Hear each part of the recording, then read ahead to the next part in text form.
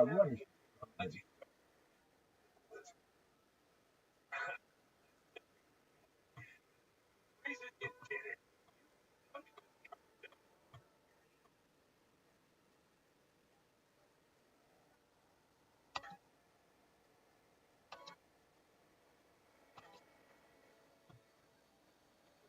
fuck happened?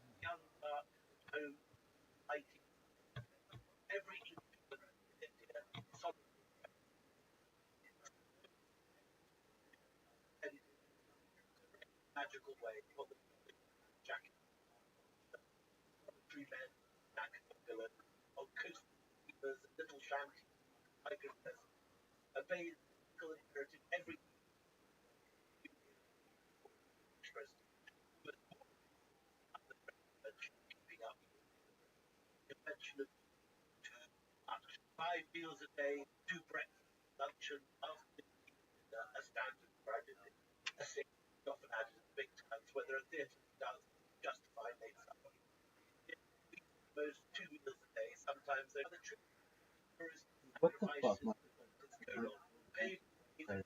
I know.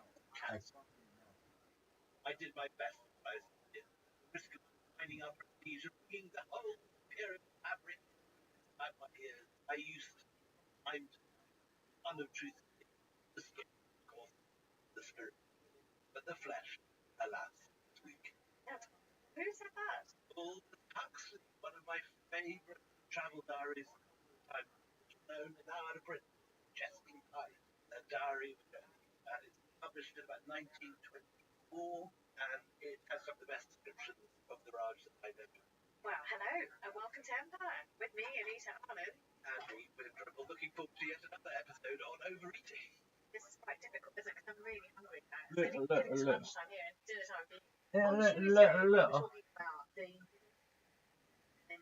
You burned our White House, you fucking what?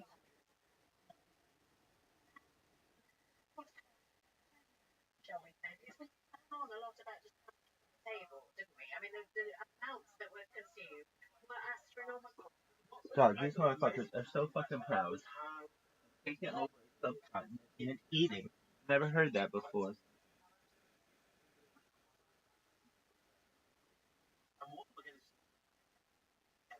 Like Mowgli.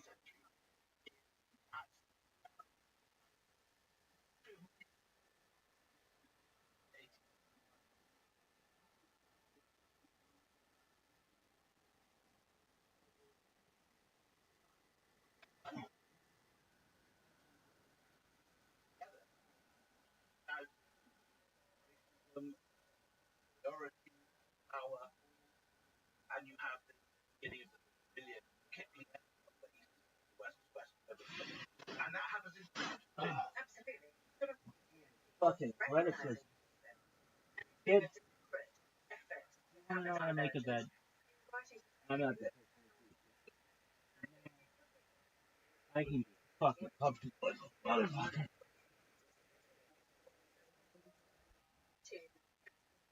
That shit sucks. I'm getting banned from everywhere. Douches. Piano Man sucks. I'm gonna steal that motherfucker's name just for being a douche.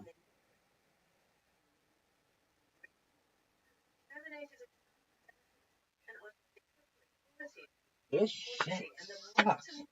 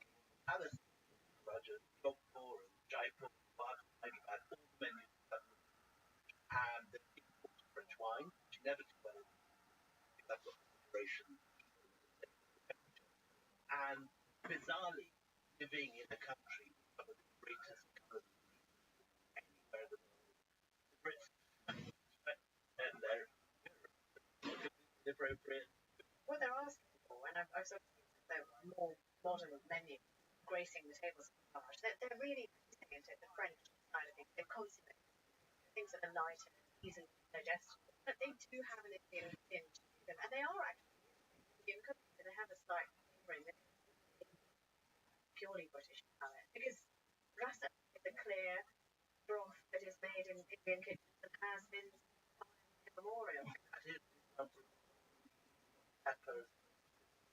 Indeed, and it's not hot and it'll burn your tongue, and it's easy to digest. But there's also, there's also this weird presenting food that doesn't look like what it actually is. So, you'll have a chicken, push it, and an instant time, and turn it into something that looks like, I don't know, a pig or a cow or a cart. So it is always traditionally led in this period, thanks to that French. And I think many fact that living at home, they're doing their office or at home, guys are often eating the hands, their wives eating, and you see the reverse in the photograph. The wives in chairs or using knives and European. As with any mixed marriage today, both make habit. But by the 30 marriages, what you can instead fishing they have such as time balance or first juice went out to India where there would be men that upload that to the jacket waiting to snap them up and in many cases. But even there you got sent back and the poor went back at the end of two dancing around cartoon palaces with breakfast turned empty. Oh my god, people are bad, they are rude. Just on the odds being good if you haven't found out the rest of it and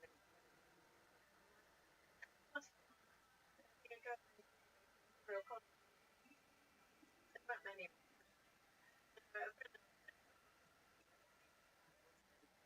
she said the good, but the good's old. I think this is a little bit of a similar situation. So what you have now the right you have this world whereby you have a very anglicized and Indian is not just cooking, rather aspects. You've got badminton meals. I mean, things that are based around actual and and you also have the production of books like this by hand. As cook by Ali Steele, and it's a thick volume in modern 370, and it is the duties of the service, breakfast, dinner, it's on both management, out the plane on the hill. This is now the high Raj, which have a virtual art race kept completely and the same is true. And you talk about 1838, but they completely crystallized after the Indian Mutiny or the Indian Uprising in 1957, when really this going home to your Indian girlfriend, stroke wife, stroke his children was totally frowned upon, and there has to be a difference, a space between towards the 1900s, even if you had sort of leftover Maharajas that hadn't been swallowed up by Dalhousie, Governor General, they would have to prepare food for their banquets to the British taste. It would be no longer okay for them to bring out the very finest of their chefs, the very finest dishes in their kitchen. They would have to try and Anglo them up a little bit. So sandwiches suddenly started being little cakes, dainties that have come straight from that French influence. I remember there was an account when I was writing The Fire. They go to one of the great Partha parties. But, they have to throw Partha parties for all the great women in the Raj, the fire has it. And they're terribly fretful about getting to the bakery to sort out the kind of food that would be acceptable to both sides. It's a hierarchy of cuisine, a hierarchy that goes on. Even then, even though that's happening, even though you've got that you still have some Maharajas who are trying to impress. So there was one story I remember writing, The Patient Assassin, which is when Sir Michael Wire, who's the Governor General, he counts it as a great issue of pride that he has never eaten, that he doesn't like it. He won't eat the whole time he's there. And he writes this thing, he's staring. I mean, really, and he's in the jar. Cooking in the jar. That's Rajma. Thank you. Red beans, my favourite dish. But he sort of writes about being invited to Maharaja's dinner, where the Maharaja's ultimate compliment of cooking dishes by his hand. And Michael O'Dwyer is like, he's writing in his memoir that luckily I had packed my own lunch and I sort of hid it among the dishes. They like potted meat and things that his own kitchen wasn't going to be this foreign much. You suddenly see there's a real difference in attitude. Things that are Indian are bad and things that are British are good. But you do also get the beginning of a quite distinct Anglican, which appears at lunch in the club and so on. So you get the Madras Club events Purgatory, a Raj version watered down of Rasam. Yeah. And then the Korma. Now the Korma starts off as something Lucknow, Korma. And Anglican establishment sort of waters it down and turns a sort of completely different dish. And there's a guy, right, himself at 35 years president, and in his cookbook there's without exception one of the richest Sami curries, but it is quite unsuited to European taste. It's made according to the original recipe, and the British it's juicy for the add the aromatic spice, cardamom, bits cream all together, and it says it gives the sort of more generic, well, can only be described as a curry, which is actually what it is. Now, the inverted commas curry by adding coriander and peppercorn, which are basically of this which is curry. Now, talk about it. Just one observation. The fact that the Brits are posting they're so snippy about Indian cooking, I think it's not good enough. The same cannot be said about their monarch. Queen Victoria loves the curry, absolutely adores Indian food, and you see entries in her diary.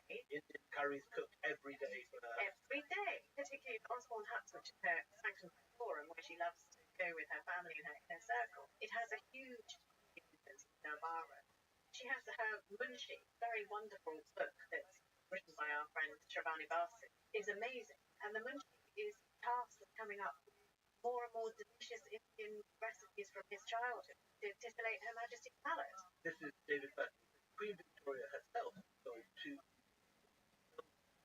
the curry, which was served at lunch each day, regardless of she but this is very also ironically the same period European out take over British tastes. It's the beginning of restaurants in Britain. Yes. And the first one I've got in my hand, one of the travel 18, and this is called originally an Eastern Company soldier, comes back, brother officer to Ireland, where other amazing then elopes with a woman Janet.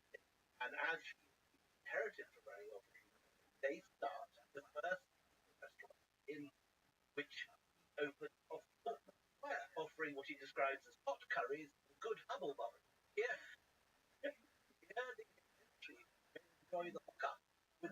Petroleum tobacco and Indian dishes the highest perfection, allowed by the greatest epicures unequal to any curries ever made. So this is in fact just before the music. And he then goes on to open a second production, which is hammam and massage parlour in Brighton, no less. There his plans both King William IV and George IV, and he claims any disease to which the human frame is liable, which may not be relieved by the use of bath. It's quite an entrepreneur. He's an entrepreneur, but you know, the early Indian restaurants, as you call them, and they were popping up for as long as Indians were coming to Britain as workers. So, you know, you have the Lashkars, who were the people who transport goods for the East Indian Company. We came across our Yemeni episode last week. They came from, you know, all over. You had Chinese Lashkars, Yemeni Lashkars, but you had a lot of Indian Lashkars. And they would come and they would often be stranded months, waiting for a voyage home or to be paid.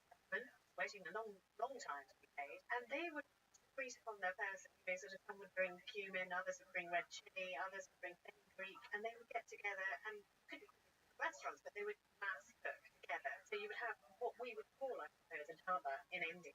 You would have these little establishments, mainly springing up around ports, actually, which I think you could definitely describe as, you know, your early curry houses. Because people would come and they would contribute money, and then, you know, more and more raw material would be bought. You also have very early accounts, maybe even preceding the uprising stroke 1887, where Brits who were coming to Britain and bringing their ayahs or servants Britain for whatever reason, were also importing vast amounts of ghee, because you could get that here, which is a very Indian thing, a clarified butter. So you see really interesting sort of receipts, manifest details of big barrels of ghee being brought back. And the next posh restaurant, the oldest surviving, which is still there, is Veeraswamy. Veeraswamy's. I mean, that was a hotbed for nationalist activists.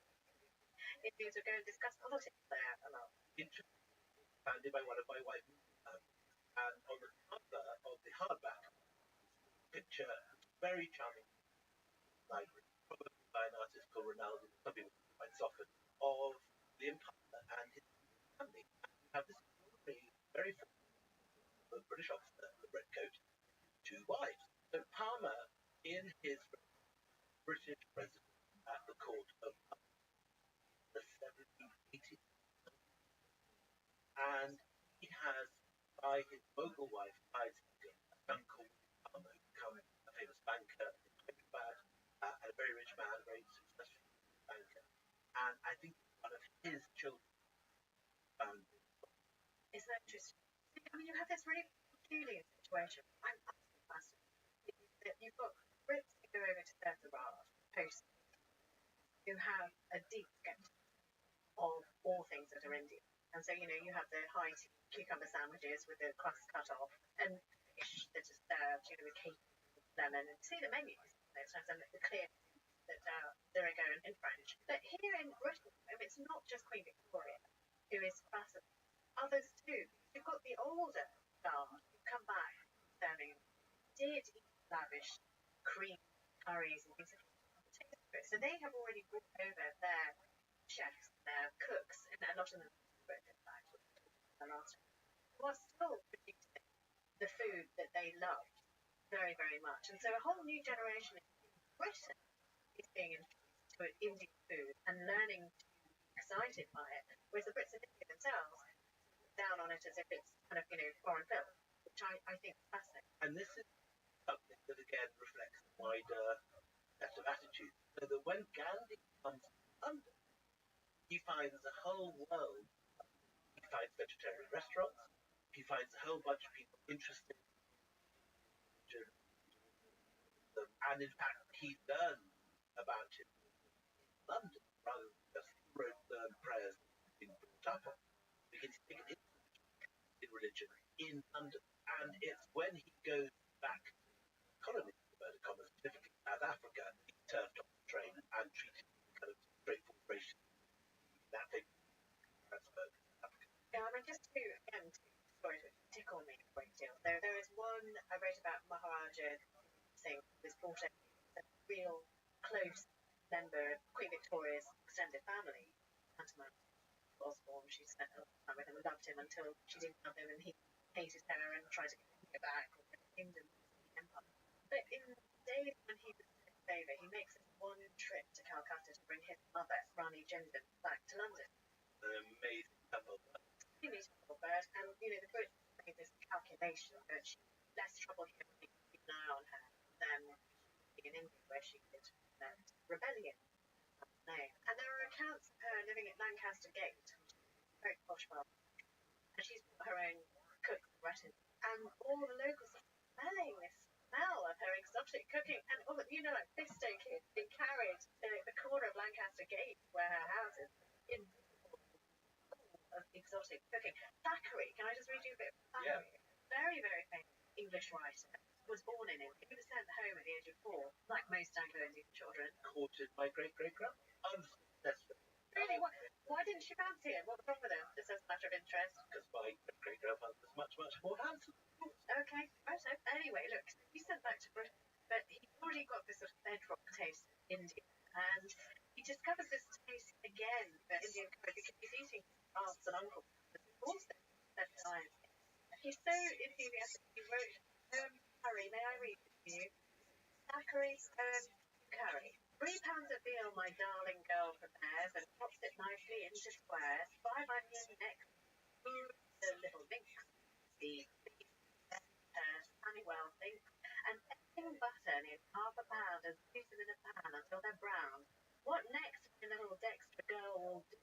She pops the meat in savoury stew, curry powder, tablespoonful 3, and milk a pint, the richest it may be, and when the dish is for half an hour, a lemon's ready to pour. Then bless her, then she gives the luscious butter, very gentle boil, and serves quite hot. P.S. Beef, mutton, rabbit if you wish, lobster, prawns, or any kind of fish. Make a curry. It's when done, a dish for emperors. Oh. Isn't that great? That's Thackeray. That's quite good, but I think he said, what's next, my Dexter? Could have been her.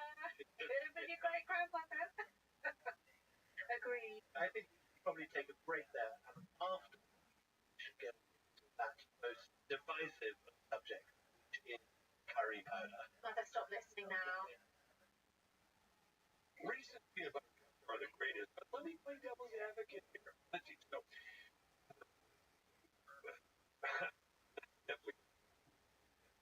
Reasons you did this drug.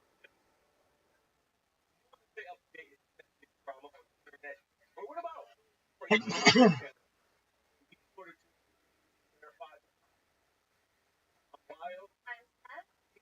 Either bringing down the spicy stories or we're hanging around.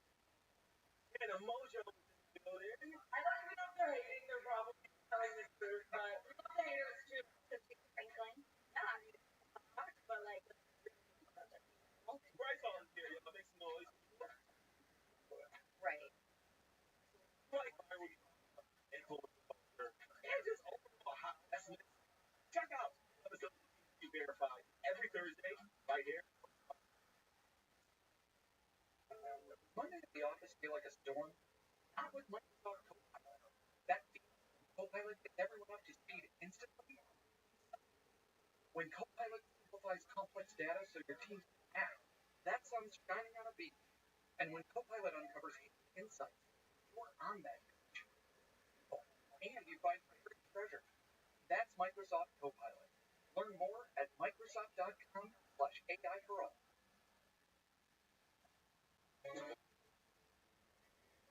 Welcome back. So you poked the souffle just before we went into the break. Dear listeners around the globe, gasping. They said disgusting. Madras powder, Vindaloo powder. I mean, honestly, these things, if you want to set a certain generation off, just present that on a shelf in your kitchen somewhere. And you know what happens? The curry powder, William, where's that come from then? Because it wasn't from them. It wasn't from early. This is very nice because I think it's actually like everything powderized and made safer, but it is garam masala. under a different name, different speed. No, it's not. No, it's not. In your mother's kitchen, the garam masala would have been ground freshly and would have been delicious. And you certainly would have put curry powder in a jar and left it, then come back and catch it with eggs or chicken. But it is, I think, derived from that. Describe garam masala for them to do. It's a mix of ground spices. So, you know, you'll have cumin and look it up before I get executed by my family. Chili, coriander, peppercorns, turmeric, peppercorn, curry. Oh, you've got it in front of you. I have. And that is also what's in garam masala. Yeah, but it tastes different. I'm telling you, it's different. One, it's misunderstood and it's sort of gone through the mangler in the process of curry powder. But that's where it comes from. Yeah. I mean, it's not a bad way. I mean, you know, I keep loving to tell you about my school days. Dazzled you with my kedgeree, my offensive kedgeree story. But we also used to get served curry on a Friday everywhere, you know, and everyone got very excited. And I developed a real love for the effing Essex curry. And it was really nice. And I sort of went home and said, why doesn't ours taste like that?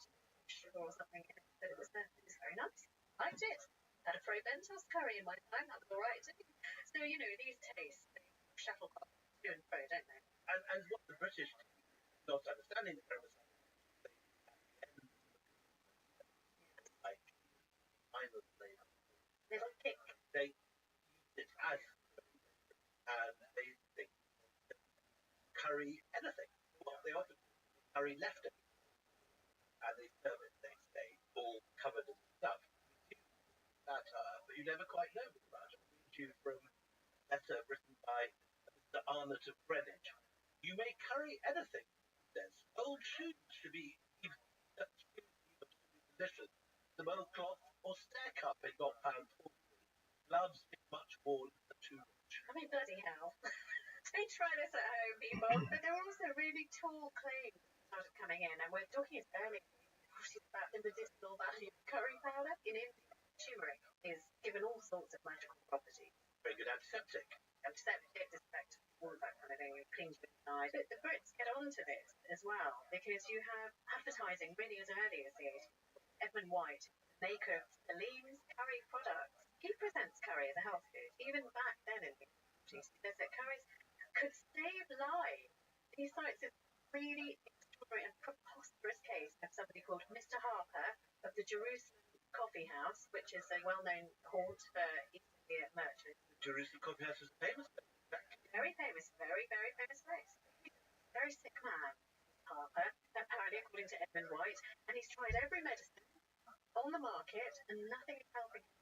The only thing that saves him is what it is. Edmund White's curry paste, which brings him back to life. Again, there is a taste for it in Britain. There is an exoticism about it in Britain, and there's also a mystical quality about it in Britain.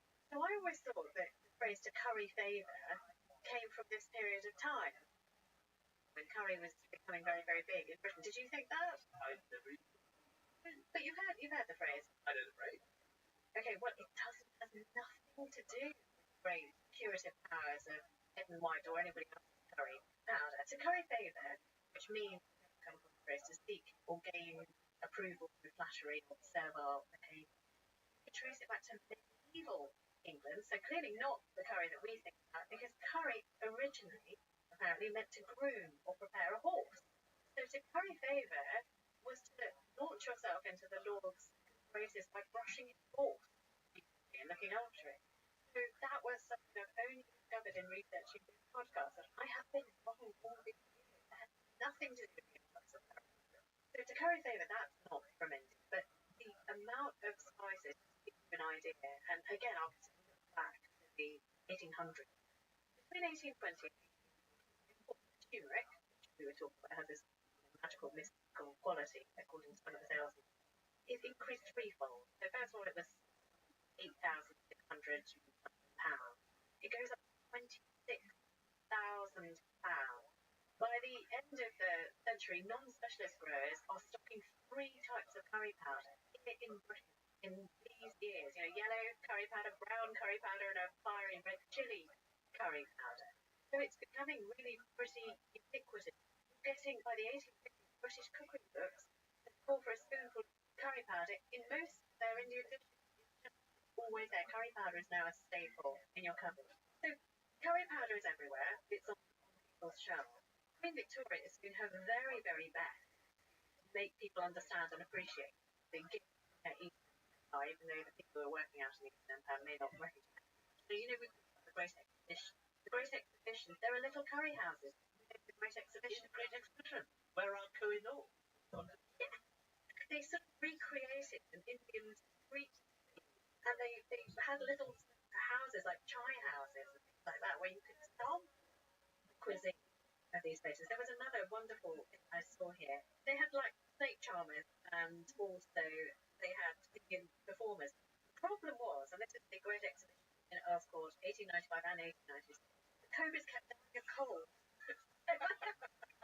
Great feature. Wake up, cobra! Kick the cobra! Anglo-Indian curry houses got their sort of first taste of it. And around the exhibition as well, you had one Indian waiter who worked in the Ceylon Tea House at Liverpool's Royal Jubilee exhibition in 1887 and Glasgow's exhibition the following year. He published a cookery book called Curries and How to Make Them in England. So you've actually got Indian writers as well as British writers all clambering over. Let me show you how to make a curry. Oh, great. And then, by the time the empire begins to run down, you have the beginning of conquering British by and Long March, chicken tikka masala becoming the national dish of Britain, according to others. Oh, he said that in 2001, didn't he? I mean, we should remember when Robin Cook said that 2001, he announced that chicken tikka masala was the great national dish. Such a hotly contested statement. It wasn't just for that reason, but he became the most hated British population time, not just Kashmir. But I think you could mark the beginning, the sort of rise of cooking, colonizing Britain, the counter-colonization of British by curry with the coronation, and the invention as the official dish for the coronation of coronation chicken, which is known in France apparently in Elizabeth. I really like coronation chicken. I think it's delicious. I think it's absolutely lush. I mean, for those people who need a bit of Britain, well, no, it's just Britain. You wouldn't get this in India, I don't think, unless it's the gymkhanas or the coronation chicken. How would you describe it? I've got the recipe. Bone chicken. Yeah. So how long are you supposed to going to talk about curry? Cumin, ginger, mixed. Exactly what curry tamarind, dried egg, country. Very effective. Yeah. Very, and it's cold.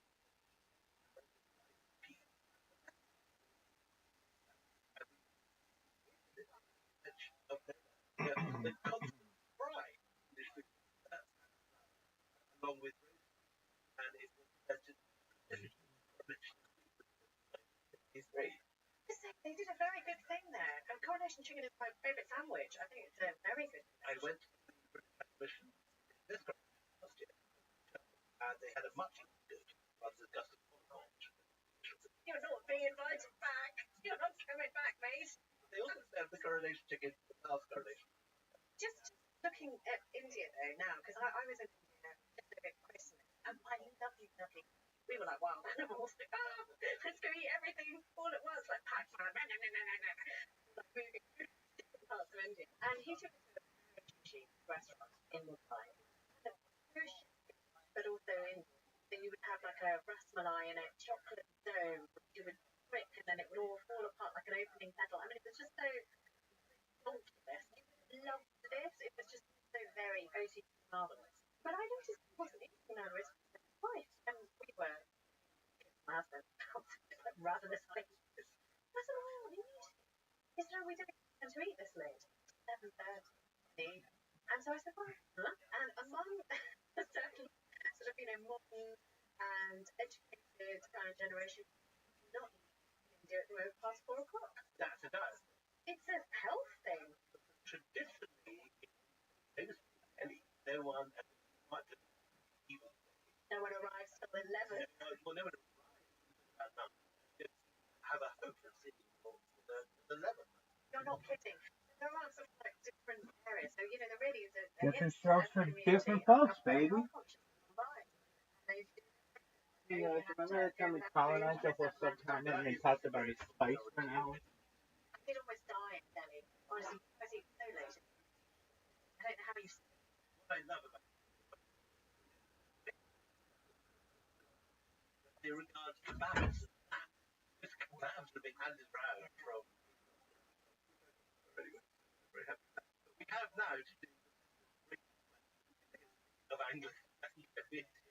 Strapping on my hard hat right now. Going to get a lot of Anglican, but who invented the chicken tikka masala? No, it's butter chicken. That's the one that kicks off, isn't it?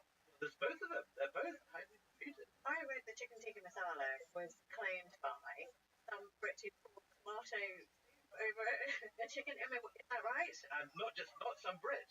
You know the name of this guy, rather like him enough, I feel. And the customer who he gave it to loved it so much, kept turning time after time to eat it. And this was a variant of which is, yes, some Brits complained that the kebabs were too dry and they were a bit wetter. But they've poured some tomato soup over it. I mean, I like a chicken tikka masala. I like it. And we have to say that this very important history reached as far as Parliament when in 2009 Anna Sawa, now a leader of the Scottish Labour Party, put forward an early day motion in the House of Commons requesting that Parliament recognise Glasgow as the home of chicken tikka masala, but sadly it failed. Right, okay. There's a butter chicken war going on in India. There is. And it's getting feisty over there. So who are the main contenders? I know the Delhi. You would know Punjabi. No, I don't know the Punjabi one. I think it's two Western men who say that they originate. So I've always been told that 20 or 30 years the originator of butter chicken is a restaurant still open. Well, the lie detectors is out.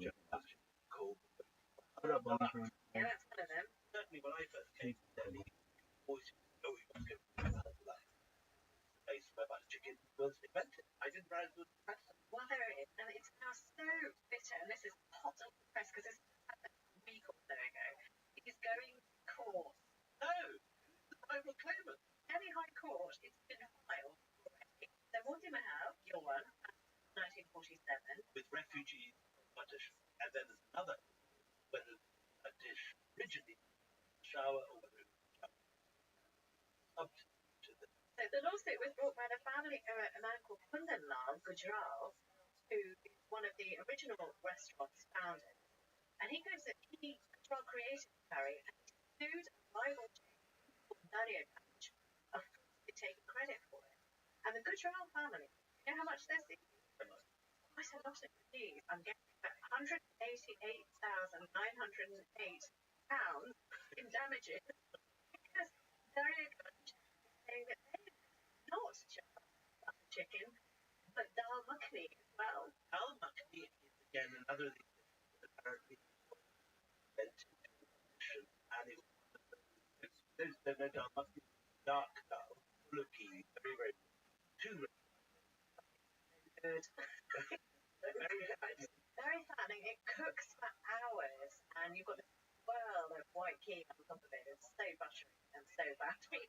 It's so delicious. And I think then as the comes on that some deprivation of that's how we're at. Right now, right? Okay. I'm just looking at some newspaper copy of Moti Mahal, which is early restaurant name claimed to be invention of butter chicken. The New York Times wrote of Moti Mahal in 1984 because it had lots of, I should say, very important people come in, including Nehru with a frequent flyer. At its time, go up to everyone would go to that's now good and then kind of south of the drift Delhi restaurant. I remember when I was first Well, do you want to know what the New York Times wrote about Mr. Gujral, who's part of this lawsuit? They describe him as a portly, florid man with a splendid moustache, and credited him for both the butter chicken recipe and the restaurant's booming success. Well, I bet that this is something that will exercise our listeners, and we will receive a great number of complaints and letters. Tell us what you think. Who originated butter chicken? Who invented chicken tikka masala? These are some of the great creations about them. I'm really hungry. I can't the time by time. I know exactly what I've got a very good Michelin ticket that's cooking, and I even at my Got to make something myself. But everyone else is out of work or school. I'll find something. Anyway, listen, enough from us. Thank you very much for listening. Is it? I'm sorry if we have made your tummy rumble. I can't think straight anymore. I've got to eat something. It is goodbye from me, Anita Arlen. Very happy.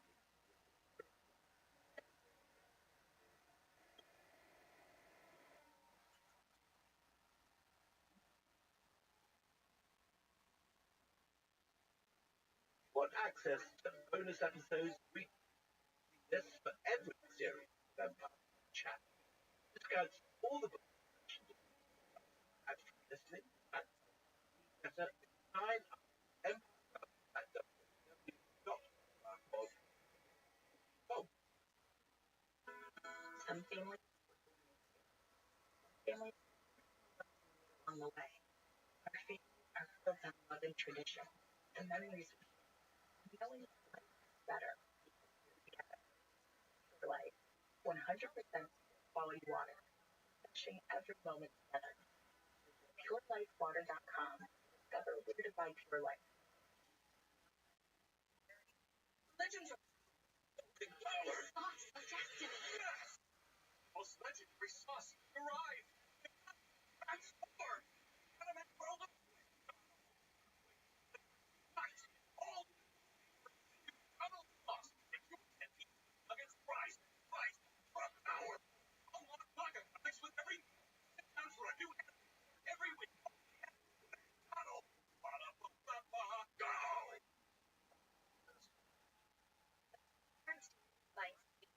They thought, I stopped there. Unexpected combination. Those in roast or Korean gummy. And more chew. That's why they created fun treats like sweet tarts, roast, gummy fruity, chewy fusion. Fine, sure, blow your mind. Sweet tarts, they're fine. Visit sweettartscandy.com to shop now.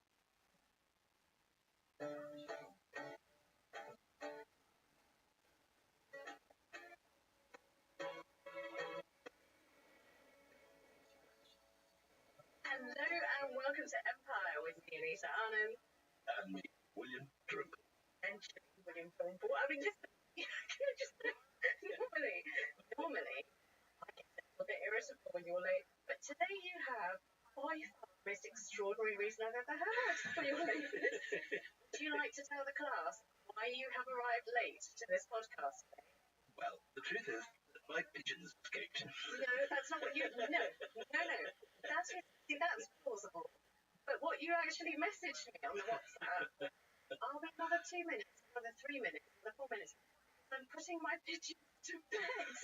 What are you saying, you lunatic? True. For those who don't know my after-hours activities, I just you're going around to each and every one of them, kissing them on the beach. Night. No. that's Nighty-night. That's right. I have some very nice, Razi pigeons who are a fantail with gorgeous markings, and about 23 of them, 24. And anyway, they escaped. So they had to be put to bed. Can I just once again cast a bright light on the differences between our experiences? Because I can drop the kids at school, then have to circle back to take some rugby kit that was forgotten at home, and I got stuck in a traffic jam, and then still made it on time. Differences in our textured existences. Anyway, I highly recommend keeping pigeons. Can I also say that, you are a modern man, a modern Briton, because had you been a man, and we're going to cover this, because we're covering food. We're covering Indian food and the British relationship in this podcast. Had you been born in a different era, the pigeons wouldn't have had a That's also true. Seriously. Would have been well tanduried by now. Also, In the curry. I mean, we've had just the most glorious time researching this little palate cleanse at the mini-series. We all thought that it was getting a bit much when we had Houthis and Hezbollah and the Islamic Revolution back to back. So we thought we'd give you something a little bit lighter, a little bit more pleasurable. Yeah. So we're talking about Indian food and how it has changed from the start of the East India Company arriving in India right up until 1947 partition, and today, where even now there are massive fights that go on here in Britain about who invented the Balti, who owns the Balti. And who invented chicken tikka masala? Was it in the Moti Mahal Delhi, or was it in Glasgow? Crucial matters that you reach Parliament. Parliamentary debates on this. There's no mucking around with the subject matter on this programme. I mean, you said it's sort of less contentious than the kind of events we've been to. I would argue that maybe it isn't. People feel very strongly about this. Are we allowed to introduce the theory by getting you to tell a story about making kedgeree at school in Essex? Okay. William is endlessly amused by the fact that I am an Essex girl. I'm a proud Essex girl. A proud Essex girl. A proud Essex girl. Talking about being both Essex and Punjabi, that kind of gets every genetics. Combustible rating. Imagine. Wow. So, in my school, which was quite an old-fashioned school, they had a rather, an absolutely lovely teacher, Swallow, who did home economics, which was trying to civilise the absolute monsters in a year and try to teach us how to survive on things that weren't in tins or beans and toast and stuff. So we'd have cookery lessons, and it was all fine, and it was flams and pancakes and a pie or stuff like that. And then she said, right, next we're going to do an Indian-inspired dish. And I was like, oh, I'm very excited. me, it's all about me. And she gave us this recipe, and we had to bring in all the ingredients. It's kedgeree. And she said, it's inspired by an Indian dish. And I said, oh, it sounds a bit like khichdi, which we eat at home, rice and lentil fish. If you're ill, it is your go-to medicine. In any Indian household, they will give you khichdi for anything. I mean, literally anything. So I went home with this shopping list for my mother, and first of all, she took enormous umbrage at the fact that there was curry powder on the ingredients. What the hell is Which we will come back to as well. We'll circle back to that. But then, she was just all by like eggs and fish and rice. What the hell is and this? Probably in those days, Uncle Ben's rice.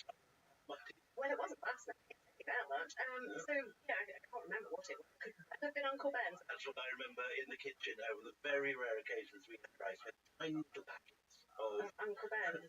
And this is the same period of Scottish history. We should say that if you wanted to get olive oil, you had to go to the chiropody department. To the chiropody. You could rub it on their feet. That was the only use of olive oil. Oil in cooking. Do the neighbours. Yum. Well, actually, I'm having a flashback now. No, we didn't use Uncle Ben's. My mum especially went out to go and get a little bag of rice because that's stipulated on Miss Wallace's shopping list. But actually, Indians, even in Essex, would go shopping for ingredients on a mass, like an extinction level event scale. So there'd be an Indian cash and carry, and she would buy like this. A sack of rice, a sack of rice that was much bigger than me, or a sack of flour, chapati. Anyway, so I took all of this in, hope in my heart, thinking, my moment to shine, this is my culture, sort of, I don't know, my mum says it's not, but it's what they says it is. Did everything right. You know me, I'm a good girl. You are. It was disgusting. It was so awful. Normally, everybody would fall on this dish that we've made in home economics and just devour it. Nobody wanted to devour it.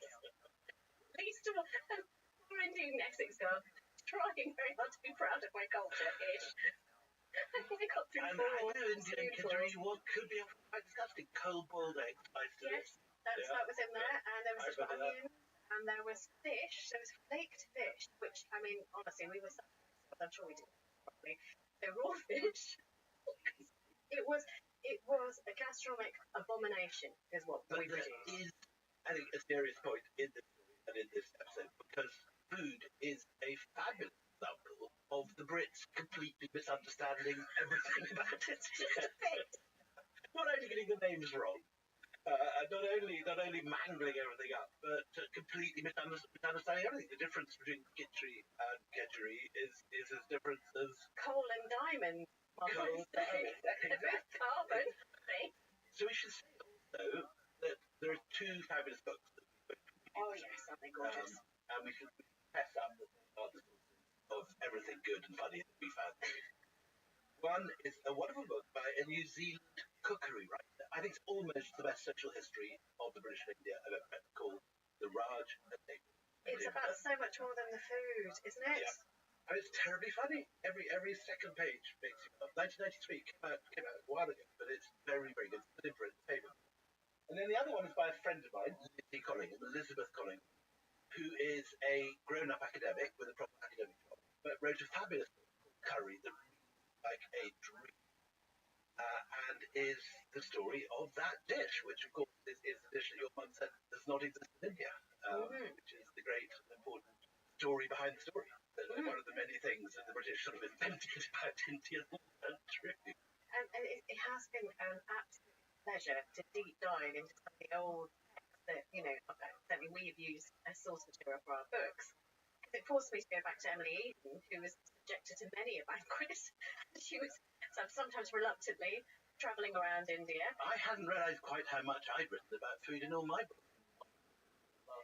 God, well, it's absolutely packed with people talking about what they're eating. But it's interesting. It's interesting because, it charts not just the way in which sort of social cohesion works between the Brits and the Indians in a new country that, first of all, they've discovered, and then they end up sort of mastering. But it also tells you a little bit about the differences in culture between their attitudes towards eating. And this is an equally important similarities, and that, in a sense, is quite a good place to start. And I remember when I first read David, but this was the thing which struck me, because the point he makes right at the beginning, and it's a lovely point, is that because British cooking and Indian cooking could not be more today, we assume it was all so.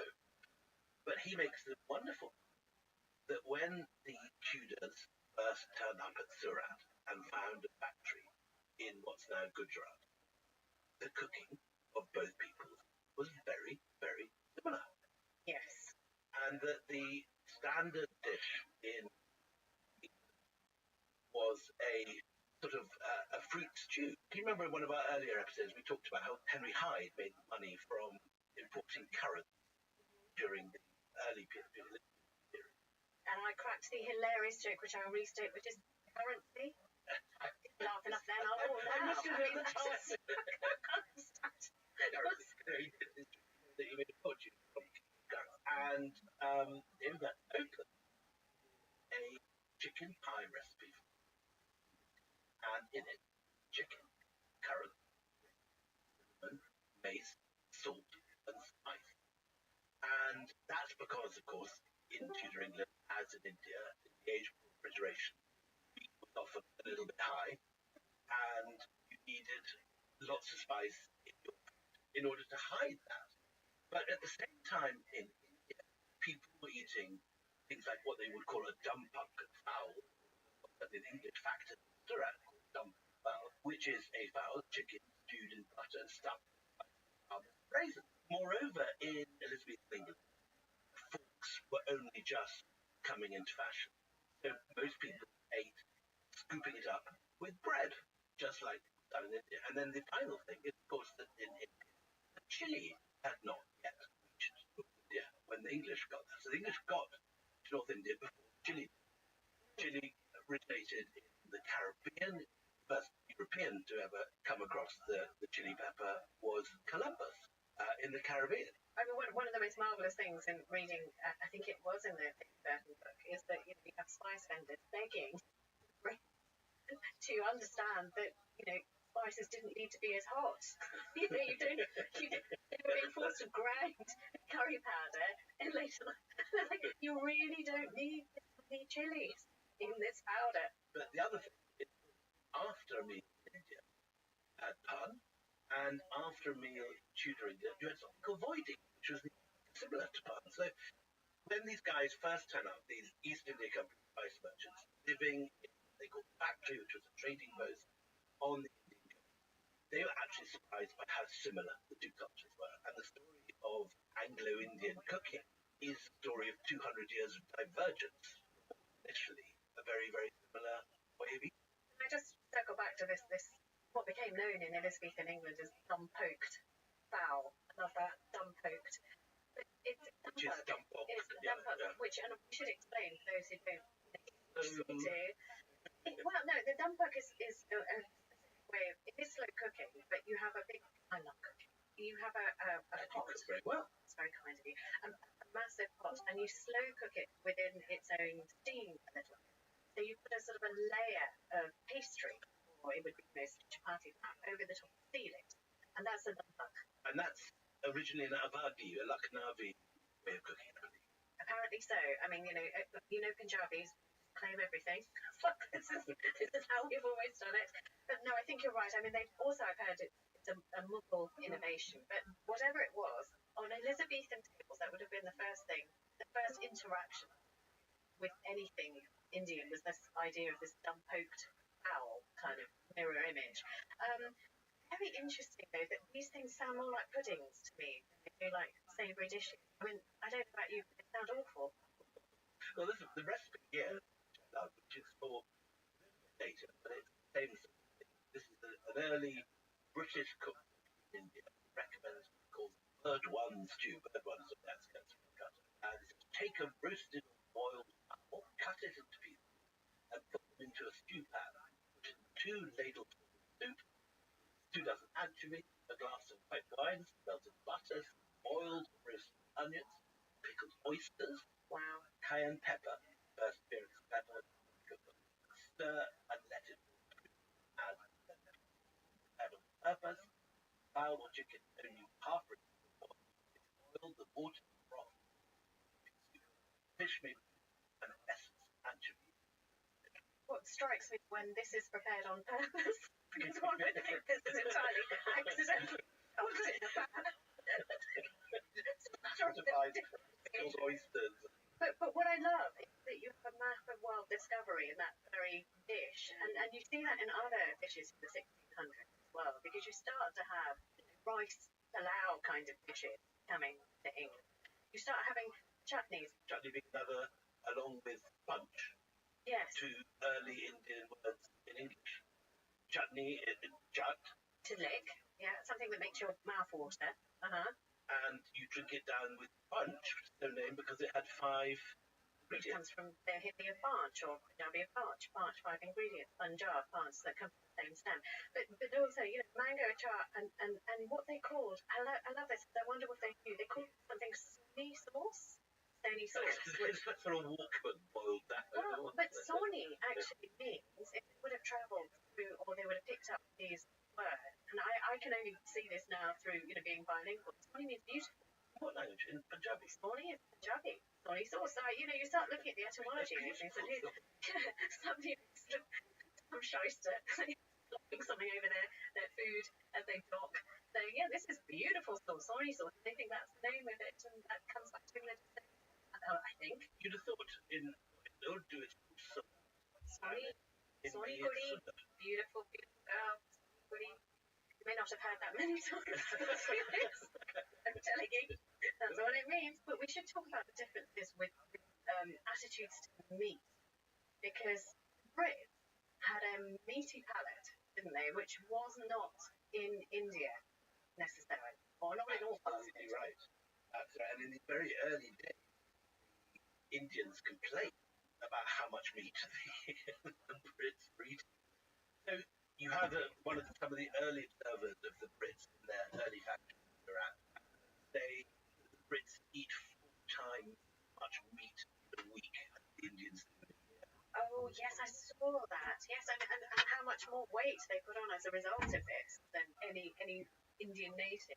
This is something which continues right through the Brits are eating far more. Well, I mean, Overweight. dear old Emily who writes these letters to her sister, travelling, and this is Victorian England, later. But I think 1838 from letters. So we had a very small dinner party, but a full room, and there's a most excellent dinner, for which all the treasures of the kingdom had been ransacked. All the fowls of the air and the beasts of the earth had been slaughtered.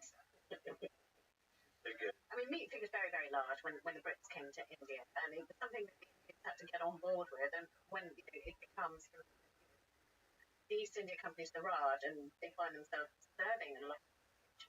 There are sort of all sorts of ways they have to deal with it, because there are a lot of Brahminical cultures which won't touch meat. So if you were of high standing, you would find that the very rich people would even build two kitchens. One would be called the Inglesi or Bilai kitchen, which would prepare the meat, and would probably employ somebody from a lower caste or a Mohammedan who would be able to perform, then a Muslim who would be able to handle the kind of meat the Brits liked, and then a Brahminical kitchen, pure vegetarian, and adhering to the rules of Ayurveda and the old sacraments of Hinduism. And what's interesting is that in this early period, as we say, in the early period, you have as much in common as diverging. And in this early period, when many Englishmen are living with Indian wives and girlfriends, all kind of racism has driven them apart. In the 17th and in the 18th century, you find that many Brits do become vegetarian too. And the famous John Zephaniah Holwell wrote the Black Colour in London, he was vegetarian. And another wonderful character that I read about in the White Woman called Stuart, Charles Stuart, who had a whole variety of wives and his own Brahmin, and a buggy which follows him around with cavalcade children's carriages, a bulky little babe. And he is not only vegetarian, he employs his Brahmin to ritual purity, but properly. So you find there's a lot of crossover, and a lot of them in Surat. A lot of these early traders are dressed in outfits. They're wearing pajamas. And if you look at their wills, they have their goods. They've got picked down which are places where they keep their beetle and too. There's a whole lot of material culture which indicates that they're following. Can I just again come back to the meat issue, because I can't get over how much meat is consumed by Brits. Yes, but this wonderful detail from Lizzie Collingham, your friend, who says the British in India consume stupendous amounts of meat. A surgeon who visited the place in the 16th century calculated that in 1 month more animals were killed to supply the British table than were generally slaughtered for the entire year to feed the Muslims. And 17th century India abounded with game, and British was completely delighted by the first kind of meat, she writes, which was so plentiful because many of the natives eat no kind of flesh at all, and therefore they were cheap, as if they were not worth valuing. So, they were sort of hitting jackpot here. If you had a taste for it, you could get it cheaply, you could get it everywhere, you could blast it out the sky yourself if you felt like it, and Christmas every day. And then you can move to early president, so Bombay, Calcutta, and you have a bunch of hanging out in and it sounds absolutely awful. William Hickey is one of the Barrows describing Calcutta. He says, in this party I first saw the barbarous custom of pelleting each other little balls of bread made like pills across the table, which is practiced by even the fair sex. Some people charge them with such force as to cause visible pain and destruction. Daniel Barwell, such a prediction, 3 or 4 yards, snuff out a candle, and that found several times. This strange trick, bitter for savages of society, produced many quarrels, and at last entirely the following occurrence. They tell the story of the guy who is challenged to a duel over pelleting, and this produced a duel which the unfortunate pelleter was shot through the body, lay upon his bed many months and never Wait a minute, is pelleting meant to be an Indian thing? No, I've literally never heard of it. Badly behaved Brits. Oh, Brits, okay, Brits abroad, got you. I just suddenly thought the food fight is all big. The other thing is that the Brits brought with them their own culinary habits of the times that they ate. So, usually tiffin would be had by Indians at about 3 o'clock, which would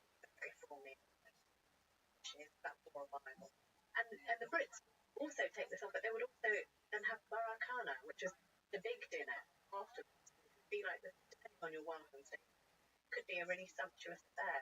Just again, I mean, it sounds like I'm obsessed with the meat consumption, and I am. I'm not a vegetarian, but I'm just astonished by it. It's just another gorgeous fact from this Lizzie Collins book, which I recommend to everyone. But, you know, some of the tables of some of the most wealthy in the 17th century that we're now in were so vast and so big, and so much slaughter took place to fill these tables. Emma Roberts writes at the time that she was in India. Yeah. As a companion to how he married, and she was just seeing carcass after carcass coming out onto the table. And this book goes on to surmise that actually the East India Company, bringing these eating habits of the British hierarchy, as she puts it here, created gentlemen who consumed as much as 74 kilograms of meat a year, compared to the average, which was about 40. And you had one or two of them reaching the incredible weight of 40 pounds of this diet in India. So one of the things that happens during this period, as you move from the arrival of India in the 60s, is that time of dinner, we have a reference to Thomas Twyne in 1779 saying dinner was served at 4, which is the same time as you say tiffin. Tiffin, yeah. This was much in the Indian style, he writes.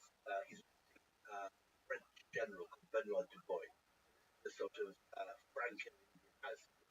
He said dinner was very much in the Indian style, ploughs and curries, variously prepared in abundance, poultry and kid. The dishes were spread out over a large table fixed in the middle of the room, and were in fact a banquet for 1,000 persons, although there was no one to partake in general than myself. Wow. So that again is very much. But then you see dinner sort of coming later. With this Barakana, is that what it would be? The big dinner, Bara meaning big and Kana meaning big eat. By 1805, Lord Wellesley is reporting that his dinner hour is 5 p.m. And by 1830, Mrs. Pringle tells us it's 6:30 p.m.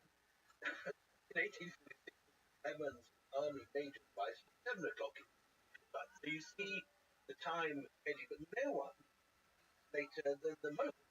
And the Mughals don't even begin to eat, as is often the case in Delhi, like with the Spaniards, until very late. And when I was writing the last Mughal, I was a little bit from Maharaj Shah, the last Mughal emperor in the 1850s, and his began no earlier than 8:30 p.m. which were already well tucked up in their beds. Quail, stew, venison, lamb, kidney, on shirma, yak meat, fish kebab, stewed oranges, stuff like that. So on festive kitchens, astonishing variety of cuisine. The Bazar Yakir, which is a wonderful book of the pleasures of describes 25 different varieties of bread, 25 different kinds of biryanis, 35 different types, and different puddings, remarkable varieties of relish and fish, all to be according to the Bazar Yakir to the sound of singers or the guzzle, while the fragrance saffron, sandalwood, rose fill the air. But this is the point I'd like to go on to chili. Let's just talk about how people finish their meal. And Duffer has a great fondness for orange marmalade, which he likes to have at the end of his dinner. And he's banned having by his hakim, medical doctor, garlic, when he hears Garlic is a great Urdu poet. He says that the only thing he doesn't have after dinner is a mango. And at one gathering, Delhi intellectuals discussing quality of a good mango. My view, garlic, there are only two essential qualities about mango. They should be sweet and they should be plentiful. In his old age, Garlic became worried about his declining appetite for his favorite food. He wrote to a friend to express his anxiety. He never ate an even meal until then on hot summer nights. Sit down to mango. My food was digested. I tell you bluntly, I had eaten them until my belly was bloated and I could hardly breathe. Even now I eat them at the same time of day, but never more than 10 or 12. Or if they're a very large kind, only 6 or 7. I completely commend that way of eating mangoes. I do much the same myself. It gets even better. Just at the end, he says, he's writing to his friends, talking about the pleasures of his life, about mango. He goes on, there are 17 bottles of good wine in the pantry. So I read all day and drink all night. Well, that's the way to live. I'm just going to read you another account, and then we'll go to the break, and we'll come back. But we haven't mentioned hotness. We have not mentioned the chili. That's very unlike you. And it doesn't actually make an appearance yet, but it will. So just, again, the kind of food, we're talking 1700s now, which Brits are experiencing. So either through their interface with moguls who like to put on a show and put on lots of dishes to impress them, but they sort of take that on themselves. And this is, have you ever come across a man called Frederick Shaw? Frederick Shaw, I think, is the son of one of the governor generals, and Yeah. he's rather a dissident and writes against. Yes, and it sort of starts with his judging them on how much they, and just really thinking that they're a bit disgusting. So this is his idea: turkeys that you could not even see over, round of beef, boiled roast beef, stewed beef, loin of veal for a side dish, and a roast capon as large as hen's turkeys. Large bowls of curry and rice placed on the table. That was just the first course. After the outside joints had been cleared, the second course of beef, steak, pigeon pie, chicken drumsticks, more curry and rice, quails, and ortolans, which I don't even know what they are, piled up in petticoats. Fruits and nuts were then placed on the table. Frederick Shaw was completely disgusted by this, and he described this idea of show of plenty as being absurd and a universal practice in this country. And the fact that you would always have wine and beer along with this. And you would have this twice a day. So you would have it about 10 o'clock, about 3 or 4 o'clock, and then you would have it again later on in the day for Barakana. Emma Roberts, who I mentioned before, who is this wonderful witty writer who was in it, her digestion is shot hell after a brief session. She can't bear I'm not it surprised if she anymore. was eating with Frederick Shaw. I mean, so she sort of says to the servants in the place that she's staying, could I, a hare has been hunted. All she wants is a roast hare for dinner. That's all she wants. So she hands over this dead hare that's been freshly culled, and says, could you just roast that for me for dinner? And then she comes out, and there's nowhere there at all. Nothing is there. And she's like, where's my hare? And they said, no, don't piles of these huge piles of steaming meat. Then that's poor man's. We didn't put it on our master's table because it would be humiliating for him. So there's kind of this conspiracy to show, just how much there is. And what is also very interesting, again, this from Lizzie Collingham book, is that what happens to the leftovers, because you can't right? But most of the poor won't eat it. Because again, it's pork mixed with beef mixed with God knows what. So it's distributed among the Christian poor, of whom there aren't that many, and the rest is chucked away.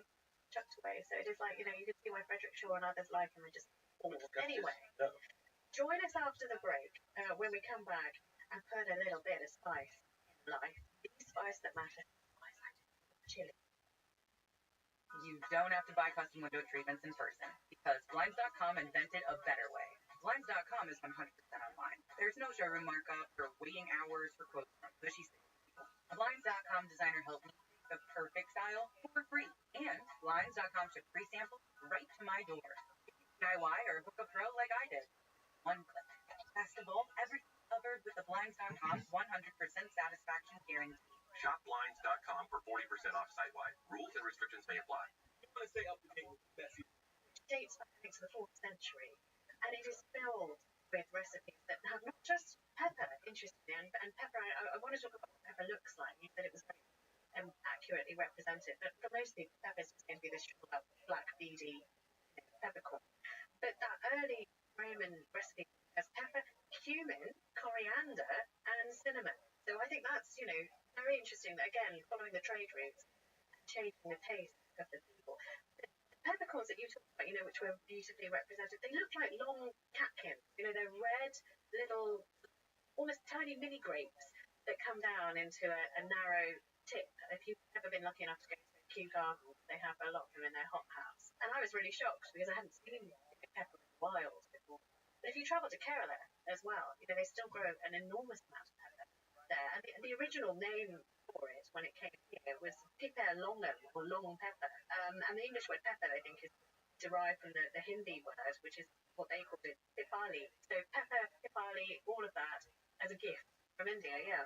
And this is a very, very early Indian export. There are apparently grains of Indian pepper found up the mummified nose of Pharaoh Ramesses II. So even in the third millennium BC, something which is supported.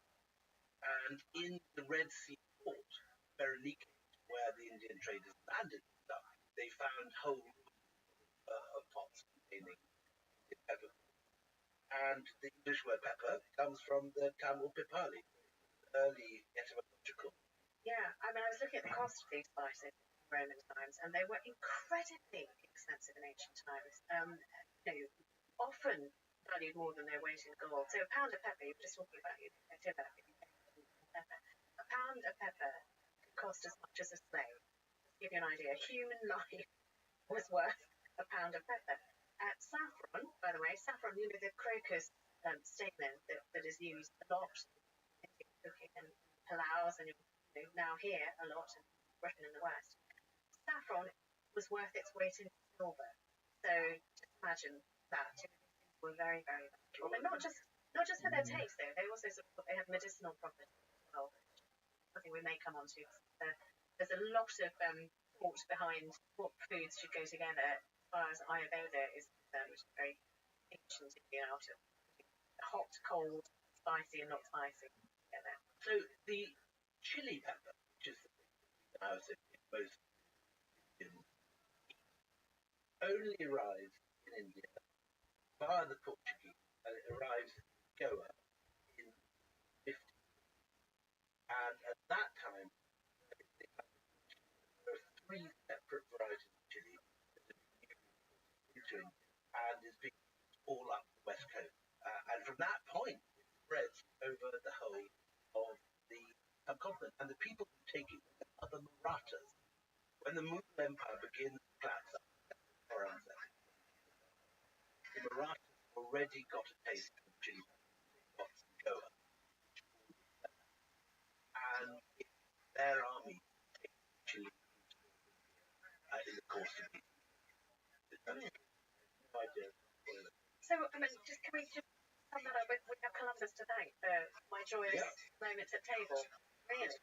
And the other thing we should talk about if we talk about food in Goa is the loo. Oh, yeah. Which is an extraordinary story. And turns out Vindaloo is merely a Goan adaptation of a Portuguese dish. Yeah, this is thrilling because I thought it was maybe a Tamil word that had been corrupted, but it's not. It's amazing. The original Portuguese dish is called carne de vino e arroz. And my Portuguese, I don't have any Portuguese. I'm French now. Okay. So my philosophy, put on a hard hat, run at it fast. Carne de vino e arroz, which is meat cooked in wine vinegar and garlic. And Vindaloo just this corruption of vino. I think that's amazing because that is the curry house dish. Yeah. Of showing off, isn't it? Eventually, very, very hot curry. Gosh. Okay, so that's completely the evolution. I did not know that. The Mughals who carried north, and by the early 19th century, the people of Delhi have taken it into their lives. There's a wonderful description of people going to the steps of the Jama Masjid in the early 19th, where the Dastan goes, which is storytelling gather at the base of the steps. And according to some of the accounts, Delhi was surprised outside by taking them there without telling them about the pot of hot chili, which Jani, the famous kebab maker of the masjid, marinated kebabs. And there's a wonderful character that I read about in last called Maulvi Hamid Bakr, the editor of the Delhi Bakr. And he has a poet son called Azad. He talks about taking a stranger who hadn't eaten for a whole day. He stretched his jaws wide and fell on the kebab. And instantly it was as if his brains had been blown out of his mouth by gunpowder. He leapt back with a howl. The Delhiwala who brought him replied, "We live here only for the sharp taste." So the people of Delhi by 1900 had taken this on their thing. They were chili lovers. And Zafar, the last one, is forbidden chili by his doctor, Hakim Asnullah Khan. But has it anyway. And Hakim Asnullah Khan in the Palace Diaries called Zafar's bedchamber, suffering terrible stomach complaints. And in the end, he promised to give up the cayenne pepper. Well, I mean, we all promise that. None of us mean it. My father was so alarmed. I think I can eat the hottest thing. I've never met anyone who can eat hot thing. Honestly, that's an honest. I will challenge you to that anytime in the summer. Anytime, matey, you will melt. Honestly, cast iron, Teflon, asbestos, constitution. Have you travelled in the northeast? Have the Naga chili, which they have after. Yes, I have a Naga chili sauce at home. Come on. But you haven't had the Naga chilies as cooked by the Nagas. No, I haven't. That is true. But I have with my scrambled egg, Carolina Reaper, the hottest chili on the planet. I guarantee you're going to move this real video it. Yeah, like Zafar, I promised that I wouldn't do that anymore, but I still do because it's so nice. Just one other thing on the travelling of the chili around India. What's very interesting is that it also becomes conflated with the character of the people who eat it. So there is a North Indian scholar in the 1800s who says that the Marathas have a nature that was dry and hot because they put chilies in everything they eat. And that this is what makes them sort of so warlike and determined in character. And in contrast, the Mughals eat rice palaus, almonds, the Central Asian fruit, and therefore become soft and ineffectual, which is why, the great warriors of the Deccan are able to defeat them. And there is something that lies in sort of ancient Hindu scripture, because what you eat, as far as Ayurveda, changes your temperament. I mean, have you come across all these different types of food? You have like sattva, rajas, and tamas, different types of food, which can change your mood, and you have to balance them completely, and they all have different meanings. So sattva, which is kind of purity, it's purity, knowledge, and harmony. Goodness, joy, satisfaction. You are sattvic, exactly. Rajas, which is passion, action, energy, emotion. Rajvi is what you eat there. It's a sort of much more luxurious thing. And tamas, I must eat a lot of. Impurity, weakness, and darkness is what you get from eating those foods. But I wanted to look at what were the foods that sort of gave you this. So sattvic is all your fruits and veg, which is fine. Rajasic is onion and garlic and chili. And tamasic foods, which make you sort of impure, dark, and evil. Meat, burgers, cheesecake. They put all this anti-leaflet. Just tell me the error of like burgers and cheesecake. Very, very refined food, basically. But we try to say again about some of the other things which the and the Portuguese introduced to India, and they're quite surprising. So today, of course, we think of aloo, potato being essentially a vegetarian dish, and essentially in aloo parathas or pav bhaji or any of these dishes, but it's not there until the Brits bring it. And when I was writing White Mogul and going through James Kirkpatrick, he goes to quite inordinate lengths to get potatoes to Hyderabad because no one is growing it. And eventually, Patch going back in presidency. And he grows it. He says he's had his first potatoes for 2 years in 1802 because there's been no potato available. Here's the quote. I have grown now a good supply of potatoes, being a vegetable which I like very much, but have not tasted in 2 years more. But even so, it's interesting what the other Brits are eating, the rest of another list of excessive British. But Kirkpatrick has a sort of fascination with the amount of his colleague, the doctor, the residency is called Dr. Yu, and he's got a very hungry wife. And he writes, young couples' consumption of tea and sugar alone is double mine. Constable, the bearer, tells me that a couple of chickens regularly served up by their direction at breakfast table, and 2 foils boiled down to mulligatawny stew for their tiffin. The consequence of which, as might well be expected, is that the lady was seized by a fever which, according to Green and Muir's account, absolutely endangered her life. Now left her, although extremely weak, the constable has received instructions to provide daily calves' feet jelly until further orders. And you may recollect from experience, he writes to his brother, what a costly dish these calves' jellies are. Mrs. Dio is complaining of lack of appetite, but still managed to put away every day poultry, rice, milk, butter, vegetables, as well as 2 plum cakes, a goose, turkey, and ducks innumerable, besides fowls and mutton. You go, girl. Also, James Kirkpatrick. I mean, I love James Kirkpatrick, thanks to you. But when eulogising about potatoes, how much he does also notice that actually, the Indians won't have them, they won't touch them because they think that they're weird and odd, and they're not categorised by Ayurvedic medicine. So, you know, all that stuff that I just read you, they're not on the chart. You know, they're not burgers and cheesecake. They're just not there. So they won't eat them. And George Watt noticed at the same time that Indians thought that they caused indigestion and flatulence, so they wouldn't touch them in the chart.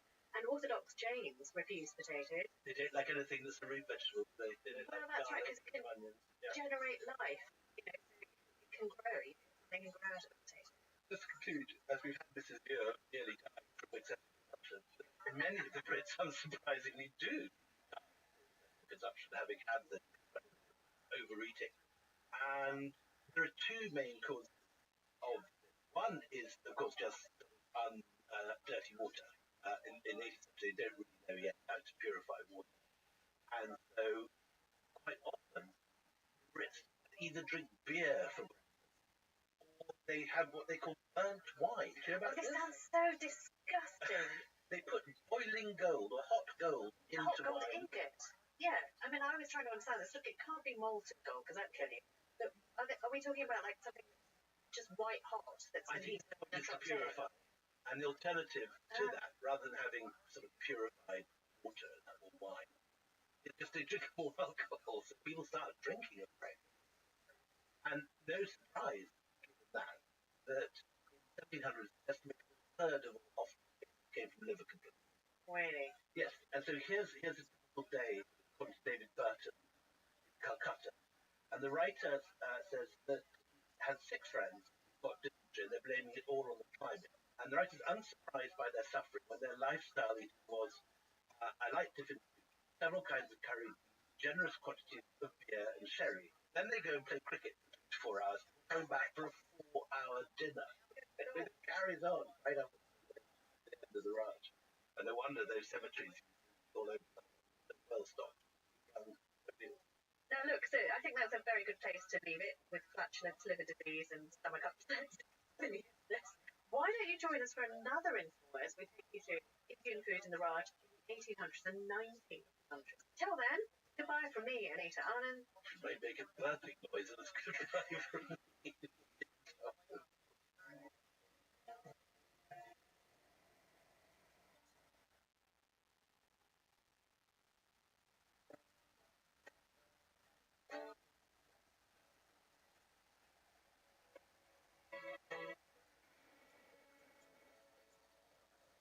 Hello and welcome to Empire with me, Anita Anand.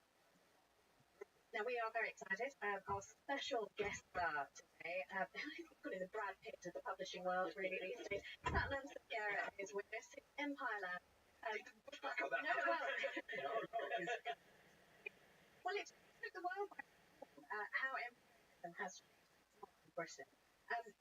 Yes. Look at the year, it's won countless prizes, and it has been the bedrock of a lot of political debate in our sphere here.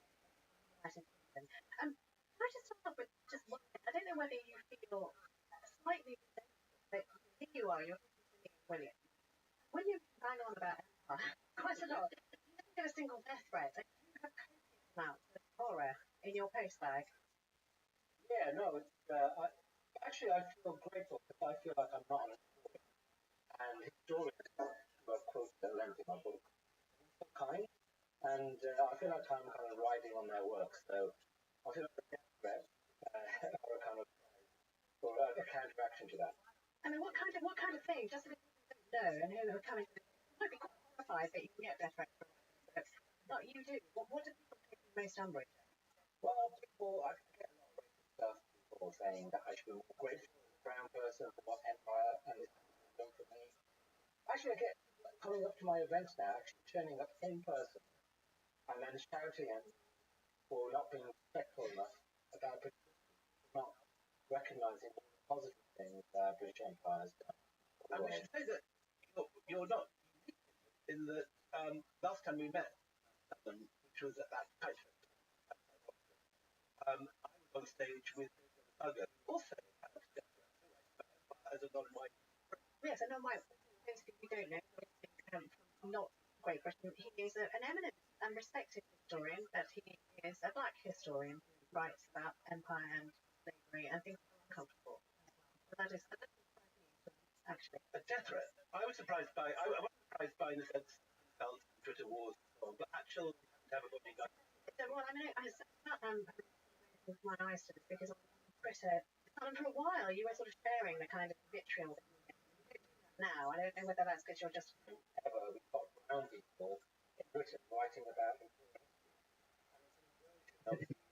racism of the 19th Empire. There's a lot of people out there.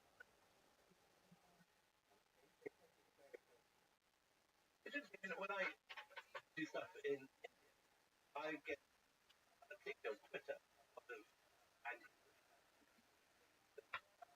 I say about the local. But in Britain and in India, I'm allowed to talk about. Yeah. But I think what when the pushback comes from India, that's interesting.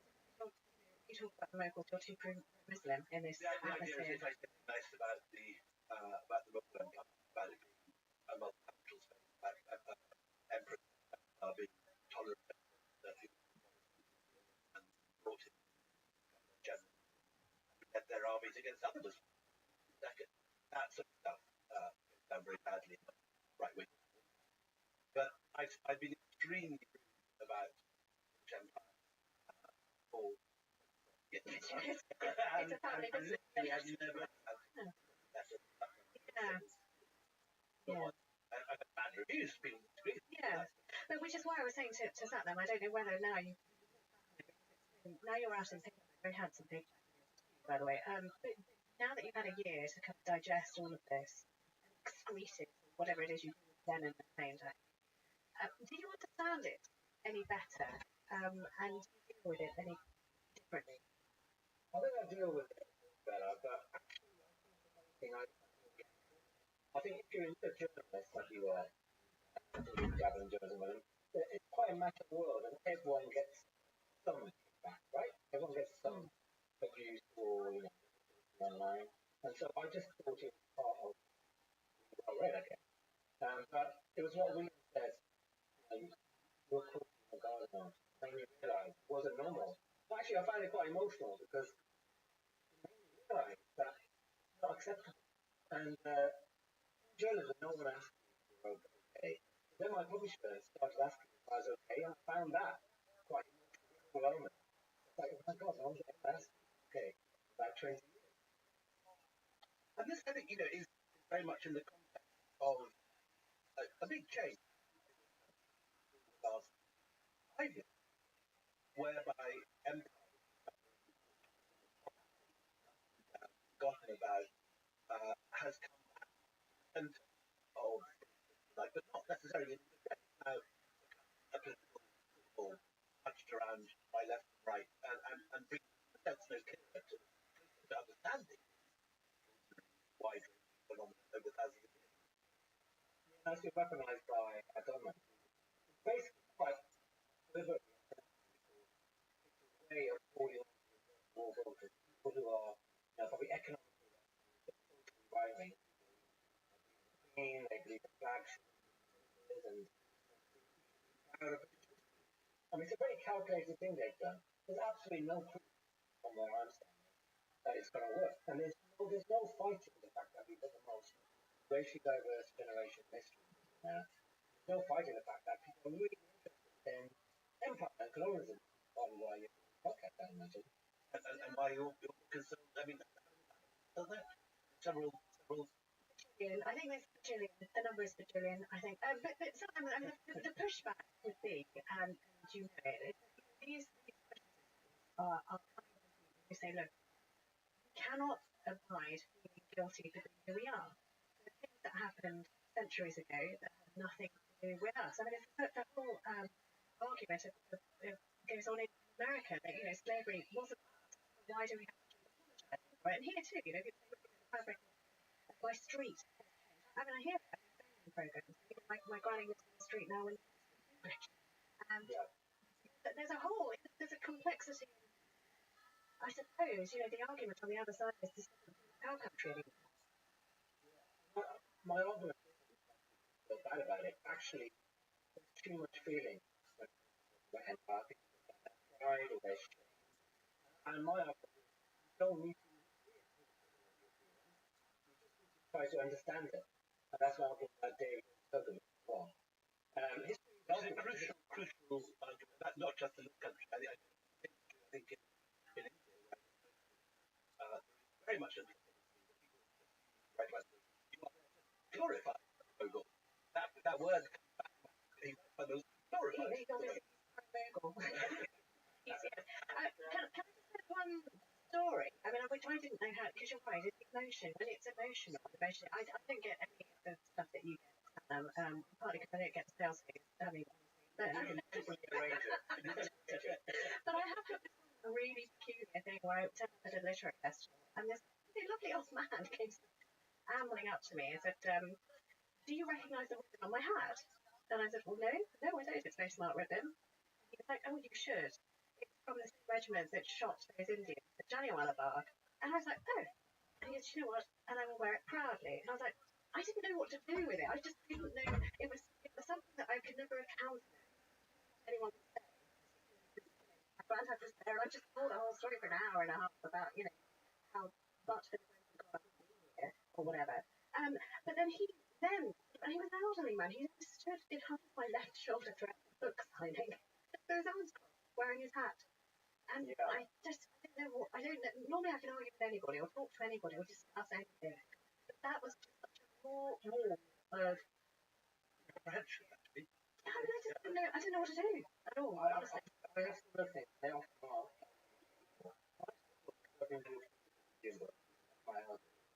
At the same time, very angry, and they're not always white. I've had Indian, as we know, there's empire nostalgia in parts of Asia, and I never know what to do. I mean, I always say, look, you ask me the same question, I give you my answer, and you don't want an answer, what you want is and I'm not going to do that to you.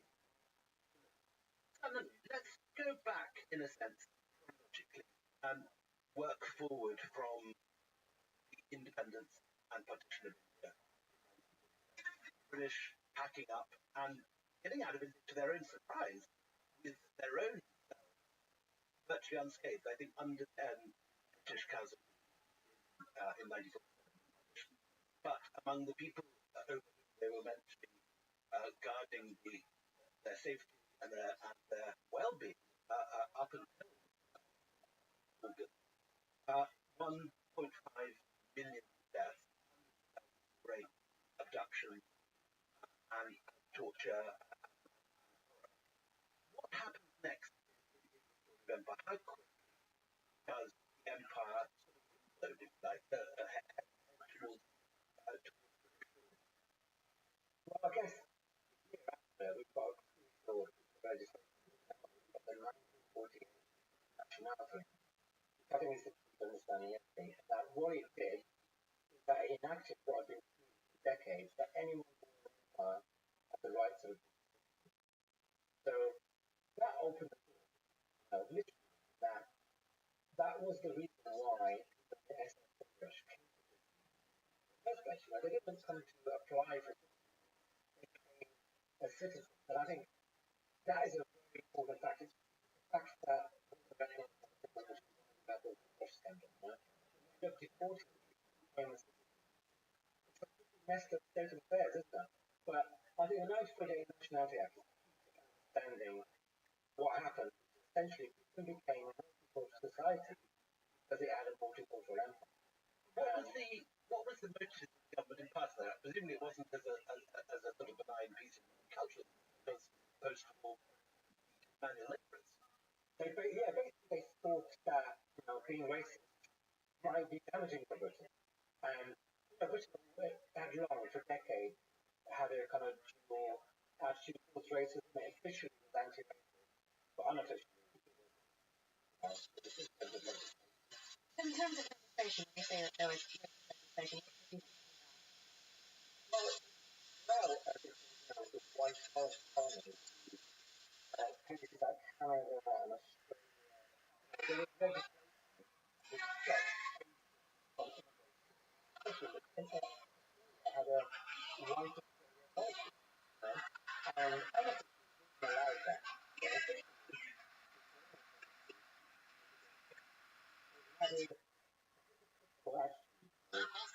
was everything in Empire, and that continued.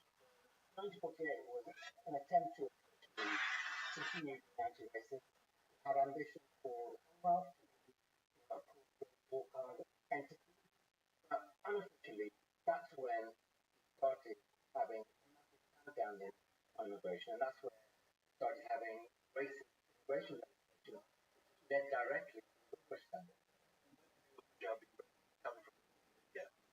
When did your family make their way here? Well, I mean, I've got some dual experience, and that my husband's grandfather was the first to come here. He settled in Taunton, you know, like the only around there miles and miles, and he floated there on a bicycle, going from door to door. It was something that Punjabis came and did. It was perishable. You could sleep on your wares. You could go about, you could make money, you could go back with it. But you know, made success of it, and other generations followed. My story is my dad was a newly qualified doctor. The NHS was crying out after the Second World War, didn't have enough doctors. He was asking for Commonwealth doctors to come over and start this freshly baked idea of the NHS. So he came over in the late 60s. So, in a very different story. Yeah. As qualified skills.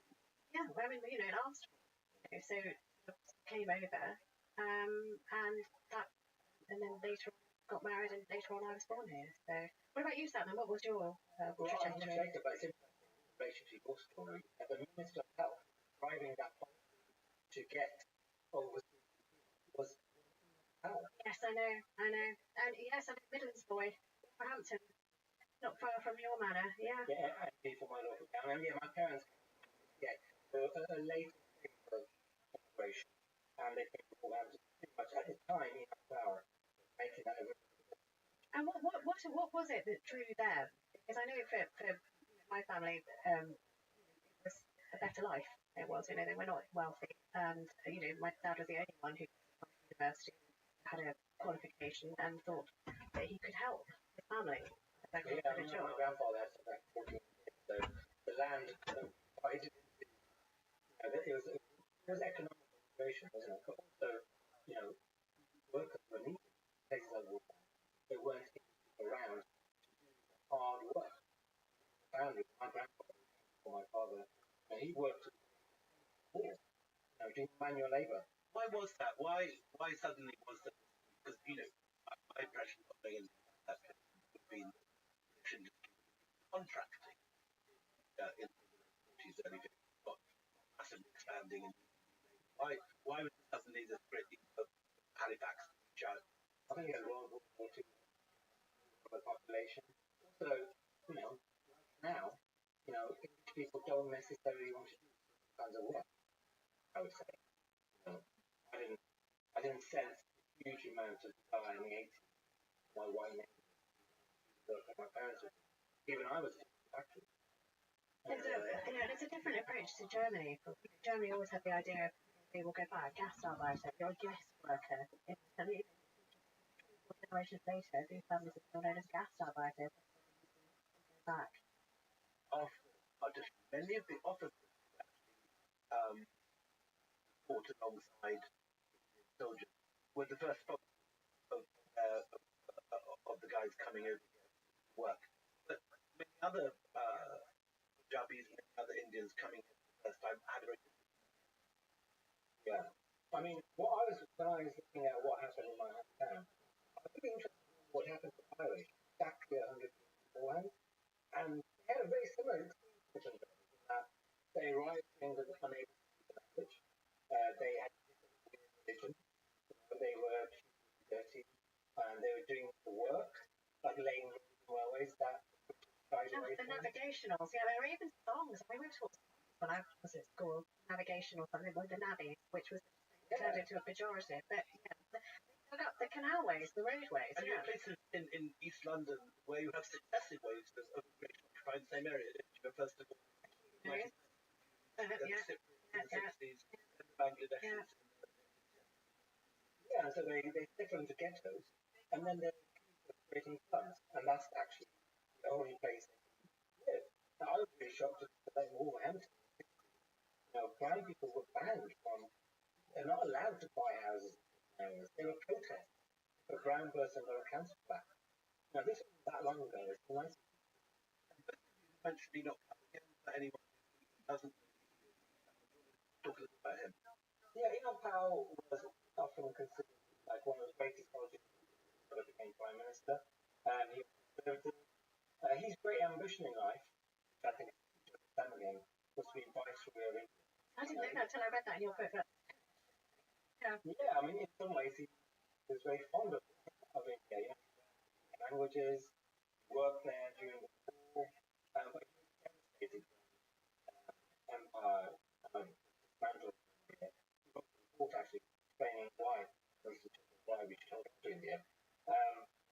He then became an MP for a place like Wolverhampton, where I'm from, which is an area of mass immigration from empire. Values, national imperial values clashed with what was happening. And he made a famous speech that argued that we had to end immigration in the 70s and back because it was going to result in the demise of the And I would argue he was right. I mean, he was talking essentially about it. He was talking about parents, you know, and now really praised for the ideal in the yeah. So I think he was clearly wrong. And do you think it was significant at that Arriving faction was worried that, you know, Britain was going to become divided in a way that India can be. And he couldn't be persuaded out of that way of culture. And in the book, was famous talks about, you know, the black man ending up with a whip hand over the white man. And that is an imperial image. That's an image of slavery. And that's the way he saw it. And it's not confined to Powell. Everybody sort of crystallises this kind of language around Powell. Do you remember something? There was John Townend, who was around in the 80s, I think. He also said it, as a member of Parliament, that foreigners were sent back once they came, they finished jobs that they'd done. And used phrases like mongrel race. Yeah, and you know, in the 80s and 90s, any politician who ever said that, you know, Powell was right, lost their job. That doesn't. And now, you know, Enoch Powell, Nigel Rogers, for him. You take that idea forward, the link between empire, which many people I think would think something only monuments in India or in Delhi. What are the legacies in our psyche inside in Britain? Well, huge things like an interesting about father being a doctor. There was one survey that found that in the Rhondda Valley in Wales, 40 patients in 2000. It's incredible, isn't it? Even now, like 44% of the NHS England workforce is black or minority ethnic. And obviously, you've got the corner shops, you've got the Asian like Nita and Mira and Henry. And I would say to define a multicultural society. But the narrative that I believe was that we came in uninvited. That was the narrative of how that's been the narrative of the media, forgetting that often we came in and forgetting that we have going back.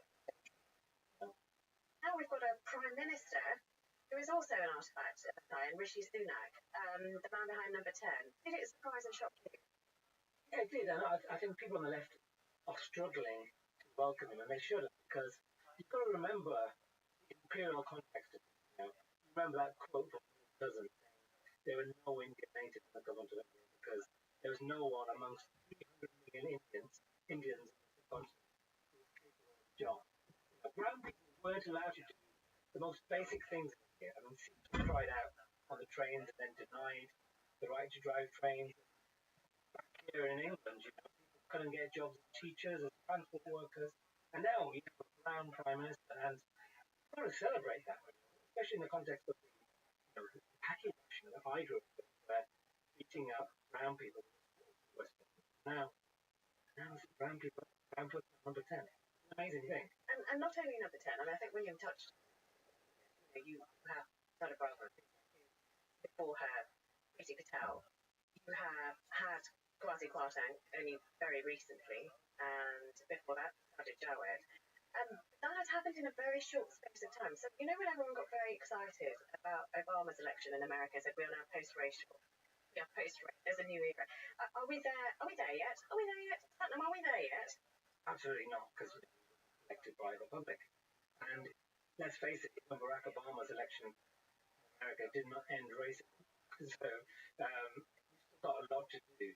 I think people are struggling with it because basically it's not progressive, and yet what is achieved is a great progressive goal.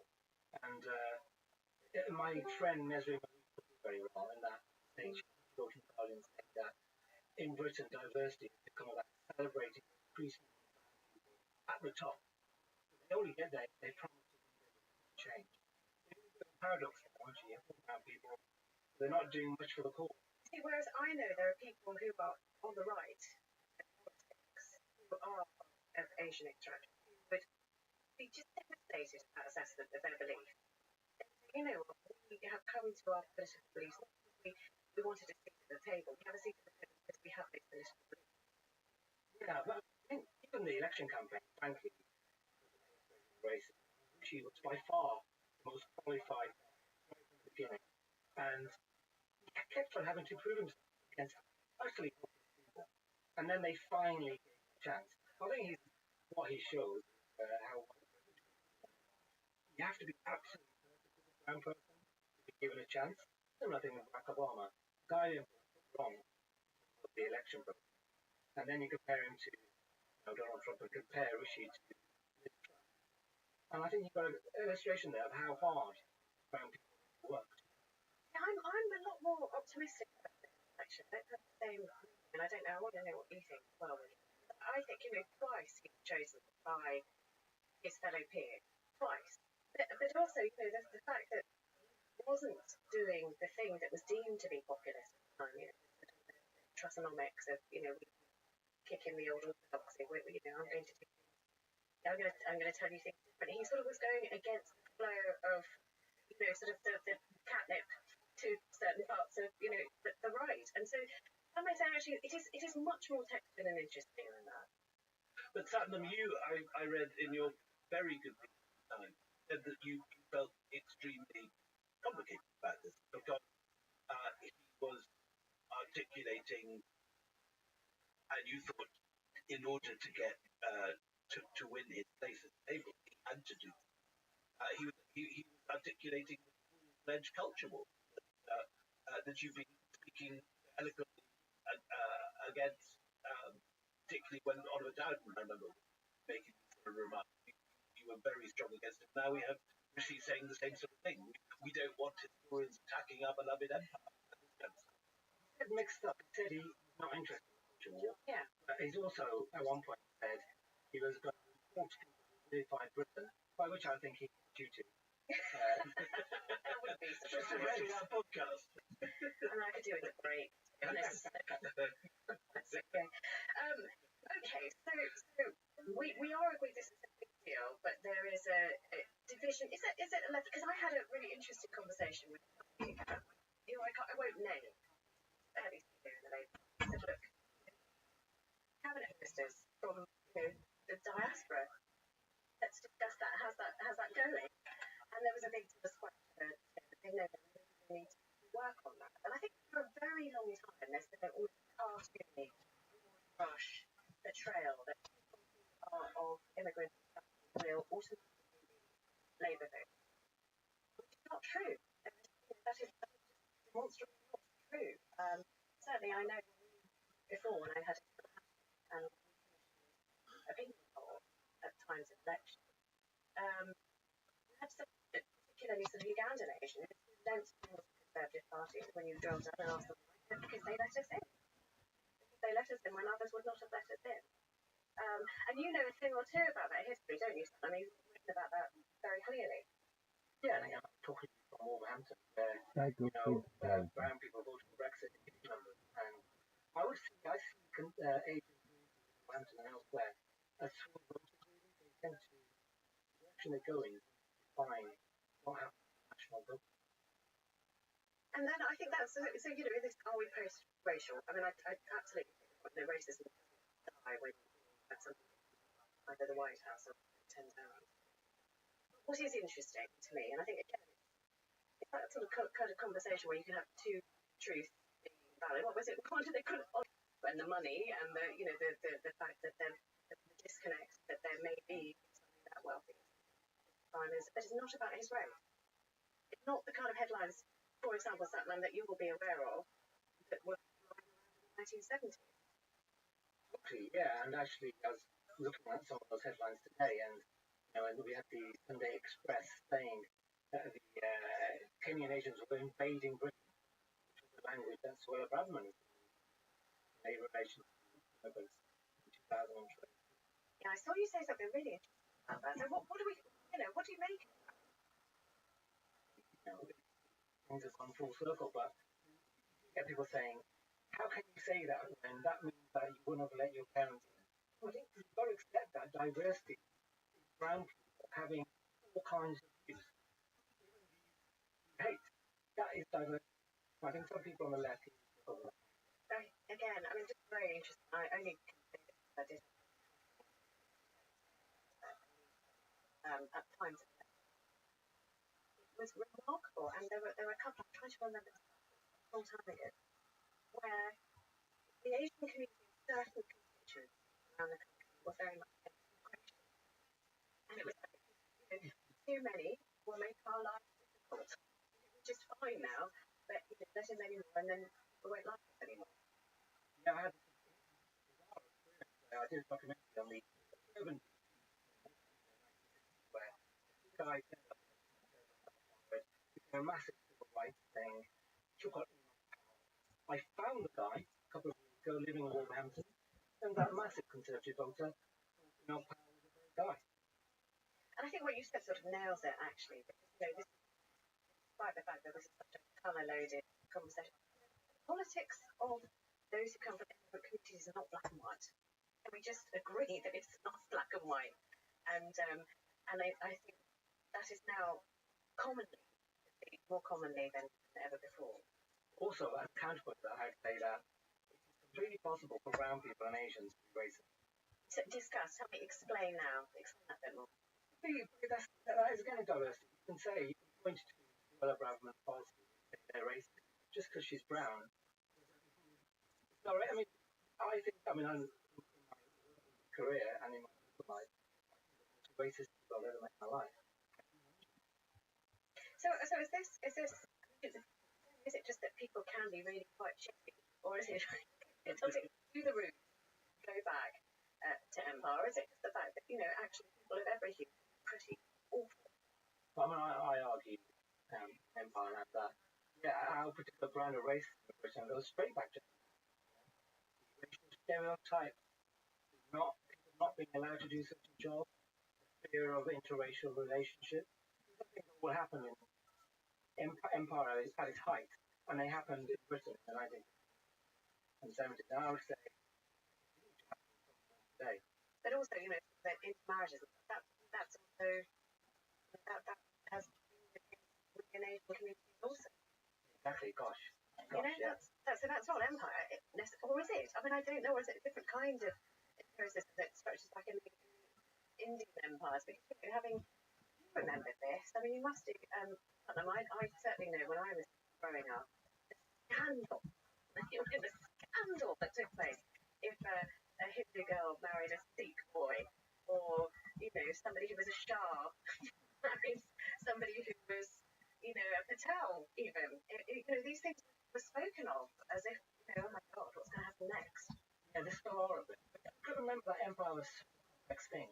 There was a time during empire where interracial relationships were encouraged a lot of it. There were times when it was completely Victorian age to have an Indian wife or an Indian girlfriend. So it changed during empire, and I think it changes within about 30 years. It's a complete situation in 1810. Yeah, and I think it's changing in colonial Britain. Adam, do you think that all this right-wingery among particularly East African is simply to do with the fact that they're very successful? Hindu Brits are the most successful immigrant community, and are 2/3 of them are in upper managerial and professional jobs. Yeah, they are. In contrast, Muslims, the last time I looked, were one of the least, or the most underprivileged socio-economic groups. What it shows is that the phrase British Asian encompasses two extremes of society. And maybe one thing by Rishi is that he's trying to make our conversation more sophisticated. There was a time in the 1890s where black people and Asians were all put together. Don't you remember the Real McCoy comedy show? This is a comedy show involving black and Asians. Like, they're the same thing. They're not. Now, I think conversations are getting much more sophisticated. Asian men that put together just one. Choosing one of the but I think there's a huge amount of diversity among Asian government, and actually the class covering class. Break now, but come back and join us. The author of if it's okay with you, can we have a rummage through the British Museum when we come back after this short break? Sure.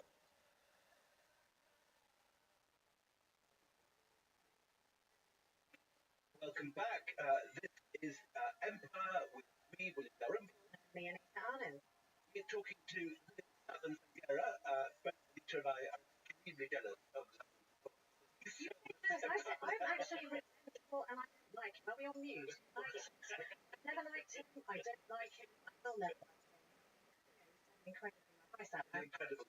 And it's a book which I think is changing attitudes. Put it into schools, that them. Yeah, that was a big deal. Tell us about that, Sam. That's a huge deal. Yes, as a expect you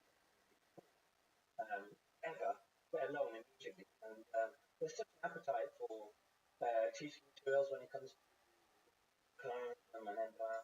My publisher gave away 50,000 copies. Schools and why, in a sense, was that necessary? Why is there not more books like yours out there already? Really, it hasn't. Obviously, every person experiences, but in general, I'm taught British Empire very well. That's the biggest thing we ever did. It was the biggest empire in history, and it should be, I think, one of the main things alongside Tudors and the Holocaust. But it isn't. And you can kind of learn almost every other empire. About the Roman Empire. Oh, gosh, I know. The Holy Roman Empire. I know the Bible system. I can tell you. One of us. A tolerant man. Does a tolerant man. Even like the things that we teach, an imperial element like the World War. I wasn't thinking about the Imperial War.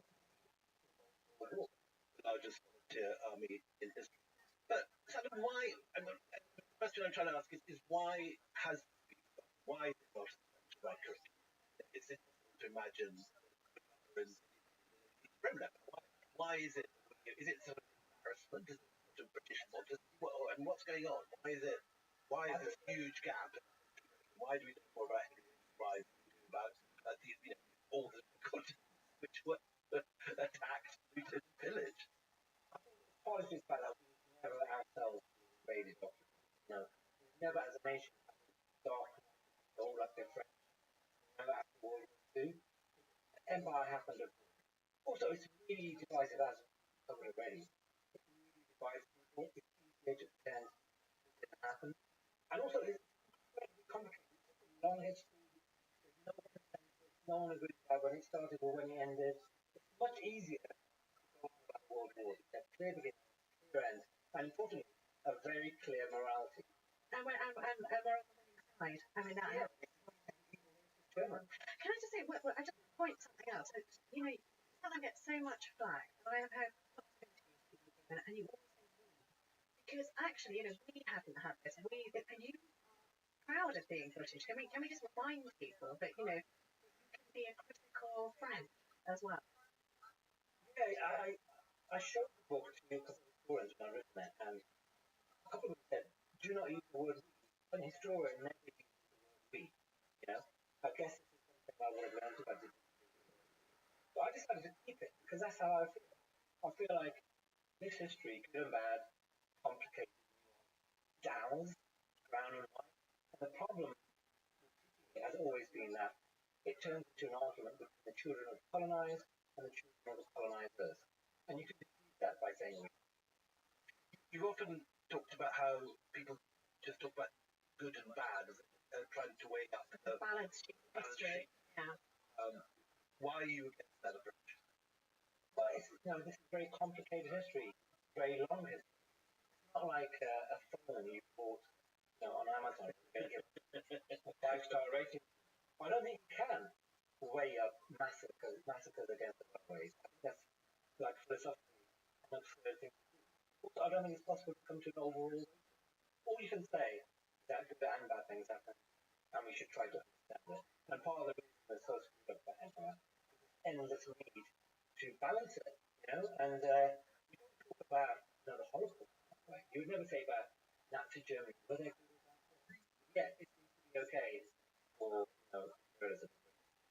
Although in India, some people are evaluating Hitler, aren't they? I mean, there's some people on the fringes of the right wing in India who say, actually, all things aside, Hitler was, cared about his country and Good motorways. Yeah, good mate. Yeah, but that actually is. I'm hearing it, albeit from the fringes. Look, I did think before the break that we were going to rummage through British Museum. Well, we can start there. We can look at any number of National Trust places if you like. But it's something that William and I have struggled wrote a book together about the Colonial Diamond. Wherever we've gone, I'm always asked, where should it go back? And we've always resisted researching, and I genuinely, sincerely think it's complicated. It's a question, and that's not for us to sort out later. When it comes to furious rows, which start from Elgin, and then move on through Benin bronzes and through any number of things with DNA. What's your feeling about that, Sam? I think it's okay to things back. The way already, the way that people already transfer in America. And the crucial thing for me is that the British Museum doesn't have 99% of the collection. If you started going back a few years, like dollar crowns, that are clearly the bloody hand. Open up amazing would improve our relationship as time and they're good for us all. And also we still have everything. More or less we still have a lot. I was actually in a party and just from Hunt made a rally speech about all the final thing was a plea from many politicians there at the party to re-look at the act of Parliament, which forbids him to do it. Yeah. Because it's actually Parliament. Yeah, no, if you look at the small museums, local council ones, Glasgow University, Aberdeen, they are getting restrictions. And I think the international conversation has moved on. We're still stuck. I think it's obviously a much wider thing whereby we do still, British people accept, Belgians cutting off hands, or the Germans in Southwest Africa was somehow we have this still in us that our empire was different, that our empire did not break loose in the way that the Europeans did. And I think part of that it's all this 1970s, 80s, all this Criminalisation, and it's looking through those rose tinted, and it's all about polo, maharajas, and elephants. all of the ladies criminally It's dressed. delightful. Everything's lovely. It's all lovely. And that is kind of lingering impression. Lots of people other empires somehow think that what it is adult. Yeah. But I think, again, just a personal anecdote. or leave it. But when I've gone around talking about the mapping, and I know it's very central because that's Punjabi spirit, so very battered by what happened in Guyana. And when I talk about the people who are behind it, and there happens to be an Irishman, prominent in all the decisions that led up to that horrific act of violence, colonial violence in 1990, I promise you, even now I get letters from Ireland saying I had no idea, I'm so sorry. And I feel really awkward about that because why are you sorry? And I've had people weep in book signing queues going, I'm so sorry. I didn't know that bastard was our bastard. And I held back crying, which is just so mad. And I don't know what to do. It's like, in lessons, I don't know what to do with it. It's not guilt that you're asking for either, is it? It's not that. In fact,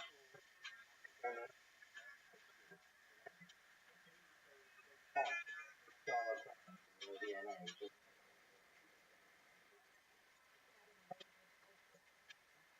have people about it, vice versa, and we can do what France has done, without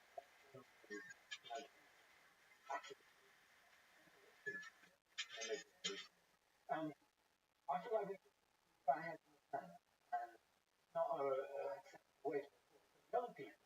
I think they feel the way about museums the way our generation felt about zoos. Very nice point. A previous generation thought it was fine, and suddenly a point passes, and people just. I get this on Twitter. I put. I'm very keen on Instagram again. Photographs there too. Not what want it back. Why is it?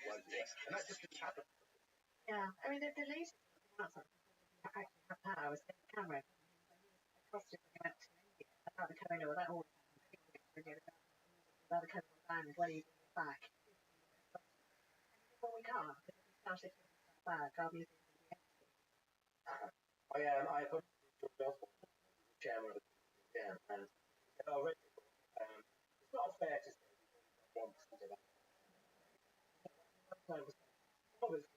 More like, and I thought, oh, the colonial government's quite small.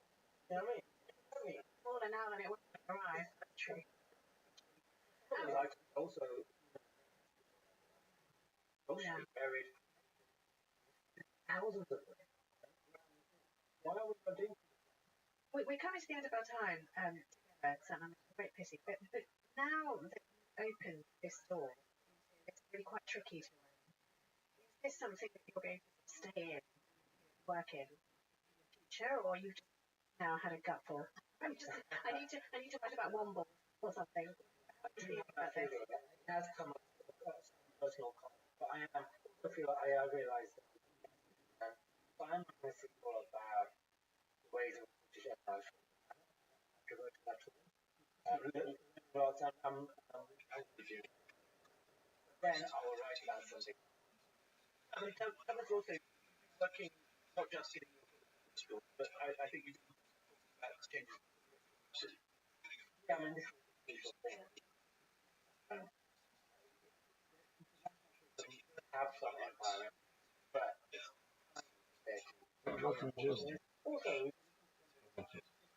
bring our current is a lot less scandal. I mean, we should understand of campaigns out there. I feel like Wales is part of the way. Scotland is on its way. Well, whenever I do sort of phone-in type work that I do, I get the impression from both sides that very frustrating. But it's very debatable about which road we're going to take, and people feel very differently about it. Do you first of all feel the vertical road, and where do you think we end up? Well, but I feel like the young generation feels so passionate about this. You can't fight it. It's reflected in their culture, in their Instagram account, brown history, in films like Black Panther, which has this amazing scene set in a British museum, artifacts that were stolen. And I feel like you can't fight that. It's going to change. It's all about when politics in England. One thing we haven't talked about is the National Trust. We encourage National Trust members basically back evaluation of houses in Colonia. I think that was encouraging. Massive backlash. Right, mainly known as the Telegraph. You know, and they've first the National Trust for a year. But I'm glad the National Trust stuck to their guns. And you know, what they're doing is their job. They're exploring the history of their place. Yeah. Get to that. I met the descendant of Lord Clive, you know, who has Wales as Fulham. And I expected him to be very defensive, but he was like, I'd like to come back. He actually himself and apologize. That's what we need. People to break the old narrative. Yeah, except when they do. I mean, like Justin Welby going and lying on the front and telling one about. Yes, the Archbishop of Canterbury. That was hilarious. People. Yeah. Oh, I mean, the Archbishop of Canterbury. You're a virtue signal. Jesus was a virtue signal. I thought he was very powerful. Thank you, Satnam. Fantastic, and keep up the good work. Can't wait to read this book. Thank you for having me. That's all from Empire this week from the Unity. Are you fuckers still talking about curry?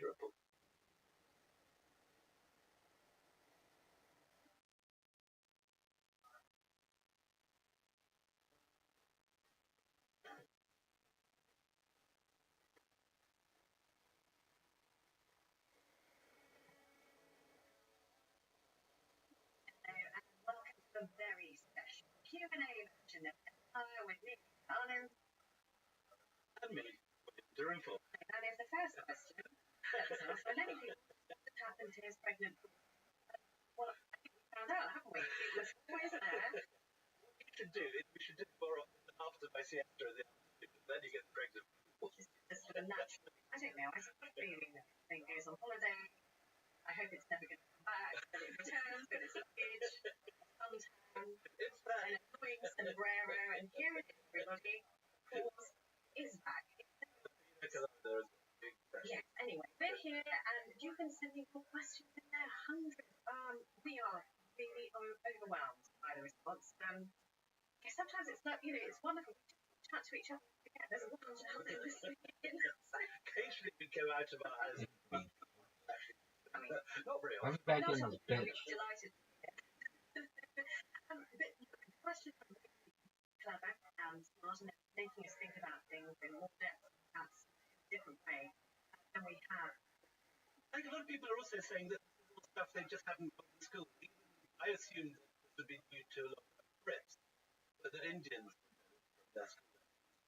And we're getting so many people telling us that even in India, they get either a very politicized version of their the Indians never learn anything nice about Jinnah, and the Pakistanis never learn anything nice about Gandhi or Nehru.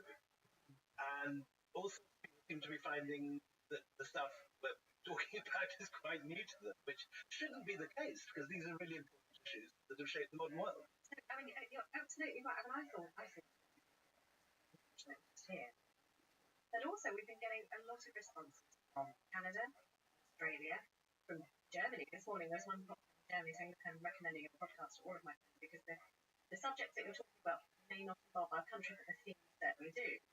Which, the international family, I couldn't be.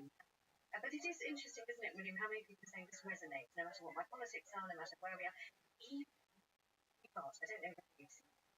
We have banged on about it quite a lot. Hello, Malcolm Turnbull. One of our regular listeners. One of our many prime ministers listening to us. Yeah, I'm sure we've got loads. But Malcolm actually tweeted, we're going to try and pull him in on each podcast. But again, these are subjects and themes that have resonance around the world. And I think it's also just a subject which, partly because I think it's new in a sense, it's even ongoing, has failed to make it into educational, and yet in a sense it's what people have to deal with every day, whether you're a Brit going abroad and having to meet a whole load of Indians who know about Jallianwala Bagh and you don't, or know about the potato famine in Ireland, going to the Caribbean and knowing all that stuff and you don't know it. whether it's stuff because of political reasons, you've been given a particularly tilted version. And of course, there are many takes. We're just giving our particular versions, and many people can and will disagree with what we say. Shall we start with some of these questions? And also, those of you who are questioning, oh, you've left in YouTube, you've gone. And we're going to circle back, because there are so many subjects. Also, I mean, frankly, it's the stuff that Anita and I both know about and have spent. But also, I mean, I'm longing to do some of the early stuff. Stuff I'm working on for my current book, the Pallavas, the Cholas, the early Indian emperors, the Rashtrakutas, the Chalukyas. Again, this is stuff that is very little known, even in India. And then, of course, there are all the, there's the Mughals, there's the Great Game, there's the whole history of Afghanistan, and these are things that we've both written about. So we're definitely heading back. But the feeling was that we should explore territory that was neither a British empire nor about India. So we tried to go to the Ottomans. Well, let's talk about that a bit more at the end, because that's a question I've got now. You don't have some drama. It's strict. Cliffhanger, is it? You are crazy. You are the man in a plane, swinging the curtain call. You know, did it? No. No, not yet. Still drama. Right. First question for you. This is from I'd like to ask the Empire Gurus whether the East India Company would have beaten the Marathas without the help of Himmat Bahadur, Anupgiri's army of naked yogis. This is an obscure question. It's a terrific one. It will not surprise you to know that I'm drawn to the naked bit of it. What now? Explain. So, not a bit of history that anyone knows, but a fascinating bit of history. When the East India Company was trying to complete its conquest of northern India, the end of the 18th century, they ended up allying with one of the most colourful figures in Indian history, who was the guy who was originally called Anupgiri Gosem, and after he allied with the Mughals, became known as Himmat Bahadur. Now, already, this is not sort of following stereotype at all. What is a naked yogi being a warrior and bearing arms? And everything else. Everything else as well. And literally. And B, if he's a naked yogi, why is he allied with the Mughals? And so when this character joins at one point with the army of the Mughals and the Nawab Babur, who's the Mughal governor of what's now UP, and the Afghans against the Marathas, breaking every stereotype in history. So you've got a naked Hindu man fighting with Afghans against the people who are now in modern India seen to be the great nationalist Hindu heroes, the Marathas. There are a lot of complaints from the Afghans saying, can you cover up a little? But these guys are actually crucial characters. And I think the idea behind Jim's question is this crucial role that he played at this absolutely central moment when the British in 1803 is looking to take over Delhi and attack the mighty army who outnumber them and now are equally well trained. The person who swings it in favour of the British is none other than our arms-bearing naked warrior Sadhu. You can't talk about naked warriors and saying swings it. Family show. Did you know Himmat Bahadur, by the way? It's bravery. You know that? To have him with this be brave, and Bahadur, is a brave man. He was very, very brave. Right. It's just, I mean, the army of figures, I mean, what we've been terrifying, how it only accounts for they charged on what damage they could do. There are lots of accounts, and if you think this is actually completely now, because you've been to the Kumbh Mela or seen the Kumbh Melas, the Naga Sadhus come for their bathe, the confluence of the Ganges, the Yamuna, Prayagraj, or and they come That's there are bullshit. today scuffles between one group of Naga Sadhus and their rifles. Are the of active yogi warriors who played a major role in history. At one point, the Emperor Akbar, I think, Krishna, so we should explain those who follow the cult of Vishnu. To have a fight with of Shiva, and there's a famous picture, description. In the 18th century, when the whole it disintegrated, have all these fighting against each other, and then more bizarrely, company armies are taking increasing chunks of India. These guys are crucial allies who can actually be bought. They are, commercial operations in any case. And Amiri allies with them and becomes Mama because he's fighting bravely for them. And then he's bought off by somebody called Ghulam Qadir, who wants to take revenge on the Mughals. And at a crucial moment when Ghulam Qadir, who's working Afghan order, turns up at Delhi, Himat Bahadur is meant to be guarding the ferry crossing, disappears. Just a crucial moment, and the idea is being bought off and pay money. So he's a slippery character. He wants to know more about him. You're not allowed to know. He can't see. I can't help it. I mean, they're bringing it. I mean, the very character. I mean, do you know what you're doing? Or is this just all did you going on? What kind of thing? Catholic. It used to be an old school, Right, well, never crossed my mind. No, thank you so much. Anyway, this guy called religious. Right. Well, listen, thanks very much for that comprehensive and slightly expected answer. What is our next question? Where are we going next? You've got one for me, haven't you? I do. There are lots of questions about this. This is a particular one is from Ravel Pillai. And the question is, I'm wondering after your last podcast with Mahmoud Adani, whether you had any plans to discuss the migration of indentured Indian labourers around the world, especially growing British territories after the British abolition of the transatlantic slave trade. That's brilliant.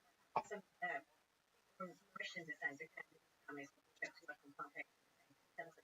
Well, we probably will return to this in more detail, but in a nutshell.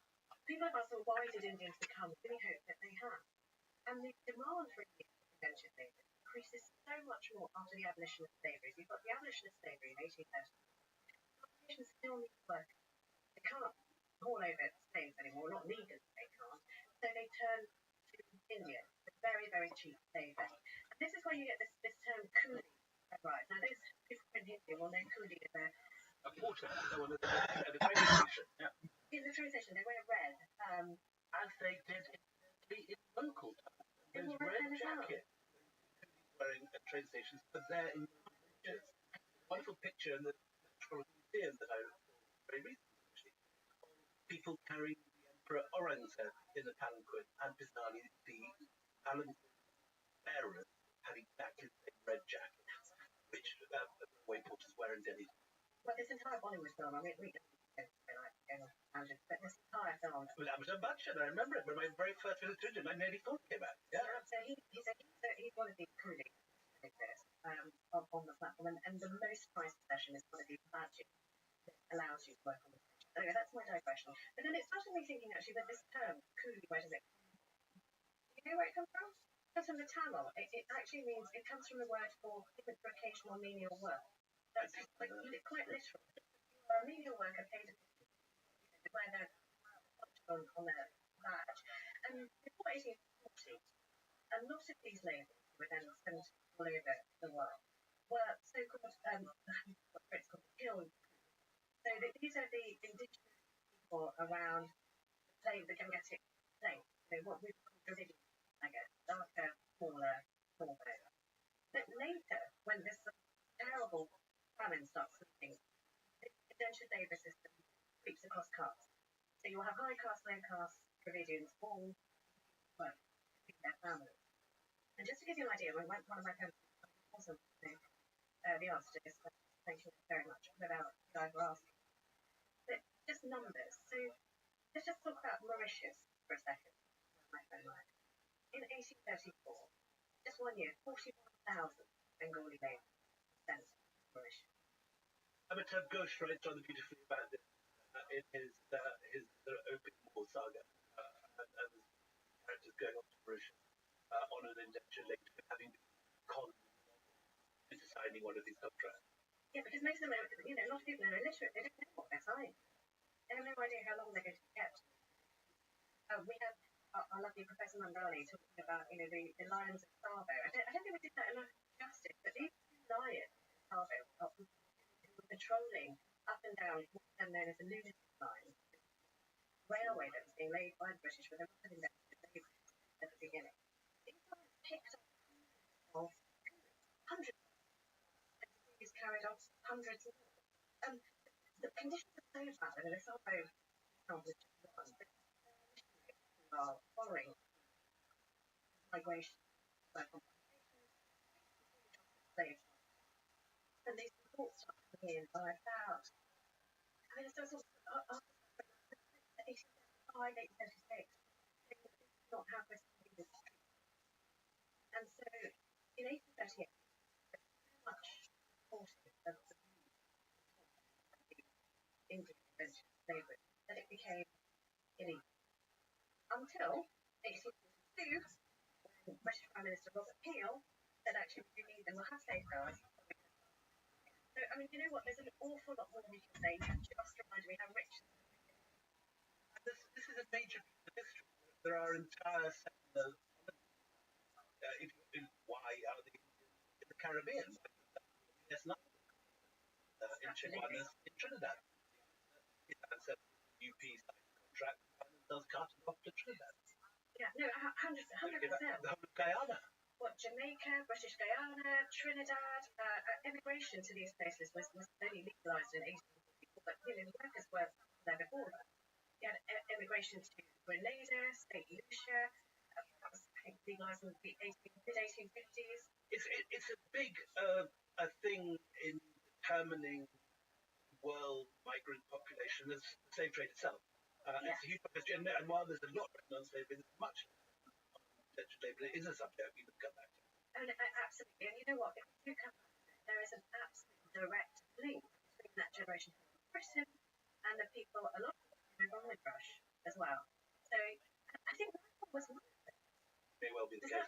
That's right, isn't it? B.S. Naipaul, the writer, is exactly one of those that is. And that makes me think, actually, in the future, we might want to bring some actually literature, high literature. You know a thing or two about that. We should bring that in. There is a very good book on indentured labourers in Pacific Guyana by someone called Gaucho Bahadur. And we've had her at the Dry Village Festival. It was astonishing. And again, this would be a huge impact because it's a story that affects a lot of people, that a lot of people have relations or ancestors who have this history, but there's nothing written on it. It's again one of these weird little corners of history that's really important but unwritten. And if you scratch the surface of it, there are some familiar names that come into play. So I was looking through documents.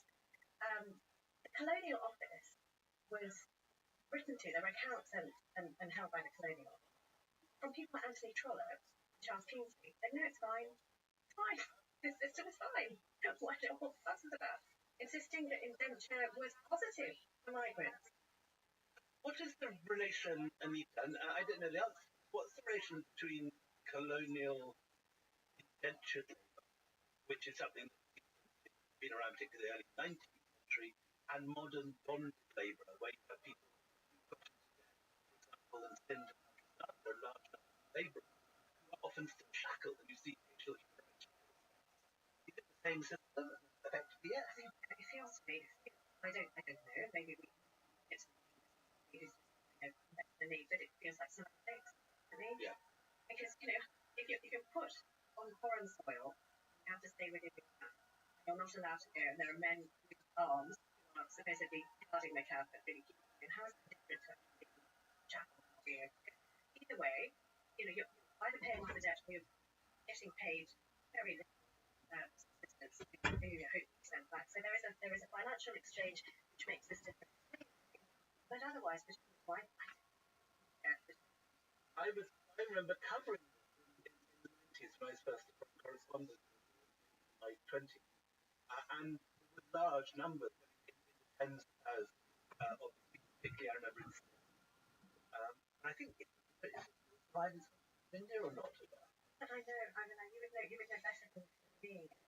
But you do get human rights reports about this, and certainly did.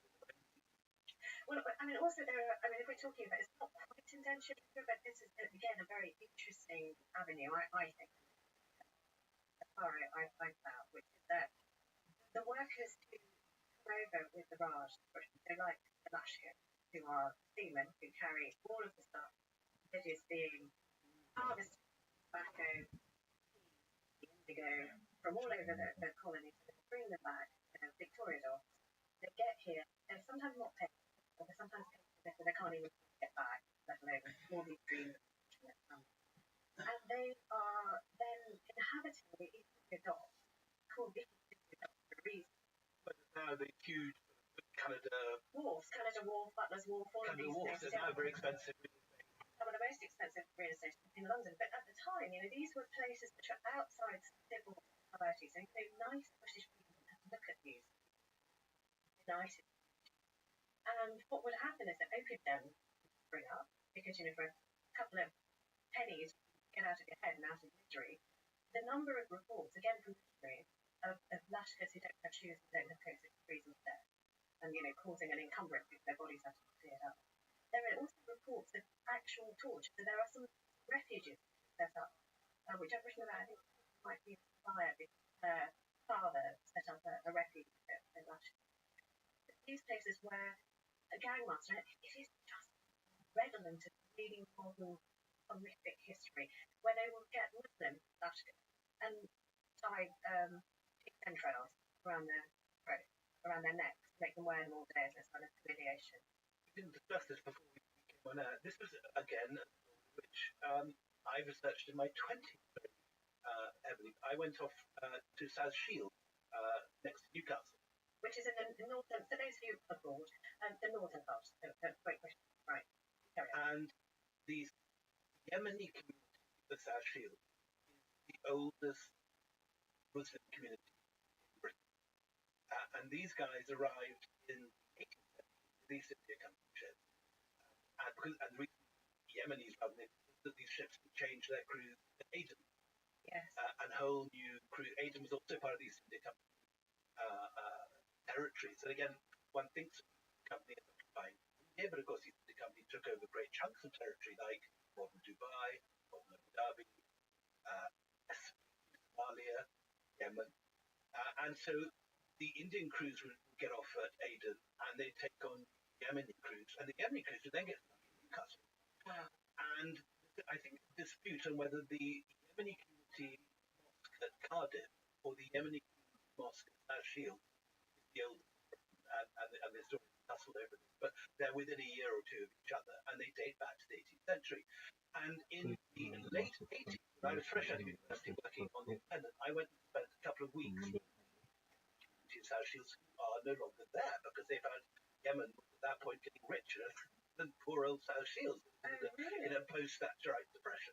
Right. And there were these complete communities of Yemenis wearing Yemeni clothes, chewing gut, rather like you're talking about opium to get over the misery of their lives. These guys were high on gut every evening. And quite a lot of them had got Geordie wives. So you'd see these Geordie wives sitting there with their Yemeni husbands, and some of them were converted to Islam, some of them hadn't.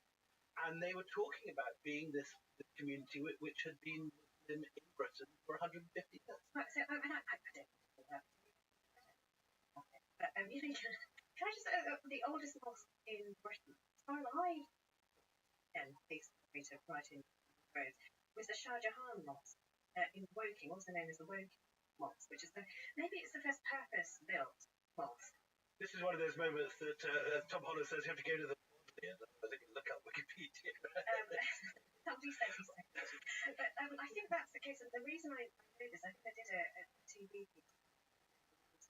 And the one very, very fascinating fact about this Woking mosque is that the front man of the Jam, Paul Weller, his mum was a cleaner.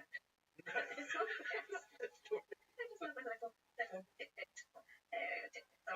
I'm just making a visit to the Bodleian this week. And you're quite right, it comes straight up the Shah Jahan Mosque in Woking. You, Anita Adden, are right. And I'm wrong. But it's true that I think my community are the oldest communities. They haven't got the oldest mosque. I mean, they're still not right. Wasn't right. That's right. Just stay with that for more than a nanosecond, Anita. Right. Okay. So I think we've answered that in such exhaustive detail. Whatever we might be a bit quicker with the other questions. I think we're banging on too long. Time for a break.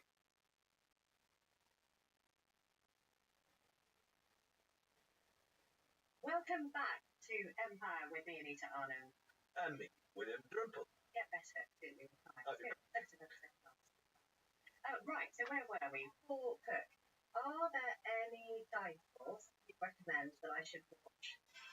Or read? Let's say read as well, and what? Just kick off with that?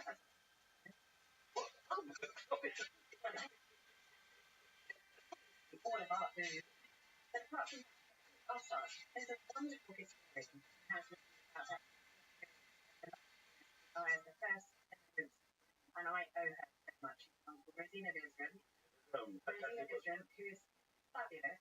So anything by Rosina is worth reading. I'm going to give you two, okay? I'll give you one which is a serious academic book, Rosina. And the second thing I would recommend, if you just want to get into the sentiment of perhaps modern India, there's a enjoy it no matter where you're from the world. There's a lovely film that came out about 20 years ago called Nadab. It's all about the game of cricket. And it's all about the cricket sahibs. You're not going to tell me it's a true story. There is nothing like it. Just has to do with keep bringing around. But it's just fun. So look, it's just a fun thing about Indians, how they see themselves, how they saw those times. If you just popcorn afternoon, I can recommend it. So the premise of it is you've got the British sahibs in their gymkhanas, they don't like the natives coming in. They've brought cricket to India, and this is the first time Tom Holland's came to India. I think Tom's it's going to make his skin fall off. Anyway, they suddenly teach the natives how to play cricket, and guess what happens? Anyway, I'll leave it to you. I don't want to play the ending. I'm like, what is Ram Gour's famous line that that cricket is an Indian game accidentally invented in Britain? I don't know. Okay. Well, anyway, that's my quick answer. What should people read? What's the read on Empire? What would you say? Oh goodness! I mean, I got a library here. God knows how many books all about this. What if I take one or two to my desert island? Well, we've just been talking about Anu Giri stringing through North India in the 19th century, and there's this extraordinary that to really think this through and come up with So listen, thank you for that, Paul Cook. Storming question. Okay, I'm going to roll two questions into one. This question is Ian Charming. Why did Europeans manage to completely take over countries like America, New Zealand, and Australia, yet did not do the same in Africa and India? Size of the existing size. And let's just tie that together with another question here. Why were the British unable to settle permanently in India like Australia and other countries? Were their interests purely transitional? They weren't accepted by Indians to live among them. This is really one of the crucial questions on in India, and the answer is that the British in India, particularly after the collapse of the American colonies in the 1780s, Washington and all the other American nations fought off the British. The British reacted by making sure that there was never going to be in India a settler class who had land and began passing it permanently. And one of the people who put this into law was Cornwallis, who of course was the person at your Washington, and who got hired by the East India Company to come and run. They can find someone like you. What were the Western? Anyway, but this is a crucial point. So Cornwallis, having seen that British and other European migrants settled America, put down roots, took farmland, and then rebelled against the British, took out legislation to make sure that would never happen in India. And it became illegal for the Brits to own property in India. So throughout their entire time, most Brits, with the exception, I think, of hill nations and those the special permits for those who have indigo plantations or opium plantations. But beyond that, no Brit could own land in India. And so they lived in rented houses, largely, and they retired at the end of their career, which meant you had whole colonies of ex-colonials in shelter Tunbridge Wells. So all these people who would spend their entire working life in India always ended up at the end of their career coming out. Those who couldn't afford Tunbridge Wells shelter went to Australia, and from 1840s onwards, created further down the ladder than some others, and among then the former convicts of that way. That is so interesting. Isn't that interesting? And this is something that I think many people don't realise, and I didn't realise it for a long time until I had to follow up on this research. In fact, the good thing about it was that it meant that when the Brits were kicked out of India, they were literally able to pack up their bags and go. March through the gateway of India, board a troop ship, head home, and that was that. The few that stayed on or officers and so on, so 2 or 3 years afterwards, stayed on. But what there wasn't a colonial class plantation agricultural land that they wanted, they passed on to others. This was the difference between the British and Rhodesia, despite the anti-colonial movement. You have long wars, insurgency in Rhodesia against the white settler, or even more bloody, French in Algeria. The French put down roots in Algeria. They violently take over land, evict existing holders of land in Algeria. And when the independence struggle in Algeria reaches its peak, you have years of violent conflict and terrorism, counter-terrorism, torture, and bombs going off in cafes in Algiers, and that whole Battle of Algiers scenario.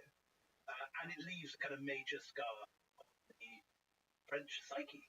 And you get whole generations of ex-colonists, people like Bernard Henri Levy, who then make a whole career out of suspicion of Islam. And many of Bernard Henri Levy's writings are tinged with a very deep suspicion of radical Islam born from his childhood in Algeria.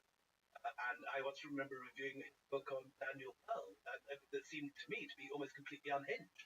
So Daniel Pearl, we should say, was a British journalist who was covering the early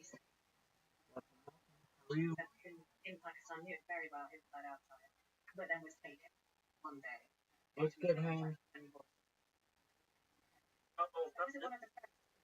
What's good?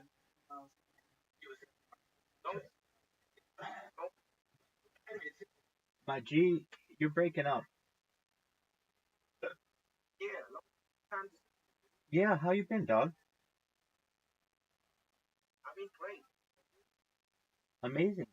Thank you for asking. What's good in your neck of the woods? Everything's fine. Good. Excellent to hear. We're just... Yeah, man, I go outside every day.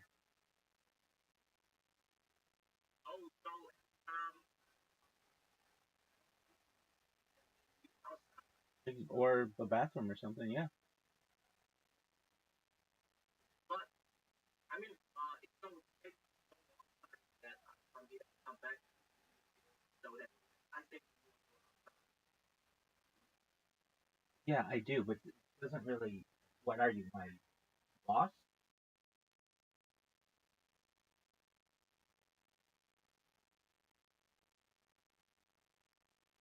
Like, what? Are you keeping tabs on me, on my whereabouts? What's the deal? Nice. Yeah. I didn't see you that far. Right, so, I mean, I do other things.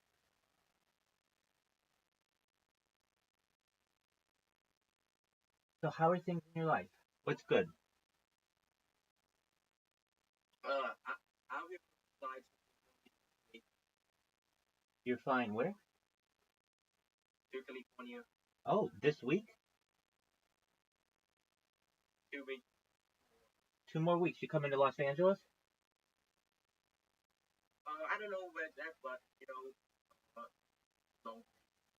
Oh, the LBC, very cool. I used to live in Long Beach. A nice place. Yeah, Cambodian town. There you go. Have you heard of that before? Yeah, dog. Town. Yes. Like there are so many communities. Definitely. From like, well, I don't know if you're familiar, but like Long Beach to Fountain Valley, basically all different cultures. So there's So Cambodians, very large President Vietnamese population there. In Irvine, there's a large Chinese population. So kind of like a melting pot. okay. You vote for Trump? I don't like to get political, so I stay out of it. Oh, you don't think of it? I think both sides are corrupt, so I don't really discuss politics.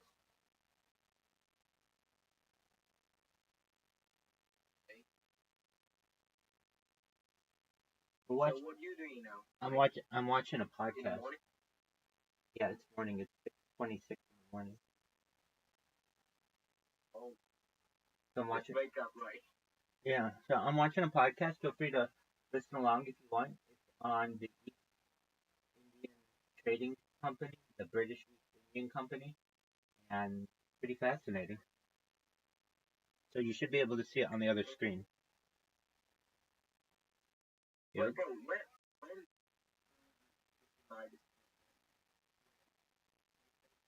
I started in 2021, so 3 years ago. 3 years every day? Yep. Bro, how many I think I'm the only one who does it like that. in 2021? Correct. So you're not tired of it? Nope.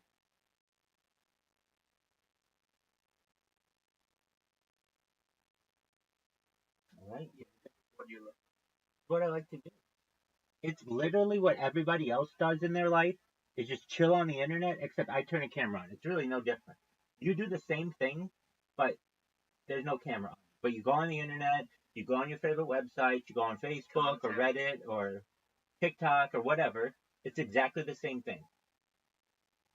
Except I just turn a camera on. It's really the only difference. Yeah. There are people who like to travel the world, and there are people who like to do all kinds of exotic things. I don't like to do that. I mean, I like to travel, but frankly, I like to be comfortable. Comfortable is the number one thing I like. And being able to just chill, watch football, play video games, make friends very easily. Like, this is paradise. Listen to podcasts, exactly. It's paradise. I really enjoy it. And I think that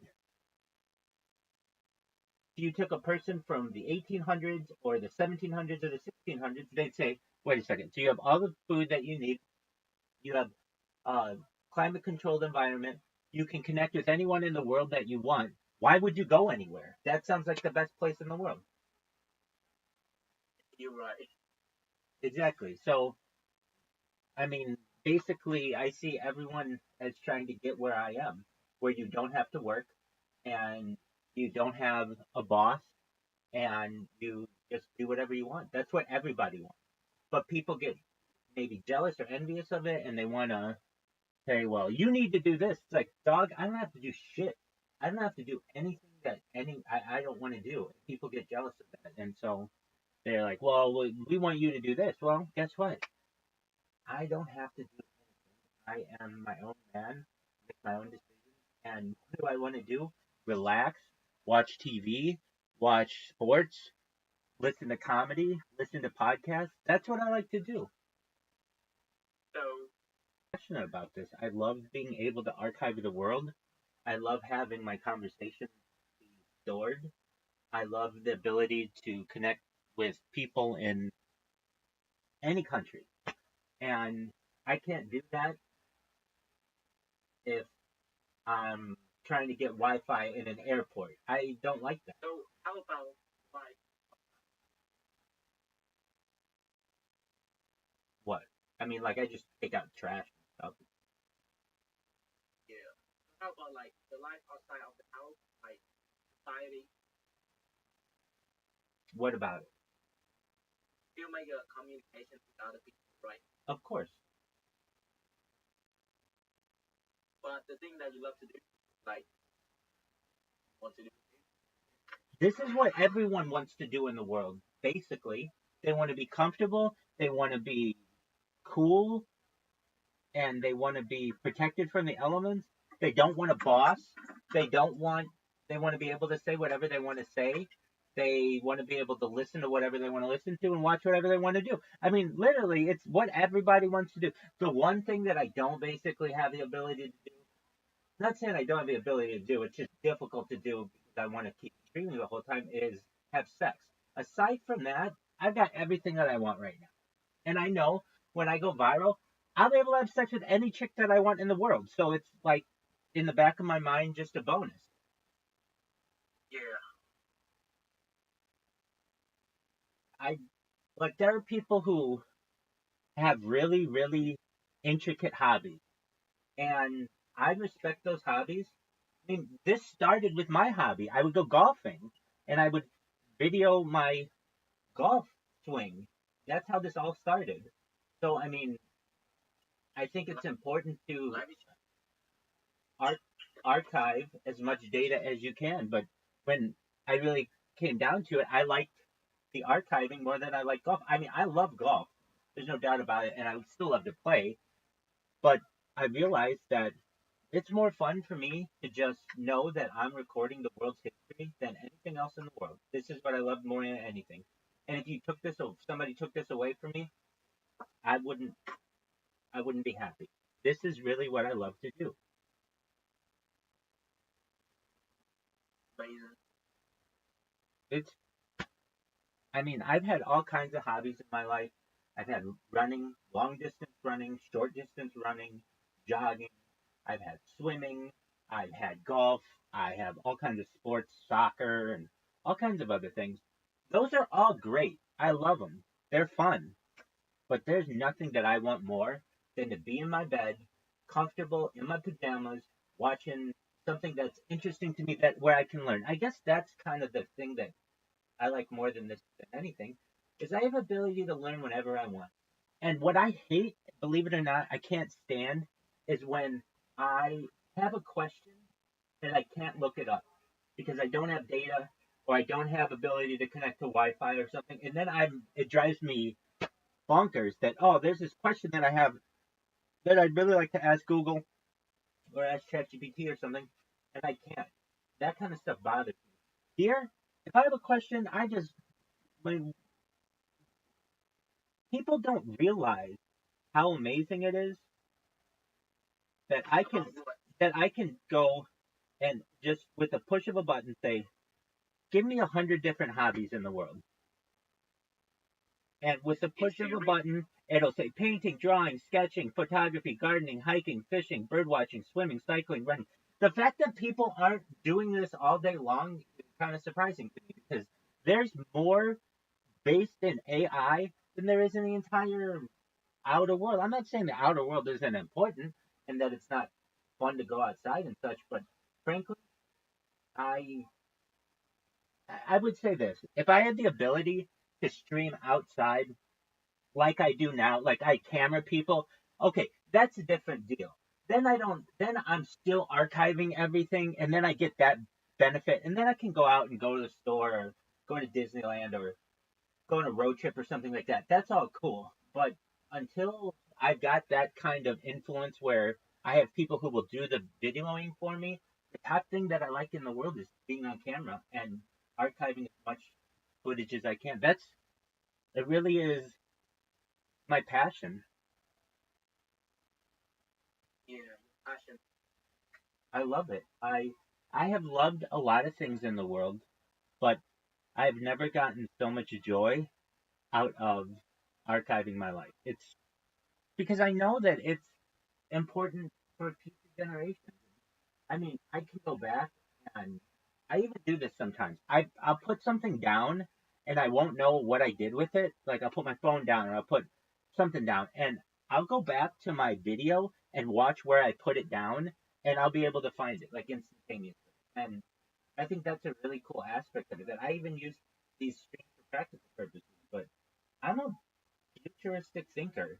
And so I think to myself, if I want to make the biggest impact on history, the way that I can do it is by being the world's greatest archiver. That's what I've essentially become. And I'm not able to do that as I call it in the field. I mean, I've tried in the past. I've had 4 different phones and 4 different data lines, which is very expensive, and it turns out that it is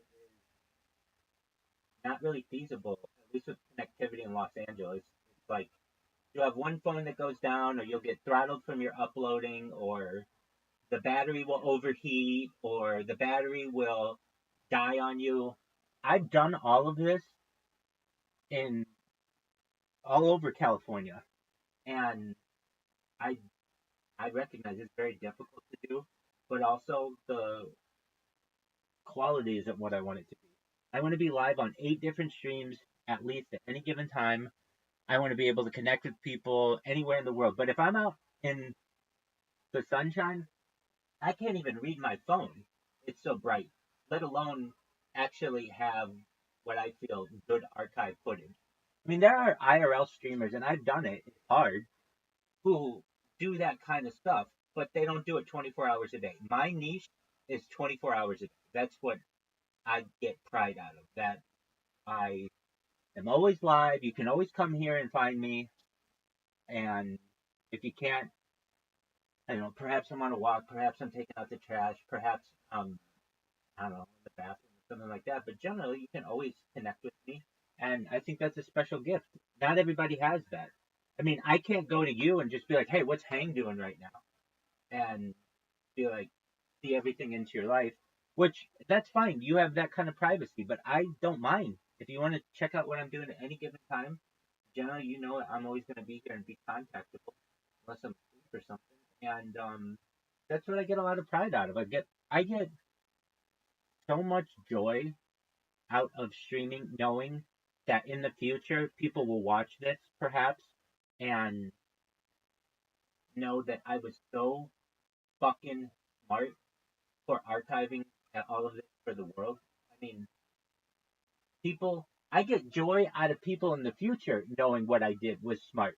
Like, I think people in the future will look at many people uh, who criticize me like they're just dumb. Like, why would you get? Why wouldn't you want to be comfortable all the time and climate controlled all the time and uh, be connected to anyone in the world? Like I'm talking to you, you're in another country, and we're talking just effortlessly. In reality, or in the real world, that's a very difficult thing to do. And then additionally, I have to make sure that I have everybody's consent to have them all on camera and all these other things. I, at least in the United States, it's a lot of work, especially doing things in the field. So, at least right now in my life, I treat I treat life to live as comfortably as possible, and I don't know why other people don't. It does make difference. That's true, or perhaps I'm different. But for me, this is this is as happy as I can be. Just I can watch whatever I want. I can learn about whatever I want. I'm learning about the British East India Company and what they've done in the subcontinent of India. I can't. Even if I went to India and tried to learn all this, I couldn't just sit down and get 8 hours worth of like exactly what I need. No, what would I do? I'd have to connect to Wi-Fi there and get on a podcast. People don't realize the beauty and power of the internet and YouTube. We have at our beck and call, our fingertips, all of the world's knowledge. And I do my, like, that's what makes me happy is learning. And so once I'm in a comfortable spot, I can learn as much as I want and get smarter and smarter. And I feel like when I'm not connected to the internet, I don't have that ability. Yeah. So you go to India. No, I'm saying if I wanted to learn about the British East India Company firsthand in India, if I wanted to do that, I would Oh, okay. I would essentially get there and I'd have to deal with poor hygienics. I'd have to deal with no bathrooms. I'd have to deal with perhaps bad food. I'd have to deal with poor water quality. Perhaps I'd have to pay a whole lot of money to stay in a place. Why do I want to do any of that? That's just to learn the same stuff that I can watch on YouTube. Yeah, and you will guess it.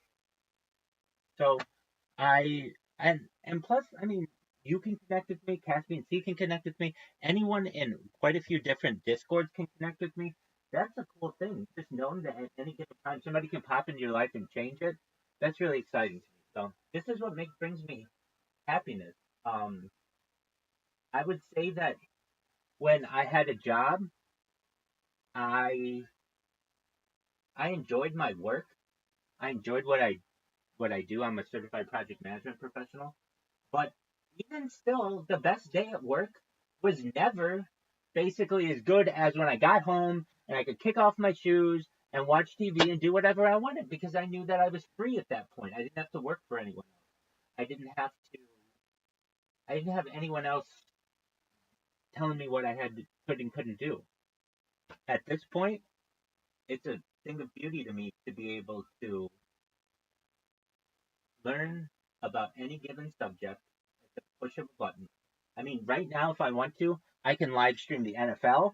I can live stream the any soccer game I want in the world. We're at a point in history where we haven't always had these options, and now that we do, not only do I want to take advantage of them, but I want to record myself as I do it. I think that's very beneficial to the world. So I get multiple multiple streams of joy from this. I get the fact that I'm recording myself and recording this for the future, and that I get to learn about whatever I want. That's just the best for me. I absolutely love that. I mean, let's take for instance, I like stand-up comedy. Okay, now to go see stand-up comedy at like say the Irvine Improv, I've been there. I've seen performances there. Okay, if I go there, it costs like hundreds of dollars for the whole night. And maybe I laugh really, really hard. Maybe I don't. I mean, I know that it's better in person. Or I could watch every single comedian of all time for free in my bed. That's what I like to do. And for people who feel like, yeah, but you don't get the social aspects of things. Yes, I do. I watch stand up comedy with people in here all the time. And we talk and we chat. Just because we're not next to each other doesn't necessarily mean that we can't have a connection. And um, I kind of think that, not that touching grass is overrated, it's not. It's important to touch grass every day. And I do my best to. But people don't realize how special the internet is, especially now, where you can put anything basically on the internet and it's not all that restricted. So at least in the United States, if I want to watch a podcast, if I want to watch stand-up comedy, if I want to watch a movie, everything is a push of a button. If you were to take a person, let's just say, really realistically, someone from like 1900, okay, and you said to them, okay, you have the ability to go put on a suit and tie and go to perhaps like 1920 and go to a movie house. You have to pay to do that though. You have to go pay to do it, and there's going to be smoke wafting all over the place, and people are going to be coughing, and kids are going to be crying, and maybe somebody's going to want to be talking to you, and you don't want to talk to them. You could either have that, where you have to pay money and do that, or you can stay at home, watch it for free. You don't have to leave your bedroom, and you can wear whatever you want. And on top of that, you can watch all this stuff with other people. It's not like I'm not. I mean, I think I'm probably one of the most social people on earth. So I mean, frankly, I get sick of people. I talk to so many people in a given day. Not that I don't like talking with people. I do. I enjoy it a lot. But eventually, I want to do my own thing. And, if you want to watch along or learn alongside, that's great. And I want other people to do the same thing, Hang. Like, the best thing that people do, or what I really like, is exactly what Caspian C's doing, which is he lives his own life. He does his own thing.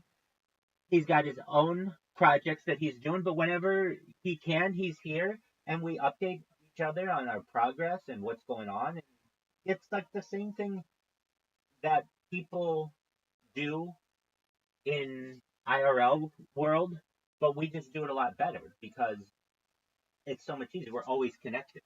Normally in IRL world, hey, I'm going to call you and tell you what's going on, or we have to set up an engagement or some kind of dinner or something. Things things happen, right? And especially with how expensive the world is, um, it's it's something that I I get as much joy for free in this world that I think you can get. Meaning, if I want to see a beautiful woman, I can see the most beautiful woman on earth. The 10 of them, 100 of them. And I could see them doing anything they want in any clothing that they want, all for free. Anything I want. If I want to hear the funniest person on this, I absolutely can. I just have to look at my own YouTube channel or perhaps look at a special or something like that. All for free. I mean, this is the biggest thing. This is as good as it gets.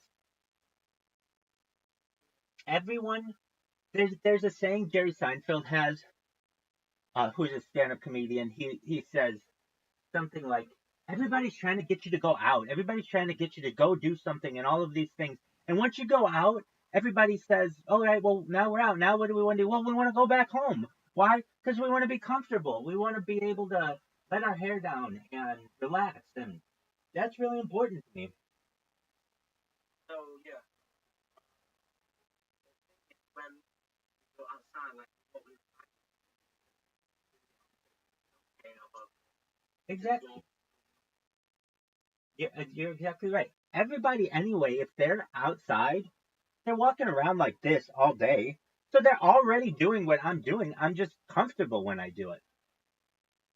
yeah, you just talk about like Hollywood.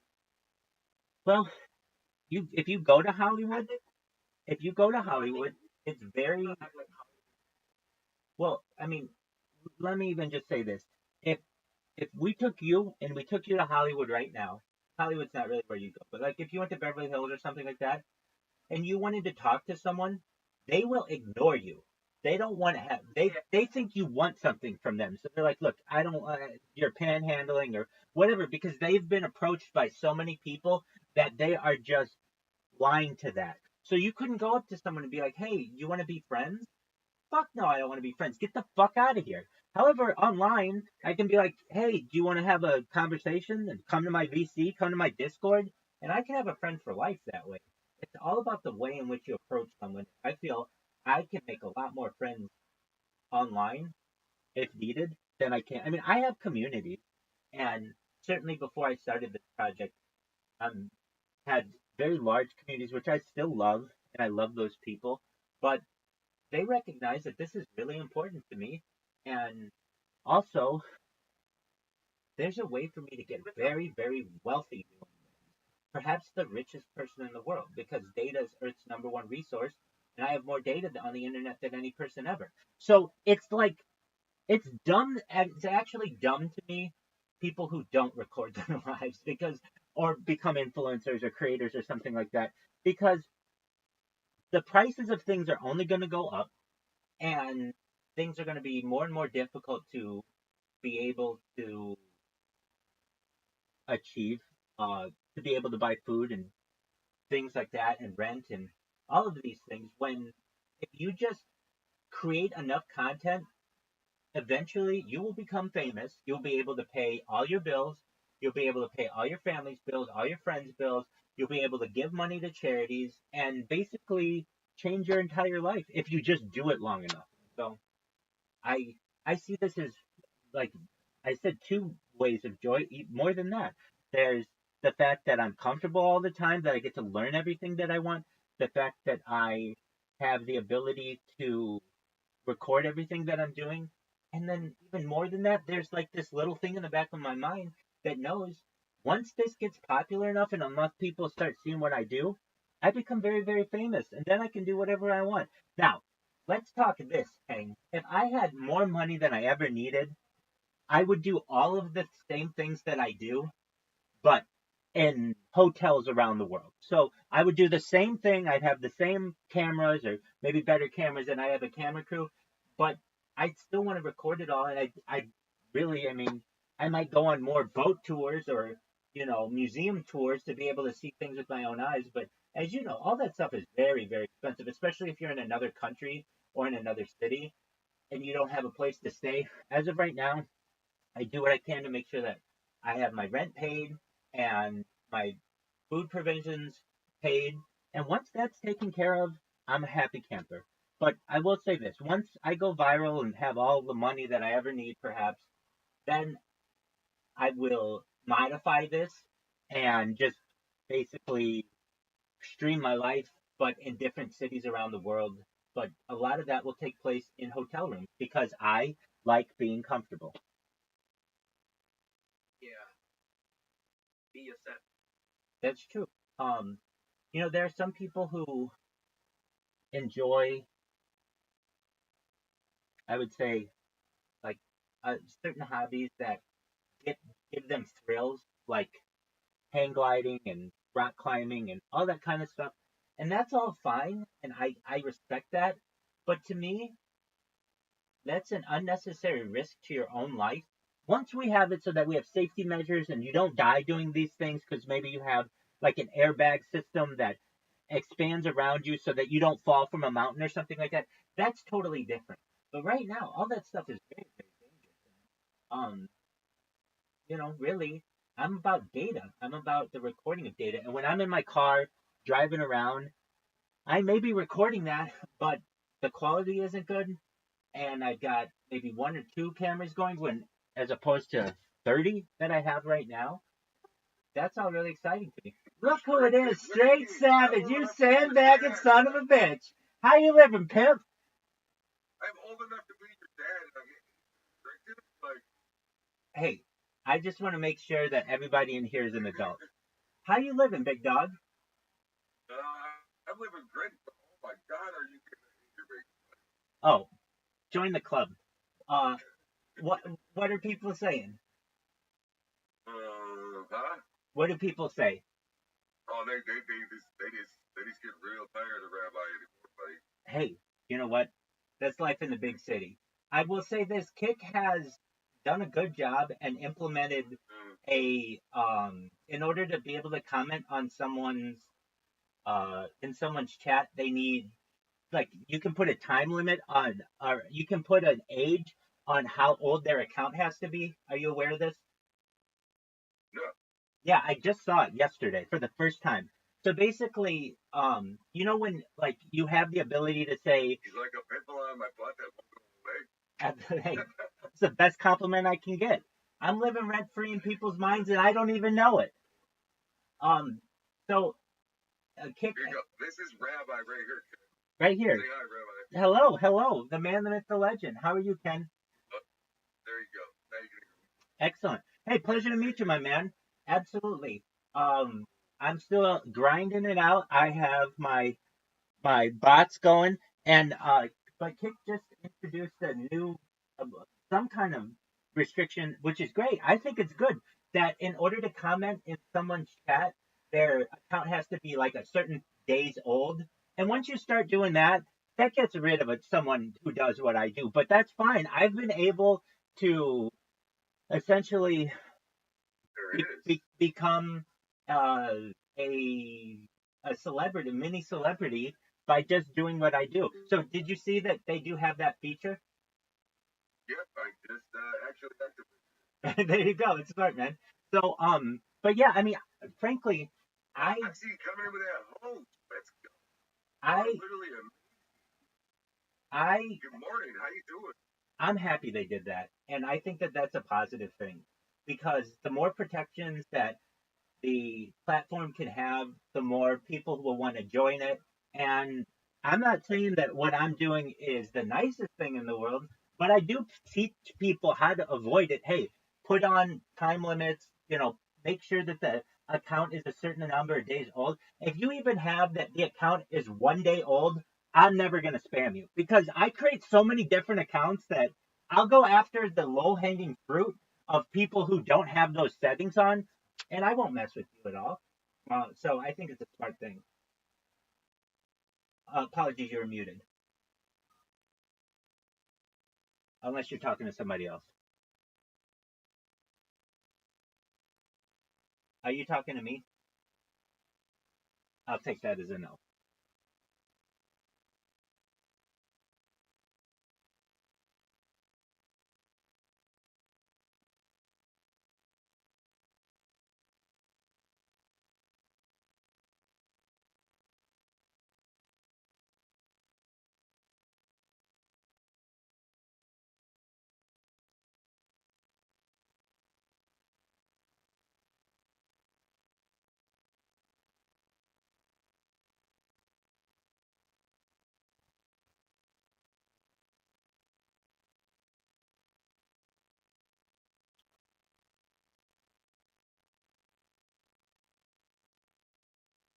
Well, I'm gonna watch your stream. He'd be able to watch it on this stream. All right, Straight Savage, folks.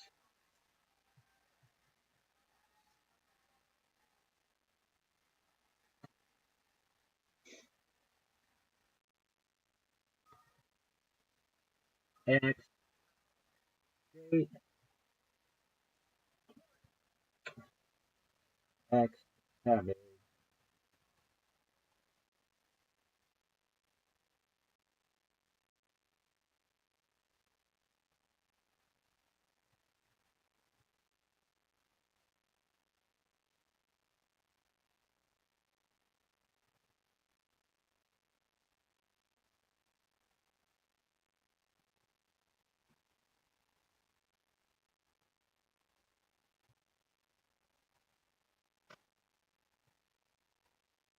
There you go. He's got 6,000 followers, folks. 5,000 of which probably start with Join Rabbi's Discord. All right, let's listen to him. What's he got going today?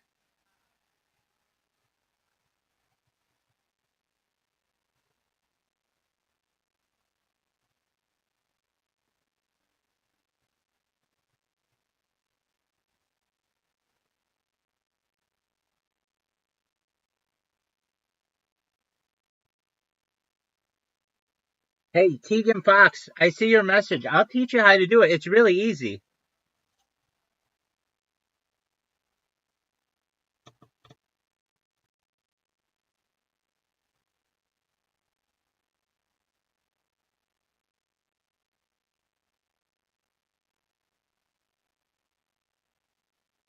Shout out to Tegan Fox. I'm real, baby.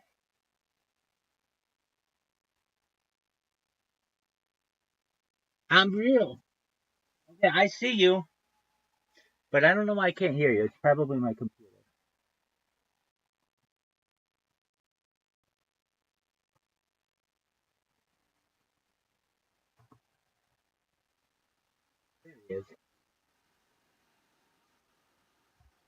There he is.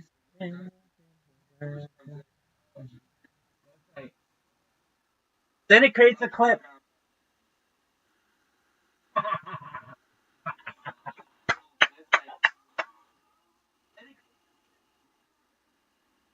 Yes, it's a beautiful thing. Straight Savage's new setup. It's amazing. I feel like I'm flying through space with him.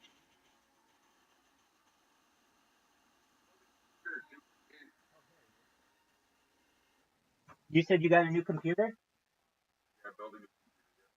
Oh, is it much more powerful? I can tell. I noticed, I think, the first day that you did the background. Hey, welcome, Sophia. Sophia, we have a famous kick streamer here. His name is Straight Savage. He's amazing. And Sophia is my friend from Discord. So that's a little Nice bit of to an meet you. introduction. How you doing? I'm doing good. Oh, I just How was your sleep, so Sophia? are these like part of your crew, Rabbi? I see you got Absolutely. there must be a couple people working with you now. Then, well, they're just really good friends and really loyal individuals. I just stopped yeah, by. I could tell there's a few people working with you, and different names coming up. Oh no, those are all mine. I wouldn't punish anybody by yours? I wouldn't punish anybody by asking them to do bots for me. No. That's all mine. What I do is I use a random username generator now.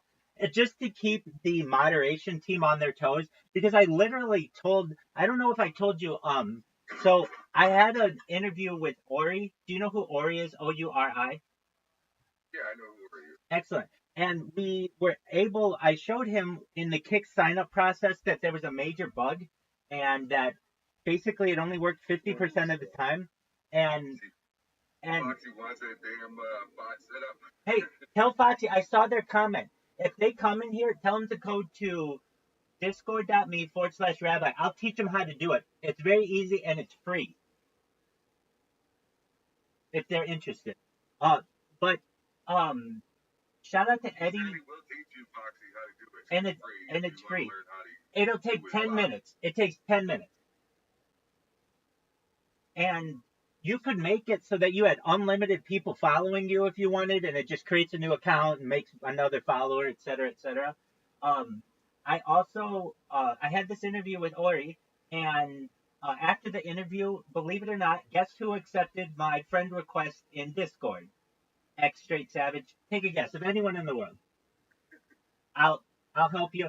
It was Eddie Craven. Eddie Craven, the man, the myth, the legend, and I are friends in Discord. So at least that's something. And I really think that Kick's gonna be an amazing platform. It already is, and I think it's the next big wave of platforms on the internet. And you are in perfect position, X Straight Savage, to be able to be at the forefront of that. And I've told you this since I've ever known you.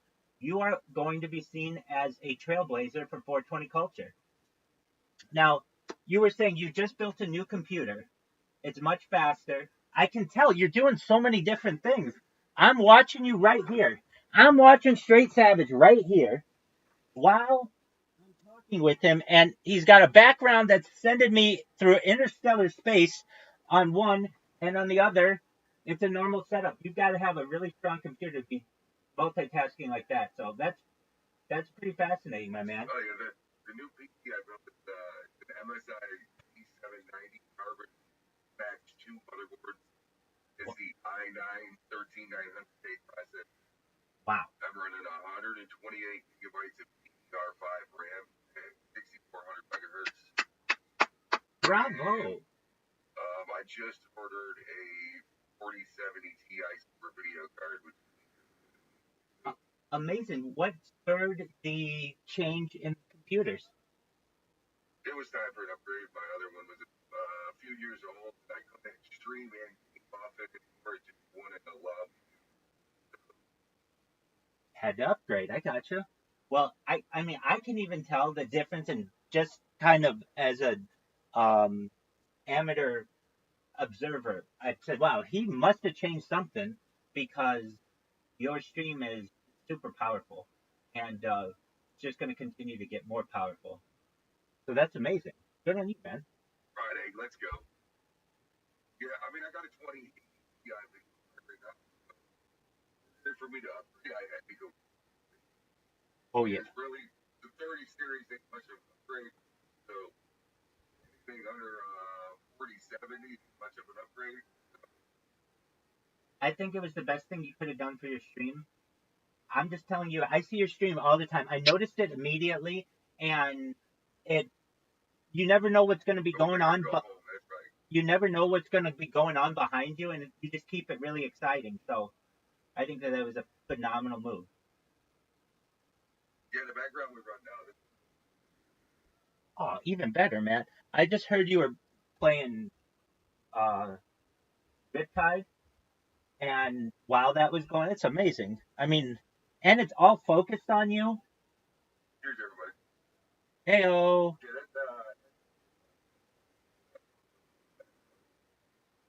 And it's so smooth. That's the thing. It's like it's flawless.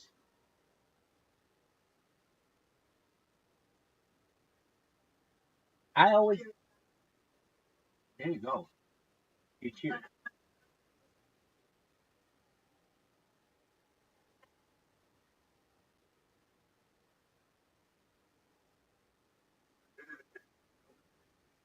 There you go. There you go. $5.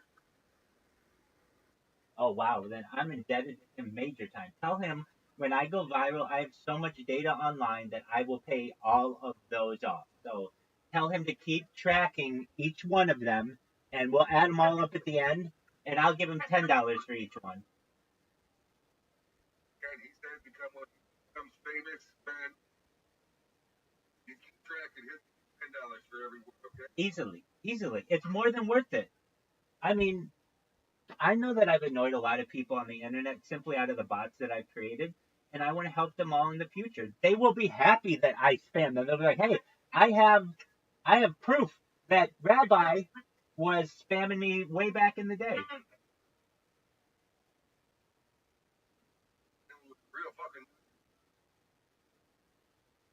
wrong with him. Well, that's very nice. Well, Like I said, his bot isn't the way. Rabbi himself is. thank you, thank you. Himself, he's a great guy. His bot, fuck his bot. We all hate his bot. Everybody hates his bot. I tell Rabbi all the time, fuck you, Rabbi. I He don't. knows I got love for him. Absolutely, and I have love for Straight Savage. Absolutely, it's a beautiful thing. Hey, what's going on, Tempura? How you living, Pimp? Welcome, welcome. Well, that's phenomenal. So aside from that, what else do you have going on the kick side of things, Straight Savage? Any other developments? Nothing really. I gotcha. I I gotta say that with each day, kick keeps growing. I keep seeing new creators, new people who are adding to the platform, and I I really I go and I check every single day how many people are at least in just chatting, and it's growing, especially in other languages too. So I don't even know what they're always saying, but it's really become a very That's because just chatting is growing so much because it's organic, right? exactly. So everybody wants to be there to get exposure. Exactly. And you're always in the top 10%. More than that, though. You're usually in the top 25 streamers whenever you're streaming, which, is right where you want to be. And I even know that people take notice of you on Reddit. Have you seen people take notice of you on Reddit? I've seen that post. I defended you, dog. I did see that. Absolutely.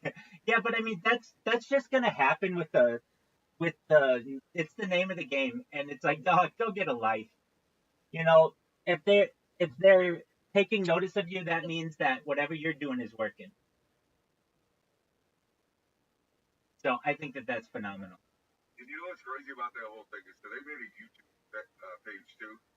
Oh wow. I don't know if you checked out that. I did not. I didn't have a chance to see I'm that. the very first video that they made. I know you were number one of all the people. Frankly, of all the people, you're the least person like that. Now a ninja, what I do? There are so many people, and I even take note of who they are, but I'm not gonna go make posts about them or whatever. But I think if you're not first, you're last, as they say in Talladega Nights. And so you're number one, but you aren't the number one person even of that, not even close. That's why I was shocked. I was really shocked. I'm like, really, Straight Savage? That's who you're going after? You're not going after all of the other people who have like tens of thousands of people who are watching them simultaneously and nothing. And and like just as you're seeing, you have real people in your chat. You communicate with them regularly. So I think that should just be water off a duck's back. No big deal. just tells you that you're getting bigger and more noticed. Yeah, yeah. And I think I get more haters every day. It's gonna happen. Definitely gonna happen. I mean, that just happens when you get more and more popular. Yes, ma'am. I think I DM'd you on the account that's on. Okay. We talked a few weeks ago about like sending you a holiday gift card or something. Okay. Well, I can tell you that I'll take a look at what you here.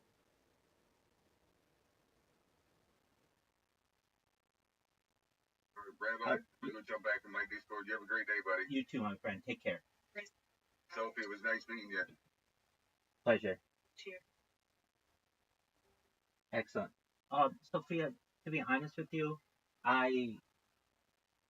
it's the thought that counts, and I do have a home address, which you certainly could send something, but I don't want anything from anyone. That your thought is more than enough, and I want you to know as well that I have in the past accepted gifts from people, and it's fine. But I run into people who then want to hang out whenever they're in town. Not that that would be you or anything like that, but I've just kind of decided, you know what, I'm good on accepting things for the time being. Really, I want to be a giver, and Sophia, you should know that you're going to be one of the first people who is taken care of in this. You've been a very loyal, good friend for the time that we've known each other, and just know that it is the gift, the thought that counts, and I really appreciate that.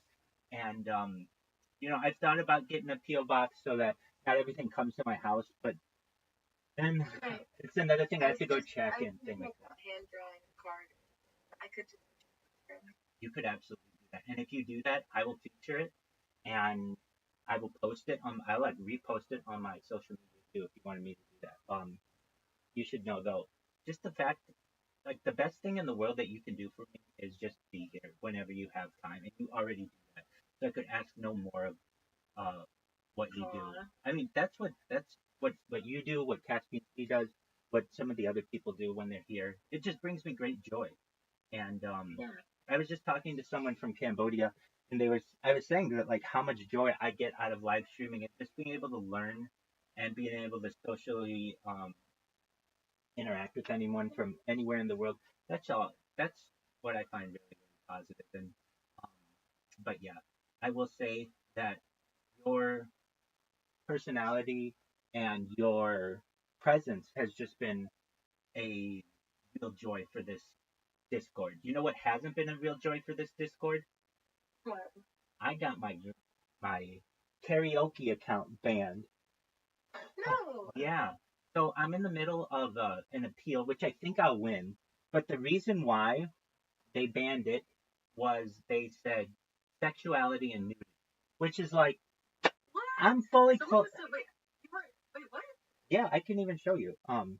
The reason why I got my account banned was due to sexuality / nudity, and I think I think it was a mistake because I'm fully clothed the whole time, and it's not like I am talking about anything like exceptionally graphic, and but yeah, it got banned on Friday, and so I appealed it, and we'll see how it goes. Someone must have like mass reported. That happens too. Or the red light, like, and being able to tell what's going on. That's a thought too. I think. Okay, so just one moment. Of all the reasons, like I get a lot of reasons why I'm banned. For different reasons. Like what? Some people say like I spam, which I get that, but I don't do that anymore. Here's what they say. Hi, hashtag Viral Rabbi on YouTube. We have reviewed your content and found severe or repeated violations of our community guidelines. Because of this, we removed your channel from YouTube. Okay, so then I did an appeal, and it says what you can do next. Appeal here, and the specific reason they gave me was the sex and nudity policy. They're like, hey, I would love to see the video that you have of me violating this because I think that this is Yeah. a mistake. But Right. yeah, so I appealed it, and I'm just waiting on um their response. And I once, must have missed a pretty good karaoke stick if oh, you got naked. oh yeah, exactly. No, you most certainly would have. But I didn't do that. I wouldn't do that on that account. I That's just not in my nature. I mean, not to say I wouldn't get naked. I think that there's a natural part of the human body, but I wouldn't do it knowing that children would be able to see it, or that it would be something that perhaps could, you know, make me lose an account or something like that. But yeah, I will say that I am waiting patiently for the ability to get that account back.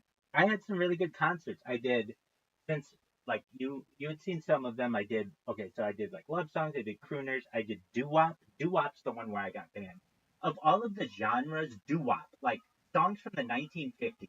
You're telling me that's too sexual? That's hilarious. Yeah, exactly. So I I think I mean, I've lost accounts before and I've gotten them back. I don't always get them back, but sometimes I do. And so I feel pretty confident that, I shouldn't say pretty confident. I'm about 50-50 if I get this one back. If I don't, okay, it's not the end of the world. The funny thing is, all of that content is still backed up on all my other streams, and I have all of it on hard drives too. So, at least of those concerts. So, not too much of an issue. I can re-upload it, or I have all of it. Nothing is lost. But it was quite interesting to me. To take your digital wealth. Yeah, exactly. That's what would really bother me.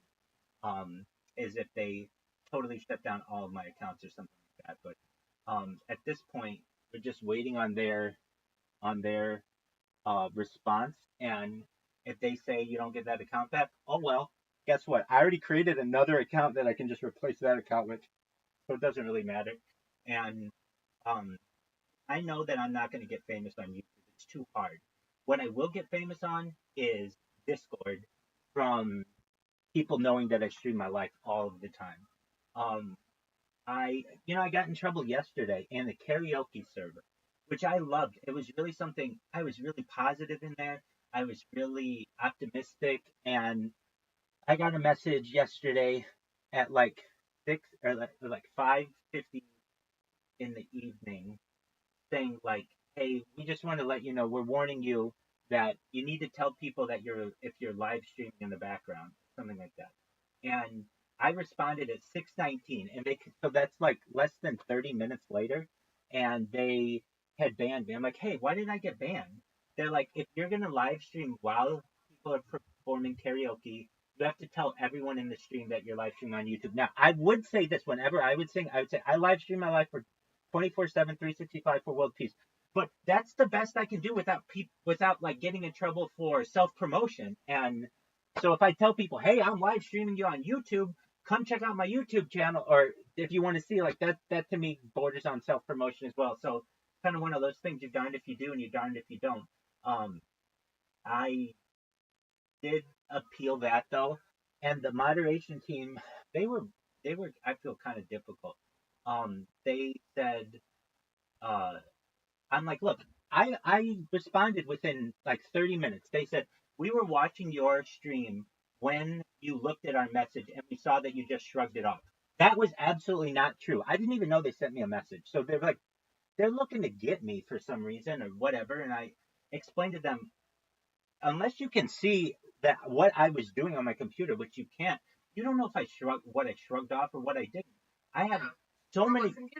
Look at all these computers. I mean, you don't. I'm a busy person, so I said, so that means I get a permanent ban for the rest of my life. I'm never ever able to sing karaoke in here again. Like, thinking to myself, like, whatever. If that's their plan, fine. I've got like 1,000 other accounts I'll use.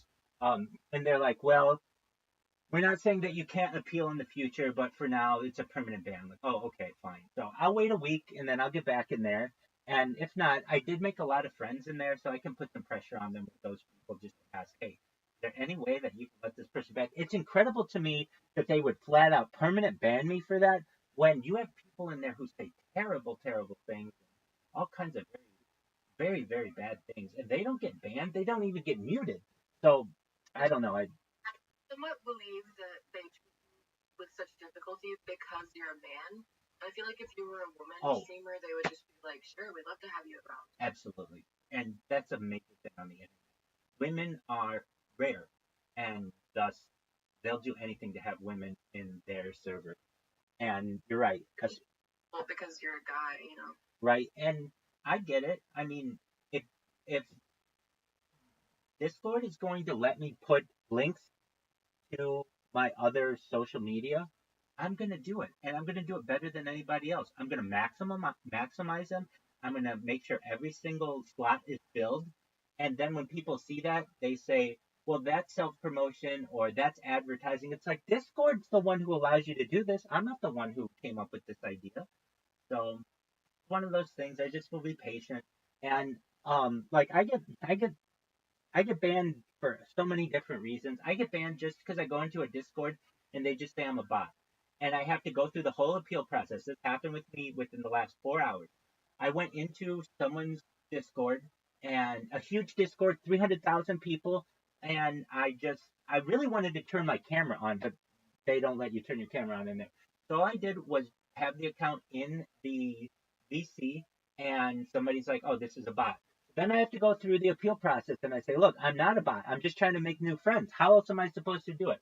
Then they undo it, and it's like, it's very time consuming to be able to do things like that. But I know that little by little, I make some major waves and make some major inroads with people and make more friends, and it's just a matter of time. One thing that you may have noticed, perhaps, I've got my camera back on and socialize, which is a good thing. I was unable to stream my channel. Awesome. Thank you. If you remember, They turned it off. I did not know. What they did was they said you had to be a level 20, and I was only a level 17, and I didn't realize every Discord, every server is different with how you gain experience points. So some of them are you have to do chatting. Some of them are you just have to have your microphone on. Some of them are you can't be muted or whatever. I didn't realize you couldn't be muted and still you gain experience, but like only like 5 points a day. It's very very minimal. So I was talking with our other friend, that person, his name is Sir Smokes a Lot, who was in here, and he was like, oh yeah, if you have to be unmuted. So it just took me like one afternoon, and I was able to unmute myself and have everything work out. And so now I'm able to. I was like, there's no way you're not. Exactly. Exactly. And what I also did was created a robot that logs me in. So here's what happens with any computer. If you let it go long enough, the app will eventually crash. It's just apps aren't built to work 24 hours a day, 7 days a week, 365 days a year. Eventually, especially on a phone, you'll just run into issues. And so to avoid those issues, I created a robot on the phone that every hour it refreshes, it like closes the program and reopens it and gets me back into everywhere that I need. So now these people, I get these messages like, hey, I'm watching you and you're 10 feet away from the phone, and yet it's doing all kinds of things on the screen. How are you able to do that? I mean, it's kind of an interesting thing where I'm raising people's interest by just some of the robots that I do. I mean, that's how Straight Savage came in here, you know? I mean, they're just like curious about how are you able to spam all this, and but there are places where I spam, which is Kick, and there are places where I don't spam at all, which is Discord. I know where to spam and where not to spam. I don't, and with any of it, I don't have a malicious heart. If like on Kick, where people are like, oh, you spam so much, I tell them. I even told the owner of the platform how to avoid it, and he's my friend in Discord now. And it's you just put a timer on how long you have to be following someone to be able to chat in their Discord, and it's no longer an issue. Or I just told Straight Savage something that Kick implemented recently, which is you have to have a certain aged account sometimes to be able to spam in someone's chat or talk in someone's chat, and that's really what Kick needed to implement, and I'm glad that they did. I don't want to annoy anyone any more than I need to. Once they know who I am, that's fine, and we move on from there. it's for the people who don't know who I am, or the people. Some people want me to spam them because they get um they get paid based on how active their chat is. And when my bot comes in, it just boom, boom, boom, boom, boom, boom, boom, boom, boom, boom, and that's an extra, I don't know, 5, 10 cents for them every single time my bot comes in, and it's an extra follow that they get. So some people ask me to spam them, and you watch, Sophia, when this goes viral, everybody's gonna want me to spam. They're gonna be like, oh, that rabbi spammed me back in 2024, and it'll be like a badge of honor that they will wear. But in the meantime, and it's it could happen any day where this goes viral. I'm just getting more and more traction, especially. I mean, it's 7:27 in the morning, and we've got 4 people in here, and just had another person. I've been talking with people all morning essentially, from all over the world, and people are people know who I am, and they're generally positive to the movement. And the thing that I just have to avoid is do my best to not get banned, in general. And sometimes it's difficult because people just don't like who I am or whatever. But like you said, perhaps it's because I'm a male. I can tell you there's a major difference when I create an account and put a very attractive avatar of a woman in a Discord. I get messages all day long from guys who are hitting on me, like 26 messages in a day, just with like a throwaway account. When if I use my normal account, I'll get maybe 5, like at a maximum. But it's incredible to me how all it takes is a pretty face, and you'll have messages rolling in. I think Discord itself is very probably, I don't know the actual numbers, but it's probably close to like either 75% men or 90% men. Yeah, and so there's that. Um, the Discords that I'm in though, I'm getting some people who are requesting me to live stream my life in their Discord, which is that's really what I want. When somebody says, "Hey, that's cool. You mean I can have a portal into your life whenever I want?" Yeah, and Rabbi on demand. exactly. And so, just recently, somebody has. Okay, so there's the daddy Discord, which I'm in, or dad Discord, and then there's the mom Discord. And the person who is head of the mom Discord, they have like 100,000 people in there, asked me recently, "Will you please stream just like you do in the dad Discord?" And I said, "Sure." Um, to me, it's a really cool thing. Like, look, normally if you go into someone's Discord, there's no one in the VC unless it's a really, really big um Discord server, and there's not a whole lot going on, so people just come in and leave. But when I'm there, I'm always providing something. Normally I'm muted because, and I wouldn't normally be, but what will happen is I'll just keep my microphone on all the time, and somebody will be in there and they'll be like, "Hey, I'm trying to talk to you. Hey, I'm trying to talk to you." And I won't know it, and then they'll be like, "All right, well, this person obviously is not paying attention. We need to ban them." And then I get banned for that. So I just realized there's some things that you can do and some things that you can't do, and I just do my best to avoid the things that I can't do. But like, a lot of these things turn into judgment calls. They're very subjective. So someone will say, "Rabbi, you are advertising in the VC." And I'll say, "Where's your evidence?" And they'll say, "Well, just look at your profile." And I'll say, "Okay, that's my profile. That's what it's supposed to be. Here's some stuff about me." It's not like I'm going into Discord saying, "Hey, come watch me on YouTube." That to me is self promotion, and I understand why they don't want that. But then you get other people who are like, "Yeah, that's if it's in your profile and you don't mention it, then it's not self promotion. It's a subjective call." So I I do what I can to kind of toe the line, but also play by the rules. I'm brushing my teeth, Rabbi. Oh, okay. You do you. I'll keep talking. Don't worry, I'm good at that.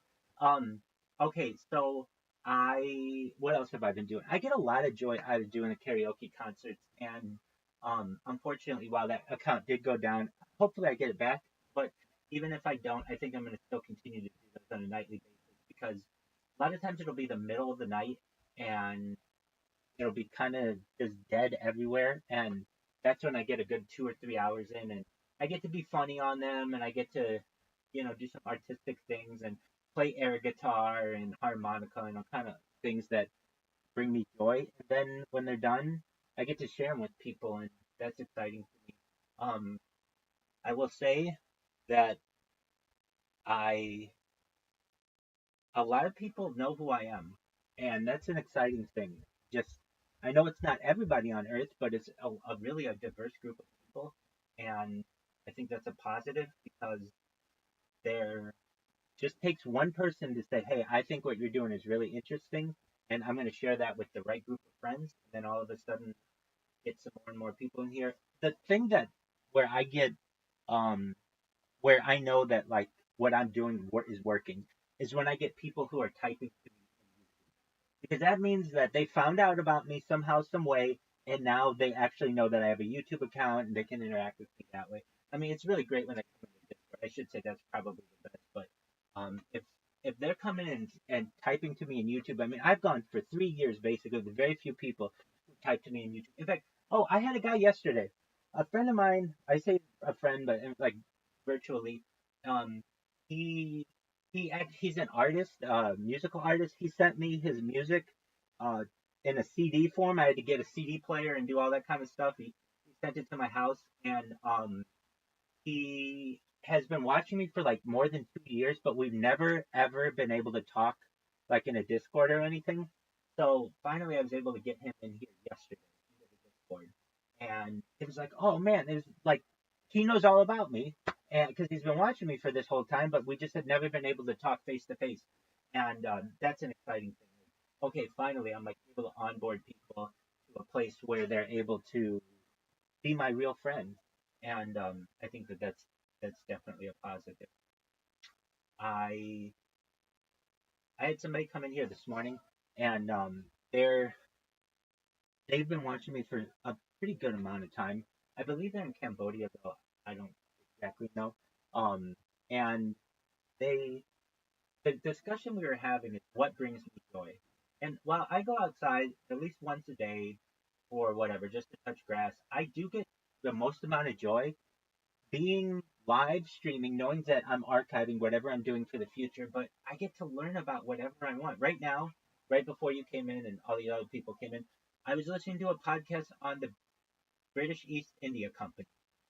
And that's just like when I get to learn, that brings me more joy than really anything in the world, or a lot more than many. I like to teach as well, but I like to learn. That's really exciting to me. And I was explaining that like if you took a person who was in 1920s America and you said like 100 years ago, 1924, and you said, all right, so what do you do for entertainment? And they'd be like, well, I put on a suit and tie and I take, I go to the the local movie theater that is just showing silent movies, and I have to deal with people smoking and coughing and babies crying and all this other stuff. And really, I think if you had the ability to talk to that person, you'd say, you can in the future do all of that from the comfort of your own bedroom and in your pajamas. You can eat whatever you want, and everything's free. You don't have to pay for anything. They would say, sign me up for that. So I really think that I'm just taking advantage of some technology that people don't, really realize how valuable it is, especially when it comes to YouTube. YouTube is one of those things where if you have any question on the world, you can watch a documentary on it or 10 in a playlist and be an expert in it within in a couple afternoons or so. That to me is an amazing gift. And I do what I can to take advantage of that while still, getting some rays every once in a while and touching grass and talking to people with whom I live and having some real world interactions. But truthfully, I think that I I get great amount of joy knowing that not only am I learning, but then while um I'm learning while archiving my learning so that people will be able to learn from what I learned in the future. That's a really cool thing. All right, I know I've been blabbing a lot. Are you done with brushing your teeth? Yeah. Amazing. Amazing. What's on your agenda for today? I have plans to decorate my aunt's Christmas tree. She can't walk, so I'm doing it for her. That's amazing. Um, So, is that something where you have like you do like ornaments and? Yeah, her stuff. Christmas tree. Yeah, I'm also decorating my Christmas tree today. So I can show you. absolutely. I've decided to use all pink decorations because I work in a funeral home, and when it was built in the 1970s, they have like pink carpet and pink walls, pink everything, curtains, like incredibly pink. Okay. And so all of the Christmas decorations were pink. Hey, what's going on, Jacob? And Bro, I see are you in the Mirage? Yeah, I am. Yeah, and I don't know if I'm live streaming in there right now, but yeah, I'm in there. Yeah, dude, I'd be live streaming too. Like, I'd be playing like video games, some like Discord call, like now to in the back. Absolutely. So you learned Yeah, about me so from Mirage? what?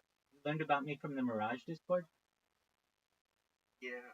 Excellent. Sophia, we're just going to put a bookmark in that conversation. We're on pink curtains from the 1970s. I'm listening to you, but let's learn a little bit about Jacob right now. So Jacob, you learned about me from the Mirage Discord, and you just were like, "Hey, I'm going to come check out what Rabbi's doing." Yeah. Excellent. I'm a streamer.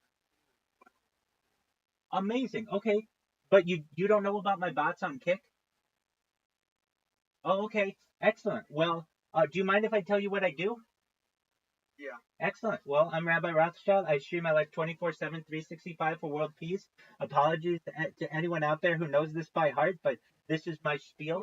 I don't want war anymore. I'm sick of people hurting other people, and I look forward to a day of world peace. And I do that through live streaming my life. I've been doing this live streaming on at least 8 different streams, 24/7, 365, for more than 3 years. This goes back to the pandemic. We've seen the death of a queen, the birth of AI, the coronation of a king, and everything in between. Some of the really interesting things that we talk about on this stream that aren't normally discussed in society are things like anti-gravity, antimatter, life extension technology, things like stem cells and human growth hormone, and perhaps the ability to use ambrosia therapy, the platelets of younger people for the benefit of older people, cryonics, cold shock therapies, perhaps nootropics, all kinds of really cutting edge, state of the art technology that we may be able to use so that we can expand our life expectancy greater than age 80, maybe 100 and 120. But then eventually, I think our bodies are going to start to break down. Jacob, has anybody ever told you that they don't think you're going to die? Well, I get like a lot of like, I'm like, I kind of hear that. Absolutely. I understand. Well, I'm the opposite of that. I don't think you're going to die. And if you do, Yeah, I don't think I'm gonna. there you go. Well, now that's 2 of us. And here's why. Eventually, we're going to be able to take your body and scan your brain into a computer using a type of technology known as mind uploading technology. And so that we get a perfect copy of your central nervous system, your peripheral nervous system, and we'll be able to upload that into a computer like an MRI or a CAT scan for later download as an android, an avatar, a cybernetic being, a cyborg, a clone of yourself, a robot, an ethereal being, whatever you want to be. So you'll be able to take your old body and do with it what you want and be able to live in a brand new body, perhaps for a digital immortality. It's a pretty interesting thought, Jacob. Is that along the same lines of what you thought? Yeah, and honestly, I'm gonna be honest with you. I thought you were just like, but Okay. that was what you just said. I appreciate it, and I appreciate avoiding the dipshit title. I'll tell you that some of the other things Yeah, that you're pretty well spoken. I appreciate that, Jacob. Some of the other things that we talk about, things that are really important, I feel, in society, alien disclosure. I don't know if you know, but within the last 2 weeks, there were congressional hearings on the UFO topic, and basically disclosure might be around the corner. I know that we've been saying that for about 75 years, but it's really looking more positive. When you have sitting Congress people asking experts, whistleblowers, about UFOs, so that's unidentified flying objects, UAPs, that's essentially unidentified aerial phenomena, USOs, which are unidentified submersible objects. All of these things are basically unexplained, and Congress seems to be open to want to have hearings on these things. That's really, really exciting. And once we start to explore that world, the sky's the limit, because then we start getting into extraterrestrial alien races. We start getting into the topic of perhaps humanity was seeded here, like a zoo. We're like a human zoo, or we're like a biological zoo. Uh, we get into the topic of being able to perhaps uh, get into space tourism and terraforming other planets, and then eventually into interstellar travel. And those are all really important things to me. But we'll be dead by then, right? No, because we'll have life extension technology and mind uploading technology, so we'll be able to live hundreds of thousands or millions of years, if not billions of years. Dude, we don't even have robots yet that can replace workers. Yes, we do. We've had those for 70 years. It's called the Speedy system. The McDonald's brothers came up with it before even Ray Kroc was really associated with them, but it just wasn't implemented because people wanted to be served by other people. But yes, they have had, in fact, I'll show you right now, because this is a good point. We've already had this. So, with that being said, as you know, there are McDonald's or fast food restaurants that are fully automated now, but just look at this. McDonald's Speedy system. If you want to see what it looks like, it's very retro futuristic. But I'm not talking about that. I'm talking about like robots. Yeah. Yeah, exactly. Exactly. They have they have a burger flipper that is a robot that takes a burger and flips it. And the same thing, if you're familiar, I mean, with like Amazon, they've been using robots for nearly 20 years in their warehouses. If you're familiar with Boston Dynamics, they have these dogs that are currently being purchased by governments and certain law enforcement agencies for security purposes.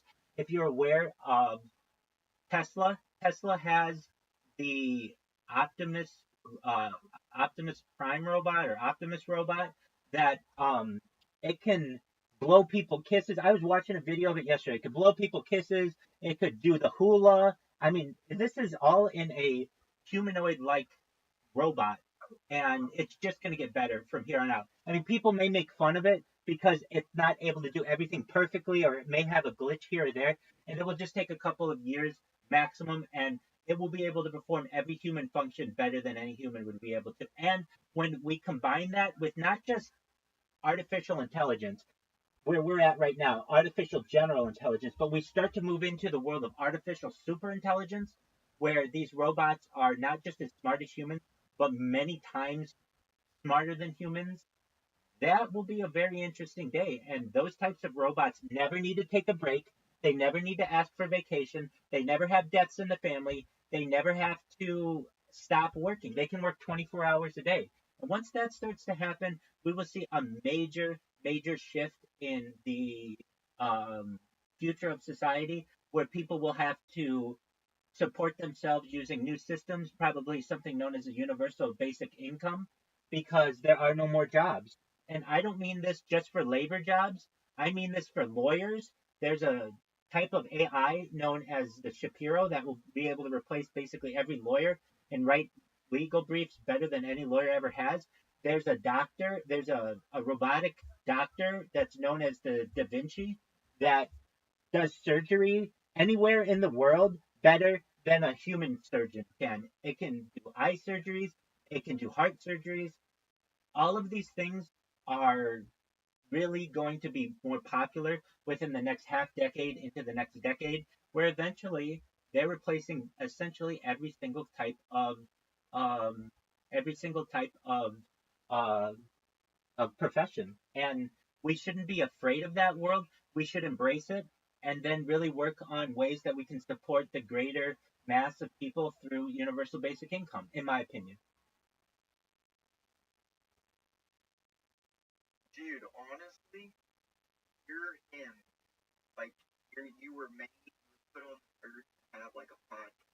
That was Well, thank you, Jacob. in a good way. In a good way. Thank you. I appreciate that. That means the world to me. Well, just know that I do this 24 hours a day with people all over the world, and all of it's recorded. So right now, I'm live on 8 different YouTube streams.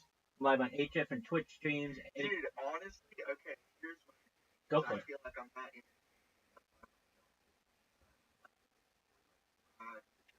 other things. Yeah, it's like they're not really talking about like interesting shit like Grammar is better. shit. Oh, thank you so much. Yeah, absolutely. Okay, Yeah, that's what I do. Is I play amazing. Amazing. yeah. All right, so I'm just going to read a bunch of hypothetical but moving into futuristic technology, and we can talk about them, but let me just roll through a bunch of them because it'll just open your mind to a whole bunch of things. Okay, here we go. Acne vaccine, anti-evolutionary drug, anti-prion drug, artificial gametes. Oh, these are all going to be biology. Artificial gills, so the ability to breathe underwater. If we give humans enough time, we will develop artificial gills so that we can have some kind of contraption to breathe underwater. Artificial supermitochondria, caries vaccine, de-extinction. I love talking about this. I can't believe I didn't mention it already. So the idea of de-extinction, when you hear that, people think like Jurassic Park and things like that. People don't know that de-extinction has already taken place. In the year 2003, the Iberian, the Pyrenean ibex was actually de-extincted, considered the first successful de-extinction. This was like a goat in northern Spain, southern France, that scientists were able to make a viable hybrid of and de-extinct it. Fast forward to the year 2021, a company started in Dallas, Texas, known as Colossal Bioscientific. They have a goal within the next 3.5 years to reintroduce the woolly mammoth into the Arctic Circle using adult African elephants. So basically, they're going to take DNA that we have found in glaciers from extinct woolly mammoths and develop embryos and use those embryos as fertilized eggs. Uh, uh, fertilize the eggs to create embryos, I should say, and then ensure those embryos are um, just uh, are inserted into African elephants, and they want to reintroduce the woolly mammoth in the Arctic Circle within the next 3 years, 3 or 4 years, and then after that, go ahead. Aren't you worried that that's just a little Jurassic Park? Well, we can get into that, but really, with enough time, that's just an inevitability. And I really think that that's an exciting future. Now, there's a big difference, though, between Jurassic Park and dinosaurs and the woolly mammoth, and we'll talk about that in a second.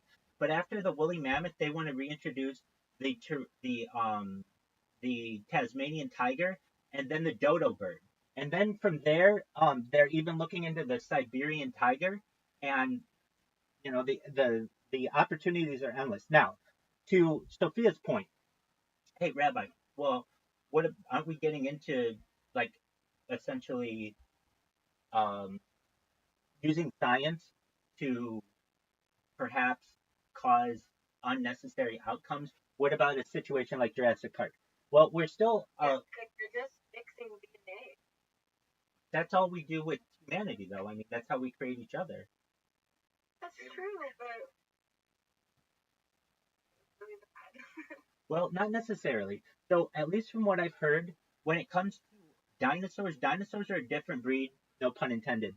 Um, so it's a lot easier to do animals to de-extinct animals that are more recent, like the woolly mammoth, the Siberian tiger, the dodo bird, because all of those, the Siberian tiger and the or the Tasmanian tiger, I should say, and even the Siberian tiger and the woolly mammoth were all within the last 10,000 years. The dodo bird just went extinct within the last perhaps 100 years. And the reason why is because of perhaps the house cat. Introducing the house cat to the continent of Australia meant that the house cat had to find stuff to kill, and it killed a lot of dodo birds. All right, but at what point do we get to Sophia's point to dinosaurs?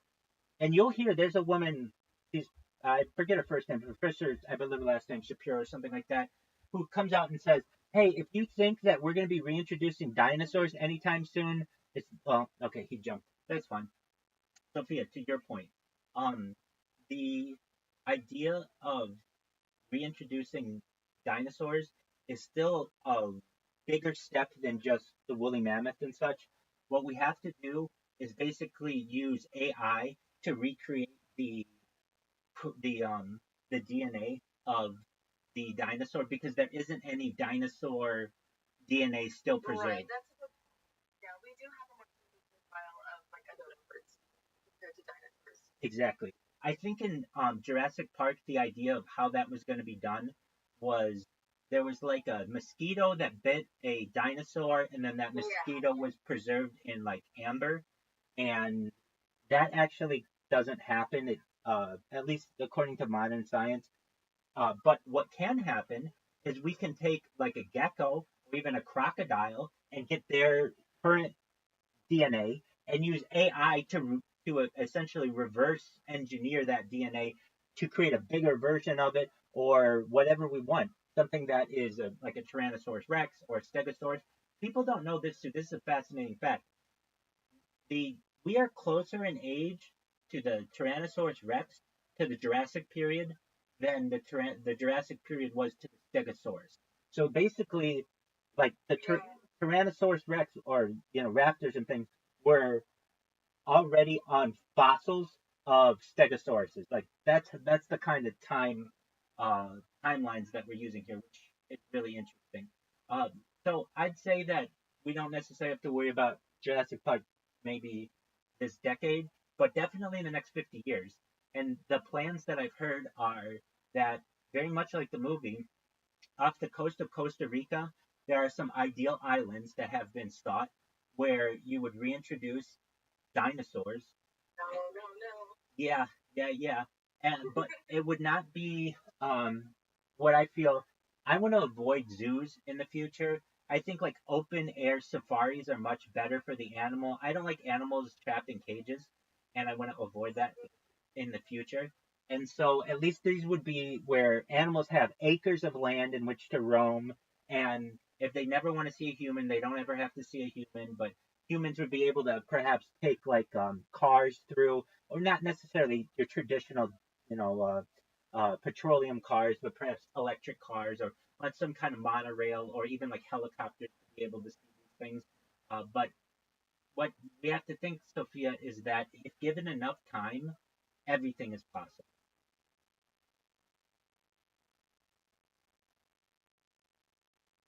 I just really like Jurassic Park. I did as well, and I I think that you'll be able to visit a place like that within your lifetime. We won't even have to do life extension or mind uploading. Where, Or I'll get a third story.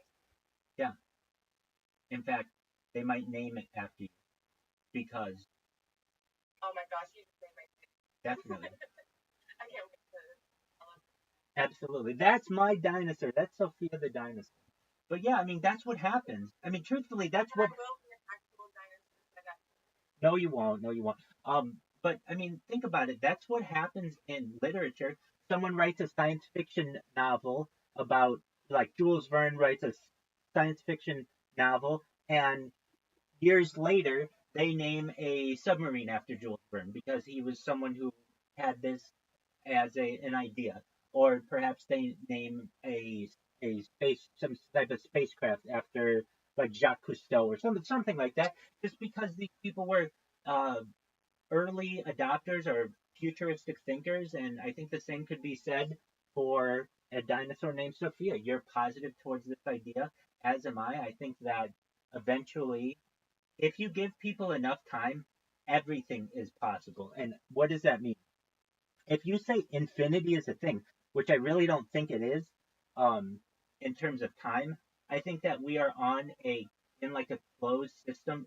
As I understand, the Earth, I'm sorry, the universe is about 12 billion years old currently, and it has a life expectancy of like 60 billion. We have another 48 billion years, which is a huge, huge, huge amount of time. That's enough time for the sun to expand to the point where it will engulf the entire Earth, and the Earth will not exist anymore. It's enough time for a black hole to eventually take over the entire solar system and eventually for the Andromeda galaxy. If you really know what happens in the future, is the Milky Way is not that big. It is in comparison to other galaxies, the Andromeda galaxy is going to come through us like a buzzsaw. And even though these seem like two really dense um, uh, at star clusters, there's so much space in the middle that eventually it may just the Andromeda galaxy may just absorb the Milky Way somehow. But we'll have to have gotten off planet by then, and hopefully we will have explored other planets. I mean, Sophia, if you really want to know, but there's this. I don't do this with everyone because they have to be kind of a high level thinker, and I really they've got to want to know all about this. But I know you are on the same wavelength. Okay, so let's take it like this. Sophia, I think you're a great person, and I'm gonna go viral, let's say, and I'm able to make all your hopes and dreams on Earth come true, and we're able to get world peace and all that other stuff. That's great. Okay, then what, Rabbi? Well, then we're going to start space tourism and terraforming Mars and terraforming Venus and terraforming Europa and all kinds of other planets and planetoids within the solar system. Okay, great. Then what? Then we're going to do interstellar space, where the next closest star system is Alpha Centauri, which is like 4 light years away, which isn't that far. If we're able to travel at the speed of light, then that's just 4 years there and 4 years back. So it would just be like 8 years of someone's life. Okay, fine. So we're able to explore all this cool stuff. Great. Well, eventually, you're going to be like, Rabbi, I've done everything that I wanted to do on Earth, on all these other places. Now what do we do? And I say, well, you go find a place in the universe that you like that's a nice, quiet little area, and it'll have a sun, perhaps, or a star, and planets. And I can say to you, I want you to make this your own sim world. Basically, you can put bacteria there and watch it grow, and eventually turn into from single cell bacteria to multicellular bacteria, and then eventually into like jellyfish, and then eventually into invertebrate, and then eventually into vertebrae, and then eventually perhaps start your own world, is what I'm saying. You can have your own version of humans, and you can control their actions by any way you want. Basically, did you ever play the game The Sims or like SimCity or anything like that? Yeah. It'll be just like that. And you'll be able to watch over it in your own way because you're not going to die. You'll have all of the abilities that you want, and you'll be able to have love stories take place and wonderful other things take place. And then eventually, you're going to get some civilization that is able to cause peace in their area, and they're going to advance and do all kinds of other things. And you're going to be able to say to them, okay, now it's your turn. You go find a little nook of the universe that you want to make yours, and they'll be able to start their own. And perhaps that's what happened here on Earth. When we talk about the Anunnaki or perhaps extraterrestrial civilizations, we have heard, at least from what I'm aware, when I learned this from like alien abductees and things like that, but we are seated here perhaps from an area known as Zeta Reticuli. And Zeta Reticuli is located in Orion's belt, if you're familiar with that constellation. And um, who's to say that once that those people in Zeta Reticuli were able to cause peace and all the other things that we want here on Earth, if they didn't just find this little area of Earth and say, hey, somebody make this into your own sim world or your sim city or whatever. This is what we're experiencing. Does that make sense? Yeah. It's a big idea, but that's really how things would work. I'm actually familiar with the like at the very least of the brain in the back somewhere that got electrons being plugged into it. Okay, there you go. So um we we are basically just perhaps, as I understand, um so we can talk about the different types of civilizations. Really, it's type 1, type 2, type 3. Please provide me with the specifics of type 1, type 2, type 3 civilizations in terms of alien life. All right, so this is the Kardashev scale. Uh, have you heard of the Kardashev scale, Sophia? I haven't. Okay, so basically, there's a there civilizations are broken down into three different types. There's type 1 civilization, that's a planetary civilization. This is energy consumption. They harness all their energy available on its home planet. That's solar, thermal, hydro, wind. Characteristics: they control natural events on the planet, such as earthquakes, volcanic eruptions, and weather patterns. They have a global premature in terms of civilizations for the universe, but we're working towards them. So, alien life implications: a type 1 civilization would likely have a significant impact on the planet's environment and ecosystems.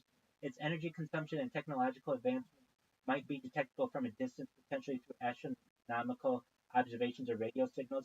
The civilization's ability to control natural events could have implications of the evolution and diversity of its own planet. Okay, now we're at type 2. That's a stellar civilization. The energy consumption, it harnesses the energy of its host star. So this is through perhaps something known as a Dyson sphere. What that is basically, you can just imagine like a bunch of solar panels around the sun that create a grid so that we're able to just absorb all of the energy of the sun as efficiently as possible. The characteristics are they control and channels all energy of its host star. It has access to vast amounts of energy, potentially allowing for advanced technologies and civilizations. Energy consumption is equivalent to the star's energy output. Example: a hypothetical civilization building a Dyson sphere around its star to harness its energy. Alien life implications: a Type 2 civilization would have a profound impact on its star system, potentially affecting the orbits and climates of nearby planets. Its energy consumption and technological advances might be detectable from interstellar distances, potentially through astronomical observations of radio signals. The civilization's ability to control its star's energy could have implications for the evolution and diversity of life in its star system. There's Type 3. This is a galactic civilization.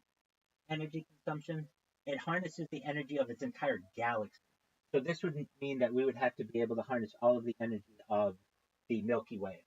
The characteristics are it has access to vast amounts of energy from its galaxy, potentially allowing for advanced technologies and civilization. Energy consumption is equivalent to the galaxy's energy output. Example: in a hypothetical civilization building megastructures of Dyson spheres around multiple stars in its galaxy. Alien life implications: a Type 3 civilization would have a profound impact on its galaxy, potentially affecting the evolution and diversity of life across multiple star systems.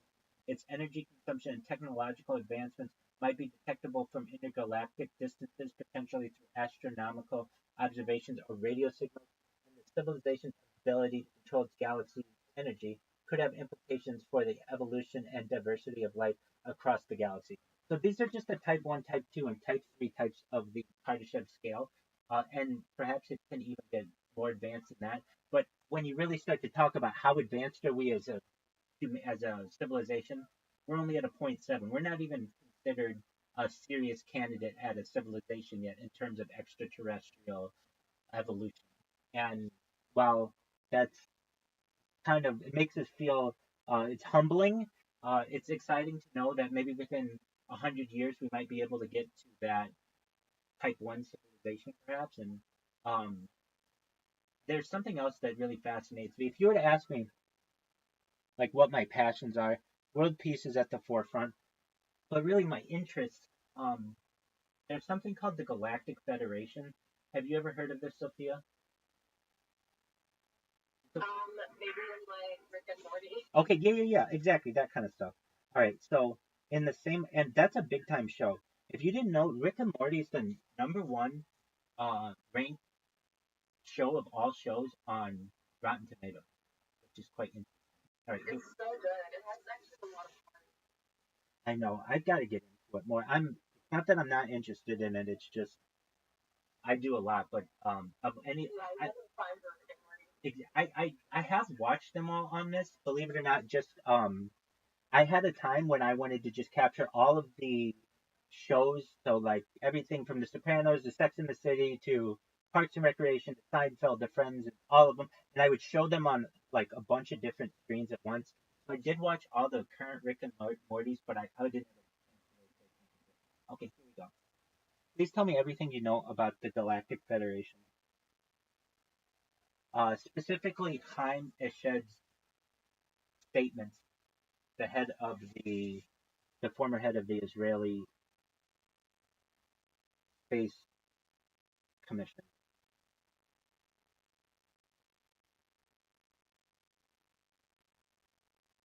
Okay, okay. So here we go. Um, Here are some of the key quotes and statements from Chaim Eshed's interview. The uh, let's see. Let me go to Judge. Give me a little bit better result. Please tell me everything you know about the Galactic Federation in bullet points. The Galactic Federation is a concept particularly found in discussions about extraterrestrial civilizations and interstellar alliances. While the specifics of the concept vary depending on the source, here are key ideas commonly associated with the Galactic Federation. The basic concept. So this is just in my terms. It's basically like a United Nations for space. Okay, but basic concept.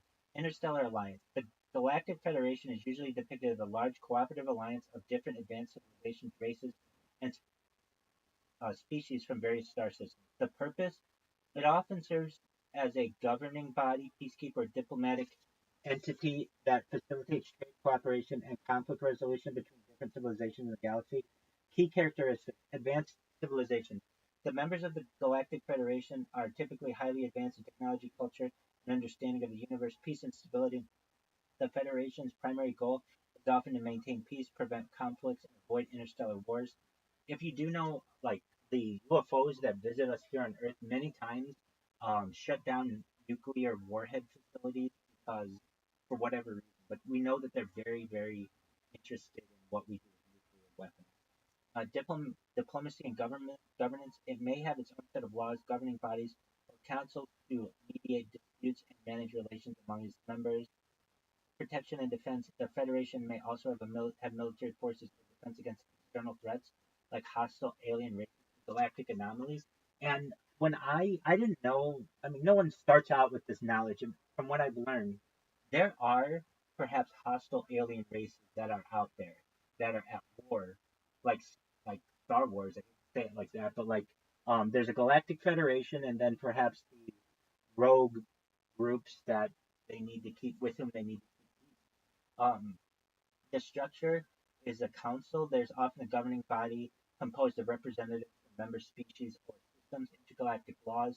The Federation may impose regulations and policies with issues like trade, resource distribution, and contact with less advanced civilizations. Uh, okay, so now we want to ask it, can you please tell us everything that Chaim Eshed talked about with the Galactic Federation?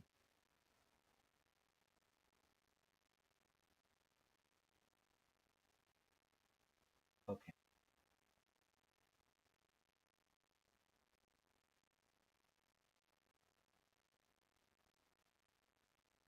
So what it says,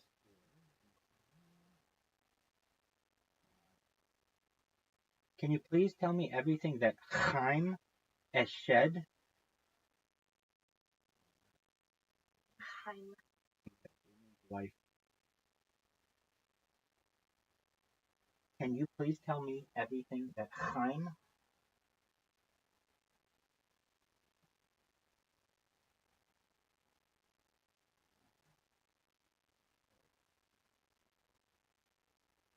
Chaim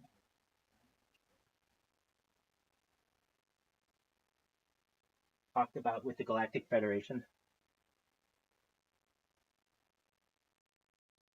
Chaim Eshed, a retired Israeli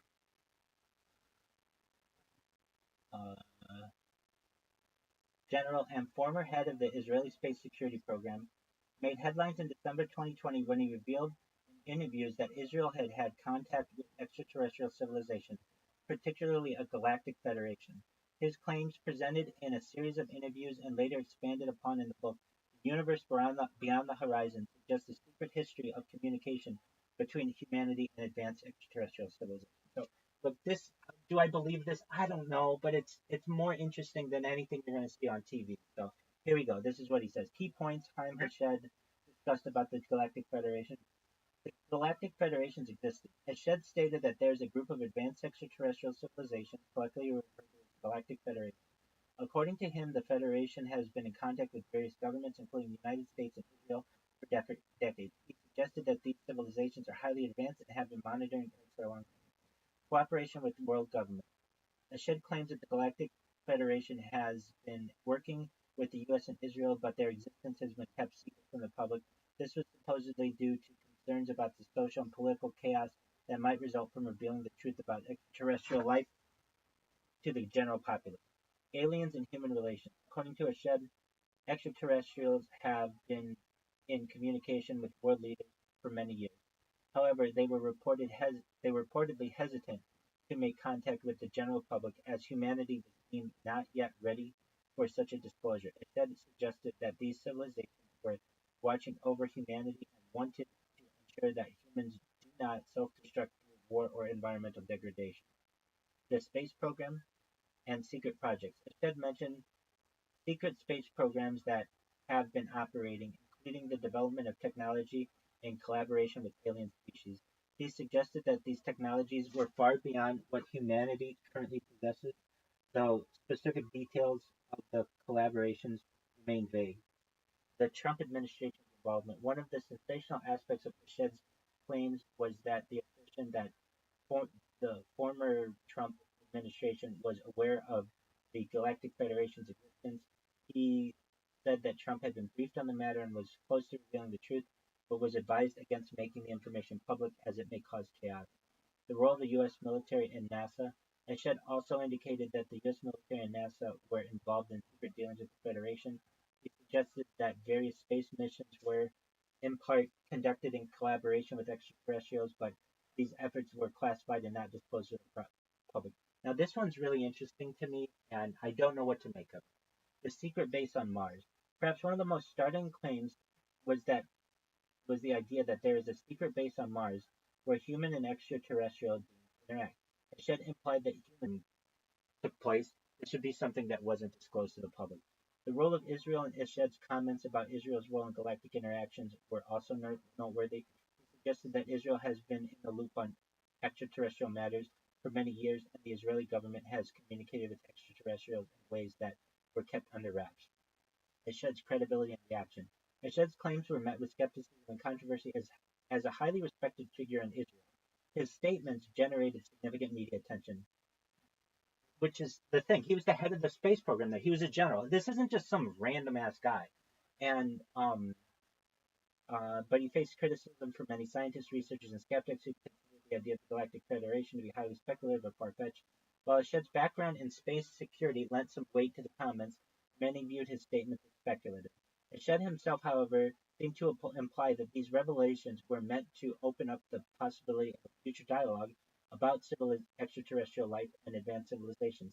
His comments, in essence, were part of a broader narrative about the need for humanity to expand its understanding on the universe and open the possibility of life beyond it. I have this timeline that I like to make sure people on which are brief. Can you please provide me with a timeline of alien events after the July 1947 Roswell crash, including President Eisenhower meeting with alien civilization representatives at Edwards Air Force Base in California and Holloman Air Force Base, perhaps in New Mexico, regarding the exchange of alien technology for the ability to perform abductions.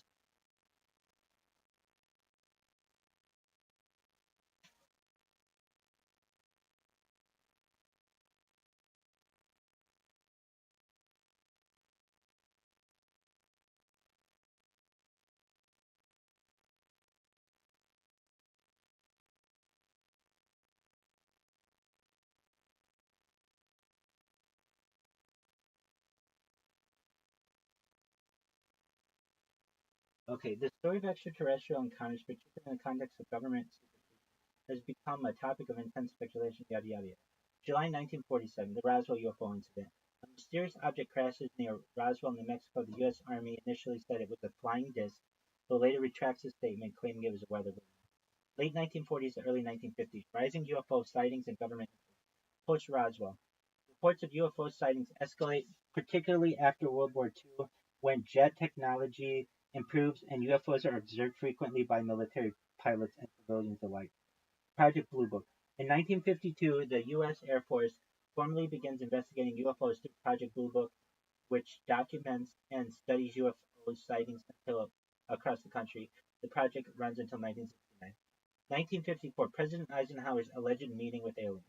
Claim. According to some UFO researchers, President Dwight D. Eisenhower met with extraterrestrial representatives in 1954, likely at uh, either Edwards Air Force Base or Holloman Air Force Base. Details. The story goes that Eisenhower met with the beings from from an alien civilization, often referred to as the Greys, to discuss a possible agreement. The supposed deal allegedly involved an exchange of alien technology for the ability to abduct humans for scientific experiments. Interpretations. Yeah, here it is. Some believe that the meeting resulted in a treaty or pact called now they call it the Greada Treaty, but I know it as the Grenada Treaty or Eisenhower Agreement, which gave the U.S. government access to advanced alien technology while extraterrestrials were granted the ability to conduct abductions and experiments on humans, typically in exchange for non-interference. All right, so with that being said, I mean, if you take what we've seen history up until about World War II, it was very like steampunk. It was very like mechanical and had gears, but it wasn't all that much electric until we start getting past World War II. Then everything starts to become electric. We get the creation of the let me just give you the list. It's in yes. So please give me a list of alleged reverse engineered alien technology that was gleaned from the Roswell crash. According to Major Philip Corso, including night vision technology from alien eyes and the computer transistor and other stuff like that from Bell Laboratories. Give me a list of 15 different things, please.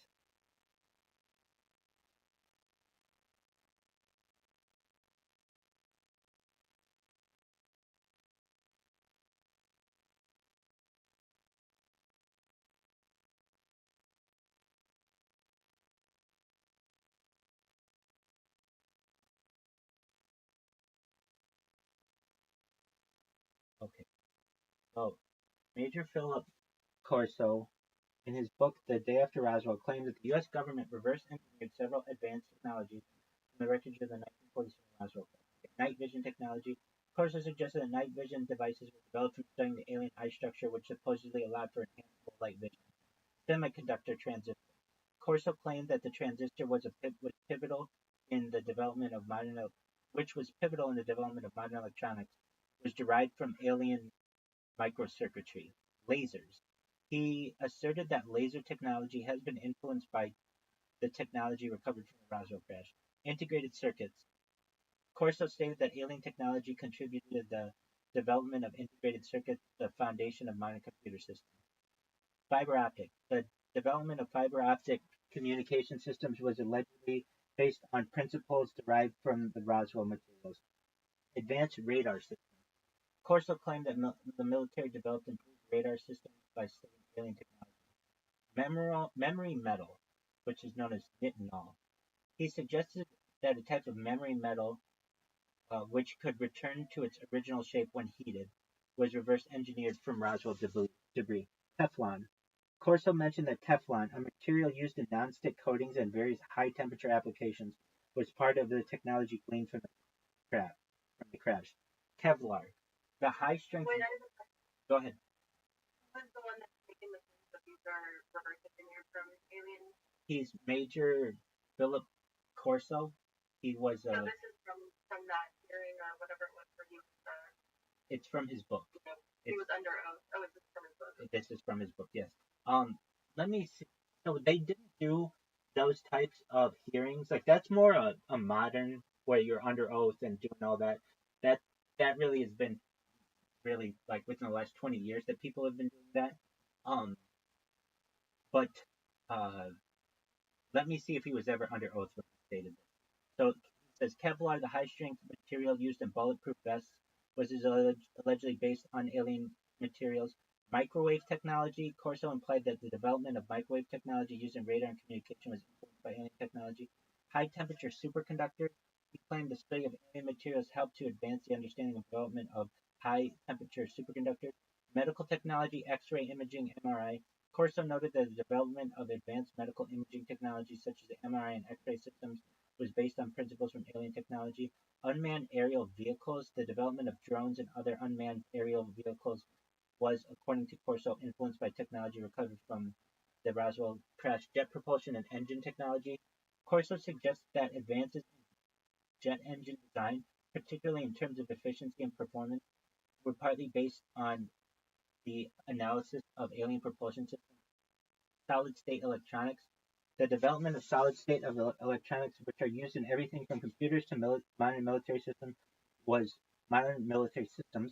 allegedly improved by applying insights gleaned from the Roswell wreckage. Okay, so that's 15 things. Now let me see. Major Philip Corso wrote the book the day after Roswell. Was he ever put under oath, or what was the most amount of pressure he was put under to be able to ensure the legitimacy of his claims? Major Major Philip Corso in his book The Day After Roswell, which was published in 1997, claimed to have been involved in the reverse engineering of extraterrestrial technology recovered from the 1947 Roswell crash. Corso alleged, okay, Corso asserted that he helped guide the transfer of technology to private industry and military, which he suggested led to technological advancements like integrated circuits, lasers, and fiber optics. Under oath. Corso was never officially put under oath regarding his claims. His assertions were primarily made in interviews, public statements, and his book. He did not testify under oath in any formal investigation, such as congressional hearings. Keep in mind, they didn't do this back then. Let's see, such as a congressional hearing about the Roswell incident or the details in his book. His testimony was not the subject of legal scrutiny in a courtroom or similar setting. Pressure.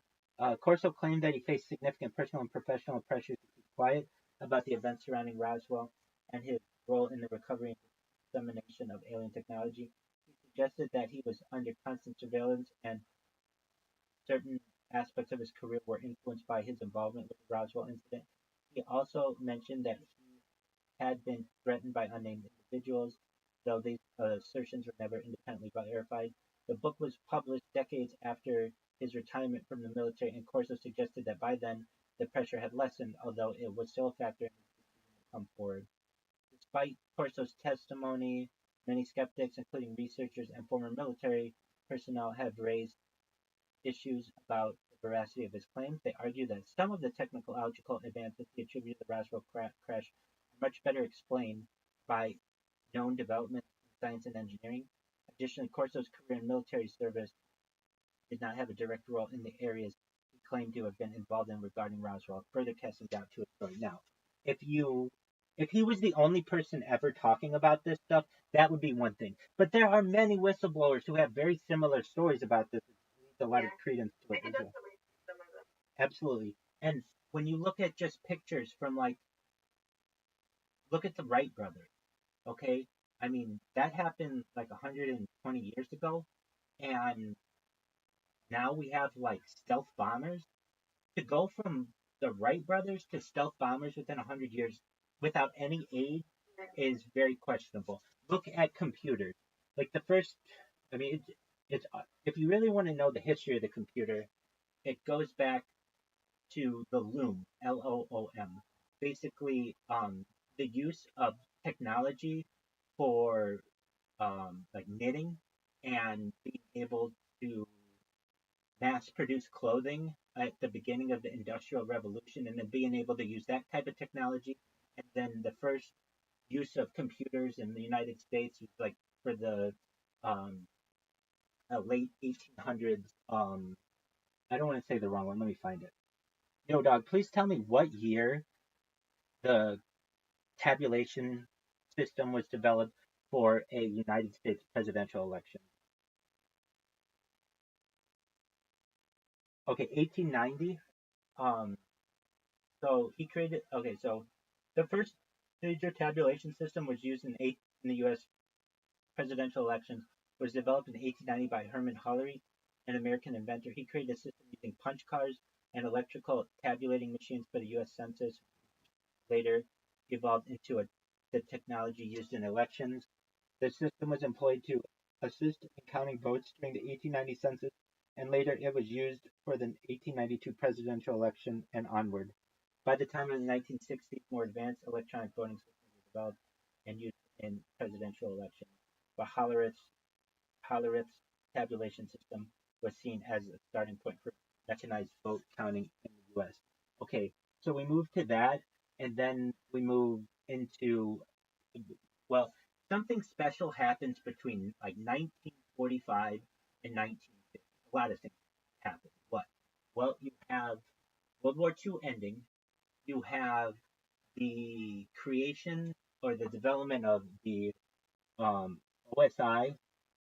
Uh, that's the Office of um, Strategic Intelligence. I want to make sure I have my acronym correct. Yo, now, can you please tell me all the cool stuff that happened between 1945 and 1950, including the creation of the CIA, the creation of Israel, the creation of the development of OSI to be the CIA, the creation of the United Nations? All of this stuff happened within 5 years. Can you give me a list of like 15 other things, or 15 things including this?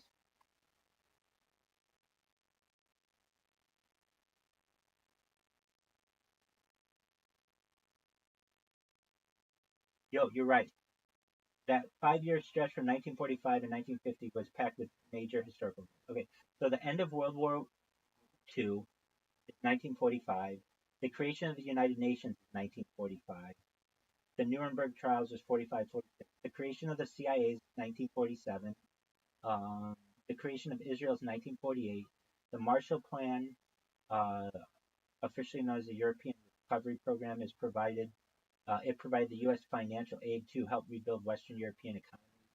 The Berlin airlift, in response to the Soviet blockade of West Berlin, the Allies organized a massive airlift. The formation of NATO in 1949. The Soviet Union tested first atomic bomb in 1949. We have the Iron Curtain speech by Winston Churchill. We have the Cold War that starts. We have the International Monetary Fund that starts in 1947. I mean, the big things that happened in 1947. International Monetary Fund was started. The World Health Organization in 1948. You have Israel that starts in 1948. You have the CIA, which starts in 1947. Secret and still slowly allow for soft disclosure to the public. So the perfect group to do that is the CIA. So basically, the Yoda, can you please tell me what the CIA was before the CIA? It was the Office of Special Intelligence, Office of Strategic Service, something like that. OSI or OSS. The Office of Strategic Services. It was a precursor to the CIA. The OSS was created in World War II in 1942, and its mission was to conduct espionage, gather intelligence, and carry out covert operations in support of the Allied war effort. After the war in 1947, the OSS was disbanded and its functions were transferred to the newly formed Central Intelligence Agency with the passage of the National Security Act in 1947.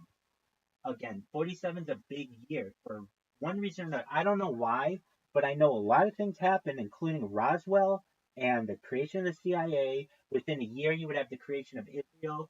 you'd have the United Nations basically getting a permanent home, and you'd have like NATO being created, the International Monetary Fund, a bunch of different things. Now, people may say, well, that's what's going to happen when you have the end of World War II. Okay, I get that.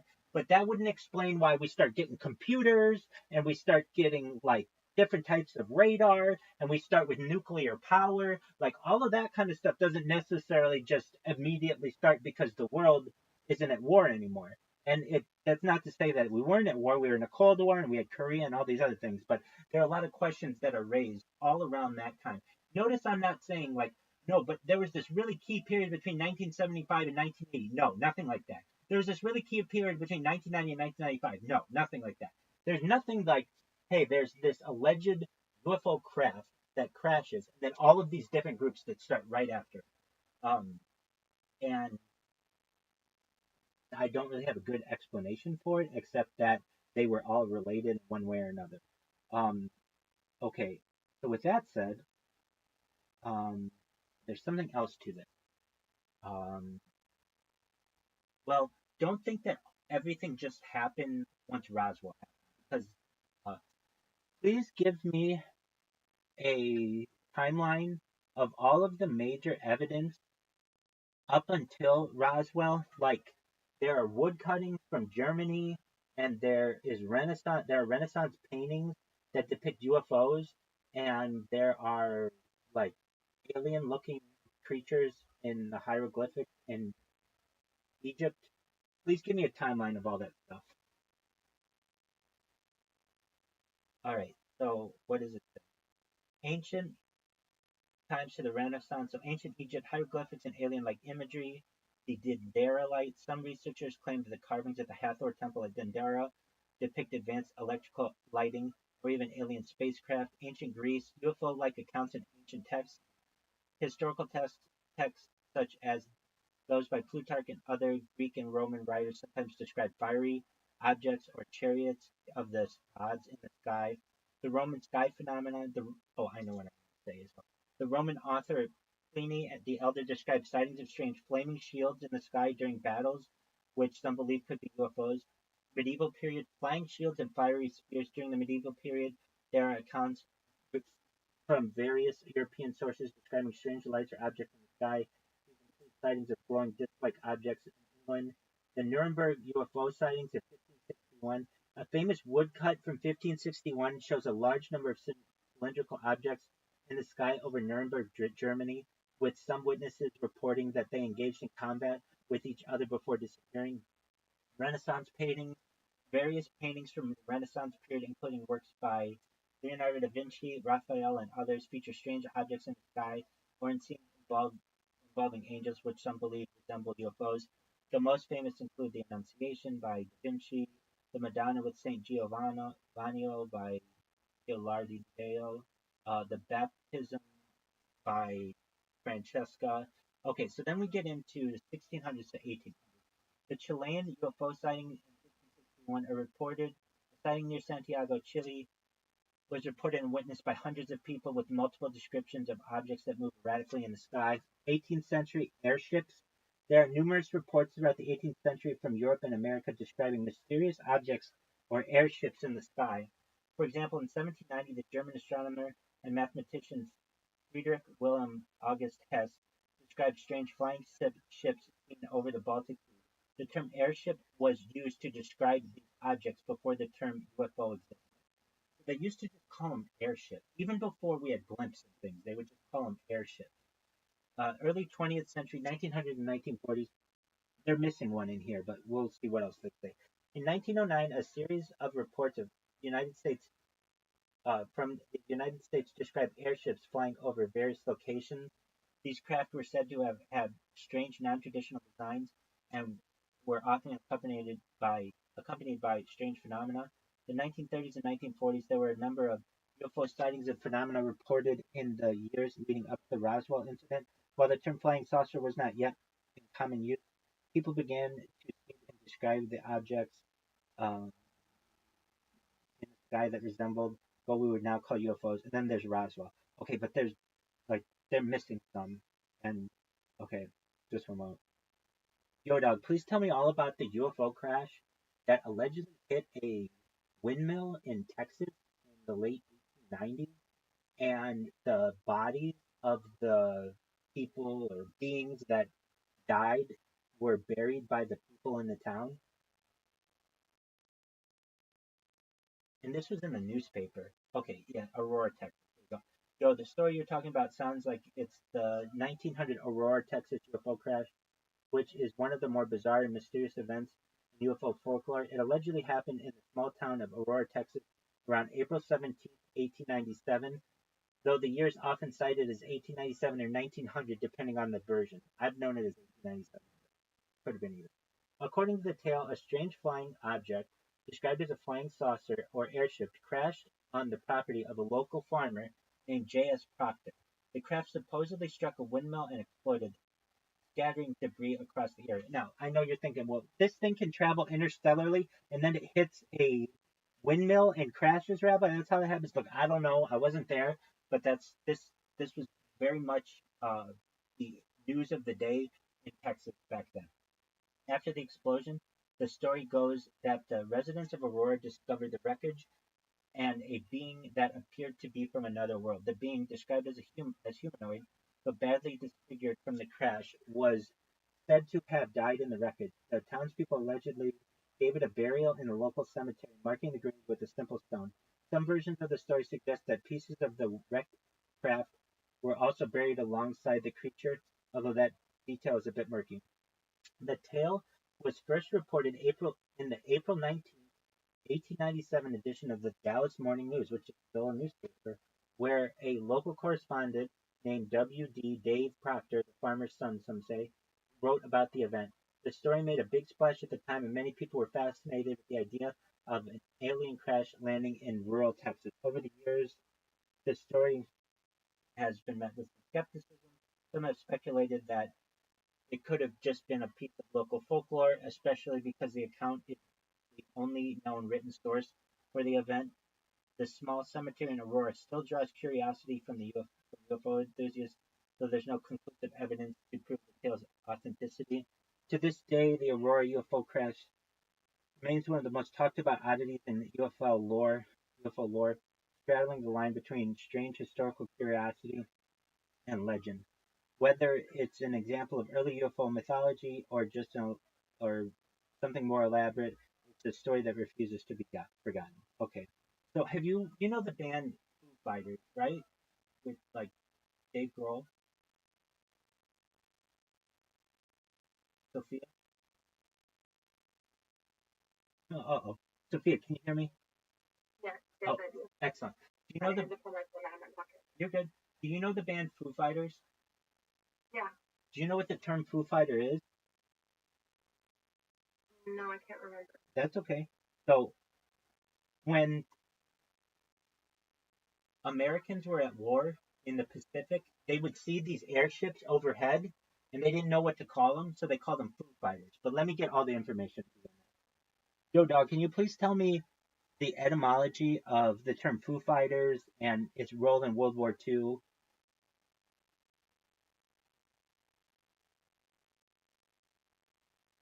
The term for Foo Fighters was originated during World War II and was used by Allied aircraft pilots to describe unexplained, often fiery or glowing aerial phenomena that they observed while flying. The term "foo" was a playful reference to the comic strip Smokey Stover, which featured the word "foo" as a nonsensical expression. The pilots, especially from the U.S. and British forces, saw these strange lights or objects in the sky, and not knowing what they were gave them the name Foo Fighters. The phenomena was described as small, fast-moving lights or shapes that seemed to follow or interact with aircraft.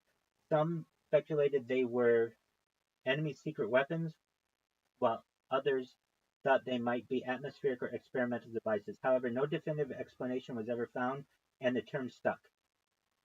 Interestingly, after the war, the term Foo Fighters gained a new life when it was adopted by the rock band Foo Fighters, led by Dave Grohl, in the 1990s. But originally, it was rooted in those mysterious World War II sightings.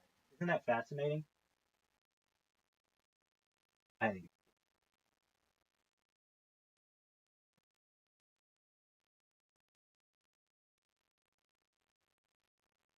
So that's some of the evidence that we have of aliens, and um, I mean, that's not really great evidence. The great evidence I can show you, but it's in documentaries, and if you have time for that, I can show them to you. But if you don't have time for that, we can hold it for another time. I don't know if you can still hear me, but let me know. I understand either way.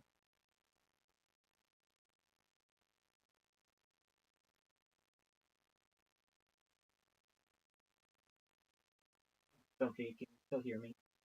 Yeah, I can hear you. I'm a bit checked out on the floor. Oh, okay. Well, you, I understand you're preoccupied. And I you, got your microphone from, so okay. Well, I was gonna say that, like, basically that's where we're at with. Well, hold on. We've got more to UFOs. That happened in the last 2 weeks. I don't know if ChatGPT is gonna say it wasn't updated this much, but we'll see. Yo, dog, can you please give me a bullet point breakdown of the 2023, I believe it was, UFO testimony before Congress, and also Lou Elizondo's 2024 disclosure in front of Congress in November 2024? Sure thing. Okay. Here's a breakdown of the 2023 UFO testimony before Congress and what we know about Lou Elizondo's anticipated 2024 disclosure. It already happened. Okay, 2023 UFO testimony before Congress. In July 2023, former military intelligence officers David Grush, Ryan Graves, and David Fravor testified before the House Oversight Subcommittee on National Security, the Border, and Foreign Affairs. This was part of the ongoing hearings to explore unidentified aerial phenomena, UAPs, and their potential national security implications. Key points: David Grush. Whistleblower claims. Grush, a former U.S. intelligence official, testified under oath that the U.S. government is in possession of non-human craft and bodies. He claimed there has been a secretive recovery program for UAPs, and these materials were being kept from Congress and the public. Cover-up allegations. He suggested that there was a cover-up within the U.S. government, blocking transparency about the true nature of UAPs and their origins.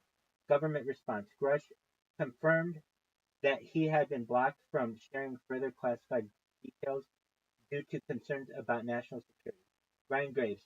Pilot experiences. Graves, a former Navy fighter pilot, discussed his personal experiences with UAPs and how they pose serious safety risks to military aviators. He argued that UAPs are a growing national security threat, emphasizing that there is still little understanding of their origin, technology, or intentions. And then David Fravor, Tic Tac UFO. Fravor, known for his role in the 2004 Tic Tac UFO encounter, shared details of the well-documented incident in which a U.S. Navy fighter jet intercepted an unknown craft displaying advanced flight capabilities, including sudden acceleration and high-speed maneuvers that defied known physics.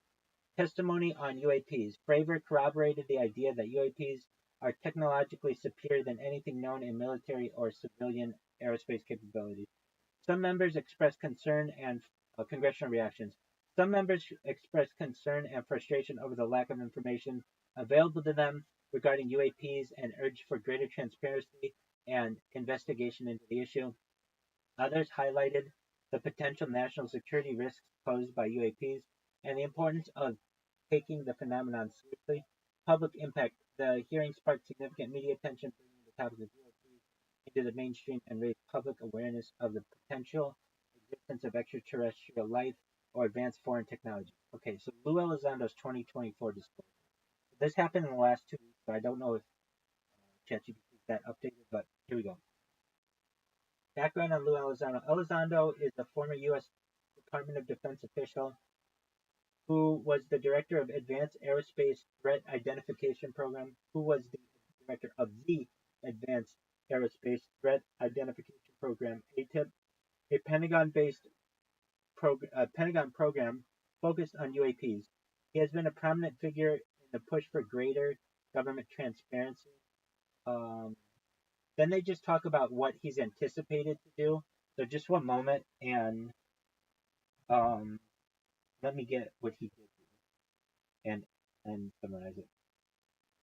Lou Elizondo article 2024 UFO disclosure.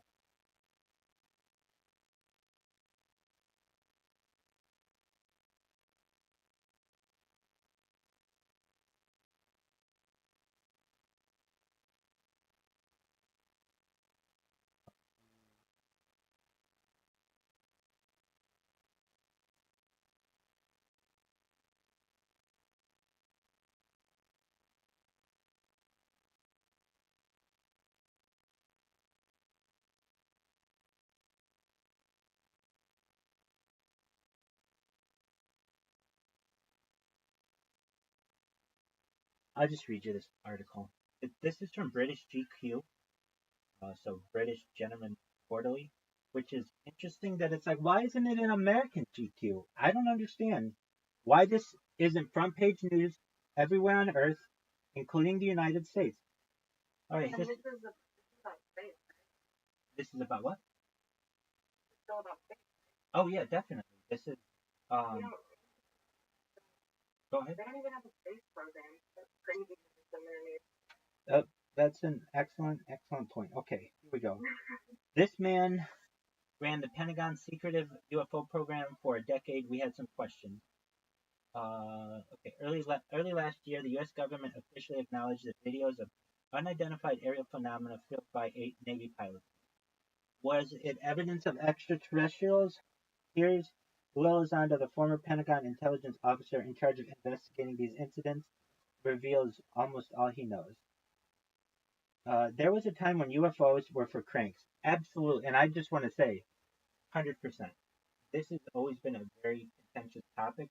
And even today, if you bring it up in common discussion, it's a crank.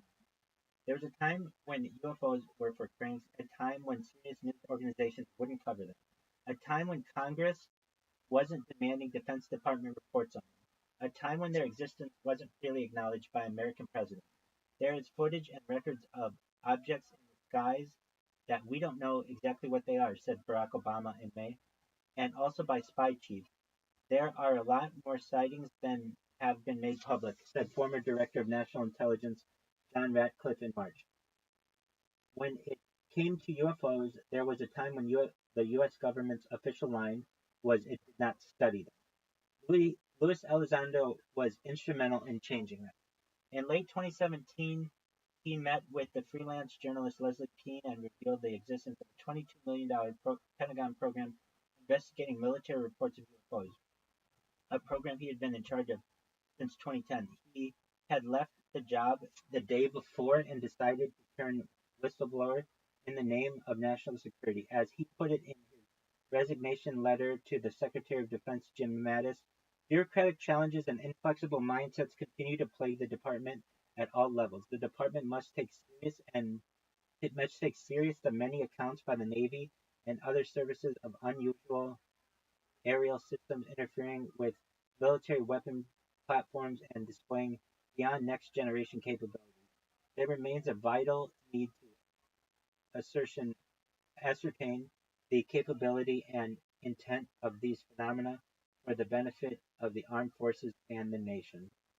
Keane joined forces with two other reporters, one from the New York Times, and on the 16th of December 2017, the story appeared on the paper's front page. It detailed Advanced Aerospace Threat Identification Program set up in 2007 to investigate unidentified aerial phenomena, or UAP, the term that has replaced the now stigmatized UFO. Many UAPs, the Times reported, appeared impossible to explain, lacking any visible means of lift, but able to travel at unfathomable speed. What's more, the story stated that Elizondo and his colleagues had determined that the phenomena they had studied did not seem to originate from any country. But the reader didn't have to take the Times' word for all this. There were videos. An ally of Elizondo's, former Deputy Assistant Secretary of Defense for Intelligence, Chris Mellon, had helped the reporters obtain footage shot from the cockpits of U.S. Navy fighter jets. One of the videos corroborates arguably the most compelling UAP episode ever to come to light. According to reports, it took place in November 2004 when pilots were flying training missions from the USS Nimitz aircraft carrier. While Squadron Leader Commander David Fravor was in the air, he was asked to intercept a mysterious aircraft. Upon arrival at its coordinates, what he saw was extraordinary. A 40-foot object resembling a huge white tic tac, and that had no visible propulsion system, rotors, wings, or exhaust plume. Yet Fravor says it was able to jam radar, react to his movements, and run rings around his F-18 Super Hornet fighter jet, turning so sharply that it was as if the UAP held no inertia before flying away faster than anything he'd ever seen. Simply put, it defied the known laws of physics. Not only were there multiple eyewitnesses, including another pilot who filmed the Tic Tac using the plane's targeting camera, this was the footage passed to the time, but the UAP was also detected by the radar of the nearby USS Princeton, an Aegis-class missile cruiser with state-of-the-art sensor system. In December 2017, Fravor also went on the record with the New York Times, and later in 2019, so did further Navy pilots who said that in 2014 and 2015 they encountered UAPs almost daily. The Times' reporting radically changed the conversation. After decades of ridicule and taboo, UAPs were suddenly a legitimate political and journalistic talking point. Elizondo ran with the momentum, discussing his work with the Advanced Aerospace Threat Identification Program, ATIP, on major TV networks and in tandem with the likes of Mellon, briefing officials behind the scenes in Washington, facilitating meetings between them and military members who had experienced UAP. Through keeping the story alive, he hoped to compel the government to finally establish a more transparent, coordinated, thorough investigation into the phenomenon. It hasn't all been plain sailing. In 2019, a Pentagon spokesperson called into question Elizondo's claim to have worked on ATIP. In response, former Senate Majority Leader Harry Reid sent a letter to NBC News vouching for Elizondo's story.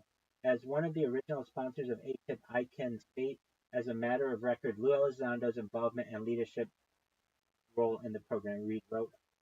Now, Elizondo's hopes for government action have started to be realized. On the 27th of April 2020, the U.S. Department of Defense confirmed the veracity of the Times' UAP videos and released them officially into the public domain.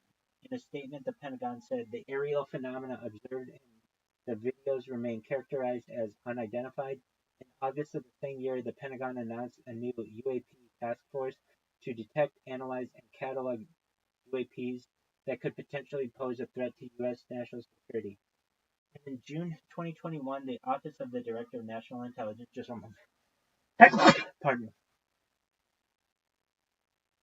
the Director of National Intelligence released a report to Congress about the government's work on the UAP issue. Of the 144 encounters studied, 143 of them could not be explained. That's interesting. Of 144 encounters studied, 143 could not be. It didn't blame extraterrestrials, but it didn't rule out that explanation. It didn't rule that explanation out. Inevitably, Elizondo has attracted considerable interest. There was a bidding war for his forthcoming book. He was recently named one of People's 100 Reasons to Love America in 2021, and he reveals to GQ that he's working on a new documentary about the UAP topic, although details are under wraps for now. But Elizondo says he's doing more behind the scenes as a disclosure advocate than ever before. In addition to his role on the advisory board of UAP think tank Skyfort, he retains high-level national security and is employed as a government defense contractor, although he is not able to say for what one he works. Just for a moment. This is incredibly long. Actually, it's too long for me to read. Let me find a shorter one. UFO Elizondo.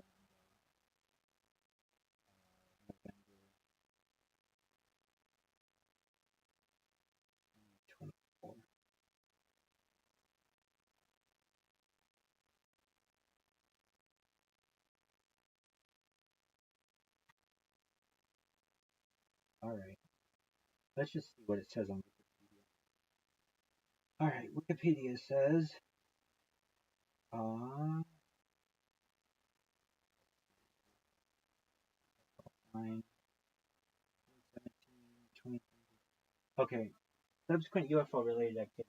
In the summer of 2021, Elizondo appeared on CBS News program 60 Minutes in a segment titled UFOs Regularly Spotted in Restricted U.S. Airspace, in which he was interviewed by Bill Whitaker. Elizondo believes UFOs, UAPs, might be from another dimension, and they might use hydrogen found in water to warp space-time, and that the U.S. government may be in possession of exotic material associated with UAPs. Elizondo was announced on October 30th, 2021 as a research affiliate to the Galileo Project, a program began by journalist Art Levine. Reported that both Elizondo and Mellon had lobbied in support of the National Defense Authorization Act, which included a provision to investigate UFO-related topics and to create the Pentagon's All-Domain Anomaly Resolution. Levine noted that Elizondo had become a lightning rod for some dangerous new rage that was overtaking some UFO believers and influencers. Then he published a book. All right, let's see where it talks about what he just did. No, not updated to it. Okay, somebody I know, I saw it with my own eyes. This guy did it, and actually, Caspian is the one who made me aware when it was on in front of Congress. Lou Elizondo, UFO, November 2020.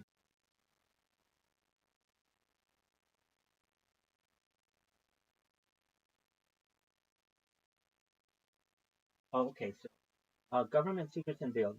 In a congressional hearing on November 13th, 2024, Lou Elizondo testified that the U.S. government had collected decades worth of images and videos of unidentified aerial phenomena unseen by the general public as part of the Immaculate Constellations program, crash retrieval program. Elizondo confirmed the existence of a covert group government program to retrieve and reverse engineer technology from crashed UAPs. He also revealed non-disclosure agreements limiting his statements and the secure storage of documentation within sensitive compartmented information facility, within a sensitive compartmented information facility known as an SCIF.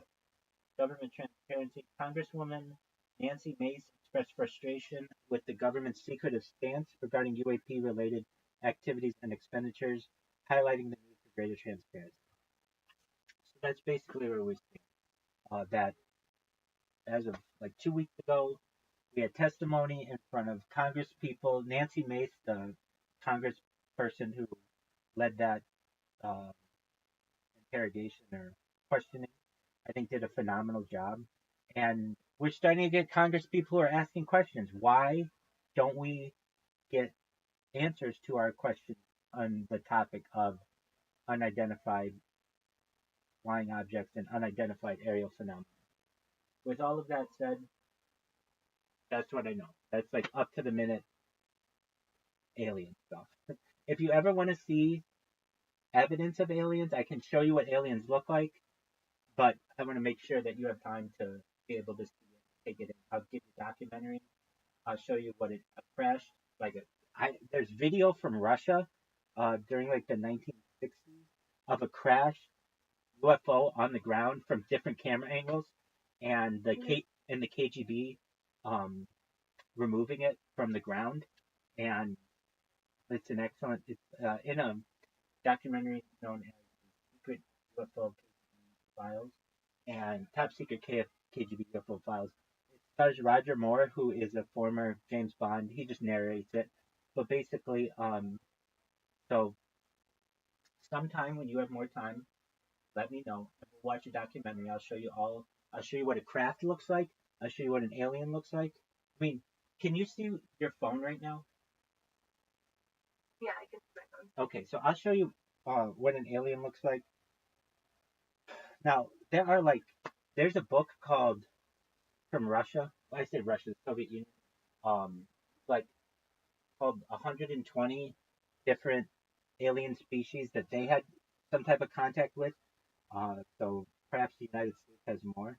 But here, okay, so Yo Dog, can you please tell me everything you know about Skinny Bob the alien?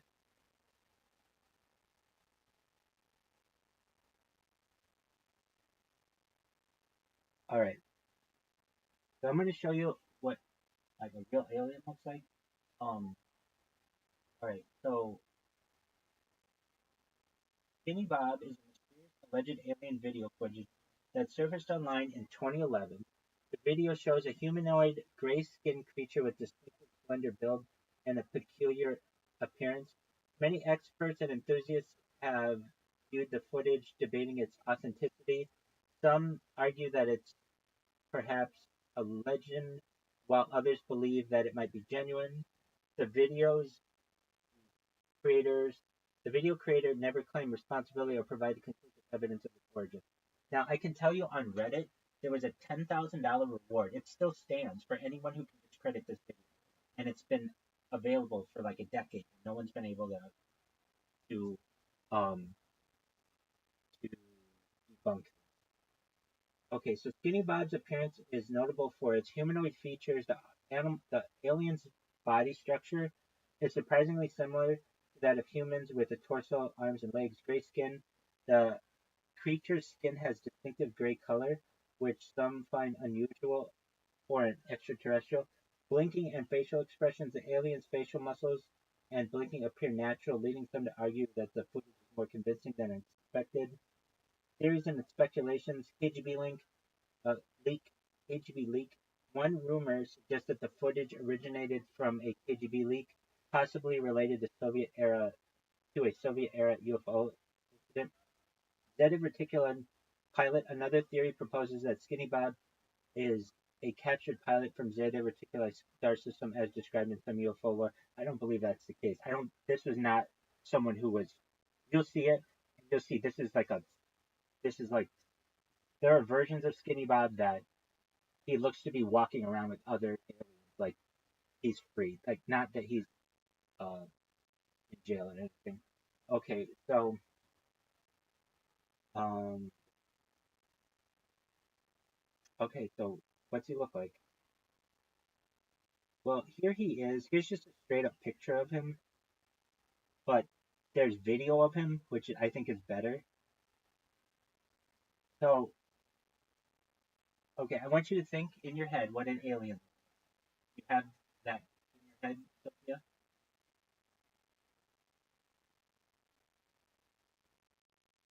Yeah, I do. Excellent. Now I'm going to show you what Skinny Bob looks like. Now, keep in mind, there's been a $10,000 reward for this. Nobody's been able to debunk it. But whether this is true or not, I'm not sure. But if I were to bet that of any of the footage that I've seen is legitimate, probably this one. Does that look like an? Okay. Does that look like what you had in your Right. head? Yeah, exactly. It's kind of what we have been uh, slowly trained to believe what an alien gray would look like. All right, so here's what he looks like moving around. Skinny Bob. It would make sense that that's like it would up against everyone's stories that have Exactly. happened Exactly. That they're all very 1980 or 1890s. exactly. All right, so here we go. If you can watch the screen as closely as you can.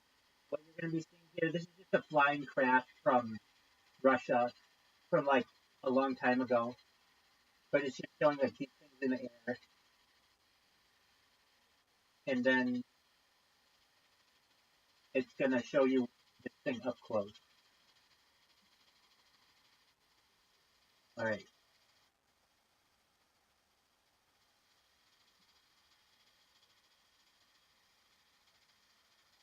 So there's something on the ground, like a body or something, but you're going to see it moving around. Well, you're going to see Skinny Bob.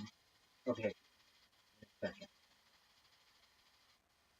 Okay, so here he is. You see him moving around. I mean, if this is a robot, it's a very good robot, and also does some walking. This is like what he looks like. He doesn't have 5 fingers. I think he has 3 or 4 fingers. But they're very long fingers. There he is blinking, and then allegedly there's like a video of these things. You'll see it, like walking up to the camera. There they are. So like they see that the camera's working, and then they start to approach the camera. Whether this is true or not, I mean, people could say, "Hey, that looks like what I've seen in movies too." I understand that. So go if you think it's fake. Go and disprove it and collect the $10,000 reward. I'm not saying that because it has a reward that hasn't been recovered yet, that it has to be true, but that does lead some credibility to it. So that's what an alien looks like, at least one of them. And let me look up this other stat. Um, might maybe.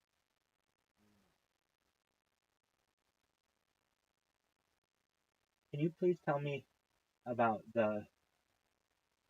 Pardon me. Can you please tell me about the book by the Soviet Union that's like 120 different alien species?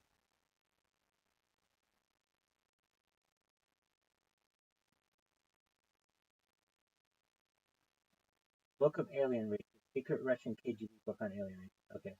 Um,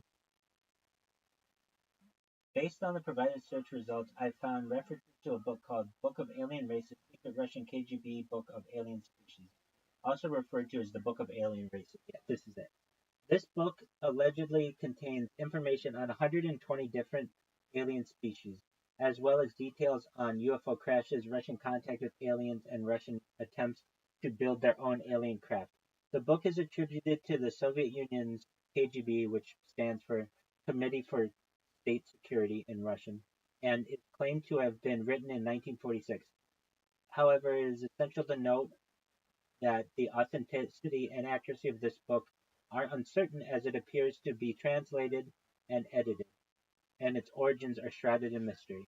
The book's contents reportedly include descriptions of various alien species, including their physical characteristics, abilities, and habits, information on UFO crashes and alleged recoveries of alien technology, details on Russian contact with aliens, including communications and interactions, Russian attempts to build their own alien craft and reverse engineer alien technology, and historical information on human alien interactions and inventions. Um, in summary, the book on alien races, secret Russian KGB book on alien species, is a mysterious and allegedly authentic publication that claims to detail 120 different alien species, UFO crashes, and Russian interactions with extraterrestrial life. Its authenticity and accuracy remain uncertain, and readers should approach it with a healthy dose of skepticism. I agree. I mean, I'm not saying that you take all of it as heart to heart, but you're not going to hear about this on the news. Not yet, at least. And I look forward to a day when that happens. There's enough right now that, Sophia, as you know, if we had 100,000 people watching me right now, we would blow the internet up with this information. Am I wrong? Yeah, you would. So all it takes is just the right audience, and we're going to go viral. And in addition to promoting a world platform, I think that we can integrate alien disclosure as well. I don't think we're that far away. I mean, it's arguably that it's already happened, and it's just the fact that it's not on the news is the only reason why people don't take it seriously. But it's starting to get more on the news. I was thinking about that scale that you were talking about earlier. Sure, the Kardashev scale. We're pretty primitive on Earth We are. in terms of it would make sense. I think it would be ridiculous to think that there would be no aliens out there at any time. That would be completely unlikely. Exactly. Impossible, probably. Exactly. Very close-minded. But yeah, extremely. However, it would be kind of likely that maybe they wouldn't know that we're here on such a large scale because we are extremely primitive. we're not mining the ores of other planets. We're not collecting resources from other planets and making ourselves known in that way. We're just keeping to ourselves at the moment. We're not putting out huge signals. That's correct. And so we have to kind of see this as how we study animals. Like, okay, so there's this island, maybe it's a remote island in, say, Oceania, and we're not studying this every single day. We don't have scientists there because there are so many other places for us to just to look in the Amazon rainforest and the Sahara Desert and the tropics of Southeast Asia. That why should we take time to investigate this one little island because they have certain certain organism that organism thinks that it should be important. So like this, if let's say there's an island where we can attribute to our familiarity, but in reality, there's the idea that we are studying those things, and they might not just know about it. Maybe we haven't studied. Pardon me? Can you repeat that again? That's very true. Exactly. And it really makes you think. I mean, I think for most of our lives, if you don't really get into this topic, you just don't research it, and so you just think that it's bunk. But then when you really, if you take a few hours and then get into hours, into days, and the history of it, you recognize that humans most likely are not the top evolutionary organism in the entire universe. Like you're saying, it's actually very closed-minded of us to think that way. And so then we have to say to ourselves, okay, if there are other things that exist, what are they? How far away are they? And what type of interaction do they have with people here on Earth? These are all, I think, extremely good questions, and these are mature conversations. If you ever see presidents or presidential candidates or political candidates, if they're ever talk, if they ever talk about aliens, they always make a joke about it, and that's one way that they can just dismiss the idea for another 5 years. And so they'll say, um, if I told you, I'd have to kill you, or they'll say, uh, what do you think I'm an alien? Do you think everybody's an alien? Do you think aliens rule the world? Yeah. They'll make jokes about it, and frankly, it's a very mature topic, and we shouldn't be afraid to discuss it. And I look forward to a day when it is no longer seen as you have to be a crank to believe in them, but you're a scientist. That's really what it is. It's science. Mhm. Excellent. All right.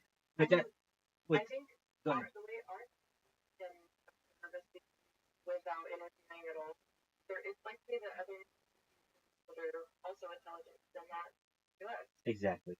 And there's the argument then, though, what about the alien abductee phenomenon? Like, if they could just view us in any way that they want, why do they actually have to make contact with us? And actually, last night, as I went to bed, I was just listening to alien abductees and and you really have to feel for these people because, I mean, I believe them, and so I think that they've just had some horrific um, interaction. A lot of times they have to do with, and well, here's a perfect example of how people um, dismiss this idea. Oh, alien abductees, like the people who have been probed, and the actual answer to that is, yeah, many times they have been. It's like, oh, well, why would they have to be probed? Well, in a man, if you probe the man, you can release sperm through his prostate, which essentially can give you his spermatozoa. And in a woman, you may probe her to be able to have access to her eggs. And the question is, well, if these things are so advanced, why aren't they able to do this without any kind of interaction? Why can't they just think about it and it happen? I don't have all of the answers, but it's a similar way of what happens with us and animals when we tag an animal in the wild and we see what's going on with it so we can study it. We will find a shark and we will tag it and let it go back and we'll see the different migration migration patterns. And that's to say that the same thing doesn't happen with humans. A lot of times people say to me, I hear it all.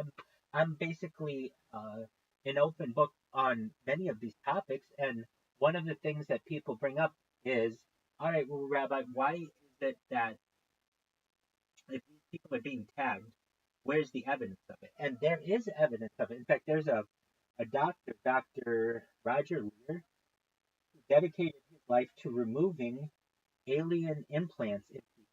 And I've seen the videos. These alien implants are metals that we don't find on Earth anywhere.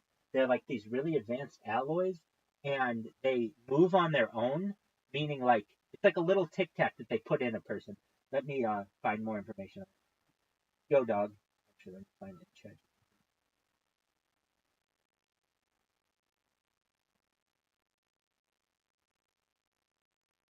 Yoda, can you please tell me everything you know about alleged alien implants? A lot of times these things look like Tic Tacs. Dr. Roger Lear had a major role in removing them from people. How many did he remove from people?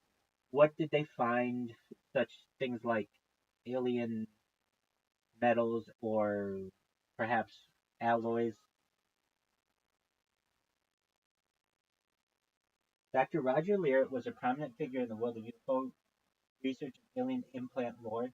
He gained significant attention for his work in removing alien implants from individuals who have claimed to have contact with extraterrestrials. Dr. Lear performed surgery to remove small objects embedded in the bodies of people, which often were described as being foreign and of mysterious origin.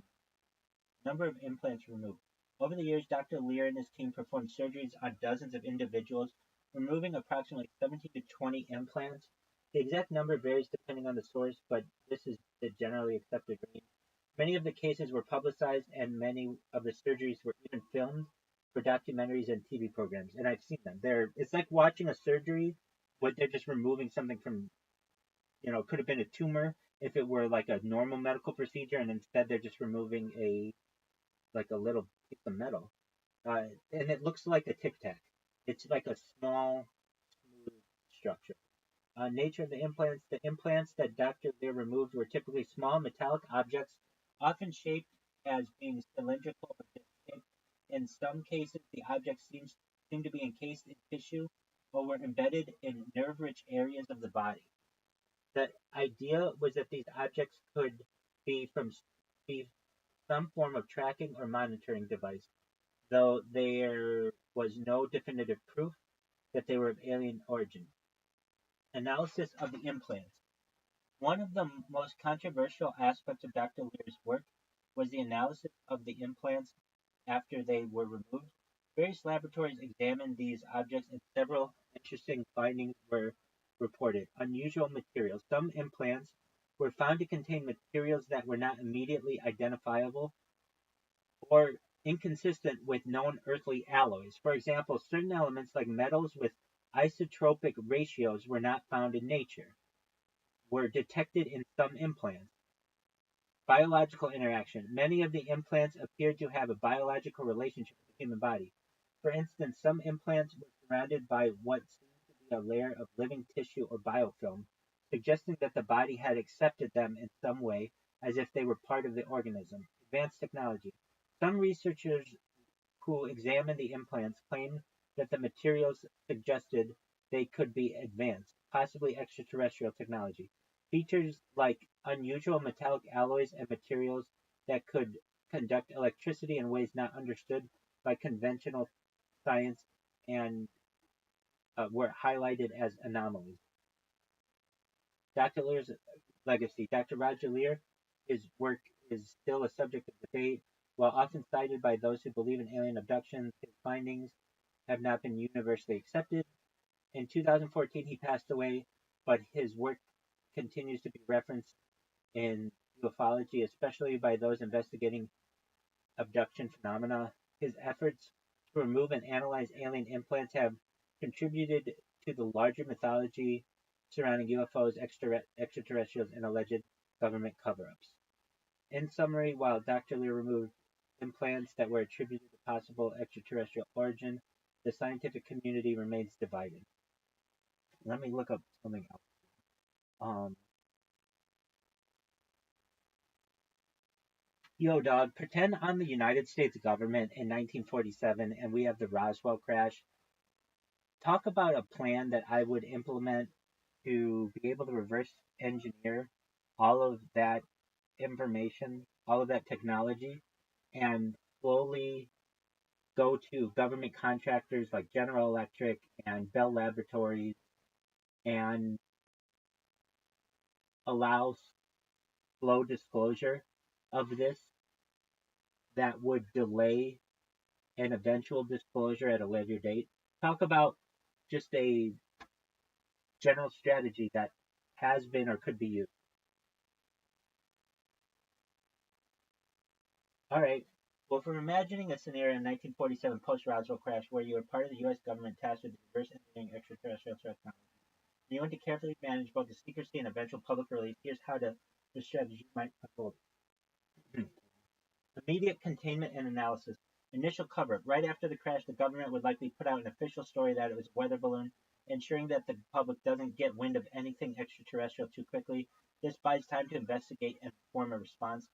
Secure the crash site. The military would quickly take control of the crash site, securing the records, the wreckage, and preventing any unauthorized access. The wreckage would be transported to a secret facility, likely something like Wright-Patterson Air Force Base in Ohio, which was historically rumored to be the UFO-related research, which still to this day is considered that.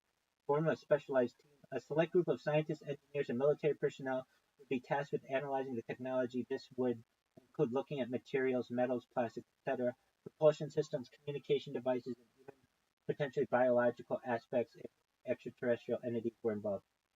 Top secret compartmentalization would ensure that only a few individuals or departments know the full extent of the findings. Reverse engineering and integrating with existing technology. Covert R&D, which is research and development. Covert R&D. Government contractors like Bell Labs, General Electric, and others would be brought in under the guise of top secret defense contracts. The companies would be instructed to work on specific aspects of the technology, the materials, propulsion of electronics, without understanding the full picture. This is similar to how military and corporate partnership work in classified projects. Technical fragmentation. Each contractor would be given pieces of the technology. For example, General Electric could focus on reverse engineering sources or power systems from alien technology. Bell Labs could tackle communication or computing tech, trying to understand the advanced algorithms or potentially alien signal processing techniques. Lockheed Skunk Works could take the task of building aircraft prototypes or studying propulsion systems for potential military applications. Low technological materials science and aerospace, which is all what we've seen alien interference. Controlled disclosure strategy. Slow leak of information. Public knowledge of UFOs and alien technology would be managed through the controlled release of information. Instead of full disclosure, you would leak small, less significant details of gauge public reaction using media outlets, scientific conferences, and government statements. These could include vague references to unidentified flying phenomena, perhaps linked to experimental aircraft or unusual atmospheric phenomena. Red herrings and disinformation. To keep the true nature of the technology hidden, the government might actively push disinformation. This could include the release of fake UFO files, government documents, and testimonies, all of which would make the public question what is real and what's a fabrication. By doing this, the actual reverse engineered technology could stay hidden behind a smokescreen. Whistleblower control. If individuals start to leak information, they would either be discredited, marginalized, or their stories spun in a way that casts doubt to their credibility. Controlled leaks could also serve as a tool to test public reaction and refine the overall disclosure strategy. Military and space angle. Use military needs as justification. The technological advancements developed from the alien tech could be justified as necessary for national security, especially during the Cold War. The space race, nuclear arms race, the military technology competition with the Soviet Union would provide ample cover to research that might otherwise be too advanced to explain. human space exploration and the missed opportunity. Um, let's see. Yada, yada. The big reveal, time disclosure. By the 1970s or 1980s, the government might start preparing for a large-scale disclosure event. However,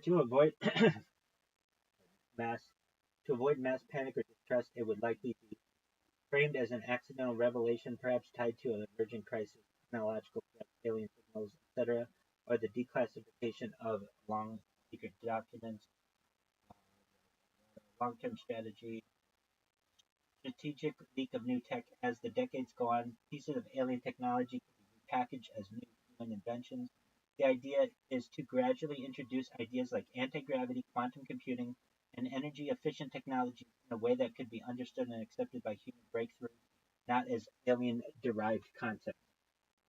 Infiltrating academia and industry to further control the narrative, select universities and think tanks would receive limited access to certain information to help validate the work and logical outcomes, yada yada yada. In some, this kind of strategy would be about gradual and methodical disclosure, keeping the real truth hidden beyond layers of secrecy, disinformation, and strategic leaks, while ensuring that the world is gradually prepared for what may be the most significant revelation in human history. And I think that's exactly what we everything that we just talked about for the last 2 hours makes it seem like they are using that strategy to its beat.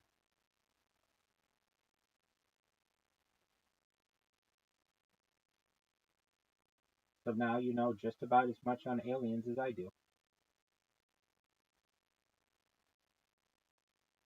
Well, I shouldn't say that, but you know the basics. I would say, like there are a lot of individual accounts that I know that that are just pretty general. But and like I was listening yesterday to someone. His name is Dan Burrish. He worked at Area S4 of Area 51, and like I like to learn about the science about these things. Like, do they die? Yeah, it does seem like they die, but it could be like they have a mind backup, like I talk about. Like their minds have already been uploaded, so if they die on another planet, it's fine. They can just be re-uploaded from the home planet, and it's no big deal. They just basically lose what has been referred to as their containers. Like the body is a container for the soul. These aren't my words; these are words that I've learned from UFO lore to some extent, and I think that that's the correct way of looking at it. That our bodies are essentially just containers for the soul from a scientific perspective. When we talk about the soul, I just mean your central and peripheral nervous system, basically the things that make you you in terms of your personality and your brain function. And um, so, what do you think of all of that, Sophia?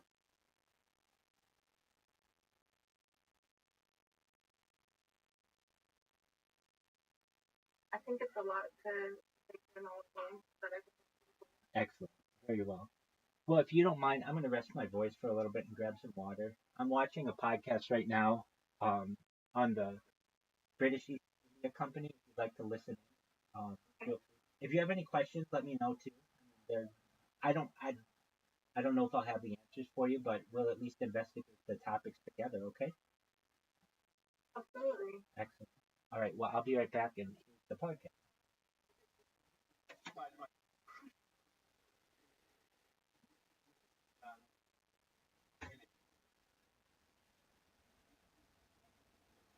They say that doing Well, this is so a dry strange. thing in 12.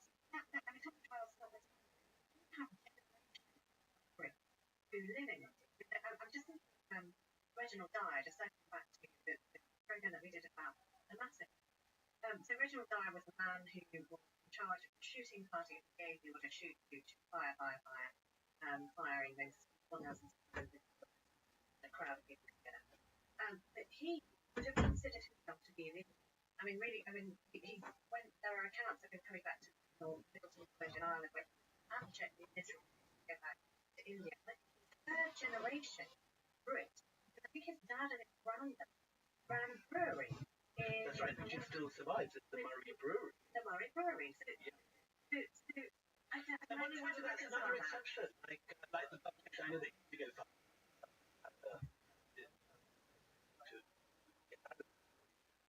they could pass on the indigo plantations until they went bust for other sun. But it's an interesting question then, whether there were exceptions. Well, exactly, and it happened with the diamond. So, yeah, it's happening again. You know what's wonderful thing about this? Familiar with the British East India Company?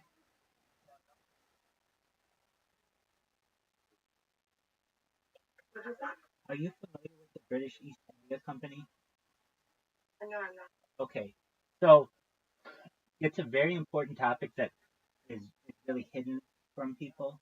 So this is the so people don't know that like companies were originally royal charters and they were limited because there was a fear that they become monopolies and you get the modern corporatocracy. So just one moment. And like you know what the American flag looks like, right?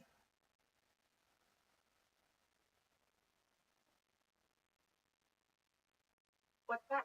You know what an American flag looks like? Yeah, I'm familiar. Okay. Well, the British East India Company had a very similar flag. In fact, the American flag is based off of this flag. So, do you see this flag? Yeah, okay. It's it's very similar. Now, also, people don't know this. Did you know that the Hawaiian flag actually has the um, British flag on it? And so these flags are all very similar. If you know, so this is the Hawaiian flag, which it's very strange that we have another country's flag on one of our state flags, but it's very similar. Okay, so the reason why the British East India Company is important is because it's what allowed the British to take over the world, including China and India and Africa and the United States as well. Just one moment. Please give me a brief history of the British East India Company.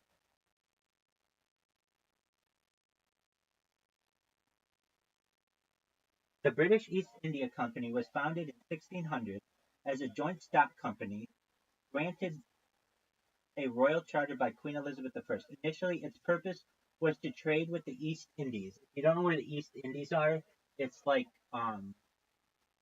well, it's like India and like Oceania, like the Philippines, and all of that.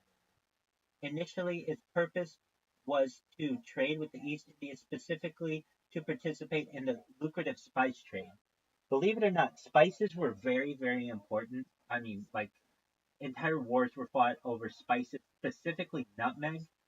Nutmeg is really only comes from like one island in the East Indies, and the Dutch and the British were always fighting over it. Over time, the company evolved into a dominant global player, exploiting overseas trade and becoming a de facto nation state. And this might be interesting. Do you know that you can get really, really fucked up, really high on nutmeg?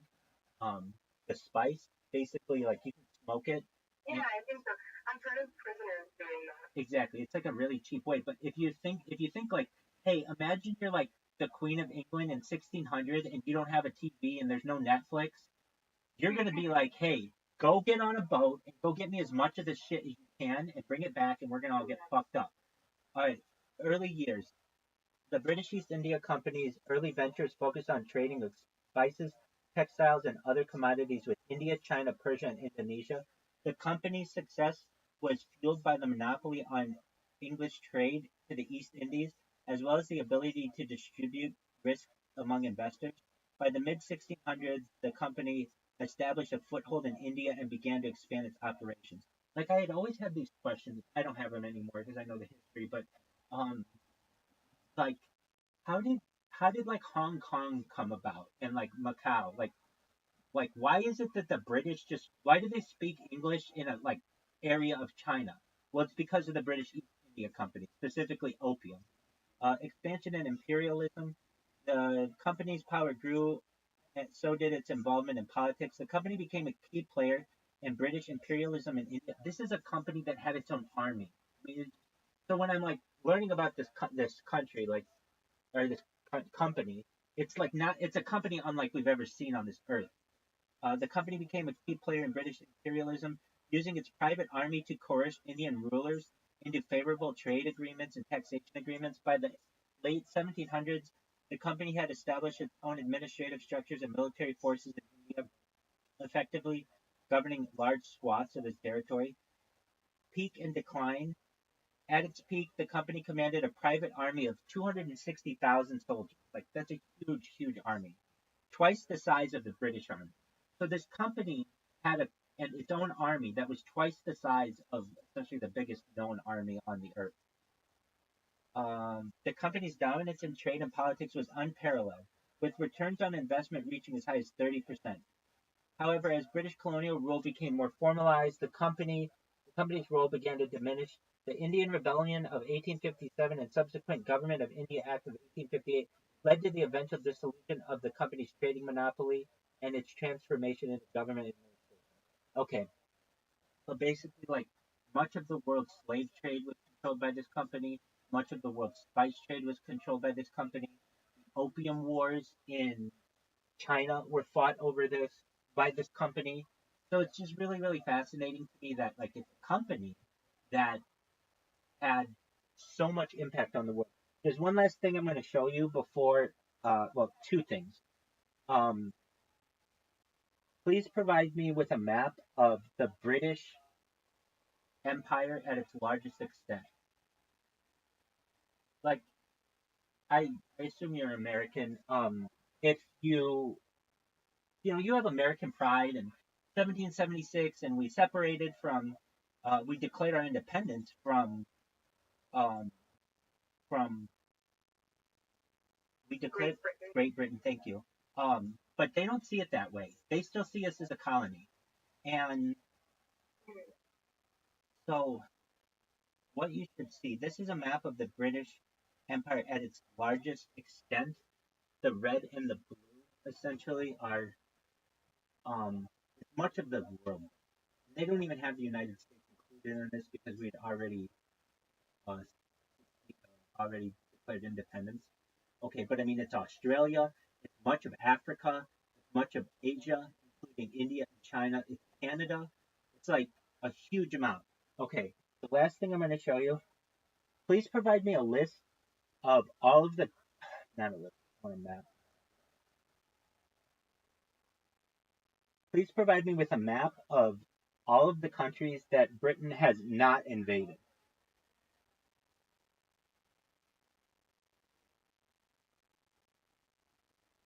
It's funny that that's the question you have to ask. Exactly.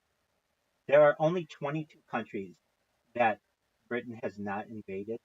Out of like, Exactly. Exactly. And so, I don't know if you can see, but everything that's pink on this map is what they've invaded. damn. It's basically the whole world over the course of the last 500 years. And it's this company that we're learning about that did it.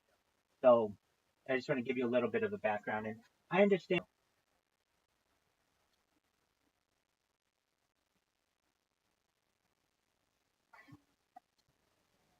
Sweet dreams, Rabbi. Thank you.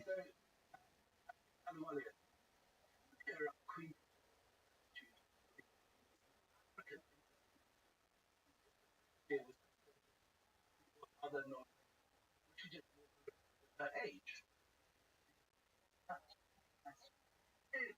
Yes, it's a Samara. It's what's her goal? And Queen Victoria had connections, or had connections to the past.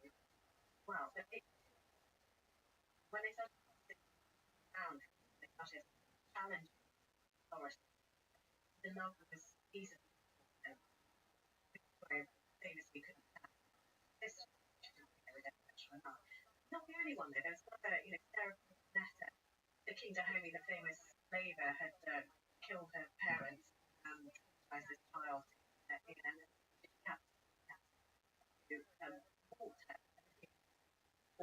Victoria. And Sarah thought that becomes a fine lady. Victorian court, a bit of an oddity, but, there's fondness there.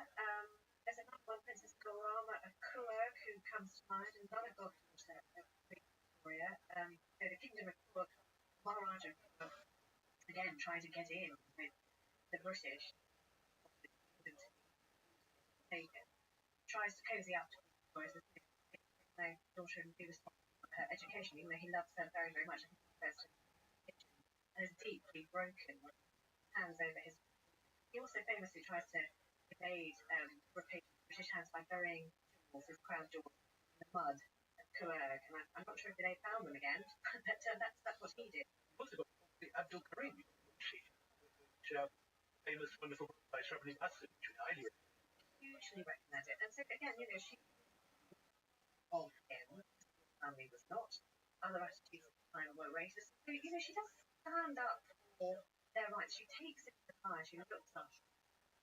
Her own father has a relationship, but it is limited by the willingness of the natives, put it that way, in terms of time to adopt Christianity. That's number one. That's a deal breaker. They have to embrace Christ. And also they have to be obedient.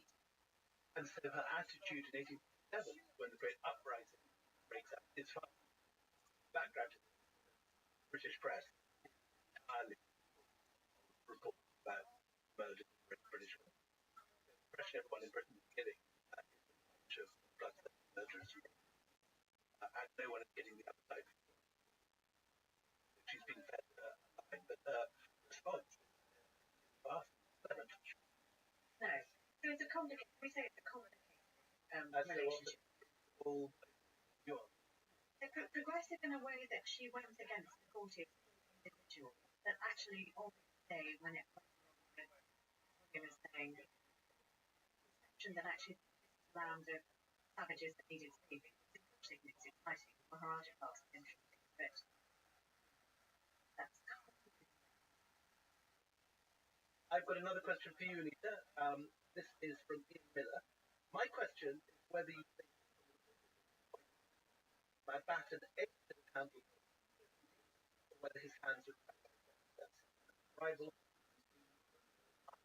The idea of a more orderly transition to our and the independence is more logical.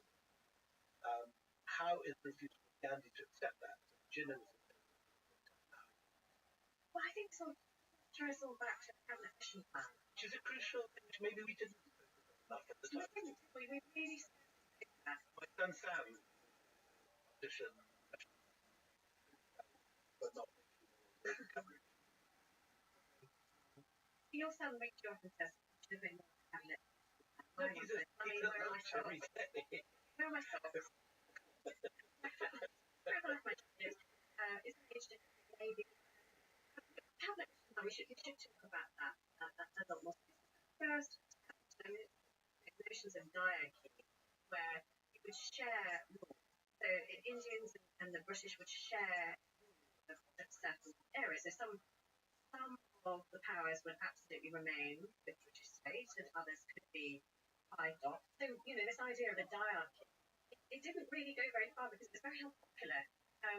In Britain, among those who said, why should we share any power with people who are capable of handling it, wielding it, and the Indians say, why should we?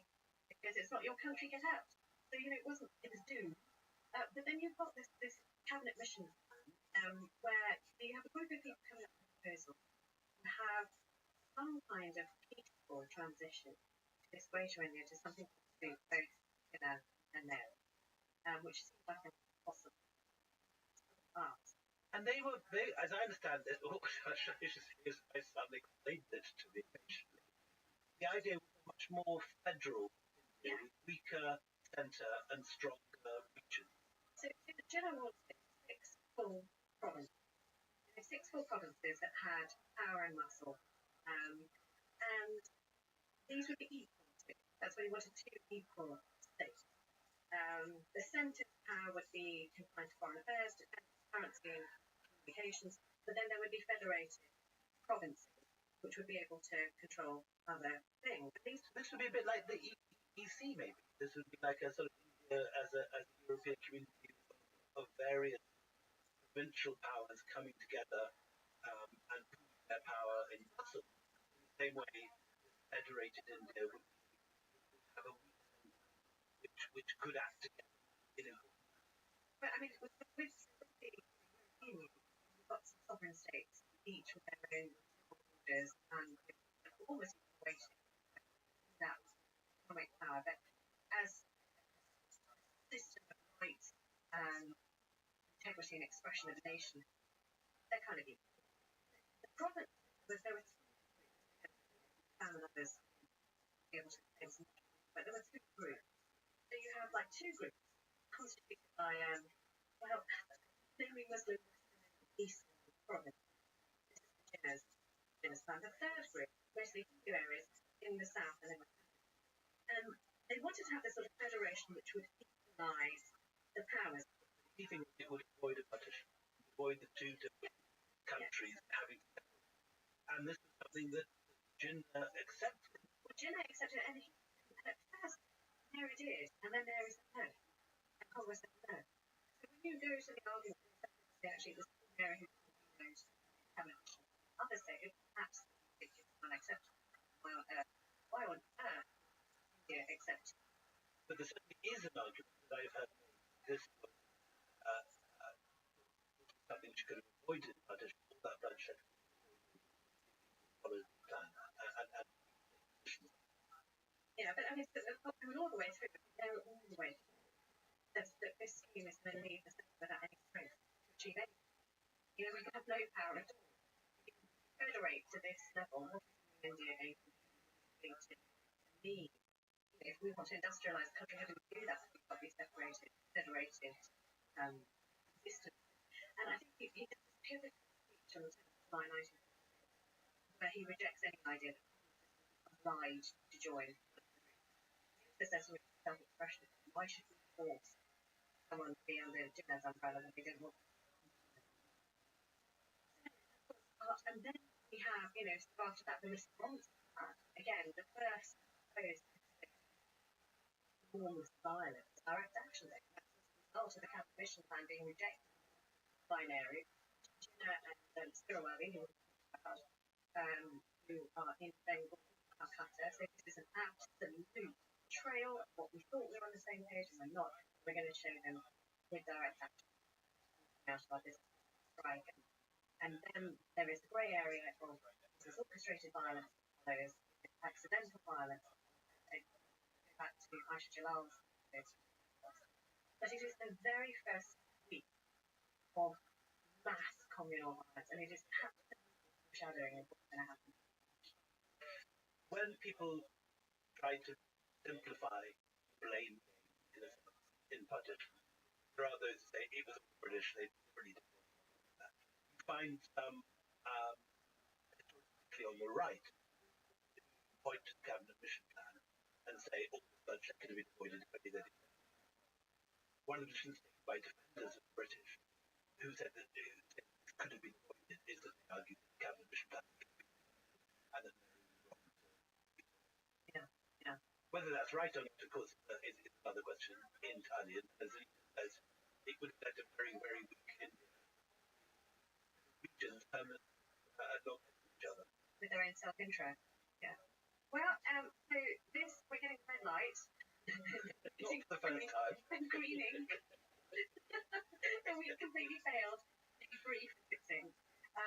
So I think we're going to have to do two parts in this question and answer thing. How long have we been talking? And also just your excellent question. So do keep your questions coming in. And we'll be back on Thursday, a very special episode, because we went on Tuesday. It was bang on and on and on. So we'll see you then. Goodbye from me. Goodbye from me.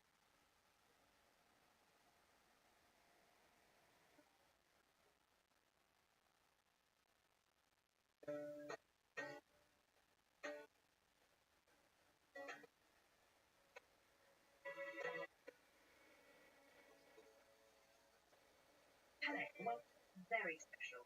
Part 2 of our Q&A Empire podcast, we have been inundated with so many questions, and we made our producer cry. We banged on for a long time, so we've gone into 2 parts.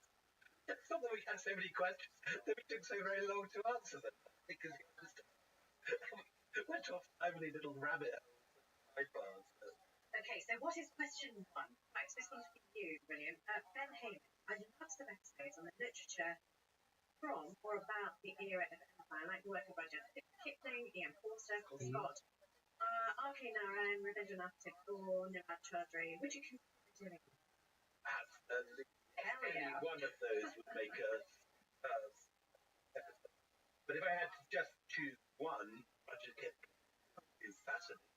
And it was an incredibly complicated character. Brought up in India, sent to England, miserable at home, a black sheep coming out of that. And then early on in his life, writing incredibly. That's my favourite. Or 2, one of the 2 is On the City Wall. Wonderful account of culture and astonishing essay on Kim, because it's a book which is as complicated as Kipling in all its ways. It's both pathetic and offensive. Some of it is touching still, just makes you by your frustration. I mean, mostly it makes the enamel fall off my teeth, I must say. I can recognise beautiful writing. It makes me feel really plus. All of Kipling? Now, Or... Kim. I think Kim. And I'll tell you, there was another beautiful thing, and let's definitely give some myself. There's some that he writes beautifully well. No, I like you feel very ambiguous about it. But funny enough, have you ever read The Strange Tale of Morrowind Jew? One of the greatest short stories I've ever read. It's like a sort of, it's pre-H.G. Wells sort of early science fiction. And this guy's going out for a ride outside Karachi when he falls into this sort of bizarre world of people who died then come back from the dead and been left in a sort of prison camp in sand dunes outside Karachi, and he's left with the undead and the equal. It's bizarre. They don't give away the ending like he did. Strange Ride of Morrowind Jew. One of the greatest stories. I'm writing it down. And I'm very quick. But the Lockwood, Kipling, and Rudyard together when Rudyard's very, very young, they do this, you know, one of their Christmas almanac. No, I didn't. I mean, I only ever heard of it because I picked it up from Michael O'Dwyer's book about thinking my time in India, as I knew it. It was the absolute highlight of the year and more. The thing that puts me the most, the almanac, Lockwood and Rudyard at the time, were producing an almanac, and it was all about British life in Lahore, and I'm desperate to get a copy of it, or see a copy of it. If anyone knows where the Kipling almanac is, any copies is quite nice. So to jump off from that one, Kipling, of course, ran the museum in that Rudyard Kipling calls Kim the Jadugar, the House of Magic. And funny enough, I've just been writing about this. My new book on the fusion of Indian culture and art outside India, and I've been writing about Gandharan art.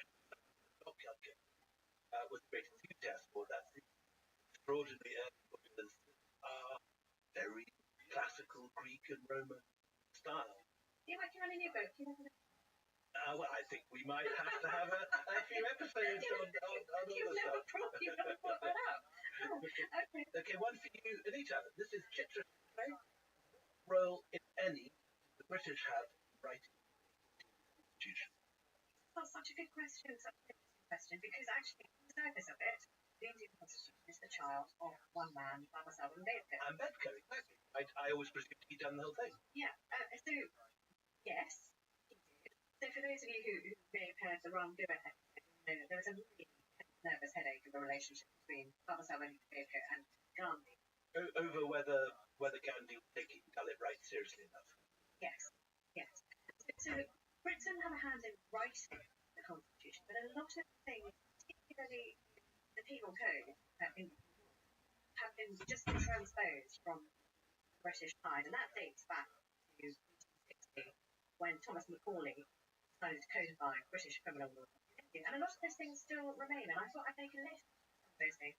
It might khaki. Do you know the word khaki? Why? Indian policeman. Yeah, it comes from khat with dust in India. So that the police wear khaki dates back to a British edict in 1877, been repealed as though they still do.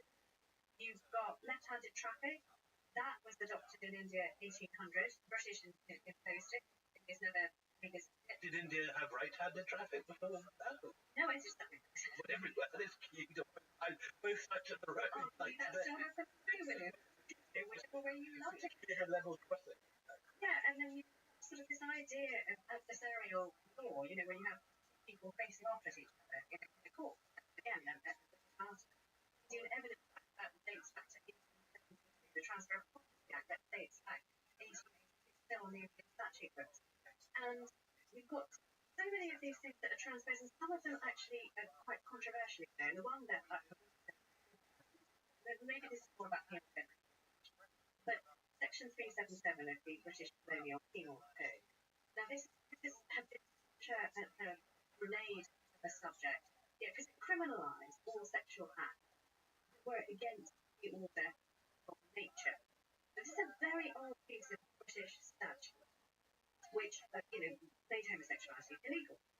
So you could violate Article 377, you could end up in jail. So same-sex marriage, we get it. Even being suspected of being homosexual, engaging in homosexual acts was a problem. Now, there has been a ping-ponging of challenges. Britain, of course, repealed it. We don't have that anymore. You don't get sent to prison for being gay. But in India, it has been wrestled over as recently as, and only really resolved in 2018. So first of all, there's an amazing project called NAS, which first challenged it. There's a long time ago. Portions of this Section 377 were struck down as being unconstitutional with respect to gay sex in Delhi, at the Delhi High Court in 2009. But then that judgment was overturned by the Supreme Court of India in 2013. Then in 2016, a three-member bench of the court had to look at petitions by this very interesting organisation called the Mass Foundation. I've just given a set of my books for a fundraiser. Yeah. And I covered their activities here in Britain, I think, but the early 2000s. I did a lot about some AIDS awareness. Amazing. Yeah, really fantastic.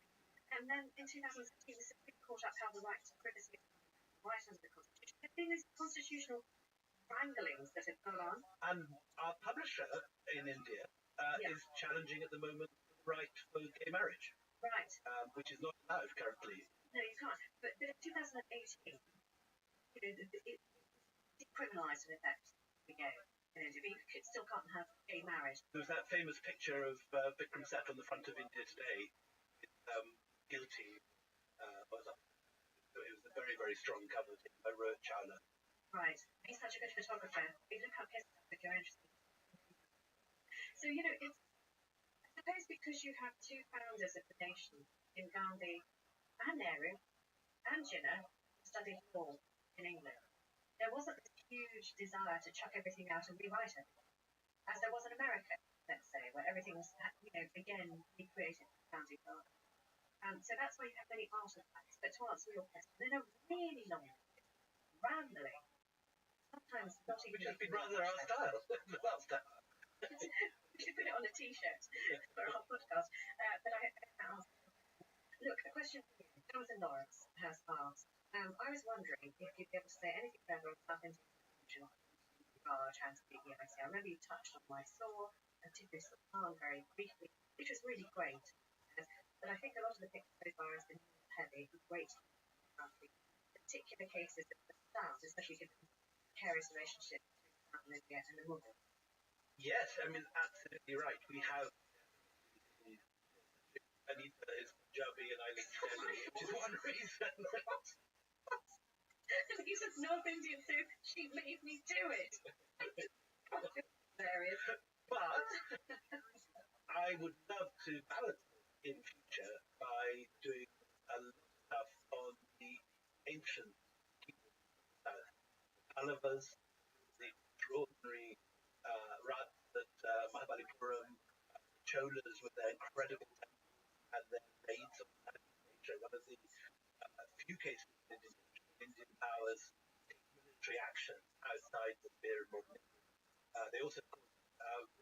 attack in Hindustani capture, Sri Lanka, burning down temples, jewels and gold and bronze and silver from temples. So interesting, controversial, difficult. And then the whole story of Vijayanagara, which is one of the great stories of Hampi, where many travelers go inland from Goa, which is one of the great cities of Indian history. And when envoys come from Timur and Samarkand, they are just, their jaws drop at the riches of Vijayanagara. And these are all stories that we should do in the future. The ancient, yes, but also, the modern, where the British even have. You might be talking about the draft presidency, a central hub of colonial power. Correct. Where the British made many of their most important decisions and control great waves of land. And you did have, sort of a really violent struggle. And so when two parts of the Congress split between early 1900s, where they're trying to work out, are we going to do this peacefully through negotiation, or are we going to just throw them out and set fire?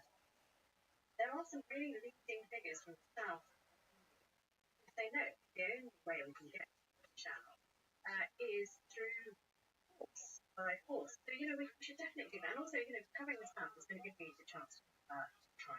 Try? Are you aware of try? I'm not aware of try. I might say the way say up dose. Why try? Try. Try is a fairly terrible thing. And to be in Britain, I think. I know you probably love it. Give me up and doses every day. But try is a photographer. You're right at the very beginning. That try. I know his work in the Victorian Albert Museum. Oh, it's amazing. Yeah. But he produced some of the earliest recordings, photographic recordings for the East India Company.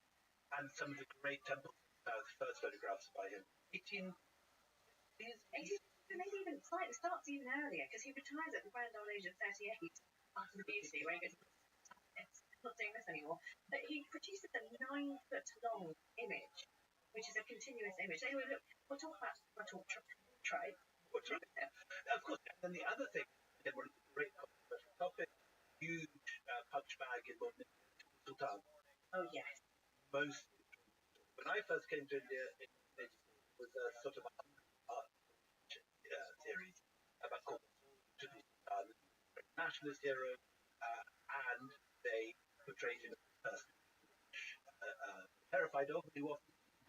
And this is true. He was one of the most effective resistors against the only major never allied activist to company rule. And he used to write letters to, for example, Nizam of Hyderabad, who was company alliance, saying, do not know the way of the British. Once they put their talons they never retract. And Tipu studied the company. First of all, his father, Hyder Ali, studied the way the company fought, and first Indian ruler to really take on European military. That's an enormous subject which we'll cover because we are coming back to India. But for homework, if you live anywhere near the Victorian Albert, go and see Tiger, which is this amazing automaton toy that he created of a tiger crouching over a European soldier, and the bellows. There's a whole system of bellows inside, and if you turn the handle, cables, and you turn the cables, and the tiger will chew on the throat, prone European, and grunt screeches come out. So go check that out. Okay, so here's one for you, William. I think. What about the railways? What about the railways? Exactly. Always pointed to when people want to defend benefits of empire. What's the real story here? And that's from Madhulika Sikka. So it's a very interesting story. It was, of course, like everything to do with the East India Company, a commercial proposition. You don't build a railway out of charity. You build a railway as a commercial operation, and it was put out to tender, and investors, like everything else in the East India Company, made money on it. And the idea that this was some sort of charitable operation or gift or something like Oxfam equivalent coming along and helping feed the starving of India is just nonsense. The reason you build railways is you want to get trade up and down the country, you want raw materials from the mines to reach the ports, and you want to be able to move soldiers very quickly around the country. And in it was a crucial role in all those. So, I mean, undoubtedly, a useful thing for India to have, but certainly not done charity. No, and also you can see who really benefited most. First thing the national would be the railways. You wanted to bring authorities to them, you would attack, cut off railways, put dog lines, Cows lines. Yeah, mess with the signals. You would do anything you can to disrupt that flow of stuff coming out and the flow of the community. So that's that. Gosh, we did that quite quickly. Like us, because that's... All right, that sounds like a good place to pause. We'll be back after.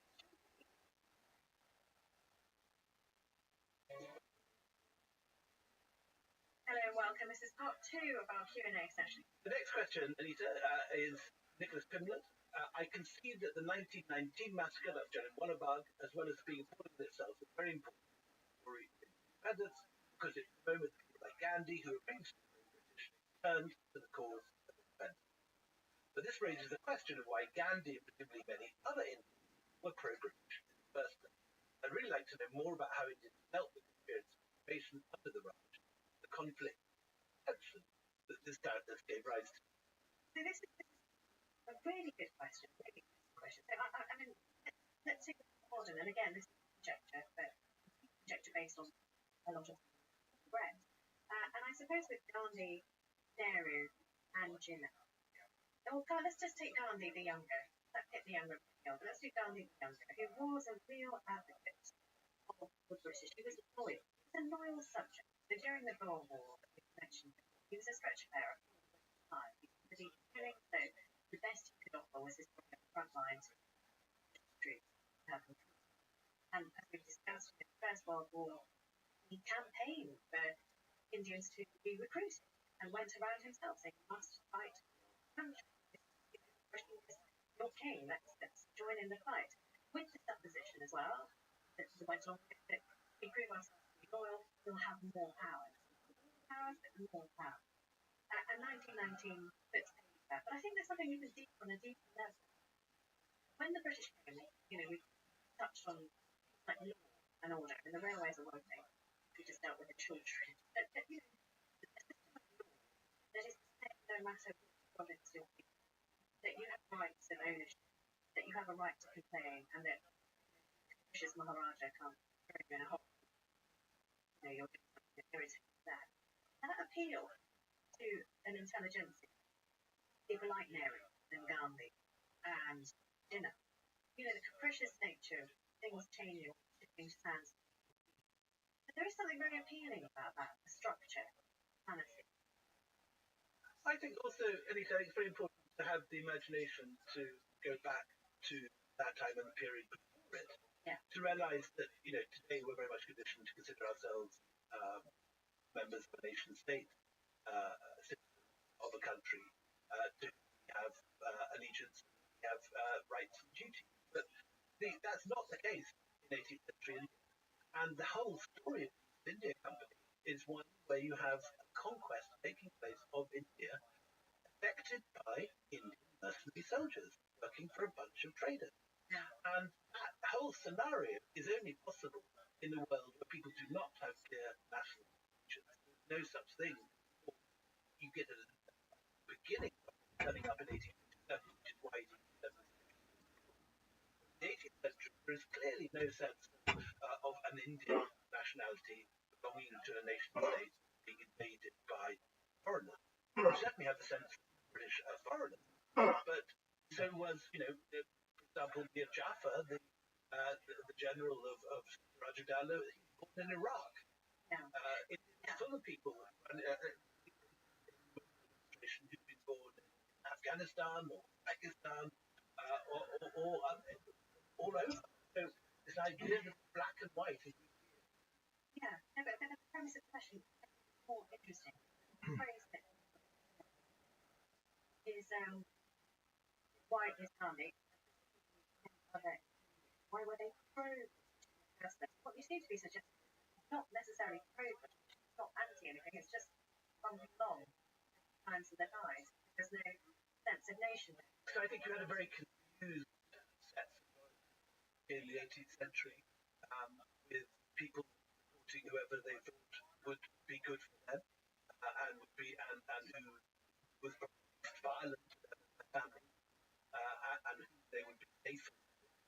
And for example, the whole growth of Calcutta, the story of Calcutta rose because the English defence Maratha ditch is considered to be effective in keeping out Marathas. Therefore, if you're worried about Marathas raiding up from the Ghats of Maharashtra, if you go to Calcutta and settle there, your wife won't be kidnapped and your daughter won't be raped. Which explains why there's a very different difference, I suppose, in the north, where you have the Sikh Empire, where they do it themselves, where they push back against the Afghan orders, they have a lot less romance about the British coming in to keep them out, right until the last possible minute. I think the whole question hinges on the fact of understanding that things can be very, very different. 100 years ago, 200 years ago, all the sets of allegiances and duties and responsibilities, our image of who we are and who our allegiance lies with is very different at that period. Aisha Jalal, funny enough, has written a fascinating book about this. We had her on to talk about Jinnah, but one of her other great books is book Self and Sovereignty. And she points out how many people seem to have their allegiance in the 18th and early 19th century, not to a country, but to a city. Yes. Somebody is Shah Jahan Abadi or Akbar Abadi. Lahoris were definitely Lahoris. Yeah, or Lahori. And that many people's identity and their surname on their town, and that's where the allegiance lies. In other words, very locally, there's only beginning of a sense of wider nationalism. So is that the answer to whether we're answering the question? It's a complicated question that we can spend an hour answering. Until 1919, people were willing to do the benefit of the doubt thing. But after 1919, that stopped. That ended. Something changed in the psyche of Indians, which led to like Tagore handing back. Tagore wasn't the only one. But also, people say right now, forget about sharing power, forget about asking for being. Yes, I think it's very interesting how enthusiastic Gandhi is at the idea of justice and how something like this completely blows it. And suddenly, you have given you the benefit of the doubt. You see that everything that you thought at least you could rely on without it's bloodless statute, based years being blown out of that changes the whole paradigm and makes it unbearable. So I'm not sure if we very well. Another case. I think that's interesting. A true historical Leviathan in Canada. Haven't paid Andrew Dayton for this tweet. No, we haven't. So, it's the equivalent of the Andrew Dayton, but you could expand it to early Indian history. That would have been epic, says Andrew. Did Jesus really go to India? Over to you. Certainly, we are definitely early, and early has a whole range of fascinating powers. The Kushans, the Chalukyas, the Pallavas, the Cholas, all of which can and will merit an episode or two or three each. And there are so many fascinating chapters. I'm discussing that. Yes, but what about the Jesus question? Jesus question. So I can't remember the exact thing. Is it the 19th century edition that someone has, or early 20th century? Mr. Catholic, you're asking. Asking me. There's some story that I think somebody in Germany has a vision that Jesus, in the missing years between preaching in the temple as a boy and turning up in his early 30s, mission, the interview time in Kashmir. that there's absolutely no whatsoever for that idea at all. You know, the other thing was there was belief that Jesus went to spend his later years a brutally an old man and died in it. He had a peaceful life and then he died in it. That's the end of it. So that whole story is not historical. But Christianity does arrive very early. And again, this is something I've been writing about in my new book, because there is increasing evidence that there is a very, very important trade route running from Red Sea coast of Egypt to Gujarat, Kerala, and Arikamedu, just near Pondicherry, in from the first century. There have been earlier voyages making the journey down the Red Sea. If you catch them on today, and now new calculations are emerging based on. Oh, Rabbi, what's up? How you living, How's it Pip? going, dog? What's good? What's good? How are you, Arnold? Long time no see. Yeah, man. What about you? Living the dream, dog. Every day's a holiday, every meal's a feast. Just enjoying life. Absolutely. What's good with you? Nothing much, man. Just deepening the fucking scientific compound on Solana meat coins. That's the usual stuff, man. I gotcha. You making millions yet? Nah, dude, not millions yet. I mean, getting that guy there, I mean, it's going, you know, got in some good plays, decent money, not that good, but yeah. Well, you know. Excellent. Are they doing well for you? Yeah, they're pretty good. I'm holding some Solana meme coins and some base meme coins at the moment, and one utility coin on Ethereum mainnet. I think that's a good idea. I think that you are smart to have diversified yourself like that. Yeah, I guess. Also, I have some soul on the backup, like if something comes up, you know, like all of a sudden I have some kind of soul in. That's good. Are you still buying coins? Yes, I am. Very well. All right. You got any hot leads? Oh yeah, I do. Look for metformin on Solana. Look for it on Dex, and the ticker is MET. MET.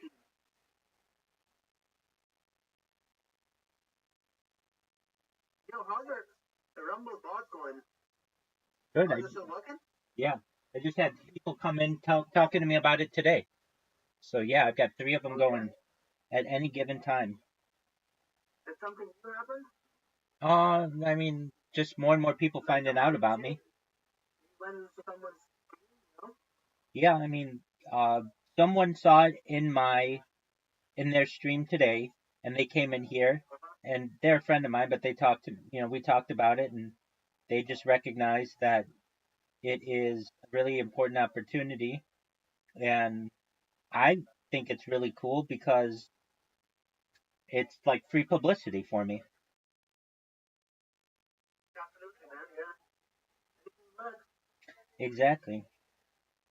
So, do you know what the British East India Company is? Yes, I do. Yeah, man. Over, man, from like 200 years. 100%, dog. Well, we're watching a podcast on it right now, like a 30-part series. But yeah, absolutely. If you want to listen to it, here it is. All right, please do.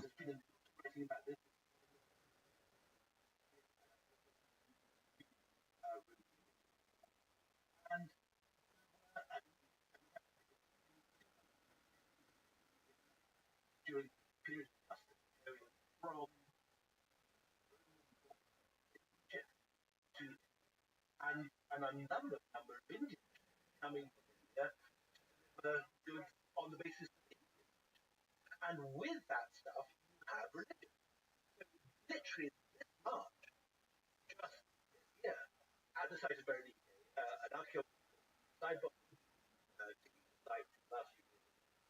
uncovered not just size done, probably produced in Alexandria, in the Gandhara and Indian style, but also produced one of the earliest images of Krishna, or Vasudeva, an earlier version, which emerged out of the ground in the UK, which means pretty likely that Christianity could have reached Kerala. Certainly, we have inscriptions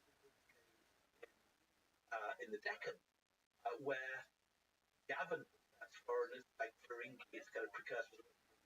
Some of them who describe themselves as Roma, in other words, Roman, give individual pillars or sponsor areas of monasteries in the first and second century AD.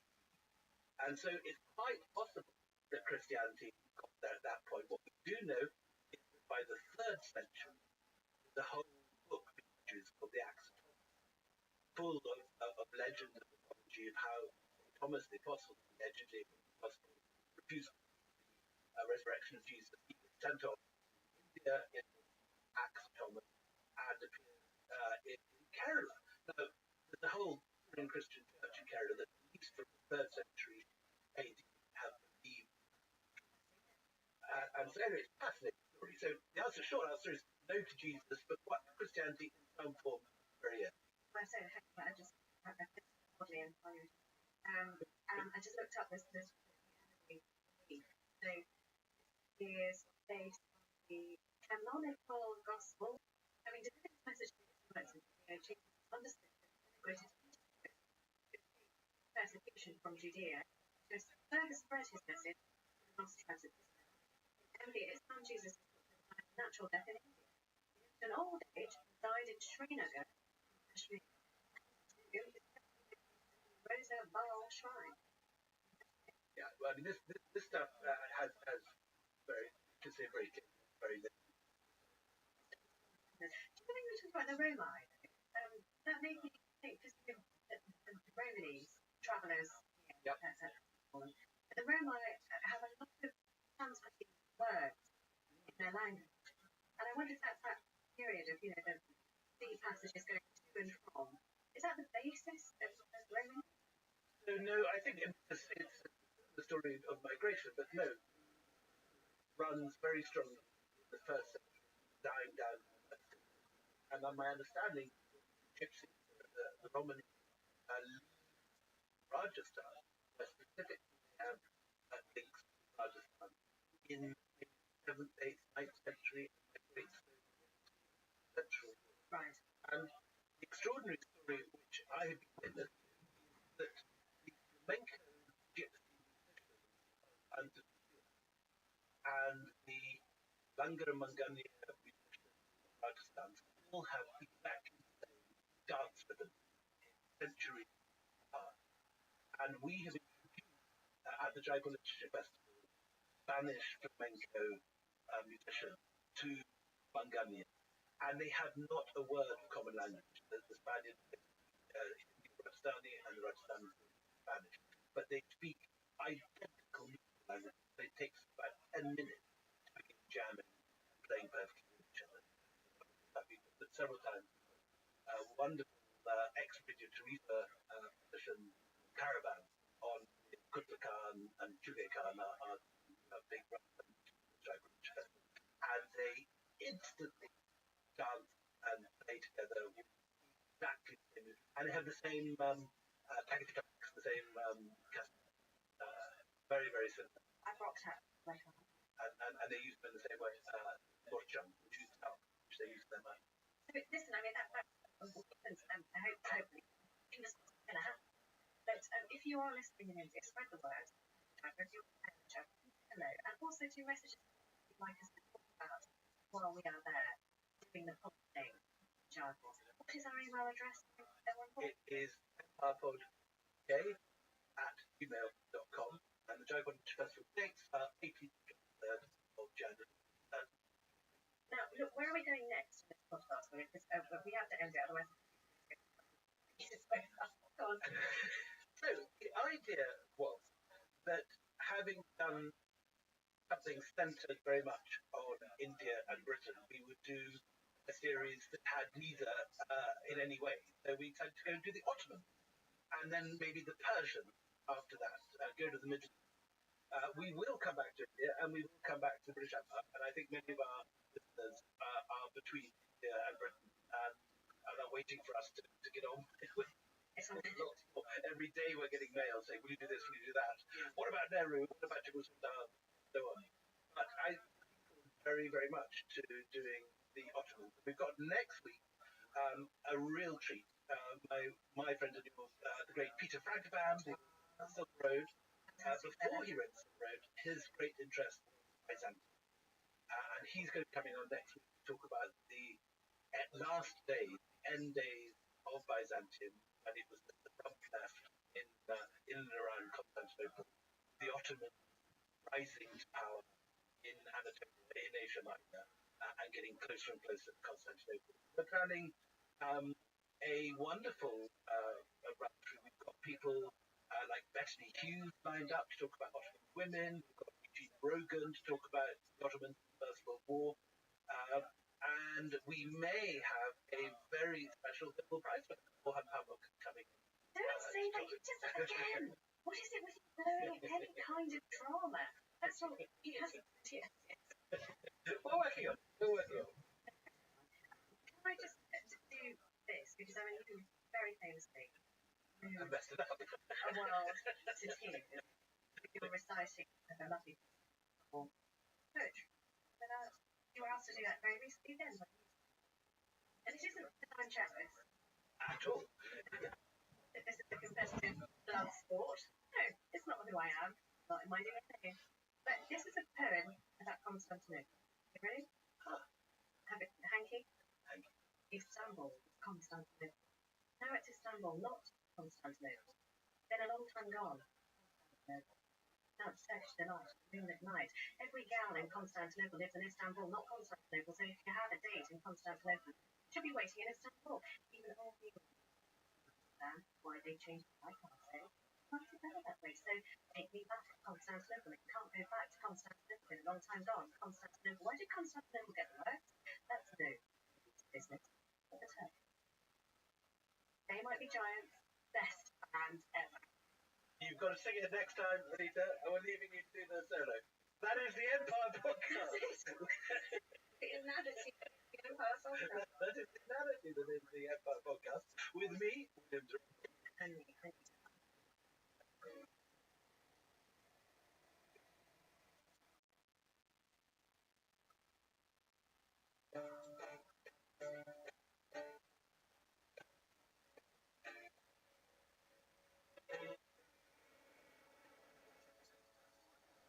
Hello and welcome to Empire with me, Anita Arnhem. And me, Durant. Now we have a burgeoning inbox, and thank you so much for all of you who get in touch. We do read everything. We get back to you. It's a weight of numbers, but we are reading everything. And William, we've got a massive amount of interest in explaining Rishi Sunak. Well, not him personally. That's not our job. But this whole phenomenon of the Asian East Africa.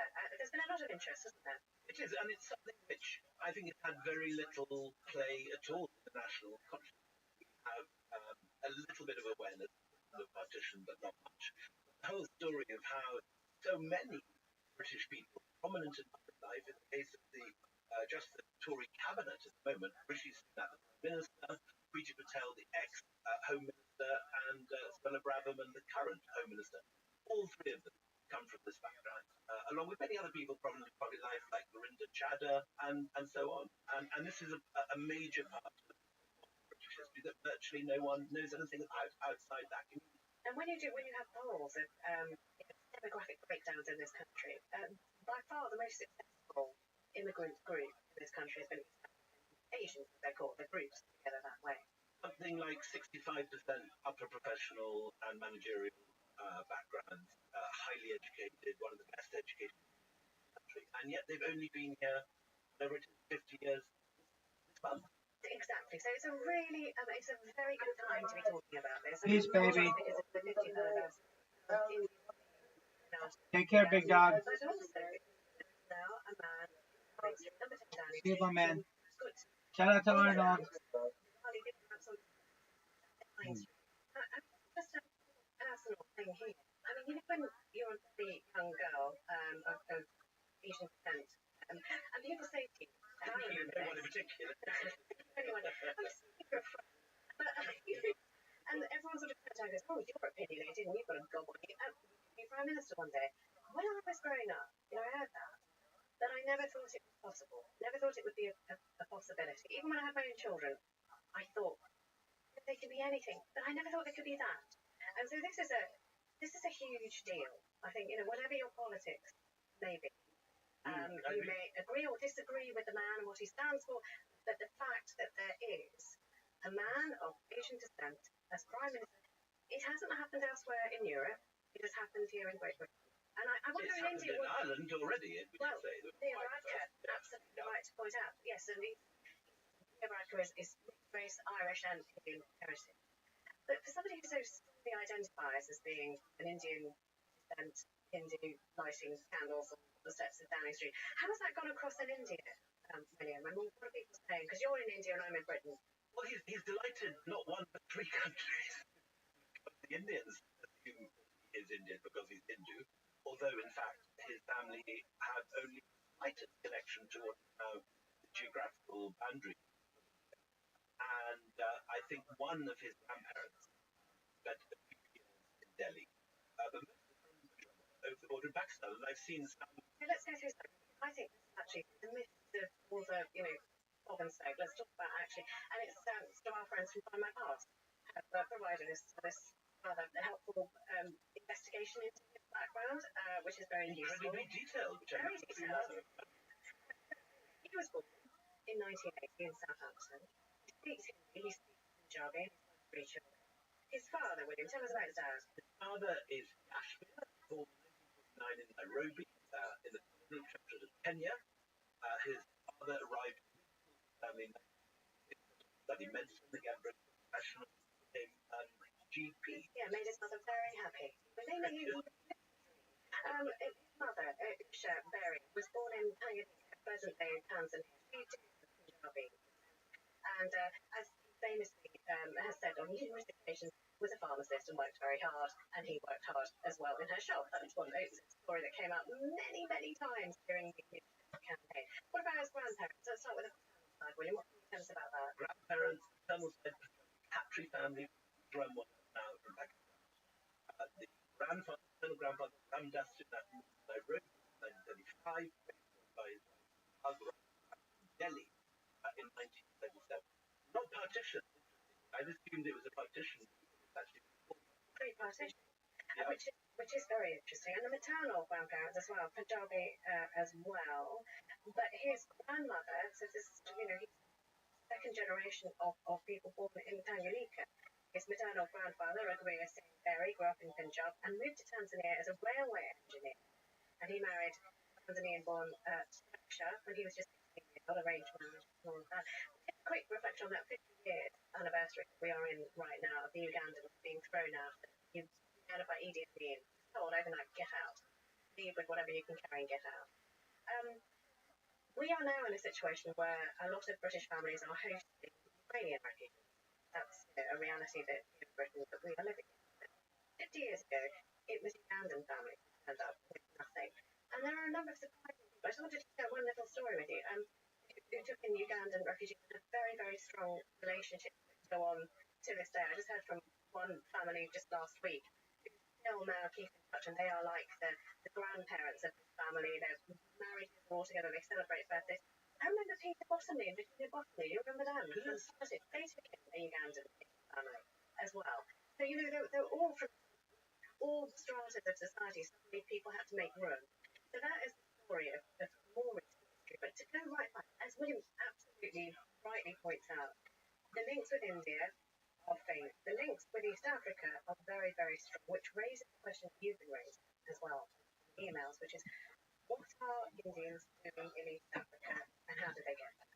So we've talked before in this pod about how a lot of Indians supported the First World War, including encouraging Indians to line up to fight for the British Empire, on the understanding that there would be a pro quo after the war was over, and if Britain won, Indians would be rewarded by status. What I do was that there was also talk of giving India and India a great chunk of East Africa that had belonged to the Germans. The German East African colony, having been defeated, was discussed as a possible pioneering administrator like Sir Harry Johnson writes that Africa is and should be, from every point of view, the America of the Hindu.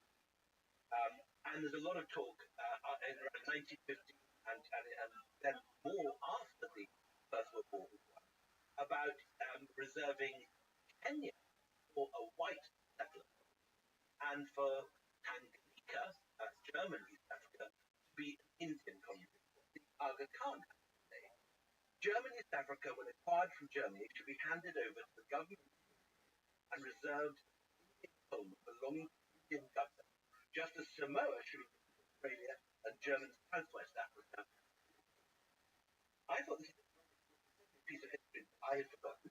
This was discussed apparently at the Imperial War Conference in April 1919, where one of the Indian representatives, Chandra Singh, the Maharaja of Deccan.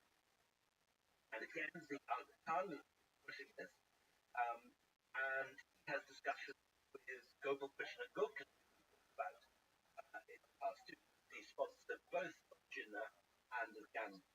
And Gokhale writes, German East Africa, when conquered from the Germans, should be reserved for Indian colonization, handed over to the government. Another guy, Lord Sydenham, a former governor of Bombay, talks about India as a colonizing power. So this whole idea that Indians colonize East Africa is a very good idea, but it's shot down ultimately by none other than Lord Curzon.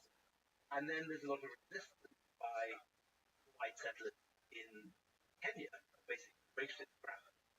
And so you get this idea never actually happens. You get Indian colonization of individuals, but you get no colonization by the government.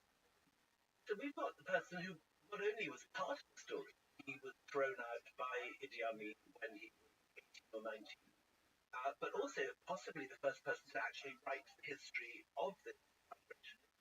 And this is Mahmoud Mamdani, now a professor at Columbia, also a professor in Cape Town and in Uganda. He wrote in 1973 the first book on this, to Refugee Gathered Nations in Britain, when he was barely, I think, 21 or 22 years old.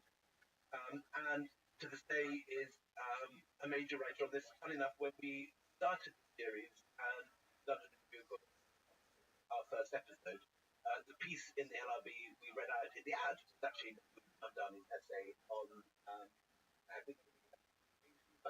with Mamdani writing about the expulsion from Uganda 50 years after it happened. So Mahmoud is absolutely no, absolutely a pleasure. And may I just say, a settler non-native, profoundly important book to me. And I mentioned I have another job, the other place, as we like to call it. When I told them that you were coming onto our podcast, they went, "Wow, you've landed the big fish." So thank you very much for deigning to speak to us.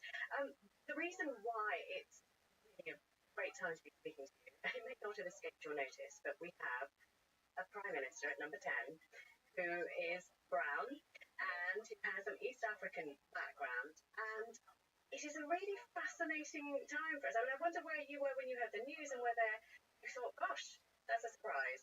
It wasn't a big surprise after the last East Africa. I think much duration and it has to do with issues background. Given the way East African Asian politics has changed over the last decade, it's become much more divided along the sectarian line. It's been overseas the impact of the region. So given that it is not all that she was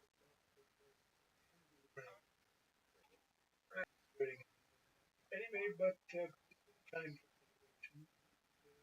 Not much sense of challenge.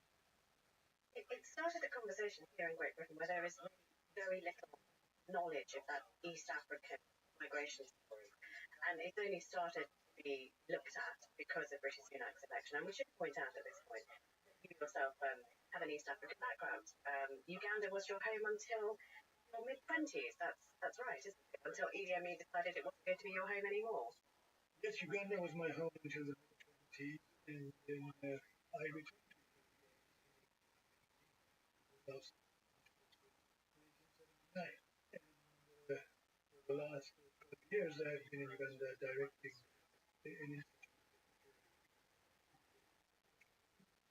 And I finished that before February. So the sense of Uganda as a whole kind of you can't go back. Take into account what's happening. That's really interesting. So sort of a kind of an almost sort of spiritual or sort of, that how can I want someone who doesn't want me? I mean, Or just a sense of insecurity. Yeah, but here, when the story's told here, the big comedy villain is Idi Amin, who, in many comedy skits, I can't remember the Fortune and Bird skit where they do an Idi Amin, a terrible accent thing that you wouldn't be allowed to do today, but also Last King of Scotland is the portrayal of a man who is a buffoon, someone to be mocked and laughed at, and yet more sinister than that in many ways. In the mythological version, a cannibal, a madman. There's a whole baggage in the mythology. So we ought to ask you. Just tell us who he really was and what he really was. Well, I think Idi Amin's great strength was that he encouraged his adversaries to think their own prejudices as truth. He let them continue believing about what they did. He played the mind of the rest. So he was always a step ahead of the competition, and it is remarkable. I mean, when we carried out the expulsion in 1972, he expelled the Israelis, then he expelled the British. And both the Israelis and the British tried every to remove him. The Israelis tried a coup in 1974.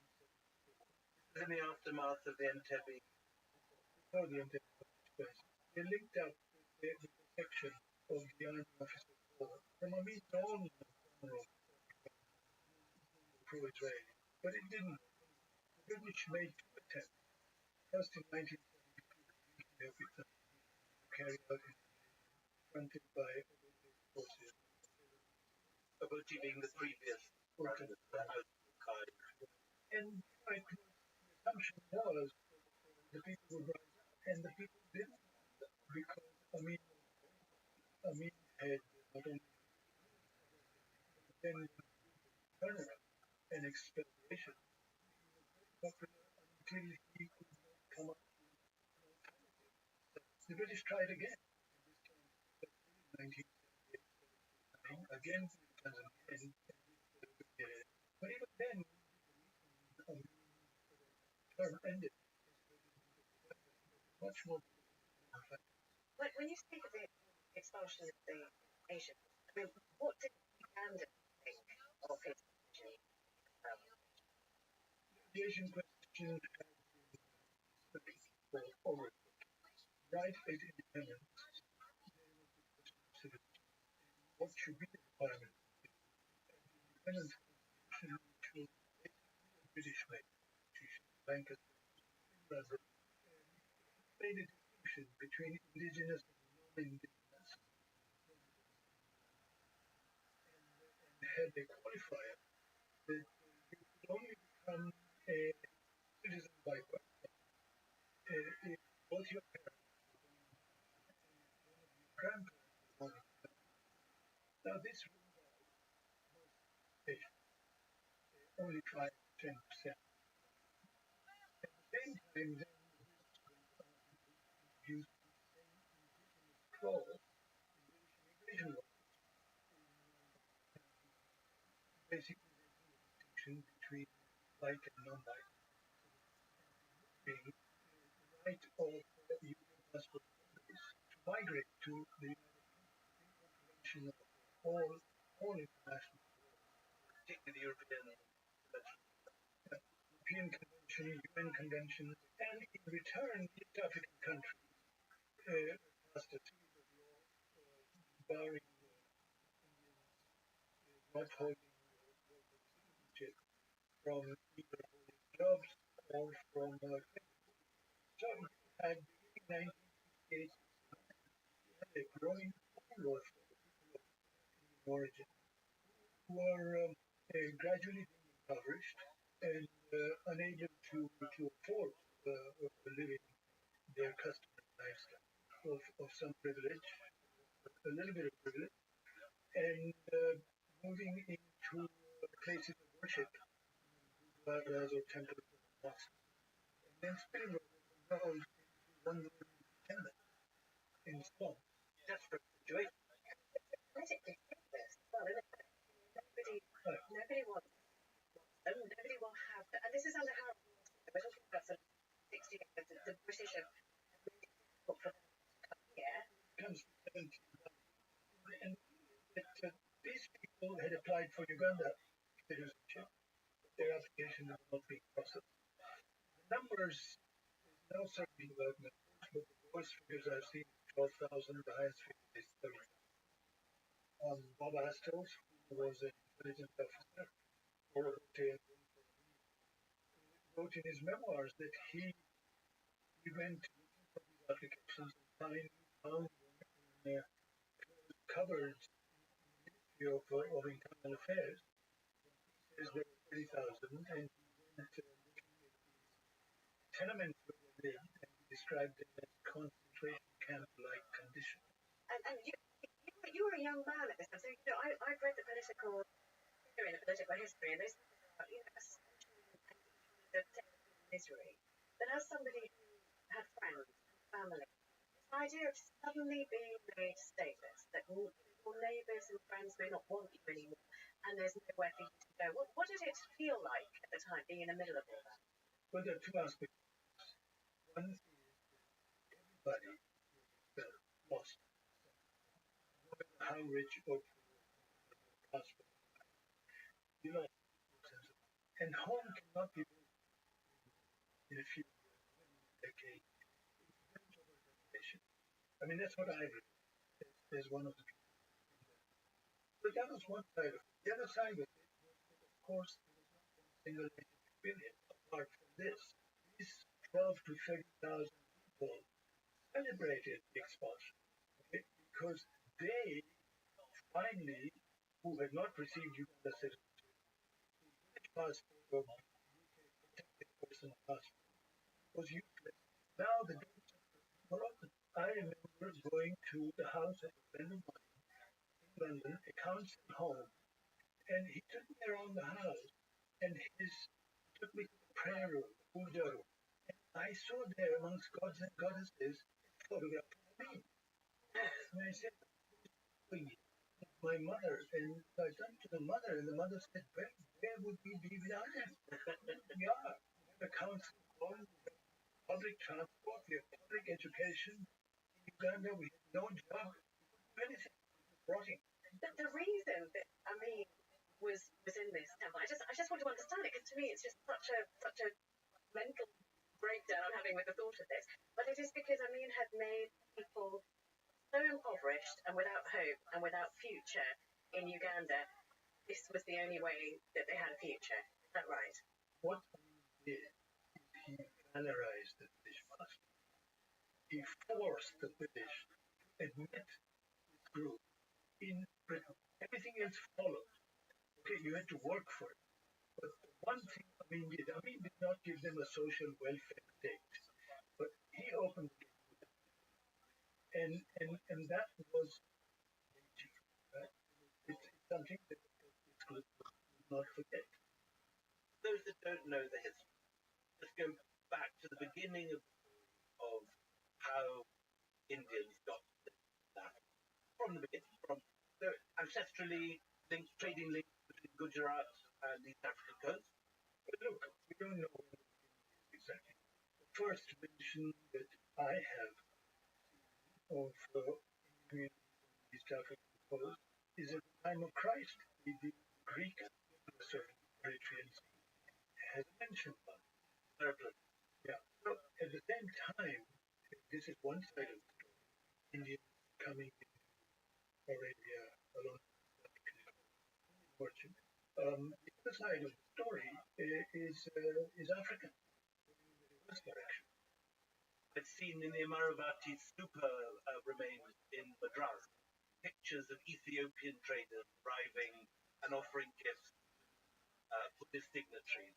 And this huge trade. We have evidence of coins from India in Ethiopia and vice versa. And the Red Sea was a major motorway of trade. Well, basically, trade is much larger before Vasco da Gama and take control of the Indian Ocean and try to turn north and try to destroy any house they find. They make people have a carta, don't they? Like and unless you have your Portuguese passport, you're blown out of water like that. But the Indian migration to Africa, so there's the two-way street, which has a deep and long history. But the Indian migration to Africa, you've described it as coming in three threads, haven't you? That there are three different streams. Tell me what they were. So first, before British colonization, the migration is to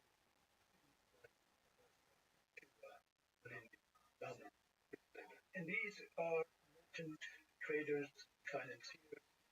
They finance now really after the 18th century. Late 18th century, the French bring the plantation slavery from the Caribbean. We're talking about it. On this. We're talking about beginning, as I said at the outset, is it could be times when the Greeks wrote about it. We're talking until late 19th century. Then in late 19th century, the British come in and they begin with movie soldiers. Movie soldiers who come from the north, basically, are drawn from different tribes. They are themselves ethnically African. They come from different communities.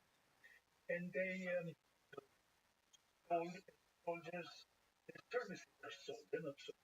Services are sold. They come in. And they are force marched a number of times. They're force marched in the battle against the French. They're force marched in several other battles. And the mutiny. There are two mutinies in the space of a few years. 12 the mutiny who are soldiers from Punjab. Right. First soldiers they bring Idi Amin, remember that. And that's the first African encounter is as soldiers. But it's also they lived in the same barracks after the mutiny. They live in the same barracks. They eat the same food. Many of them marry one another. So Idi Amin's great grandmother, who is married to an English guy in southern Sudan, divorces or has to leave, whatever, comes home, marries a Sikh guy. Yes. And her great grandmother is somebody who adopted his great grandfather. And this first Punjab troops coming in 1895, is that right, Dave? Somewhere in the 1890s. And they leave 1913. Okay, all the Indian troops go back 1913. They have been replaced by workers. This we should talk about. This is well, it was sort of dubbed the Lunatic line, wasn't it? Which sort of stretched from Uganda all the way to what is now Kenya, and it cost coin, sure, but so much blood of Indian workers as well who were brought to work on it. Yeah, well, there are novels written about it. Lions eating workers, lions of. And I guess 35,000. That's the number. But most of them go back. Let's say about 80% go back. The rest are not allowed to buy land, and those are the ones who become shopkeepers. Also, a larger number come from India, and they are brought in by the financiers and merchants of the late 19th century, established now dukas, shops, all along East Africa, right into Eastern Congo. They bring it, they encourage poor relatives or poor caste members to come in. And those are the people who come in. Then the third immigration is basically administrative, technical cadre who the Brits bring in. I mean, they are again Sikh, Punjab, Abi contractors, technical people, Goan clerks, Bengali teachers.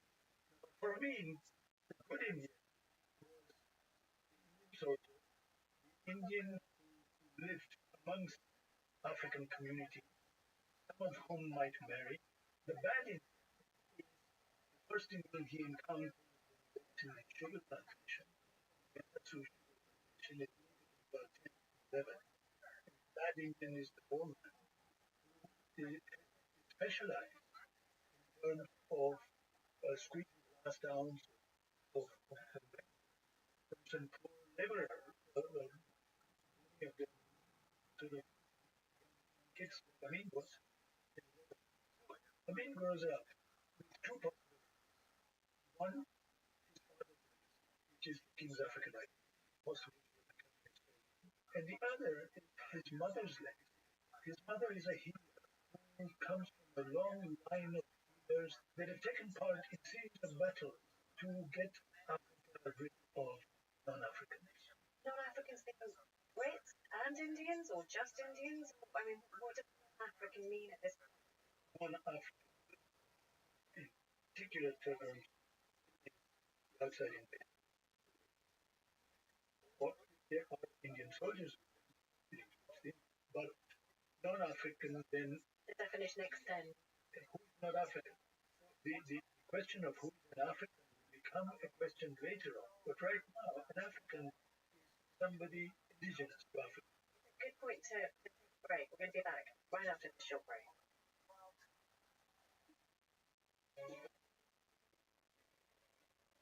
Welcome back to the Empire Pod. We have the wonderful Mahmood Mandani telling us the extraordinary story of the East African nation.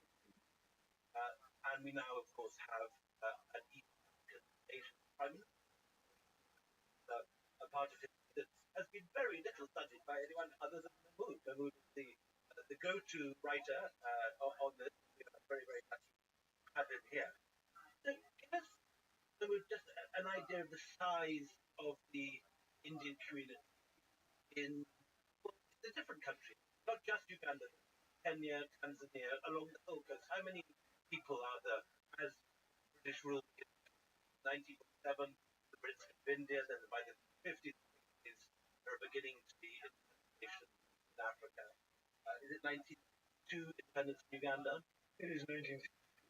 One of the largest Indian communities in Kenya and Tanzania. That is about 120,000, 130,000 each. The smallest Indian is in Uganda. That's about 70, 80,000. We're talking about the time of the community in Kenya, Kenya was the second colony. The Indian community found itself significantly disprivileged in the urban area. When you say settler colony, I mean, those are terms that in academia are understood, but to somebody who's just listening, what is a settler colony? I think first we need to distinguish it from migrant. An migrant comes in and is looking for economic advantage, but has no ambition to create an entirely new political state. There's no intention to replace it. Settler comes with that. So the settler is not a migrant. There were whites in Tanzania, there were whites in Uganda, more but they did not have this political ambition. Kenyan whites had a political ambition like the Asian whites, like the Africans. create their own, like the American Australia. That's The world we know from fiction, films, Happy Valley, privileged white people, white clubs, white clubs, swimming pools, tennis courts, safaris. yeah, but this is not just privilege because privilege is class. Okay, this is a rule. This is demanding the right to. That's what distinguished from other kinds of colonies, which were also rich. So India was not a settler colony, right? It was a colony. So in Kenya, you have, because of this of settler colonialism, you have a remarkable involvement in anti-colonial politics. You have an urban wing of Mau, which is led by Pio Togama, um, and you have an Indian trade union organizer, Makhan Singh, who organizes the first East African trade union. Makhan Singh is not born in India. Makhan Singh is born in India, sent to Kenya by the Ghadar party, Punjab. We've had a lot of gunners in other episodes. So he comes to Kenya as a political organizer. And I mean, if you go back to look at the footage when Makhan Singh died, died, and few people have been like this. So it's a very Kenya is a very different thing. And the question to ask is how come there's no expulsion in Kenya, in Tanzania, only in Uganda? And I think the reason there's expulsion in not Kenya and Tanzania is because only in Uganda that you have a great elite which is competing with India. You don't have one in Kenya. Right. And just on, I mean, I think that just on that point of Uganda, the mythology of Uganda is so huge. I've grown up around Uganda nation. Tell me, is this true? You've already given me such a brilliant insight into this newbie background of me, which I had no idea about. So, you know, there is obviously historical bad blood, you know, that the Indians came to crush my forebears, right? There is some personal family mythology there. They told me that also he was in love with an Indian woman who burned. Now look at you, your face, I knew it. I knew it was rubbish. You're wincing with that demonstrable pain. Just for you know, I grew up. One of the reasons that I mean, the hate so much and that was because he was in love, returns on family story, with a beautiful woman who spurned him, or the family spurned him, and therefore the devil got it. Now, explain your wincing. Oh, but she was listed. Oh, okay, I'm sitting up now. It was nonsense. Okay.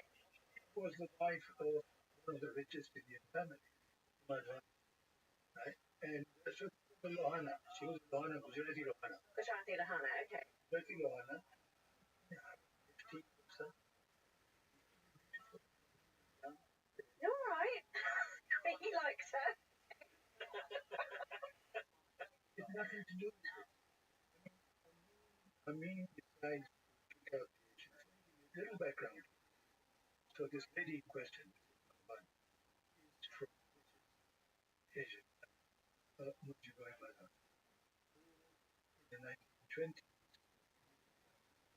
war, when rubber plantation owned by British planters go into crisis because of the commodity crash. Plantations are auctioned.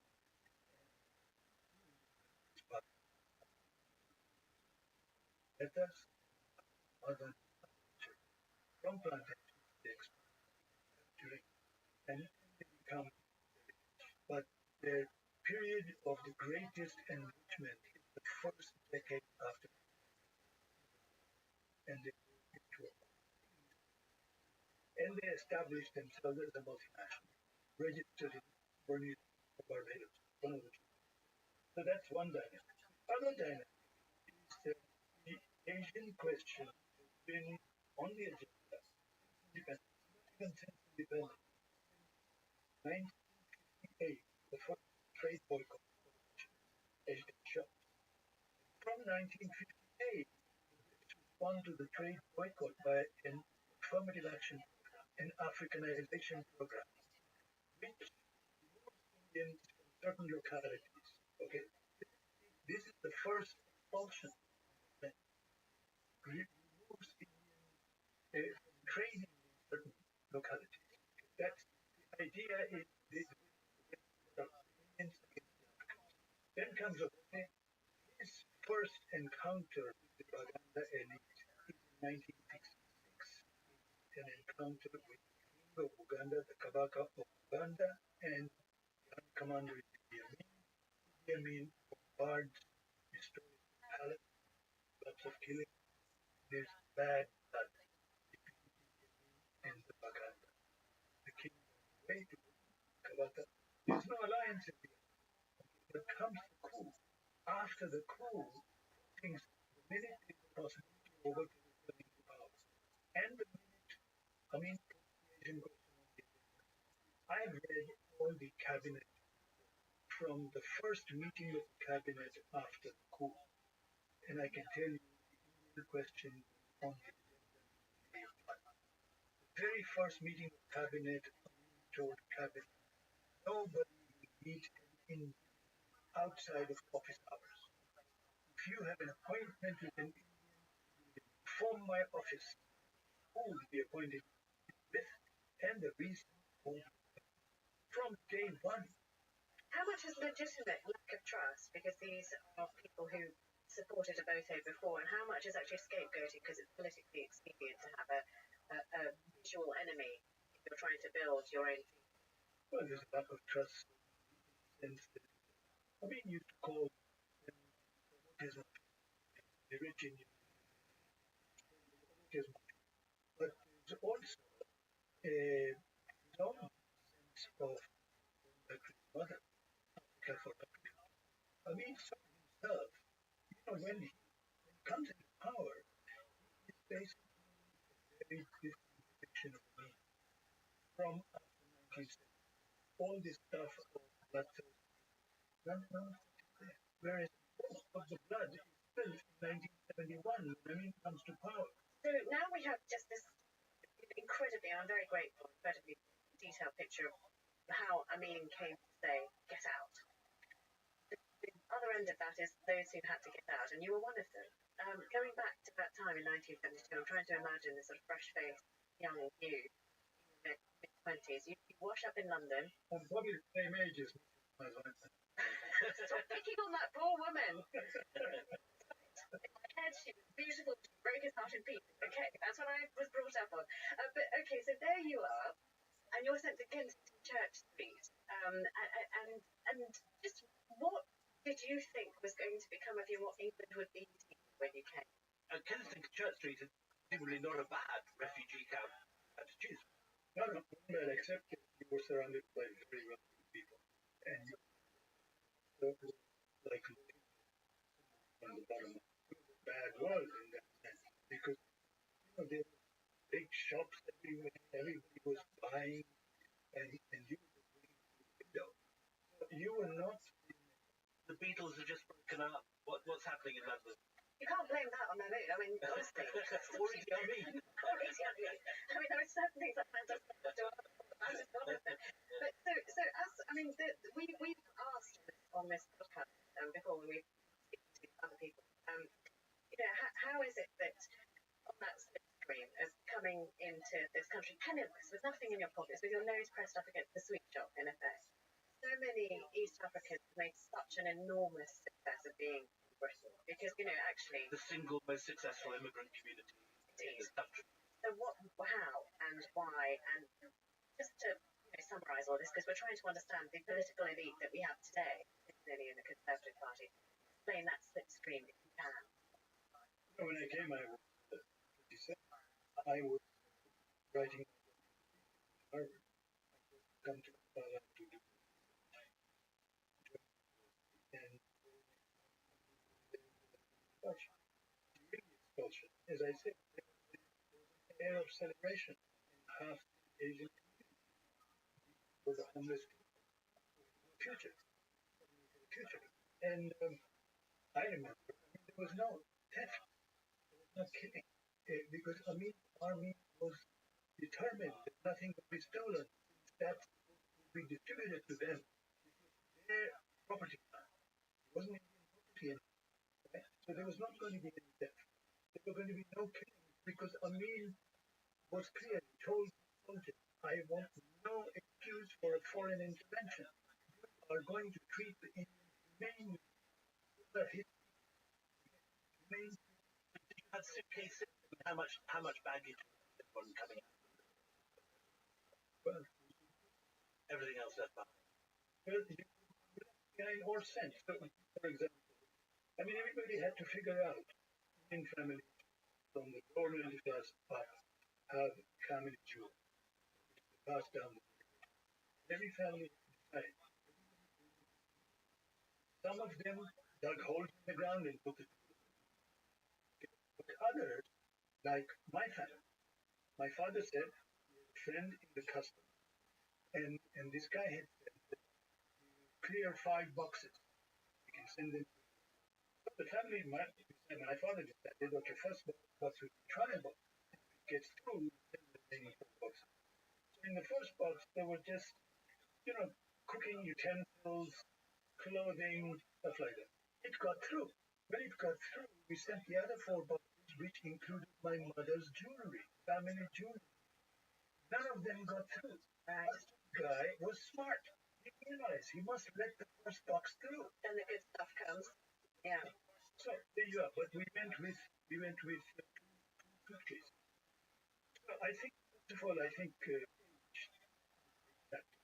for my father, it was a huge crisis. Okay, the expulsion. It was a loss of men of a certain age. My father was in. For the women of a certain age, it was a transformation because they became supporters of the family. They went out and worked in factories. They home and sold to restaurants. They did whatever, but the women had their breaks about them.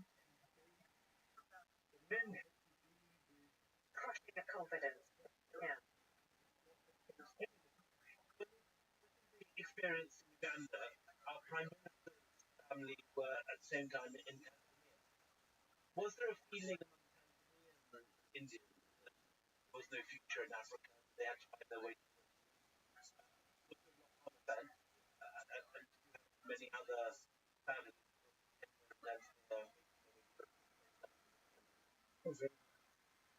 very much because in 1972 was when the acquisition. Most landlords who lost at the same time expulsion of money. There was a demand of some sort in Kenya and Tanzania. Uganda was down. So everyone thought they weren't safe, which explains that. Can you just, we are running out of time.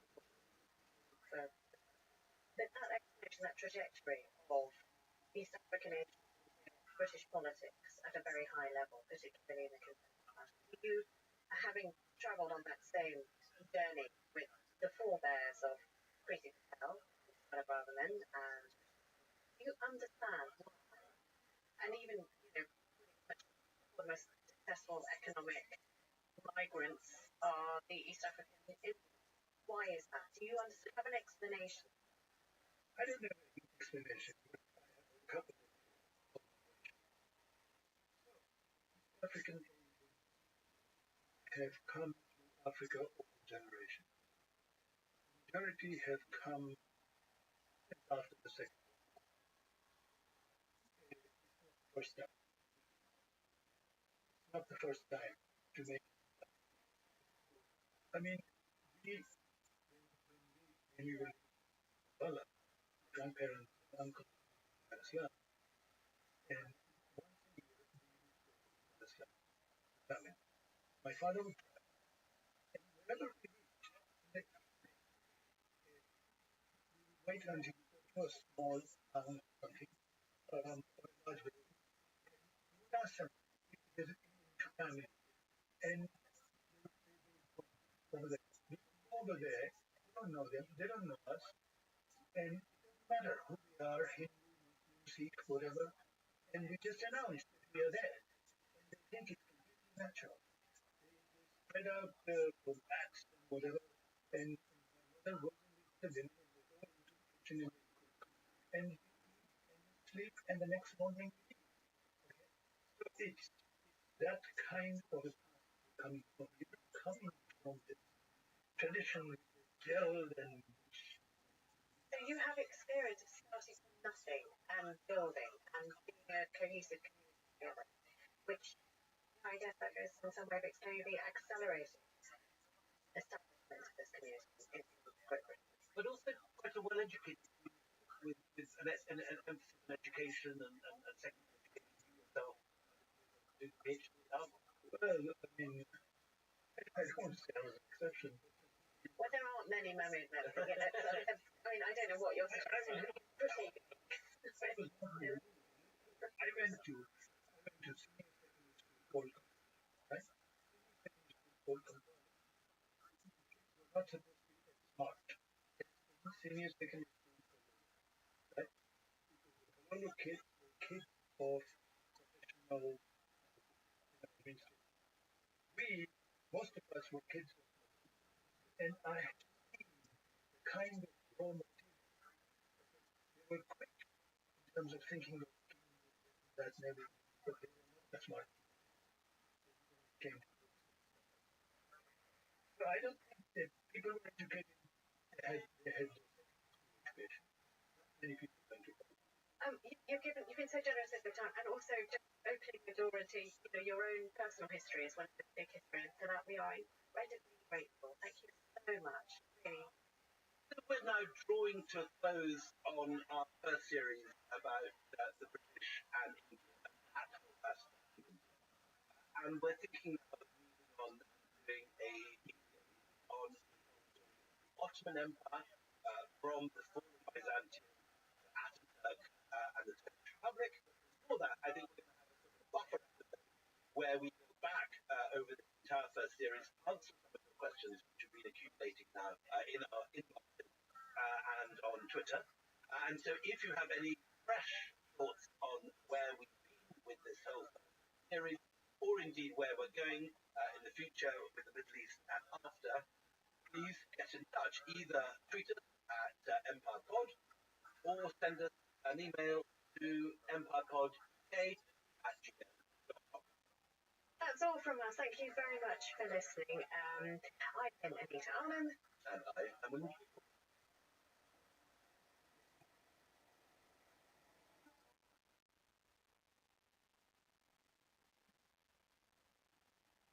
Greetings. I'm not saying hello and welcome to Empire because that would just be a bit of overkill. This is not a full start to the podcast. That's what this is.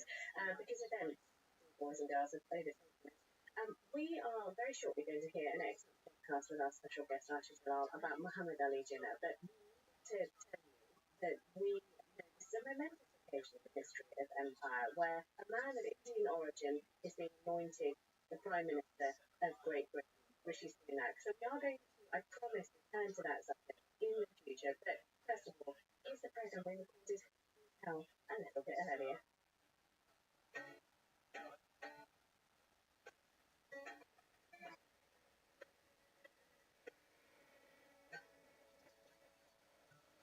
Hello and welcome to Empire with me.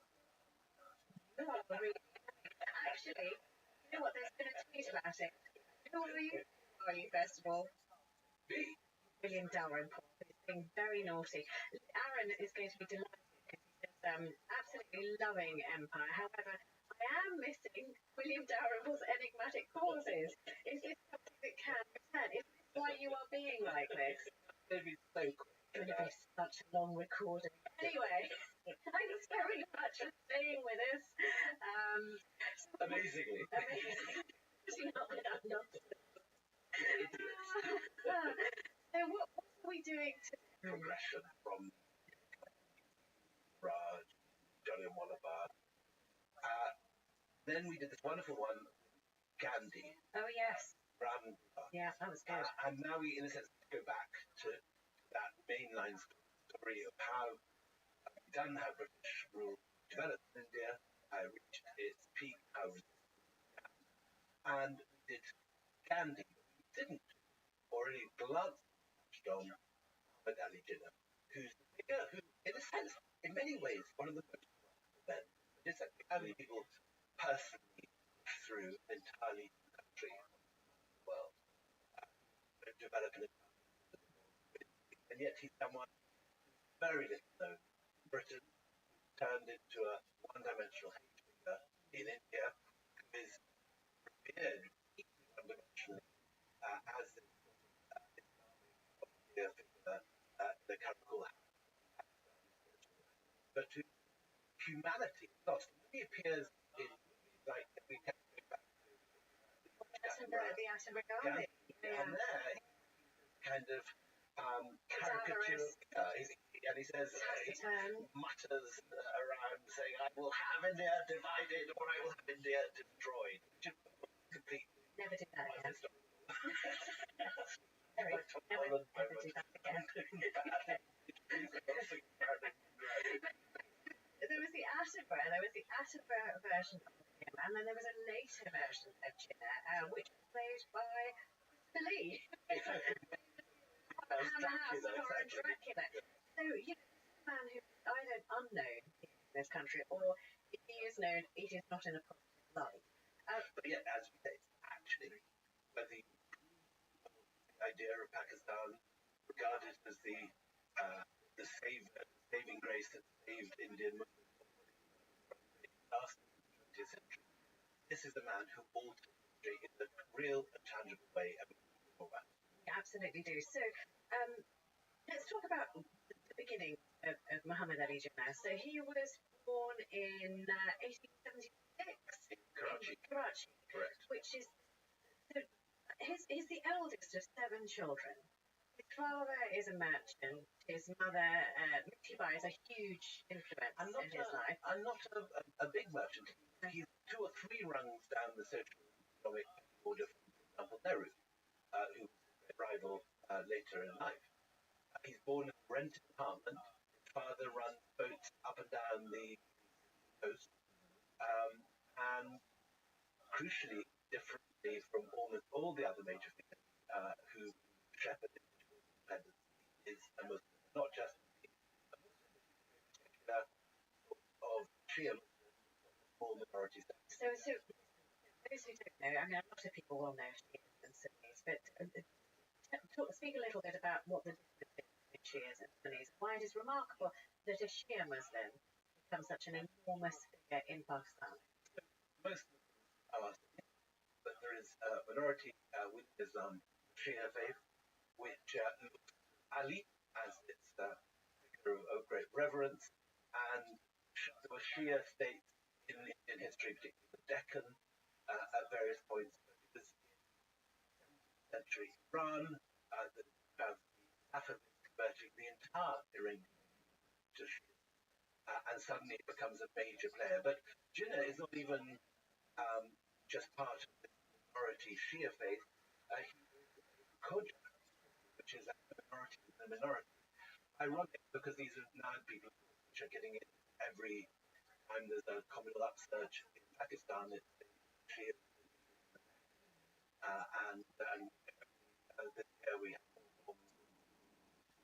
Shia schools, madrasas, worship. So a man who's born into a modest background, trading background. His father is this figure in a turban, in the only black and white picture I think that survives him. Looks very unlike his son because we're so used to seeing his son. Yes, for those of you who don't know, he's angular. I mean, the picture, if you do have a picture, the picture that's on the banknote and Pakistan is that they're a very striking, angular, almost lupine face, who was sometimes thin, frail, sometimes with a monocle. So just going back to the beginning, from all accounts of his birth, he was a very fragile infant. That's what we are believe. Weighed a few pounds less than normal, we're told. And I love this description of him by his sister Fatima, who is a massive figure in life. Fatima The only member of Jenner. the family. Absolutely right. So Fatima Jenner said that even in the playground, my brother had a sense of superiority. Although he may not have been, ostensibly born to greatness, he believed there was greatness. And then he has this odd education where he goes both to the madrasa and a Christian missionary. So throughout his life, he maintains a sense of odd bipolarity between, on one hand, being very much a Muslim, although he drink, doesn't get doesn't play out the religious Still a kid at the moment, come on. He's just playing marbles in a superior way. From this basis, he has this double identity. On one hand, culturally, very strongly Muslim. On the other hand, he embraces Western culture much more than, say, Gandhi. Evident. He has at the end of his life, I think 200 double road. Never wears the same tie twice when fighting a law case. He has dapper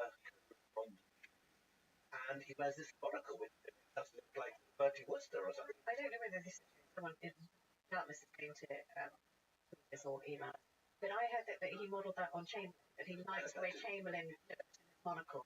So anyway, there he is. He's going to these cultures, but at the same time, when he was really a little kid, he was barely a teenager, his father is putting him into the family business. So he has to be good at maths, he has to be good at arithmetic, he's helping in the trade business as well. He has to grow up pretty quickly. And then he has this extraordinary break at the age of 16. A British of his father offers him an apprenticeship. This is Douglas Graham and Company. And he moved to London at 16 on his own. And he is transformed by this. He very much takes London. He goes to him. He loves the stage. It's the old Vic or the young Vic? The old Vic. I didn't know that he started into his, but he was a performer. He had it like Hyde Park Corner, watching the orators and watching how they could command the attention of hundreds of people. And he actually went to the old Vic and said, "Look, I'd like to get a job as an actor." And they liked him. They took him on. One for a bit. Very good speaker. Yeah. But at the same time, all this is going on, he's also bringing himself and only 3 years later, age 19, called to the bar, barrister. And that is, this will make this is extraordinary from this minor trader son, because by the time he gets back to it, make it the only barrister. I think he has the accolade of being the youngest Indian court of bar. Yes, court of bar. Very big. And again, whatever else he has this great, he's famous for his precision, attention to details, and a kind of pure wit and has this joy of acting, shows ability to communicate.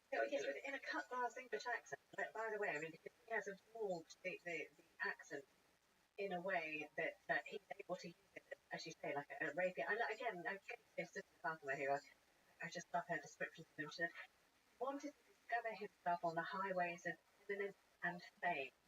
So again, I don't know whether deliberate or just inherent, but he thinks that there is greatness.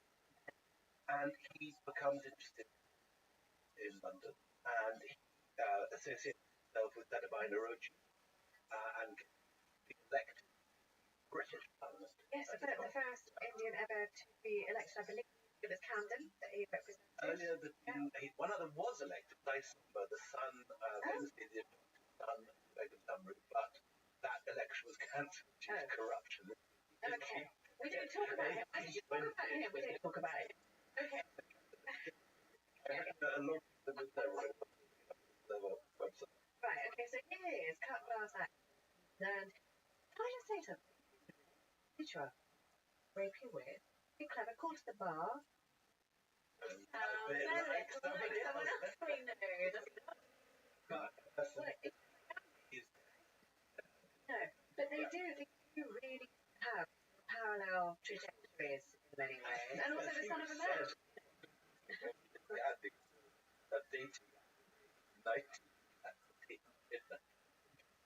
I know, looking back, the preeminent historian in the world on Gandhi saying that, I'm an idiot, but anyway, when politics start to appear in his life? So he takes an interest in politics in London, but in 1896, age 19, and this, I think, that years later transformed from the minor trader's son to one of the, in a sense, he got the highest accolade that an Indian of the time could have. He's not only gone to London, studied there, not only done well in law, but he's actually been far younger than anyone else, aged 19. And in Bombay, he's now super eligible, very dashing, in fact, already these ties and rose, and he is immediately caught up in politics. And just in context here, we kind of talk about both Gandhi and Nehru and Jinnah as entering the Congress Party. The Congress Party has only been set up 10 years earlier. Right. 1885, the Congress Party was set up by a Scotsman, Alan. Yes, that's right. And initially it's little more than a debating society for London return toss. It begins to get up momentum 10 years later, 1896.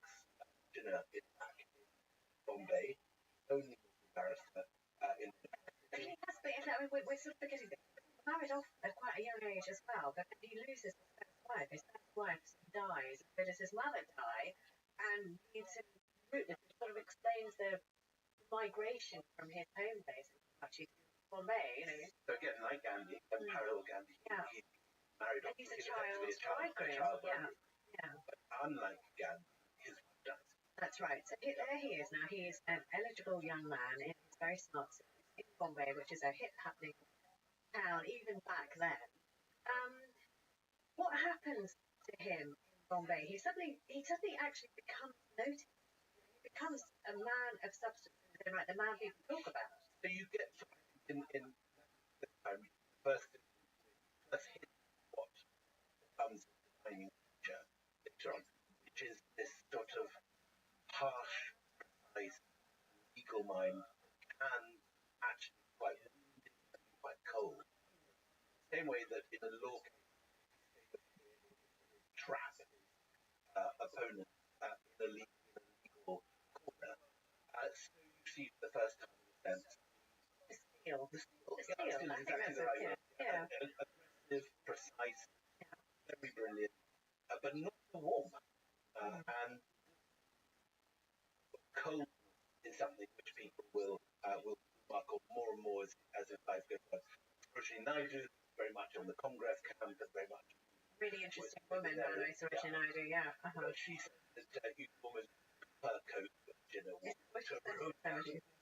So look, he's in Bombay, National Congress. And he's practicing law. He has got a position in the chambers of John Macpherson. and he's elected to the Imperial Legislative Council in 1909. Yeah, and soon after that, he sort of does play some really important roles there. He joins also the All India Muslim League soon after, then becomes its president in 1916. The crucial thing here is that this is unusual to be part of both Congress and the Muslim League. And by 1916, he's actually brought the two together into something called the Lucknow Pact, and he's hailed, remarkably in retrospect, as the unity. Yes. Not only is someone not go their own way, he's actually saying, do not believe those who tell you. Yes. We are one people, we will go forward together. We must not be divided. The British want to be divided. Together. We will lose if we're divided. It's funny, we've been talking about unity candidates in British politics lately. Anyway, so there he is, the unity candidate, Muhammad Ali Jinnah. Then something extraordinary happens to him again in 1980. There are some really very powerful and interesting women who pass into this man's life because he marries his second wife, a Parsi woman, daughter of a very rich industrialist called Rathanbai Petty. Now, Rothenberg, who becomes Rothenberg Jinnah, is an extraordinarily young, 16, I think, when they married, 16. They meet in Darjeeling. Right. Jinnah is staying with her father, and he's a beautiful young creature, and they secretly correspondence. They meet.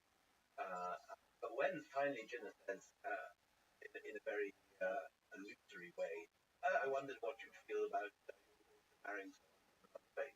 And no, I didn't know. And then Jinnah is talking about himself. It's me. And he's about 40. 40. I mean, with pictures of her, just beautiful. She looks like one of those matinee idols from the silver screen, you know. And again, so far from Jinnah of the night, he at this point, they eventually run off together.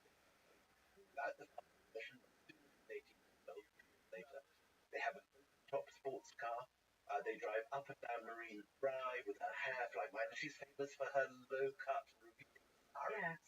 They are the it couple. They are absolutely it couple. So, you know, it seems as if the world is at their feet. And again, against the stereotype of them in modern Pakistan, you know, Patrick got in trouble. Patrick, which is a historian of, yes, and a friend of ours. Yeah. Probably get in trouble bring up, allegedly. Let's bring it up. Let's bring it up. He turns up at the election rally and says, Jay, you know what I brought you for lunch? And she said, ham sandwiches. And people horrified, certainly in public, as a representative of the pork or drinking, which he does. So glad you didn't mention it. Ratty is, though, sort of deemed to be a bit of a firebrand as well, isn't she? She's not your typical wife. She's not quiet. She doesn't like Gandhi's wife, Kasturba Bai, who's like 5 feet behind him, walking, doing whatever it is that he wants to do. That's not Ratty, is it? It's not. And as the way to ladies kind of Ratty sounds like a project crystal and seances and sort of mumbo jumbo, and quite quickly she actually moves out, takes us to the Taj Mahal Hotel. Plum, is it? Like Victoria Sierra. Yeah.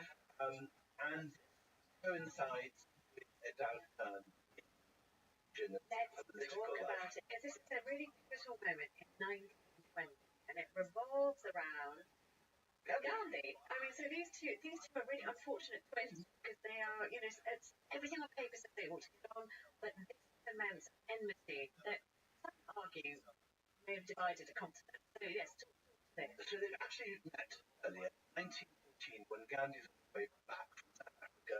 He's where the parties go, where indeed our lovely Princess Is that what this is? Yeah. So at this extraordinary part you mentioned in the previous one, not only do we have Gandhi and Sapphire, but as I've just discovered from my research this morning, Jinnah is also there. This is the place where Jinnah meets Gandhi at this I didn't know. celebrating Gandhi's birth in 1940. Right, I didn't know that. And they talk very briefly and perfectly. Do we know what they talked about? They talk presumably politics, Right. political moment, Yeah. and Jinnah is in that come back to the, I think, imperial council, and right. he's already negotiating with Britain. He's already established in the struggle. I'm just trying to just visualise that. He's a tall chap, and there's Gandhi who's a slight sparrow of that. So there would have been a physical picking up, wouldn't there, from Gandhi to Jinnah. Gandhi at this point, of course, not yet wearing No, he's not wearing his and he's finding his feet. Absolutely, and Gandhi very much would have been a junior partner, I think, in that conversation. Then, 2 years later, they meet again in India. They've both got the same patron, Gokhale. So, Gopal Krishna Gokhale, again, we've mentioned him before, I think he's such an important, interesting character. He is a man who is trying to hold Indian opposition together and make sure that they don't resort to violence, because increasingly there are calls to kick the British out by any violent means necessary. And particularly, he's struggling for the soul of the Indian National Congress. Him and a man called Lajpat Rai, who's a he's a firebrand, who says, look, we've tried nicey, it's just not working. People like Bhagat Singh are starting to bubble up and solidify their own strategies for getting the British out. And Gokhale's like, no, we need Gokhale will be the man, he hasn't done it yet, but he will be the man who writes to Gandhi, saying, you have successfully and non-violently overturned past laws in South Africa, now we need you over here. And I might be wrong about this, but I think when Gandhi and Jinnah met on Indian soil, Gokhale's party, I believe it's at Jinnah's house, but it is Gokhale's very first of I mean, because Jinnah is close. Yeah. Jinnah makes his house. And Gandhi takes him out of my foot, let me take it. Yeah. And he says, I'm so pleased not only that in charge of the front. And not something that Jinnah likes. It's a bit condescending. He's the big guy, already established. From Gandhi lately, it's a little bit rude. Yeah. And there's so many things about Jinnah. That he's making conditions opposing great one for taking details and showing up in she does very well. And Gandhi doesn't say any of it. And also it gives us an insight into the fact that actually and others have pointed this out, it seems he doesn't this kind of jive and then forget it. He's the kind of man who forgets all these characters have this context. And Nehru is notorious in nature. And all these people are, in a sense, that's kind of glamorous. They've got followings. And as a do not like I can't remember when. So Gandhi does another little jibe at him at some point where Jinnah is speaking and Gandhi says it would have been really lovely if you would have spoken in Gujarati. Why don't you speak in Gujarati? And Jinnah's like, he doesn't speak, no. Shall we take a break and come back? Time for a break, because what we're about to enter is this relationship, which is initially good, but is now chilling a little bit, actually breaks.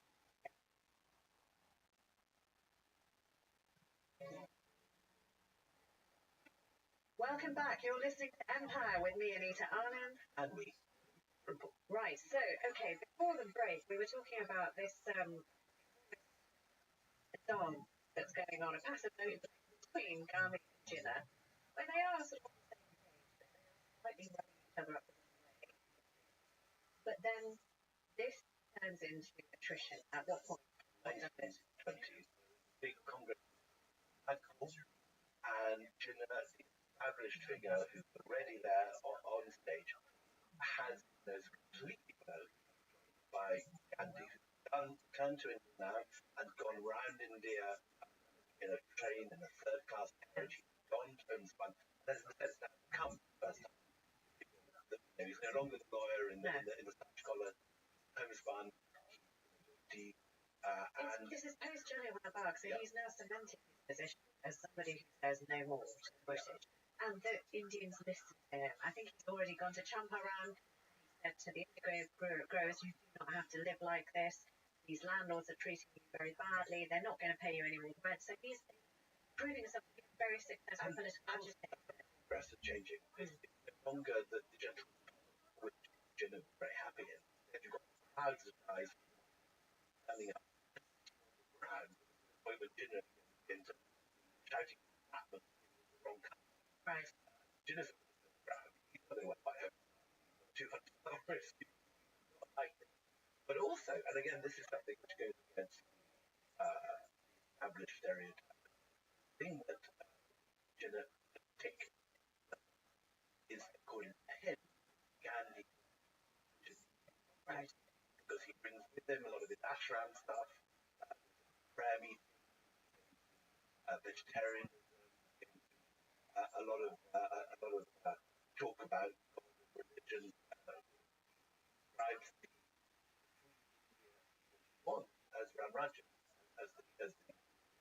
the Rama Bra, Lord Rama. Lord Rama has it, the Ramayana has it, I suppose all the path divine, perfect, divine sanction.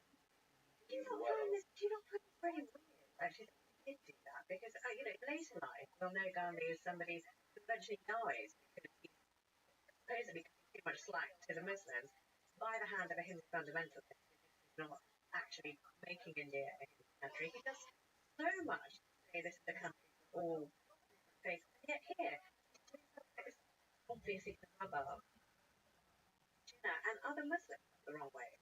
Jinnah, who only finds the place to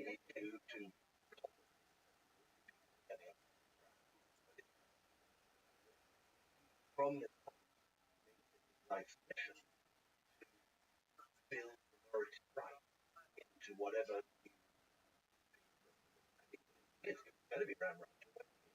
Yeah. What you do, population, unfortunately, which is it? There are other Muslim intellectuals who are equally worried about this. People like Liaquat Ali, people like who's a poet, all they sit there and they are having conversations about where do we belong. Important, because on this 1920 president, not only is Gandhi called which is not a traditional title, one that Annie has it, and Madam Blavatsky. Oh, you brilliant. There's this wonderful kind of Central European mystic who claims astral messages from Himalayan Mahatmas. And part of late Victorian, early Indian spirituality, title Great Soul. Yeah. And for Jinnah in his correspondence and his and his past, yes, upping. No, of course, but this because he refuses to address Gandhi as Mahatma and just referring to him as Mr. Gandhi. And another which is honorific. This is an important point. What is not only too much, he doesn't want to awaken a specific Islamic thing going on. Yeah. Talking about he is genuinely a secularist. He genuinely wants a secular thing to be replaced with the British, and in his view, by stirring up this stuff and bringing religion into politics, letting this very dangerous out of the cage. And in a way, right, because you get the Khilafat movement, which is the Ottoman emperors just proposed in Istanbul, peace, which is Muslims very upset about this, and you get one of the first examples of really breaking out as part of the Jinnah can say, I just. But previously on this, there he is saying, I'm not a partner, and actually, very interesting meeting because a lot of followers of Gandhi start saying, sit down, Jinnah, sit down. He called the Mahatma, call him the Mahatma. They start heckling him. He's not used to this kind of treatment from supposedly those who should be supporting him, following him. You're quite right, we were veering off. So he's heckled, he's humiliated. Gandhi is the triumphant figure of the Nagpur meeting in 1920, and clearly the moment when God of Atlantis speak. This is the moment when Gandhi becomes the darling of the Congress and Jinnah goes off in a terrific huff. Yeah. And not only does he go off in a terrific huff, his whole person is darkening fast. By this stage, Rati is drinking in a very bad way. She's still at the Taj, they're not She's still in the Taj and in 1929, she died in that room, in the street, in the Taj, and according to one of her relations, highly disputed, again, people very good primary evidence. They do have a child together, and Dina, interestingly, and I know we're leaving about a little bit, but interestingly, may get to study, which is bursting with things we want to study. But Dina, after partition, chooses to stay in India. So, and becomes part of the government. Yes. Indian, a party. Yeah, ideas. Yeah. Anyway, so Gandhi, triumphant, Jinnah in the process of And fuming, personal life falling apart. Rafi doesn't like that this guy is married that she fell in love with now a fallen angel, and all sorts of things. I mean, his enemies will say that it's at this point when Jinnah becomes hardened, embittered, already very steely lawyer becomes now the chili that you need Right. rails, but I don't think he's actually. He hasn't got the teeth that will eventually kill him. Okay. But Right. life is dark. So Right. at this point, having it fallen out with, we haven't mentioned it, he imposed satyagraha. Yeah. So again, the slightly sort yeah. of religious thing that Gandhi violence, that's all this This is after the massacre, where he is in de facto strike, general strike, giving it the name satyagraha, that people are going to have a day of worship, pray, but that in effect he's calling a nationwide halt. And exactly the thing which makes Gandhi popular with so many knows it.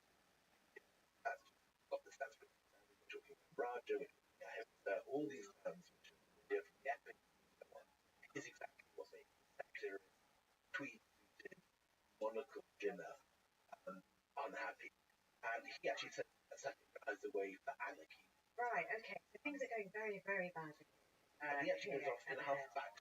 And what does he do in England? That's where he sits with other like-minded Muslims. 1930 to. So they're in London, and they are he's found a lot of like-minded individuals, sort of either lawyers or again, Oxbridge graduates like him who are Muslim, and they're all worried about what might become of them. That's right. And until the 1930s, most Indian Muslims imagined the military state. But you're beginning to get ideas now of people. And do they have a name for it? They have a name for it. It's not it's proper name. It's quite how Pakistan, pure. It also macro, and I think it's Punjab is B. Yeah. Afghania.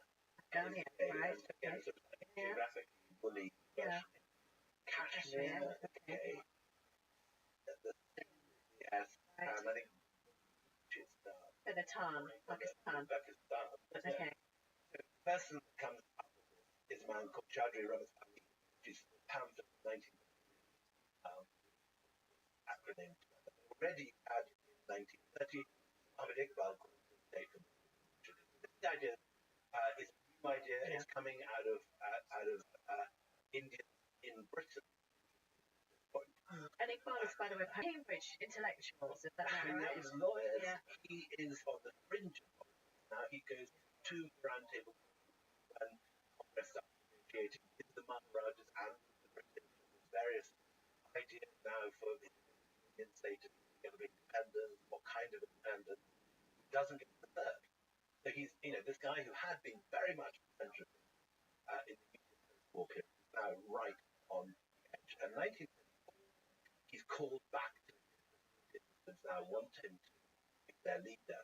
And for the first time, we've seen Jinnah take up specifically Muslim League identity. So that is the Muslim League. He left the Congress Party, and initially, I think in the 1920s, it started trying to float another independent party called the Swaraj Party, right, which doesn't go right. So he's back. He's got the Muslim League. He's trying to build the Muslim League into a significant political force in India, but it's hard work. It's hard work. He's not doing well in elections, and Gandhi is trying. Satyagraha is a very effective weapon. It's a very popular weapon. It works against the British, and Jinnah has nowhere to go. Quite isolated because you've got other figures like Nehru who are completely drawn into Gandhi's orbit. And again, Nehru is another thrusting young Oxbridge educated lawyer. Trinity College, Cambridge, very, very from a Jew family. So Nehru and Gandhi are the same. They're very different. Nehru is young, handsome. He in years to come, we know will embrace big dams. But he's very secular. He doesn't use specifically language in his speeches. He's suave, clever, and very glamorous. But he's a very different figure. Yes. Very, very. Yeah. He's a huge and loves. That's right. So Bapu, the other moniker that Gandhi now goes by, which again is going to put Jinnah's back up again because it's his father, and a lot of people now are calling him Bapu, which is a grassroots word that has come. And so Jinnah is left out of all this, and back in 1934, and his big moment comes only in 1930 when idiotic, grumpy, conservative Scots off Lord Linlithgow goes ahead and declares war on behalf of India without even bothering Congress or any of them. And this leads to a situation where in 1942, when the Japanese let sweeps and are on the very gates of India, Gandhi and the Congress quit it and are immediately jailed. And this creates a major opportunity for Jinnah because 2 years before quitting, 1940, for the first time, you get a formal demand for a separate homeland, Pakistan, in the Declaration. And many, particularly Aisha Jalal, who will be joining us in a minute, thinks that this was just a bargaining tool. He didn't mean it to break. He didn't break. Uh-huh. He wanted to use the threat of this declaration as a pressurize both the British and the Hindu to minority rights encoded so that they would never be endangered by a Hindu India, which even then was beginning to embrace the idea of and Just by being a hardline political. Bir Sabaka is militant. He spent time in London, actually creating a bomb factory in Muswell Hill. Very interesting. Oh yes. So yes, Bir Sabaka is again violent over about it.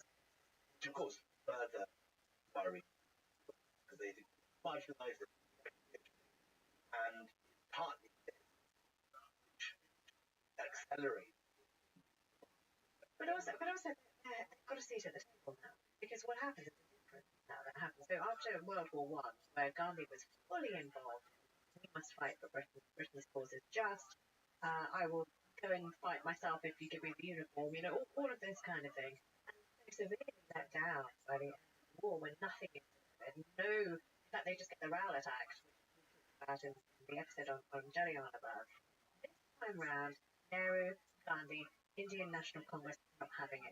You do not declare war on India's behalf without Congress. Who gives you the authority? We are Indians. This is India. You don't get to make that decision. So the Indian National Congress leadership is against the war.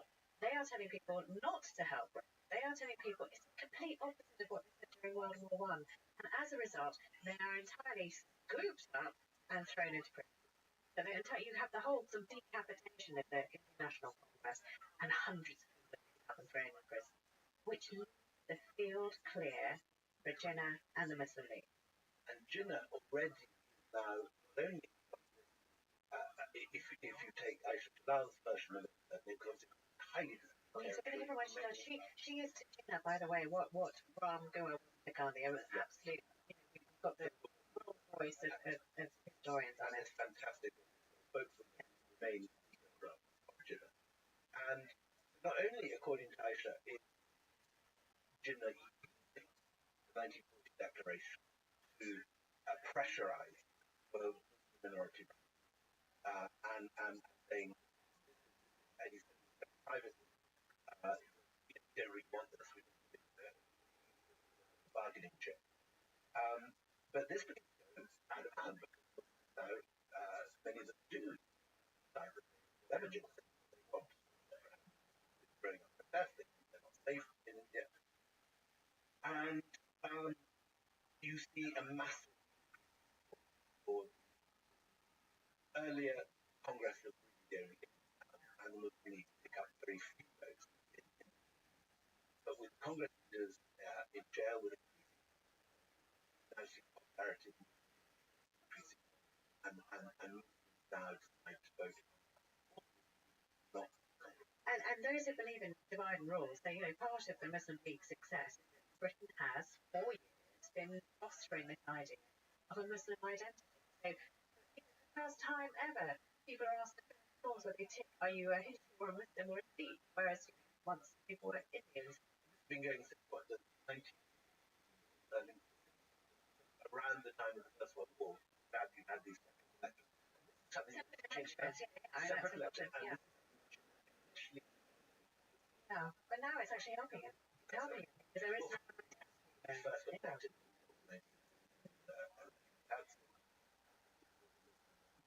Although he actually opposes it is acts.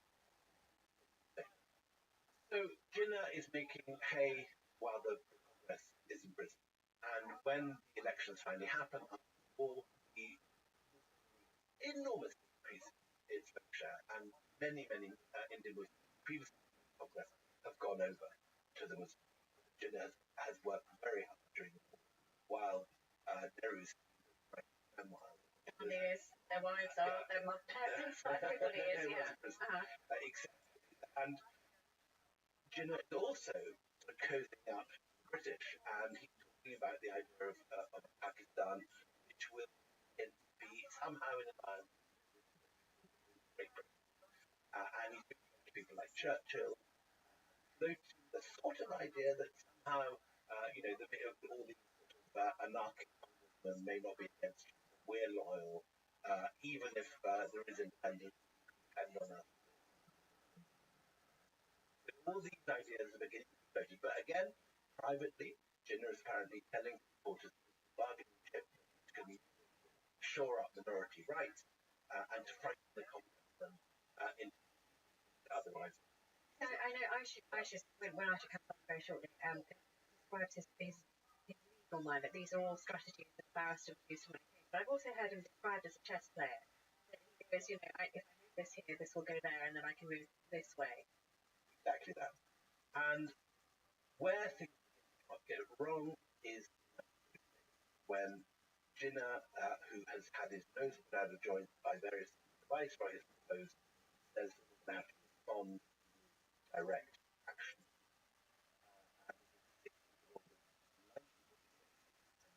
Moment, large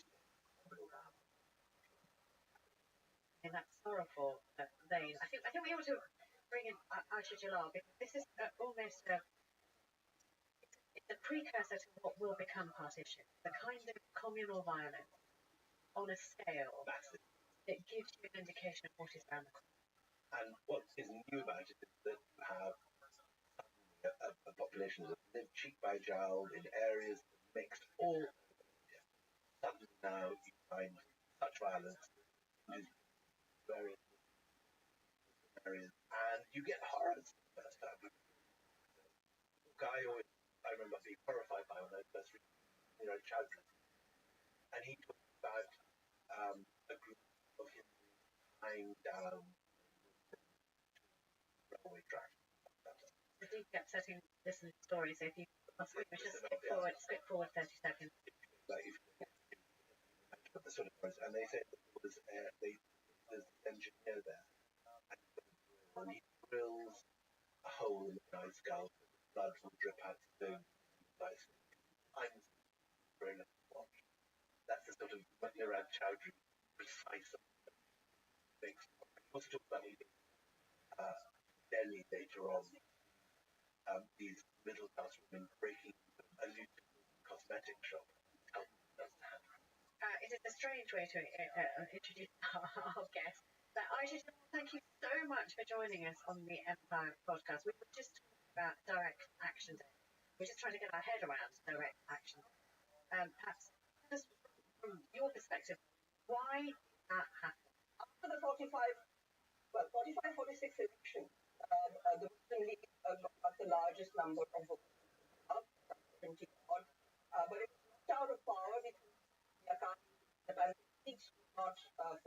an alliance with them. And so the Congress and the rump of the collaborators in Punjab, unionists, they formed a ramshackle government. The Muslim League party was incensed. They took direct action. Direct action in Calcutta for our hand. Could you, again, for those who don't know, what do you mean by out of hand? So what happens in Calcutta is that the city's gang try to use the day, which is declared a holiday, and there's a carnage that is carried out. And it's the underworld. Calcutta underworld is a very road, and things get completely out of hand. What's the sort of scale of the bloodshed on that day? Thousands and thousands of people are killed. I mean, sort of, and it's laid, the blame is laid on Jinnah's war by many, and in fact, all I can say is that I don't believe that Jinnah was directly responsible. He was responding. He didn't expect this to happen. It's certainly not something that he was calling for. Some historians blame Surawadi, the Muslim leader in Calcutta. Do you think he bear responsibility for the bloodshed? I mean, insofar as he is under his watch, he has to take some responsibility. But my understanding is that it wasn't necessarily his wounds who were going, but it was the Calcutta underworld, the substantial that led to the direct sort of the political marches that then turned violent. The numbers that we have, the estimates that we have of people hurt, 15,000 injured, an estimated 10,000 people killed, 5 days of violence. The British don't come out for 5 days, and then this violence spreads like a wildfire to other parts of India. Punjab, indeed. And for many, this is the first indication, or even just a precursor of what might happen if there is partition. This is the very first time that on this scale, Hindus and Muslims are fighting and life is lost in this way. And killing each other. And killing each other for politics, for this notion of what will come after the British leave.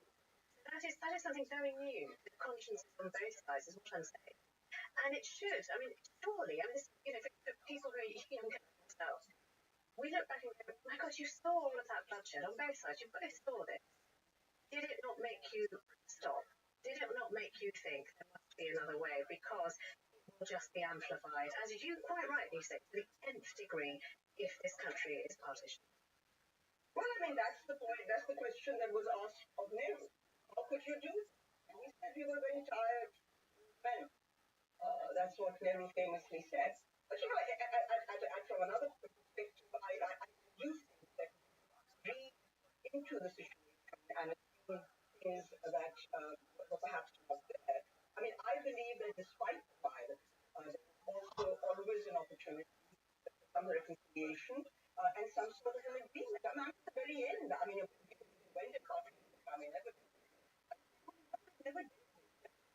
If you look at the situation from Punjab's perspective, where nobody thought their province would be partitioned. I mean, what we haven't discussed is that 1945-46 elections were held without clarification that a vote for Pakistan would result in the partition of Punjab and Bengal.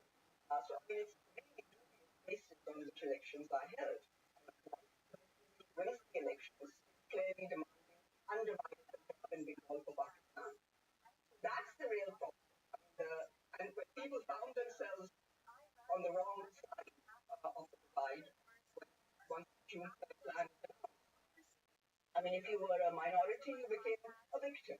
And if you were a majority, you somehow could have become a perpetrator of the violence.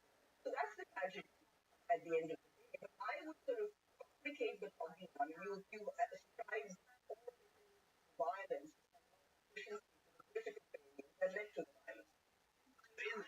Radcliffe comes in, begins to draw his line. What's Jinnah's reaction when he realizes there was much less? Well, I mean, he kept a secret, isn't it? I mean, the decision was supposed to be in principle, but he's never told what he's getting until after the 40 votes, because Gandhi and the Gurdaspur had a majority because they wanted to give the India access to Kashmir. Mountbatten is on his papers make it clear that he couldn't have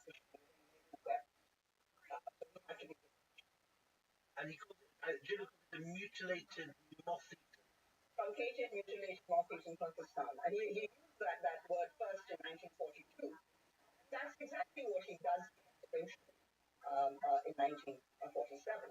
And he tells Mountbatten he wants an award. He wants undivided Punjab. He awarded to Mountbatten says nothing to it. And he says, but I can't accept it. I'll accept on your behalf, Mr. Jinnah. That's a squeeze play for you if there is one. And by this stage, violence is spreading in all directions. Violence spreads calculated killings in August 46. The real violence begins when with the announcement by by June 1948. The first casualty is the Unionist government in Punjab. Hitler Hayat resigns and there's violence in Rawalpindi. Absolutely horrific violence that's storms through Punjab. So they're very, I mean, I talk about different cycles of violence, but the one that really, I mean, after June 3rd, the violence is much greater.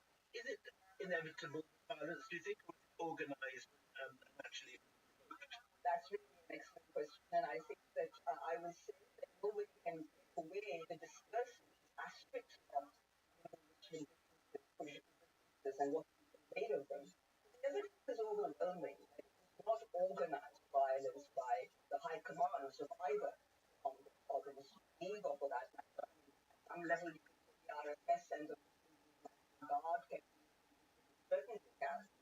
This was not a planned arrangement. What did happen, on the other hand, is that when you demarcate areas as going to India and as going to Pakistan, minorities who found themselves on the wrong side of the parties taken over by who? By men who I call not, I call them bandits individuals. They were frequently demobbed soldiers because the demobilized soldiers of the Second World War was disaffected, played a very crucial role in the heightened violence of Punjab. Because they've got guns.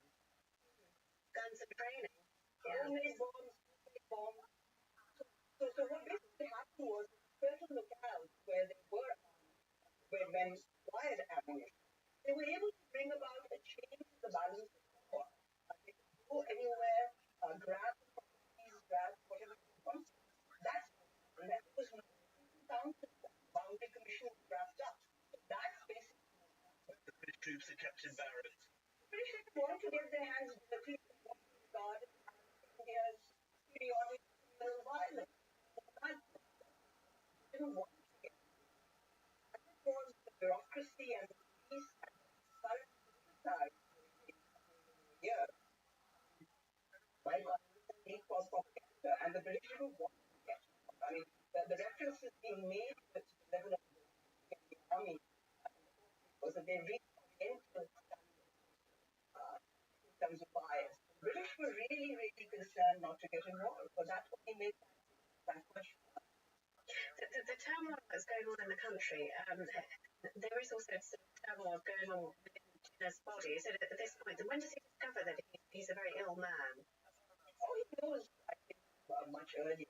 I mean, I know that Jinnah had died before 47, they would have been no partition, but I really think that this is again putting everything squarely on Jinnah's personality and behavior.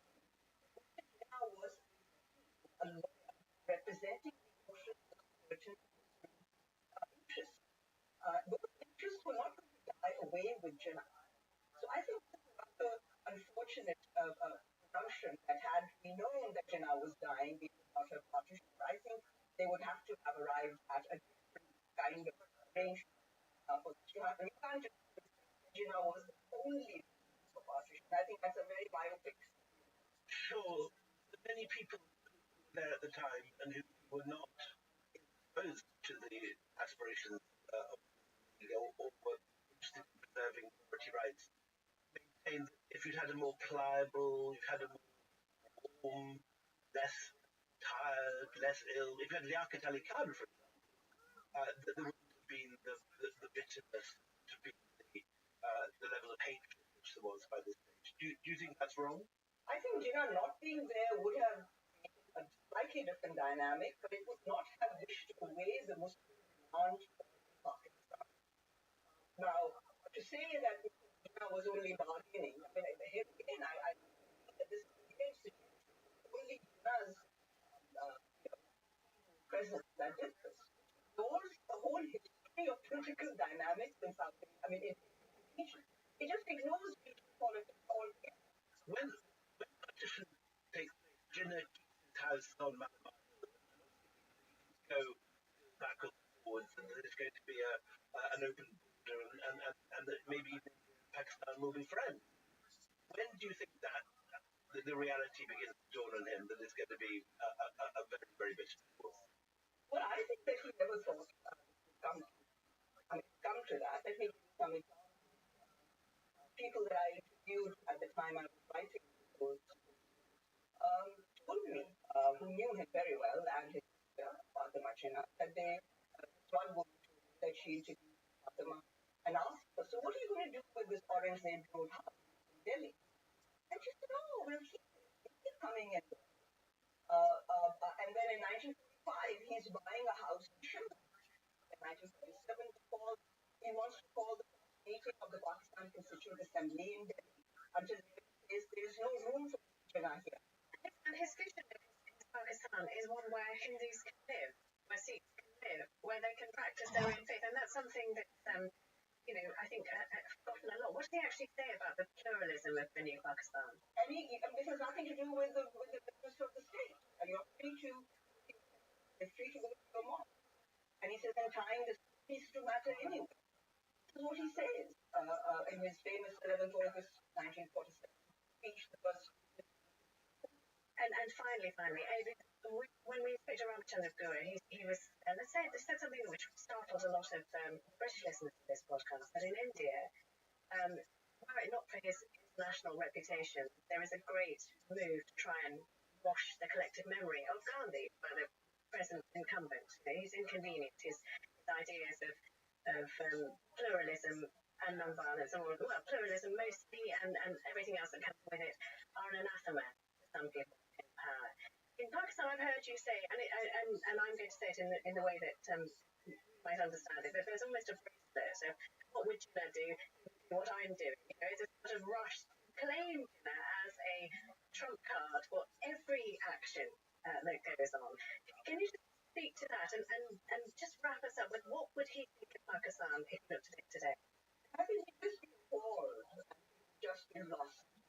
There's nothing there. I mean, the biggest tragedy for the man who himself as a defender of minority rights, Pakistan's civil record minority rights, all of them.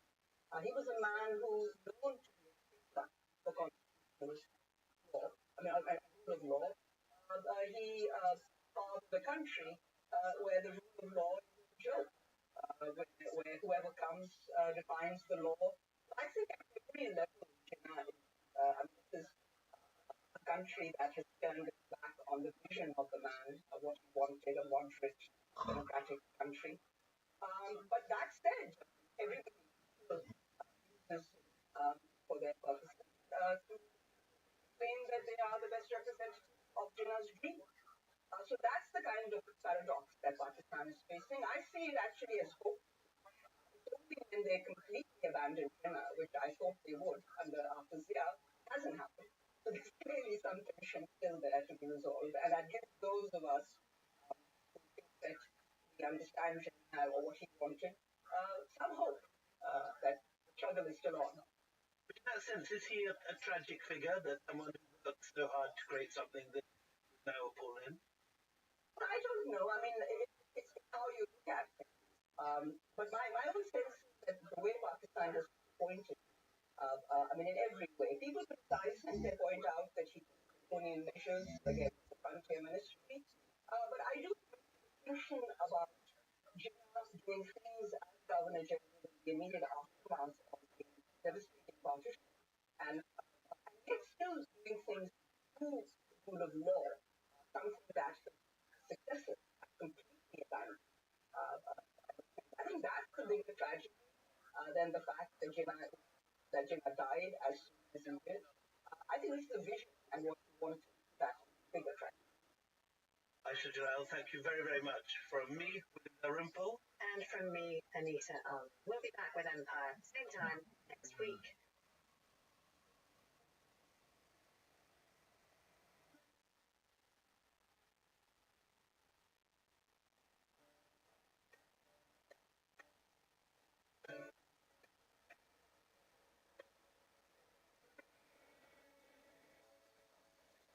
Hello and welcome to Empire with me, Anita Arnhem.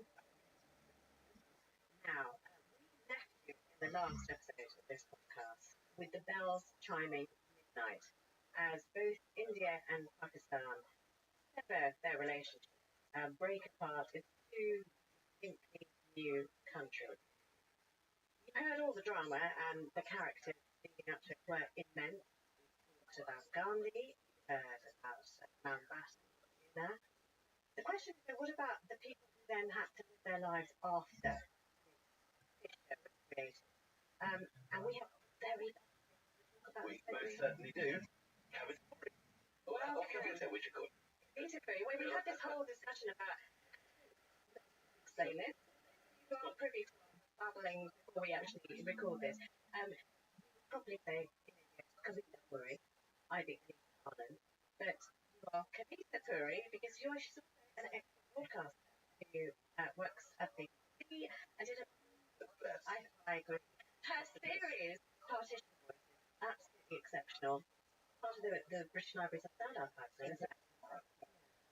Amazing.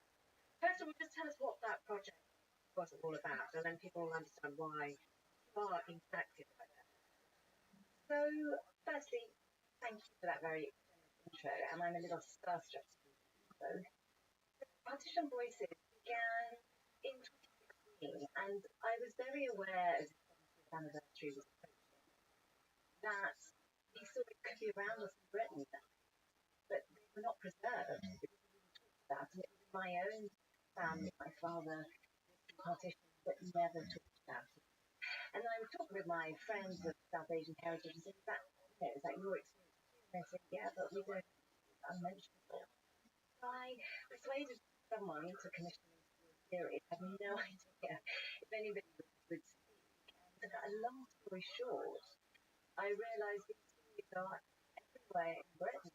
People who had lived through one of the most tumultuous events of the 20th century, and their lives were so disrupted when they came to Britain as British citizens after the British Nationality Act of 1948.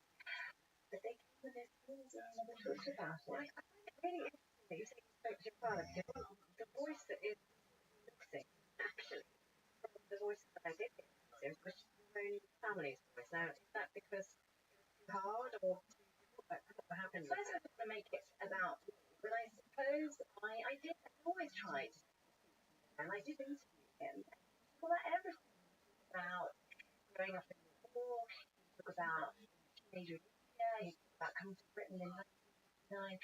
He would not talk about that this couple of months after he was My family. I was there in General the British part of Pakistan there when the flag went up, and then Kashmir, and when Kashmir was he's one of and he's one and my father border change back for some I think 6 hours open back the transport plane a flying boat to Karachi and then make their way epic and my father wanted to like friends Indian work weekend and his Batman and all people on the train never reached and never I was there for 30 years too much. So I was actually inspired. So my family also affected by it. They were all now Pakistan, something the horse, and Kalabag, I've mentioned this before, which is up near the northwest frontier, what was the northwest frontier. So somebody came in the night, her family, get out, now they're coming. The family just left tiny things, other children, and gathered what they could, and then just ran for it, and then ended up with a collection camp across the border. But when I asked for any details, she had no idea. And then I read your book, which I think is exceptional, by the way. Very, very proud to have learned. You did blurb it. I did blurb it. Call out partition voice. But it made me think, actually, this is not, I don't know enough. I mean, that's a headline, but one story. So I got in touch with the last remaining relative that my mother had of that generation and said, what happened? And then sat down and recorded everything that she said. And it, again, no wonder they didn't talk about it, because it was horrific. But there is silence in Britain, but there is also silence. But the silence in Britain, you can understand it. They came in the post-war years and you can't look behind. You can make a life. There's stability here. And oddly enough, you come here and working alongside, together in a factory, and they were working together to fight for equality and against racism. That wasn't happening on the Indian subcontinent. They all see Asians here, whereas that was not the case on the Indian subcontinent. Often what you found in the third generation, that in my case, my son Sam, and on project that's done, climate memory. Because to Anita's point, what happened is the 70th anniversary of Britain's huge space, finally, for people to talk about their experiences. That public space hadn't existed for so many reasons. There is an institution in schools, national curriculum in England. And then you come here and your kids are born here, they go to school, they don't know to ask. They think all their family come from India, but they come from perhaps another, or they come from their origin stories. But what's important is a lot of shame that attached to memories. You don't want to talk about that, and so all of you can sign up as just you with your family members on this 70th anniversary. And it's such a silence awakening that's happening around homes in Britain. People are trying to find out their family history. British South Asians, but also people with colonial British history too. And it's just a very active thing. It's just that we don't really know about it. So you're absolutely right. It's the third generation. Your son, it's Nate, trying to embark on projects to connect people with their homes. And it's a thing that's happening. And I think it's often the case. For example, the history of the Armenian genocide, 2 generations, suddenly the third generation. Of course, I mean, now it's present taught. But it took, I mean, Shoah moved in the country, choice in the late 70s, early 80s. But it exactly took decades for the whole of But can I ask you, as a Brit living in Italy, actually the aunt that I managed to corral finally put those family story in ours, she was in India, and her first reaction is, why do you want to talk about these dirty things? Why do you want to talk about these things? And so I ask you, I mean, is it different in India, or is that sort of collective amnesia? In India? My neighbour, who work competitions, with friends, and that generation picking up, talking to their granny, and it talked to granny. Granny was a refugee. Smuggled her way through. I remember when I was doing 20 years, lovely, very middle, and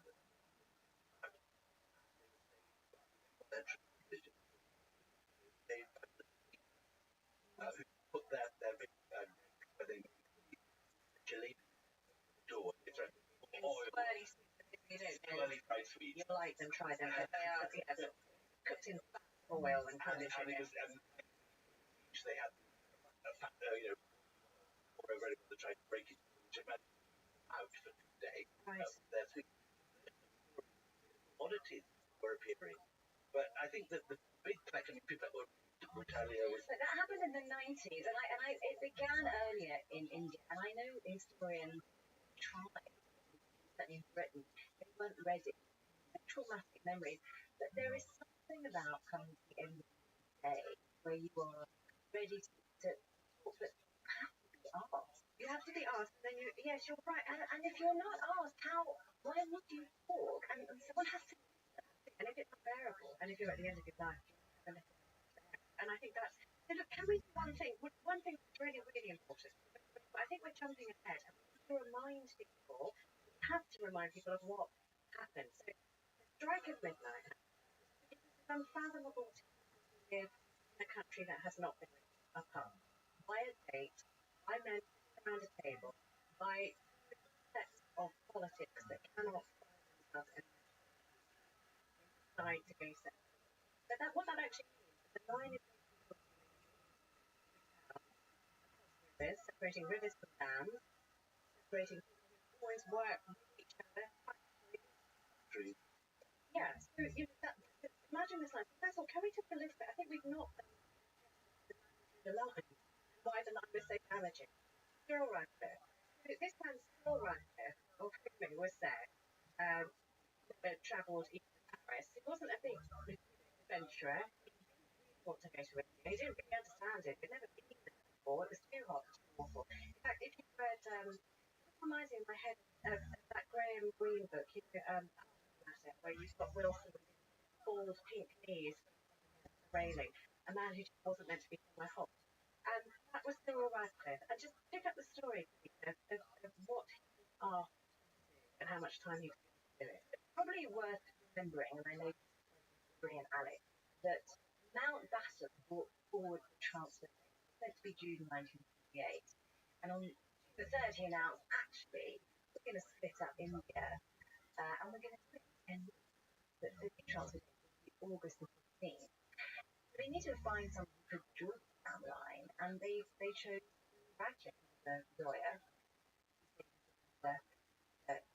before, and he came over. He stayed largely in the Viceroy's house, and maps, which were out of date. Once the village was dissecting, and how to provide Punjab and Bengal. That would be duty. Because these were the two most Islamicized in India where had the majority.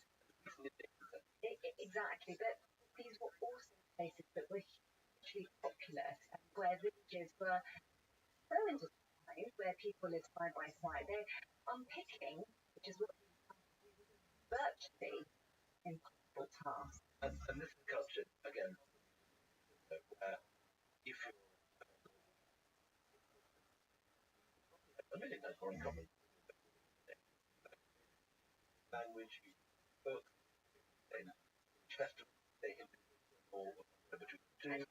People from the north side, Punjab is loud and obnoxious. Collectively. Exactly. The northerners are dreadful people, and sort of, it's one country, which is their real identity. They were going to cut you. In a sense, they're saying, cut in half on one side of the border and the other side be on the other side. Exactly. And he had 10 weeks. Let's just think about that. 10 weeks. I mean, Brexit took us years to do, but India was an incredibly complex country. And people argue about why it all went wrong, but I don't see how you could have done it. It was an impossible task he had. Can we put some numbers on what that line through a map actually meant to human beings? Well, before we do that, I think it's really important to know that ended the last program on night, and everyone was hugely everyone was happy that finally the Brits were going. Fireworks going off. Exactly. The batter outside the gateway in Bombay, people coming up and down the drive. Absolutely. And there've been movement for many decades to get rid of the Brits, but it's astonishing that nobody at that point, on the 15th of August, where the boundary line was. Right. Because it hadn't been announced. It had not been announced. So they knew where they were going to put the boundary, but we sort of touched on it, but when I say he, it's Mountbatten in his moment of band. Is that your understanding as well? Nobody really knows why, but I don't think they foresaw what was going to come, but maybe they wanted to break them out. I have no idea why. They announced it on the 17th of August. 2 days after Indian independence. Exactly, and by that point, Radcliffe, we got the hell out. So maybe it's that, just we need to be gone. And he said, he wrote to his stepson and said, there's 18 people who be unhappy with what I've made. And he left, apparently burnt his papers, and never ever stepped foot. Behold his work. Did Oxford in the rest of the camera? Oddly enough, my book was made into a play recently, and relative and he emailed me afterwards and said, because there was a Radcliffe character, he said, oh, well, thanks for my kind of relative, and said he never talked about it. Another person who never talked about it. Isn't that interesting? But what he did say, well, he never took any money for doing it, but he did say there was no love lost between them about that. Interesting, he wanted to tell me that. One description of him in that COVID night book, and they go cutting his there with a pair of shears when they arrived. And the numbers, what then happened, something that the governments of India or Pakistan was that when people found themselves as a minority in these new countries that they would, and the numbers honestly are overwhelming. I mean, around the time of publication, so August 15th and the kind of month around November, it's thought that between 10 to 12 people were on the move in opposite directions. In cart, and because sometimes, like you were saying, people have to be very slowly. Go with clothing like that. Going in opposite directions. Sometimes you can't have an resonance with Indian people. It means their land.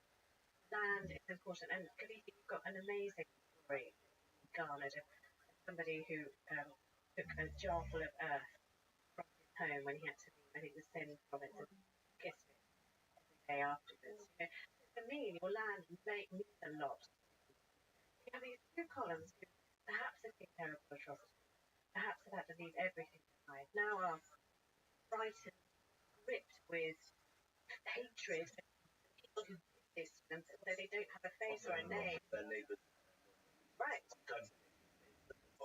And then these Google Earth columns of humanity that are passing by each other, they'll suddenly break together. And there will again violence sparking off like you can describe it like from a tap root and a shoot off of pure hatred and violence. And that all because of a line drawn to a map by somebody who's never been before. So here are these lines. Can you talk about the trade? Yeah, so people really would go by their foot, or they would take trains, and if they were rich, they could take the train. Trains were incredibly treacherous because going in one direction, yes, what we were, and so people were wasting. And I spoke to people who would see. I mean, one man go back to Gartshire would see there was a train line, that a train line, and the train ground up field, and he was hanging out because everybody was every single person except the train driver, the train, but you know, destination station. And one of my interviewees, Ahmed, on the platform at the pool, and when he woke up, there was wet. That wet was blood because the train that had just come in. Soldiers kind of unloaded his body onto the platform. It was a pretty regular occurrence. And you know what? It's so interesting. I talk about these stories, and people say their family, their fathers or their grandfathers were soldiers and were so traumatized that they never talked about. Did he talk to you when you were about it? What did he say? Over and over and over again, I got then finally, and the night the house, which we never actually.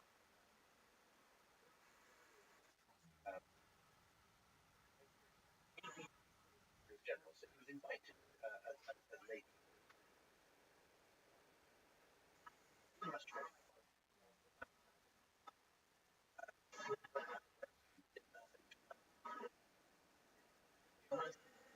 Wow.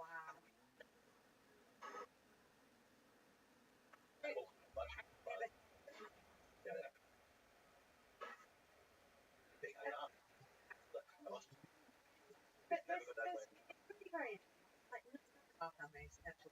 And our very good friend Anita Rani did a great TV program about going back about why they did it. It turns out that rage, that found an outlet in fatality. People have to now sort of bear the knowledge that some people in their family behave murderously. That's the shame in the thing that I was talking about is that we talked about one of the people, it's those that in the bad guys, not the case.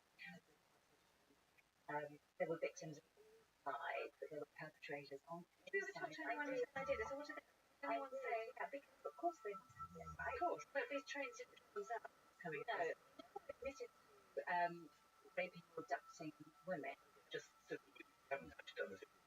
10 to 12 million people on a million people who were killed is the kind of people, a million people. But it's higher and lower, but also there were ones who, fairly ones that really know, but bigger than it. These people are the 5,000 people raped.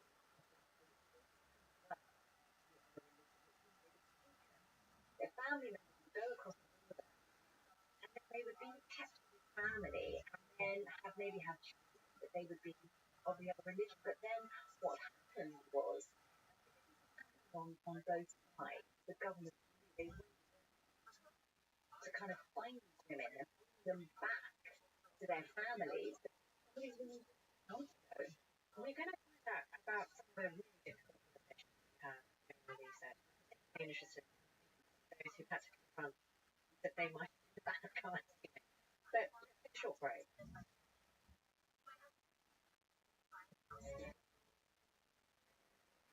Welcome back to Empire. Our very special guest today, Kavita Puri, the author of Voices, Untold British Story.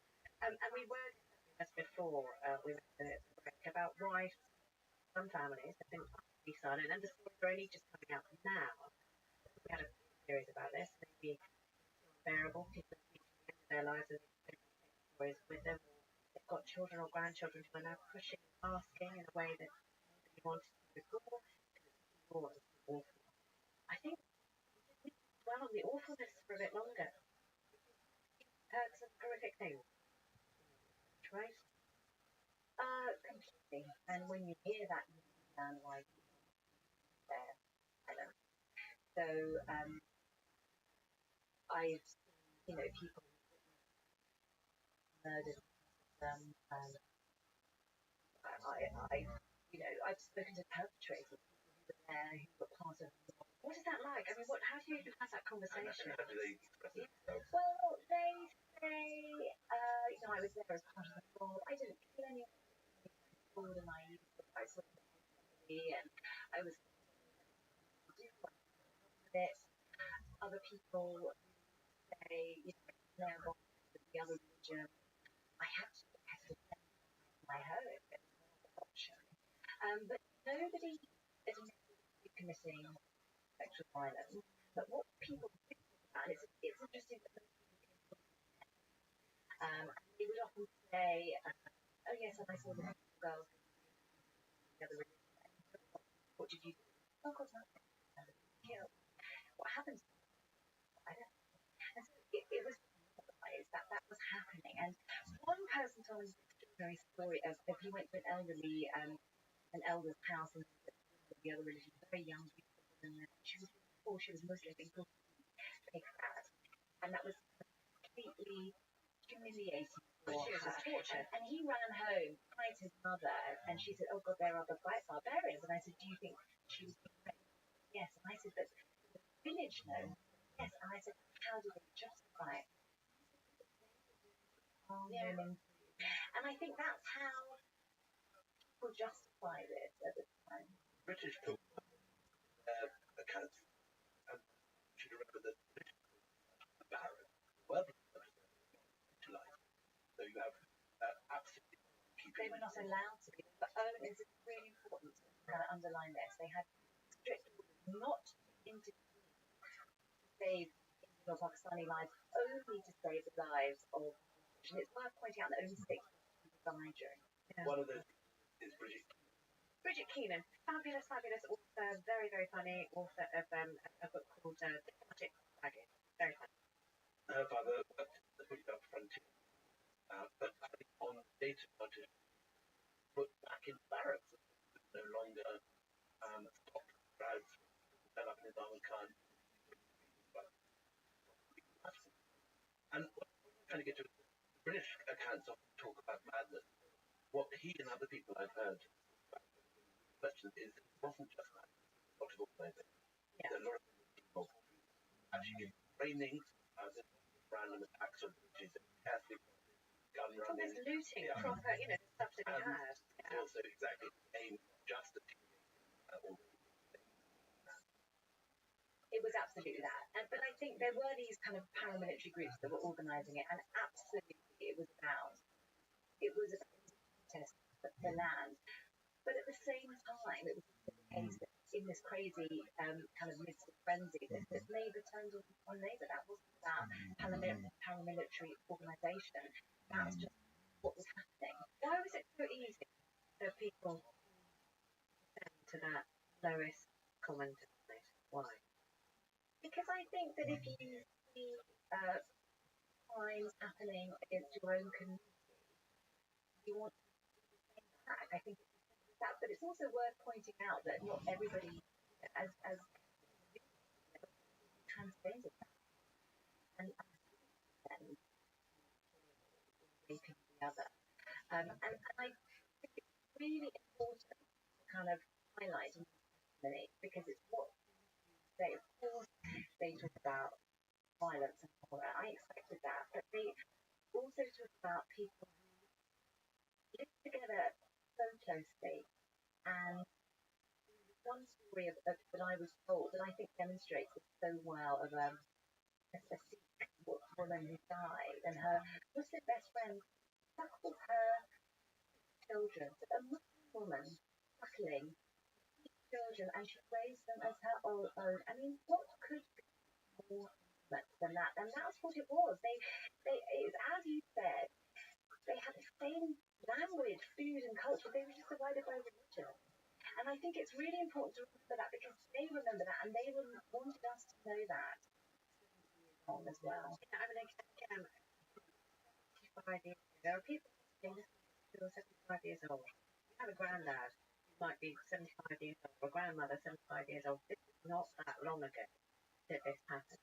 And one of the stories of yours that you almost welled up, William. William's a big crier. You may not know this, but he's a big weeper. This is radio. I know. But there was one that broke me, and it was a story. I just wrote it down. Raj and Yasmin. Raj, can you just tell that story? And I'll try not to cry. William, I can't guarantee you're not going to cry because he's already almost off. Right. So.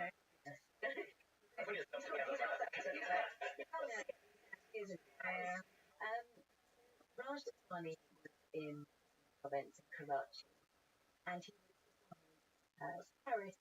He was 15, and he was with his Yasmin, his neighbour friend, and his love, and they loved each other, and they would sit under the moon, the moon shine on them, and he would kind of show his past hands, kind of raising them to the moon.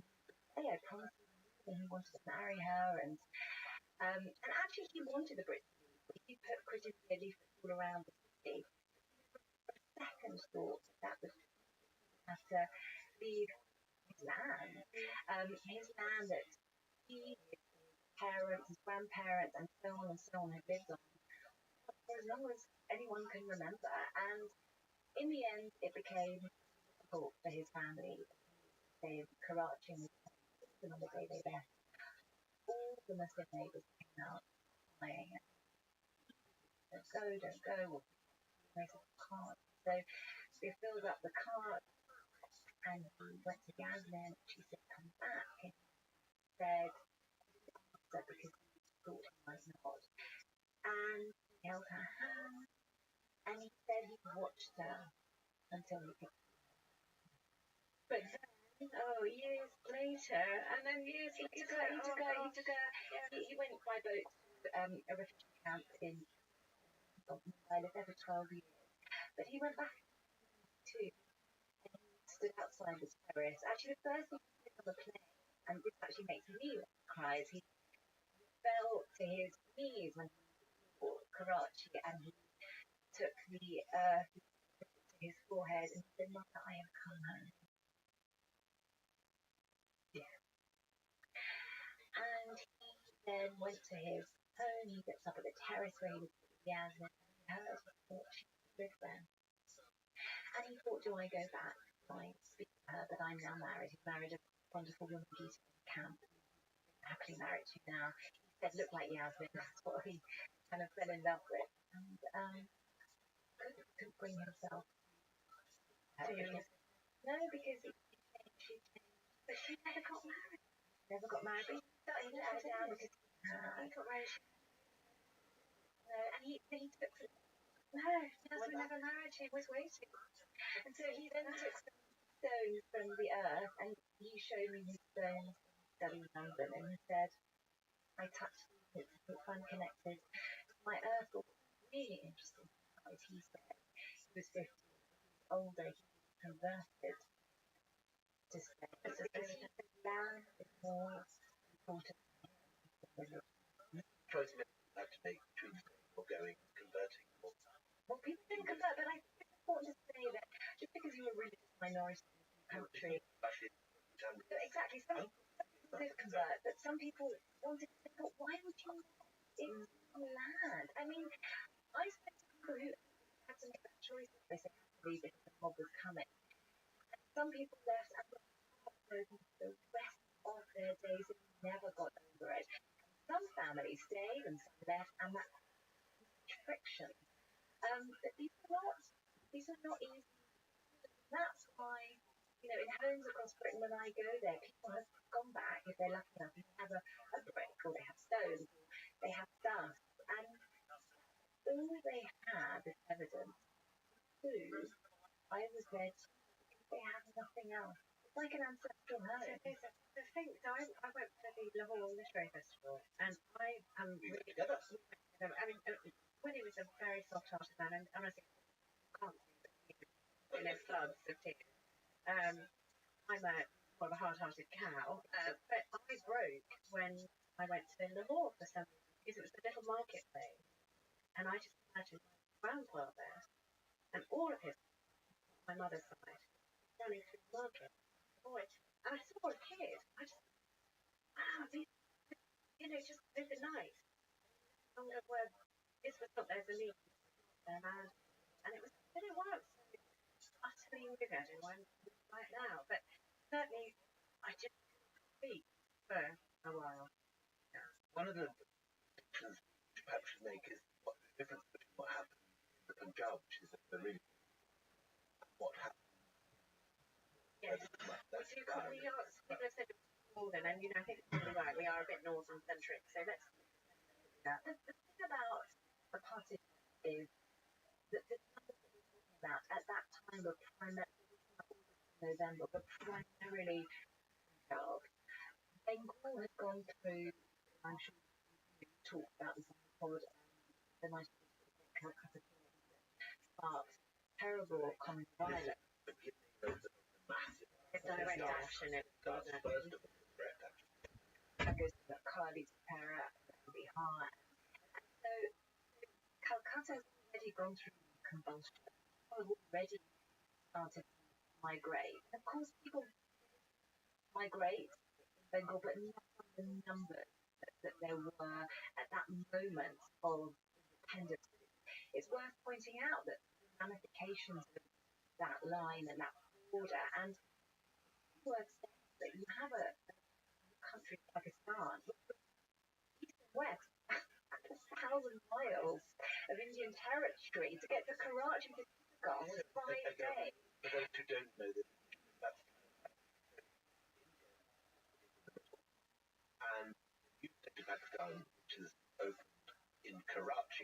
migrate. In fact, has another entire wing, which is not Not reachable, connected. connected in any way. No. Two wings, without any East and West connecting Pakistan. body. Cool. West Pakistan. And always, when we eventually Pakistan breaks up, comes back there, always dominated by West Pakistan. The government is mostly Karachi, and most of the people making decisions are Punjabi. But also to your point earlier, Punjabis and Bengalis were there to have in common.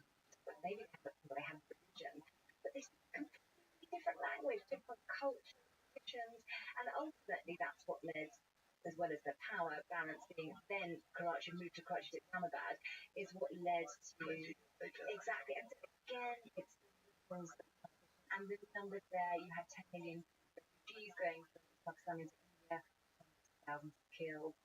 And that is, and I think that partition, that what happens in 1971 overshadows partition, I think, in the collective memory of now Bangladesh.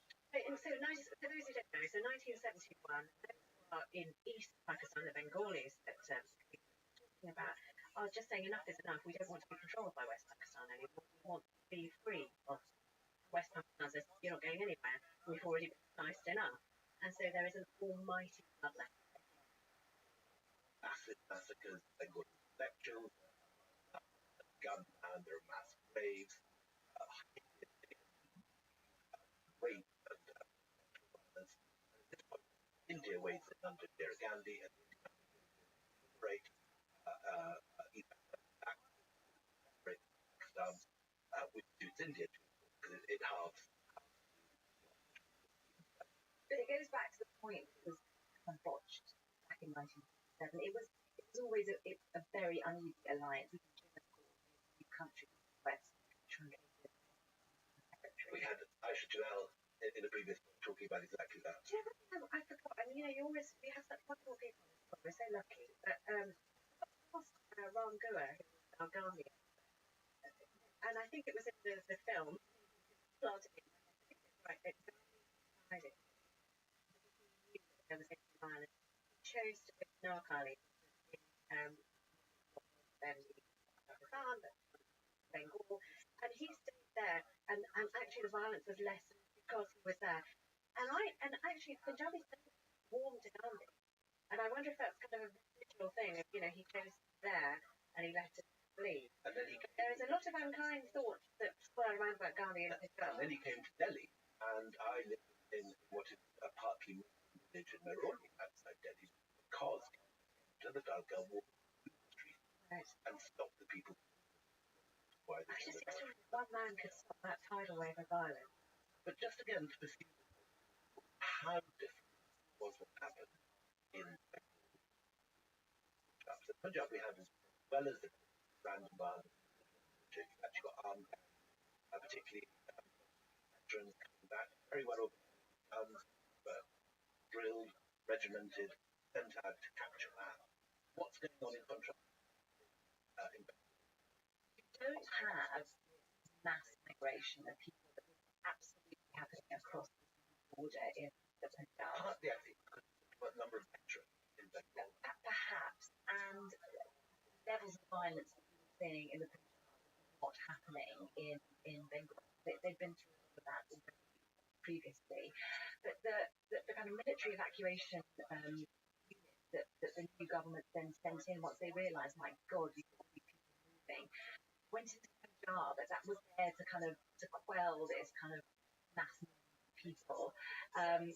But as I say, at the point around the moment of partition, perhaps because of Gandhi being there, it wasn't bad by any means as it was in Punjab. And it's worth saying that different places across the Indian subcontinent led up at different points. So things only got really bad to the Muslim minority in Delhi and equally from September onwards. And often that was to do with the number of refugees that were coming into the city with their stories of horror and firing everyone up.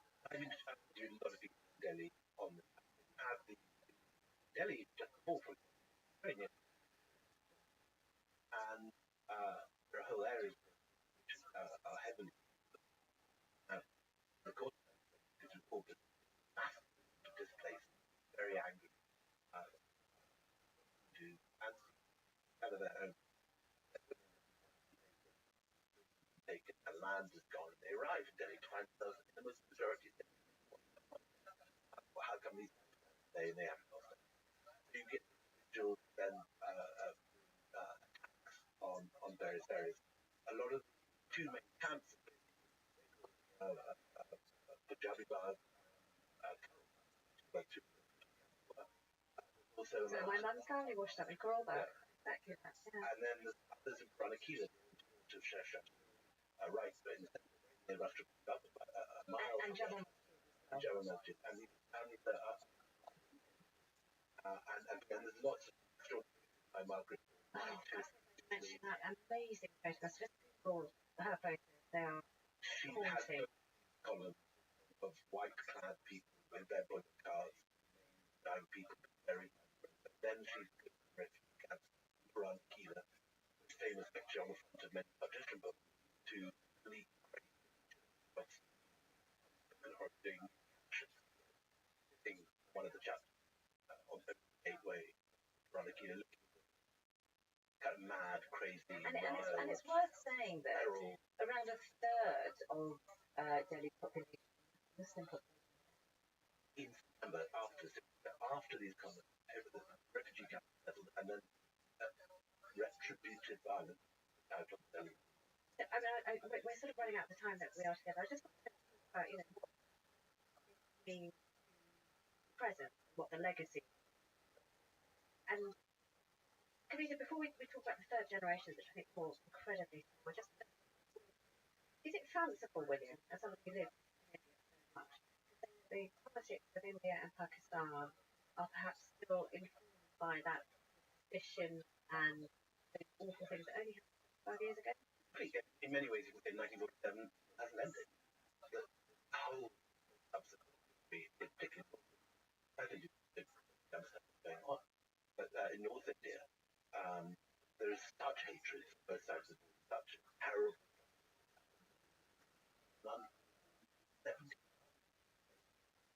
and that violence, that kind of violence that's been done to people, and the violence is now being generated by the hatred by still poverty. The way that Hindu nationalists talk about them, the degree to which that chimes their audience. Like, and vice versa. On the other side, in Pakistan, where the Hindu majority has been virtually. For those of you who are listening, I ask this by when you have the same, you look pretty similar, you have the same language. Why can't you just get along? I may go some way to explaining everything. Now, on third generation, what is the legacy that they leave for them? It's different from the Britain, because I think what comes down, and we have to call it what it is, intergenerational is passed down. Even in it can be. But something else is passed down, which is that kind of nostalgia, the land that was left behind. And so these two things, the kind of trauma, fear of the other, but also great love of the land that maybe no one did that. And I think that the third generation, from English South Asia, it's an awakening for them about their past before their families came to Britain. They want to know their long history. And I think what I'm saying about the third generation diaspora is they are used to doing things that can be British or Asian or Yorkshire or whatever. So if they find out that their family begins across a border, I think they can accommodate that. Whereas I think in India, where, let's be honest, state narratives and history is partitioned in its telling, we're not subjected to that in the same way. And I think in India, if you find out your family are coming across the border, that is a betrayal, perhaps. Say you feel something for that other place. feel that. And I think that is the difference. But I think the legacy is we are coming to terms with it within British South Asian families at the same time that we as a country are coming to terms with what empire means. Each generation we write what it means and what we remember and what we forget and what we are silent over. And it just it happens at the same time, which is the beginning of it really, I think. Just to wrap up, final the in your Russia who chose back. She went back. His father, he started kind of spending some time with his father in 2017. He found that his father, his grandfather, was writing. For those of you, around, you kind of can say in filing system, okay, Ahuja, that's a Hindu Punjabi name, or it could be a Sikh Punjabi name. This is a Hindu Punjabi. That's that. And his grandfather was in Delhi, and noticed this part that every time a question comes up, there is this literal hush family. And he, kind of young person, wants to break that hush. So he interviews his grandfather and finds out that he's from Bella, which is his son, and a Muslim family says, I want to go back. His grandfather's like, yeah, I'm terrified. Anyway, he does go back. Really, goes back with his best man, Wimple. And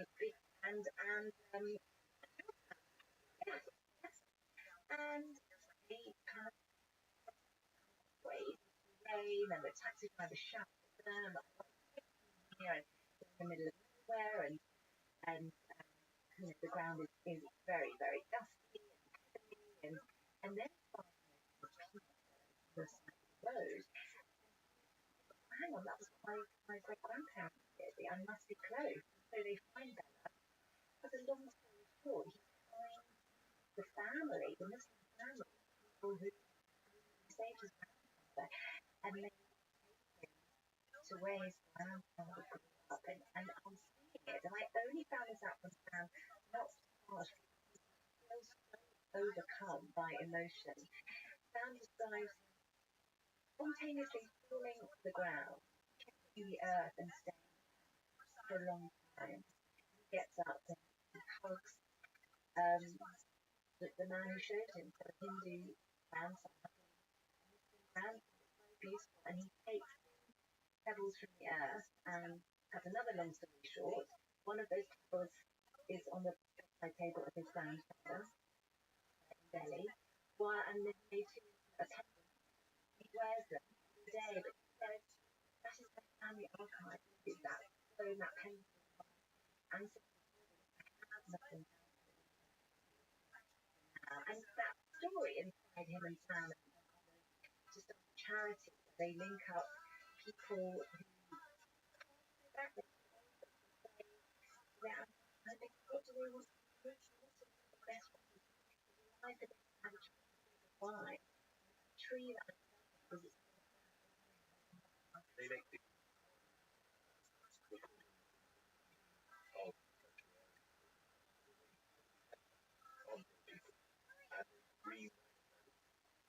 and this is last time, we should say, and we've got the information and the of this podcast. It has been so wonderful to have you. We're crying again. That's the same cry I knew you cried. It's coming out. I know. But thank you very much for listening to Empire from me, Alan. and me. Bye.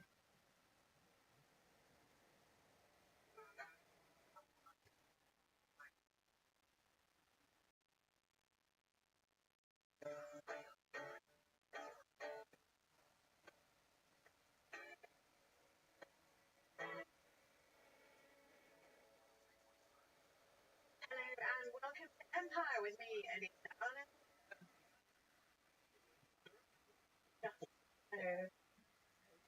Anyway, in the previous episode, we were talking about gender, and in this episode, we're going to be talking about one of the other who is a really important part in the end of the British Raj in India, the last viceroy of India. He was a man who oversaw partition. He was also a seminal influence now King Charles's life. Talking, of course, of Louis Mountbatten. And this week, we're very lucky to be joined by the fantastic Alex von Tinselman. Alex has written countless very good books. Indian Summer remains, I think, it's such a good book, such a good book. On the bestseller list for an annoying length of time. But anyway, Alex, super. And Alex, a good way into this story is, I think, to discuss Lord Mountbatten and his marriage to then Edwina Ashley. Both were superstars of their day, weren't they? So tell us a bit more about that. Well, yes, and it was the Society of Wedding of the Year. 8,000 spectators turned up, members of the public, to watch this happen. Queen Mary was there, Queen Alexandra, Wales, all sorts of celebrities in attendance and so forth. So, I guess you could tell even that these people of some social significance. So, Mountbatten himself was what had been the Battenberg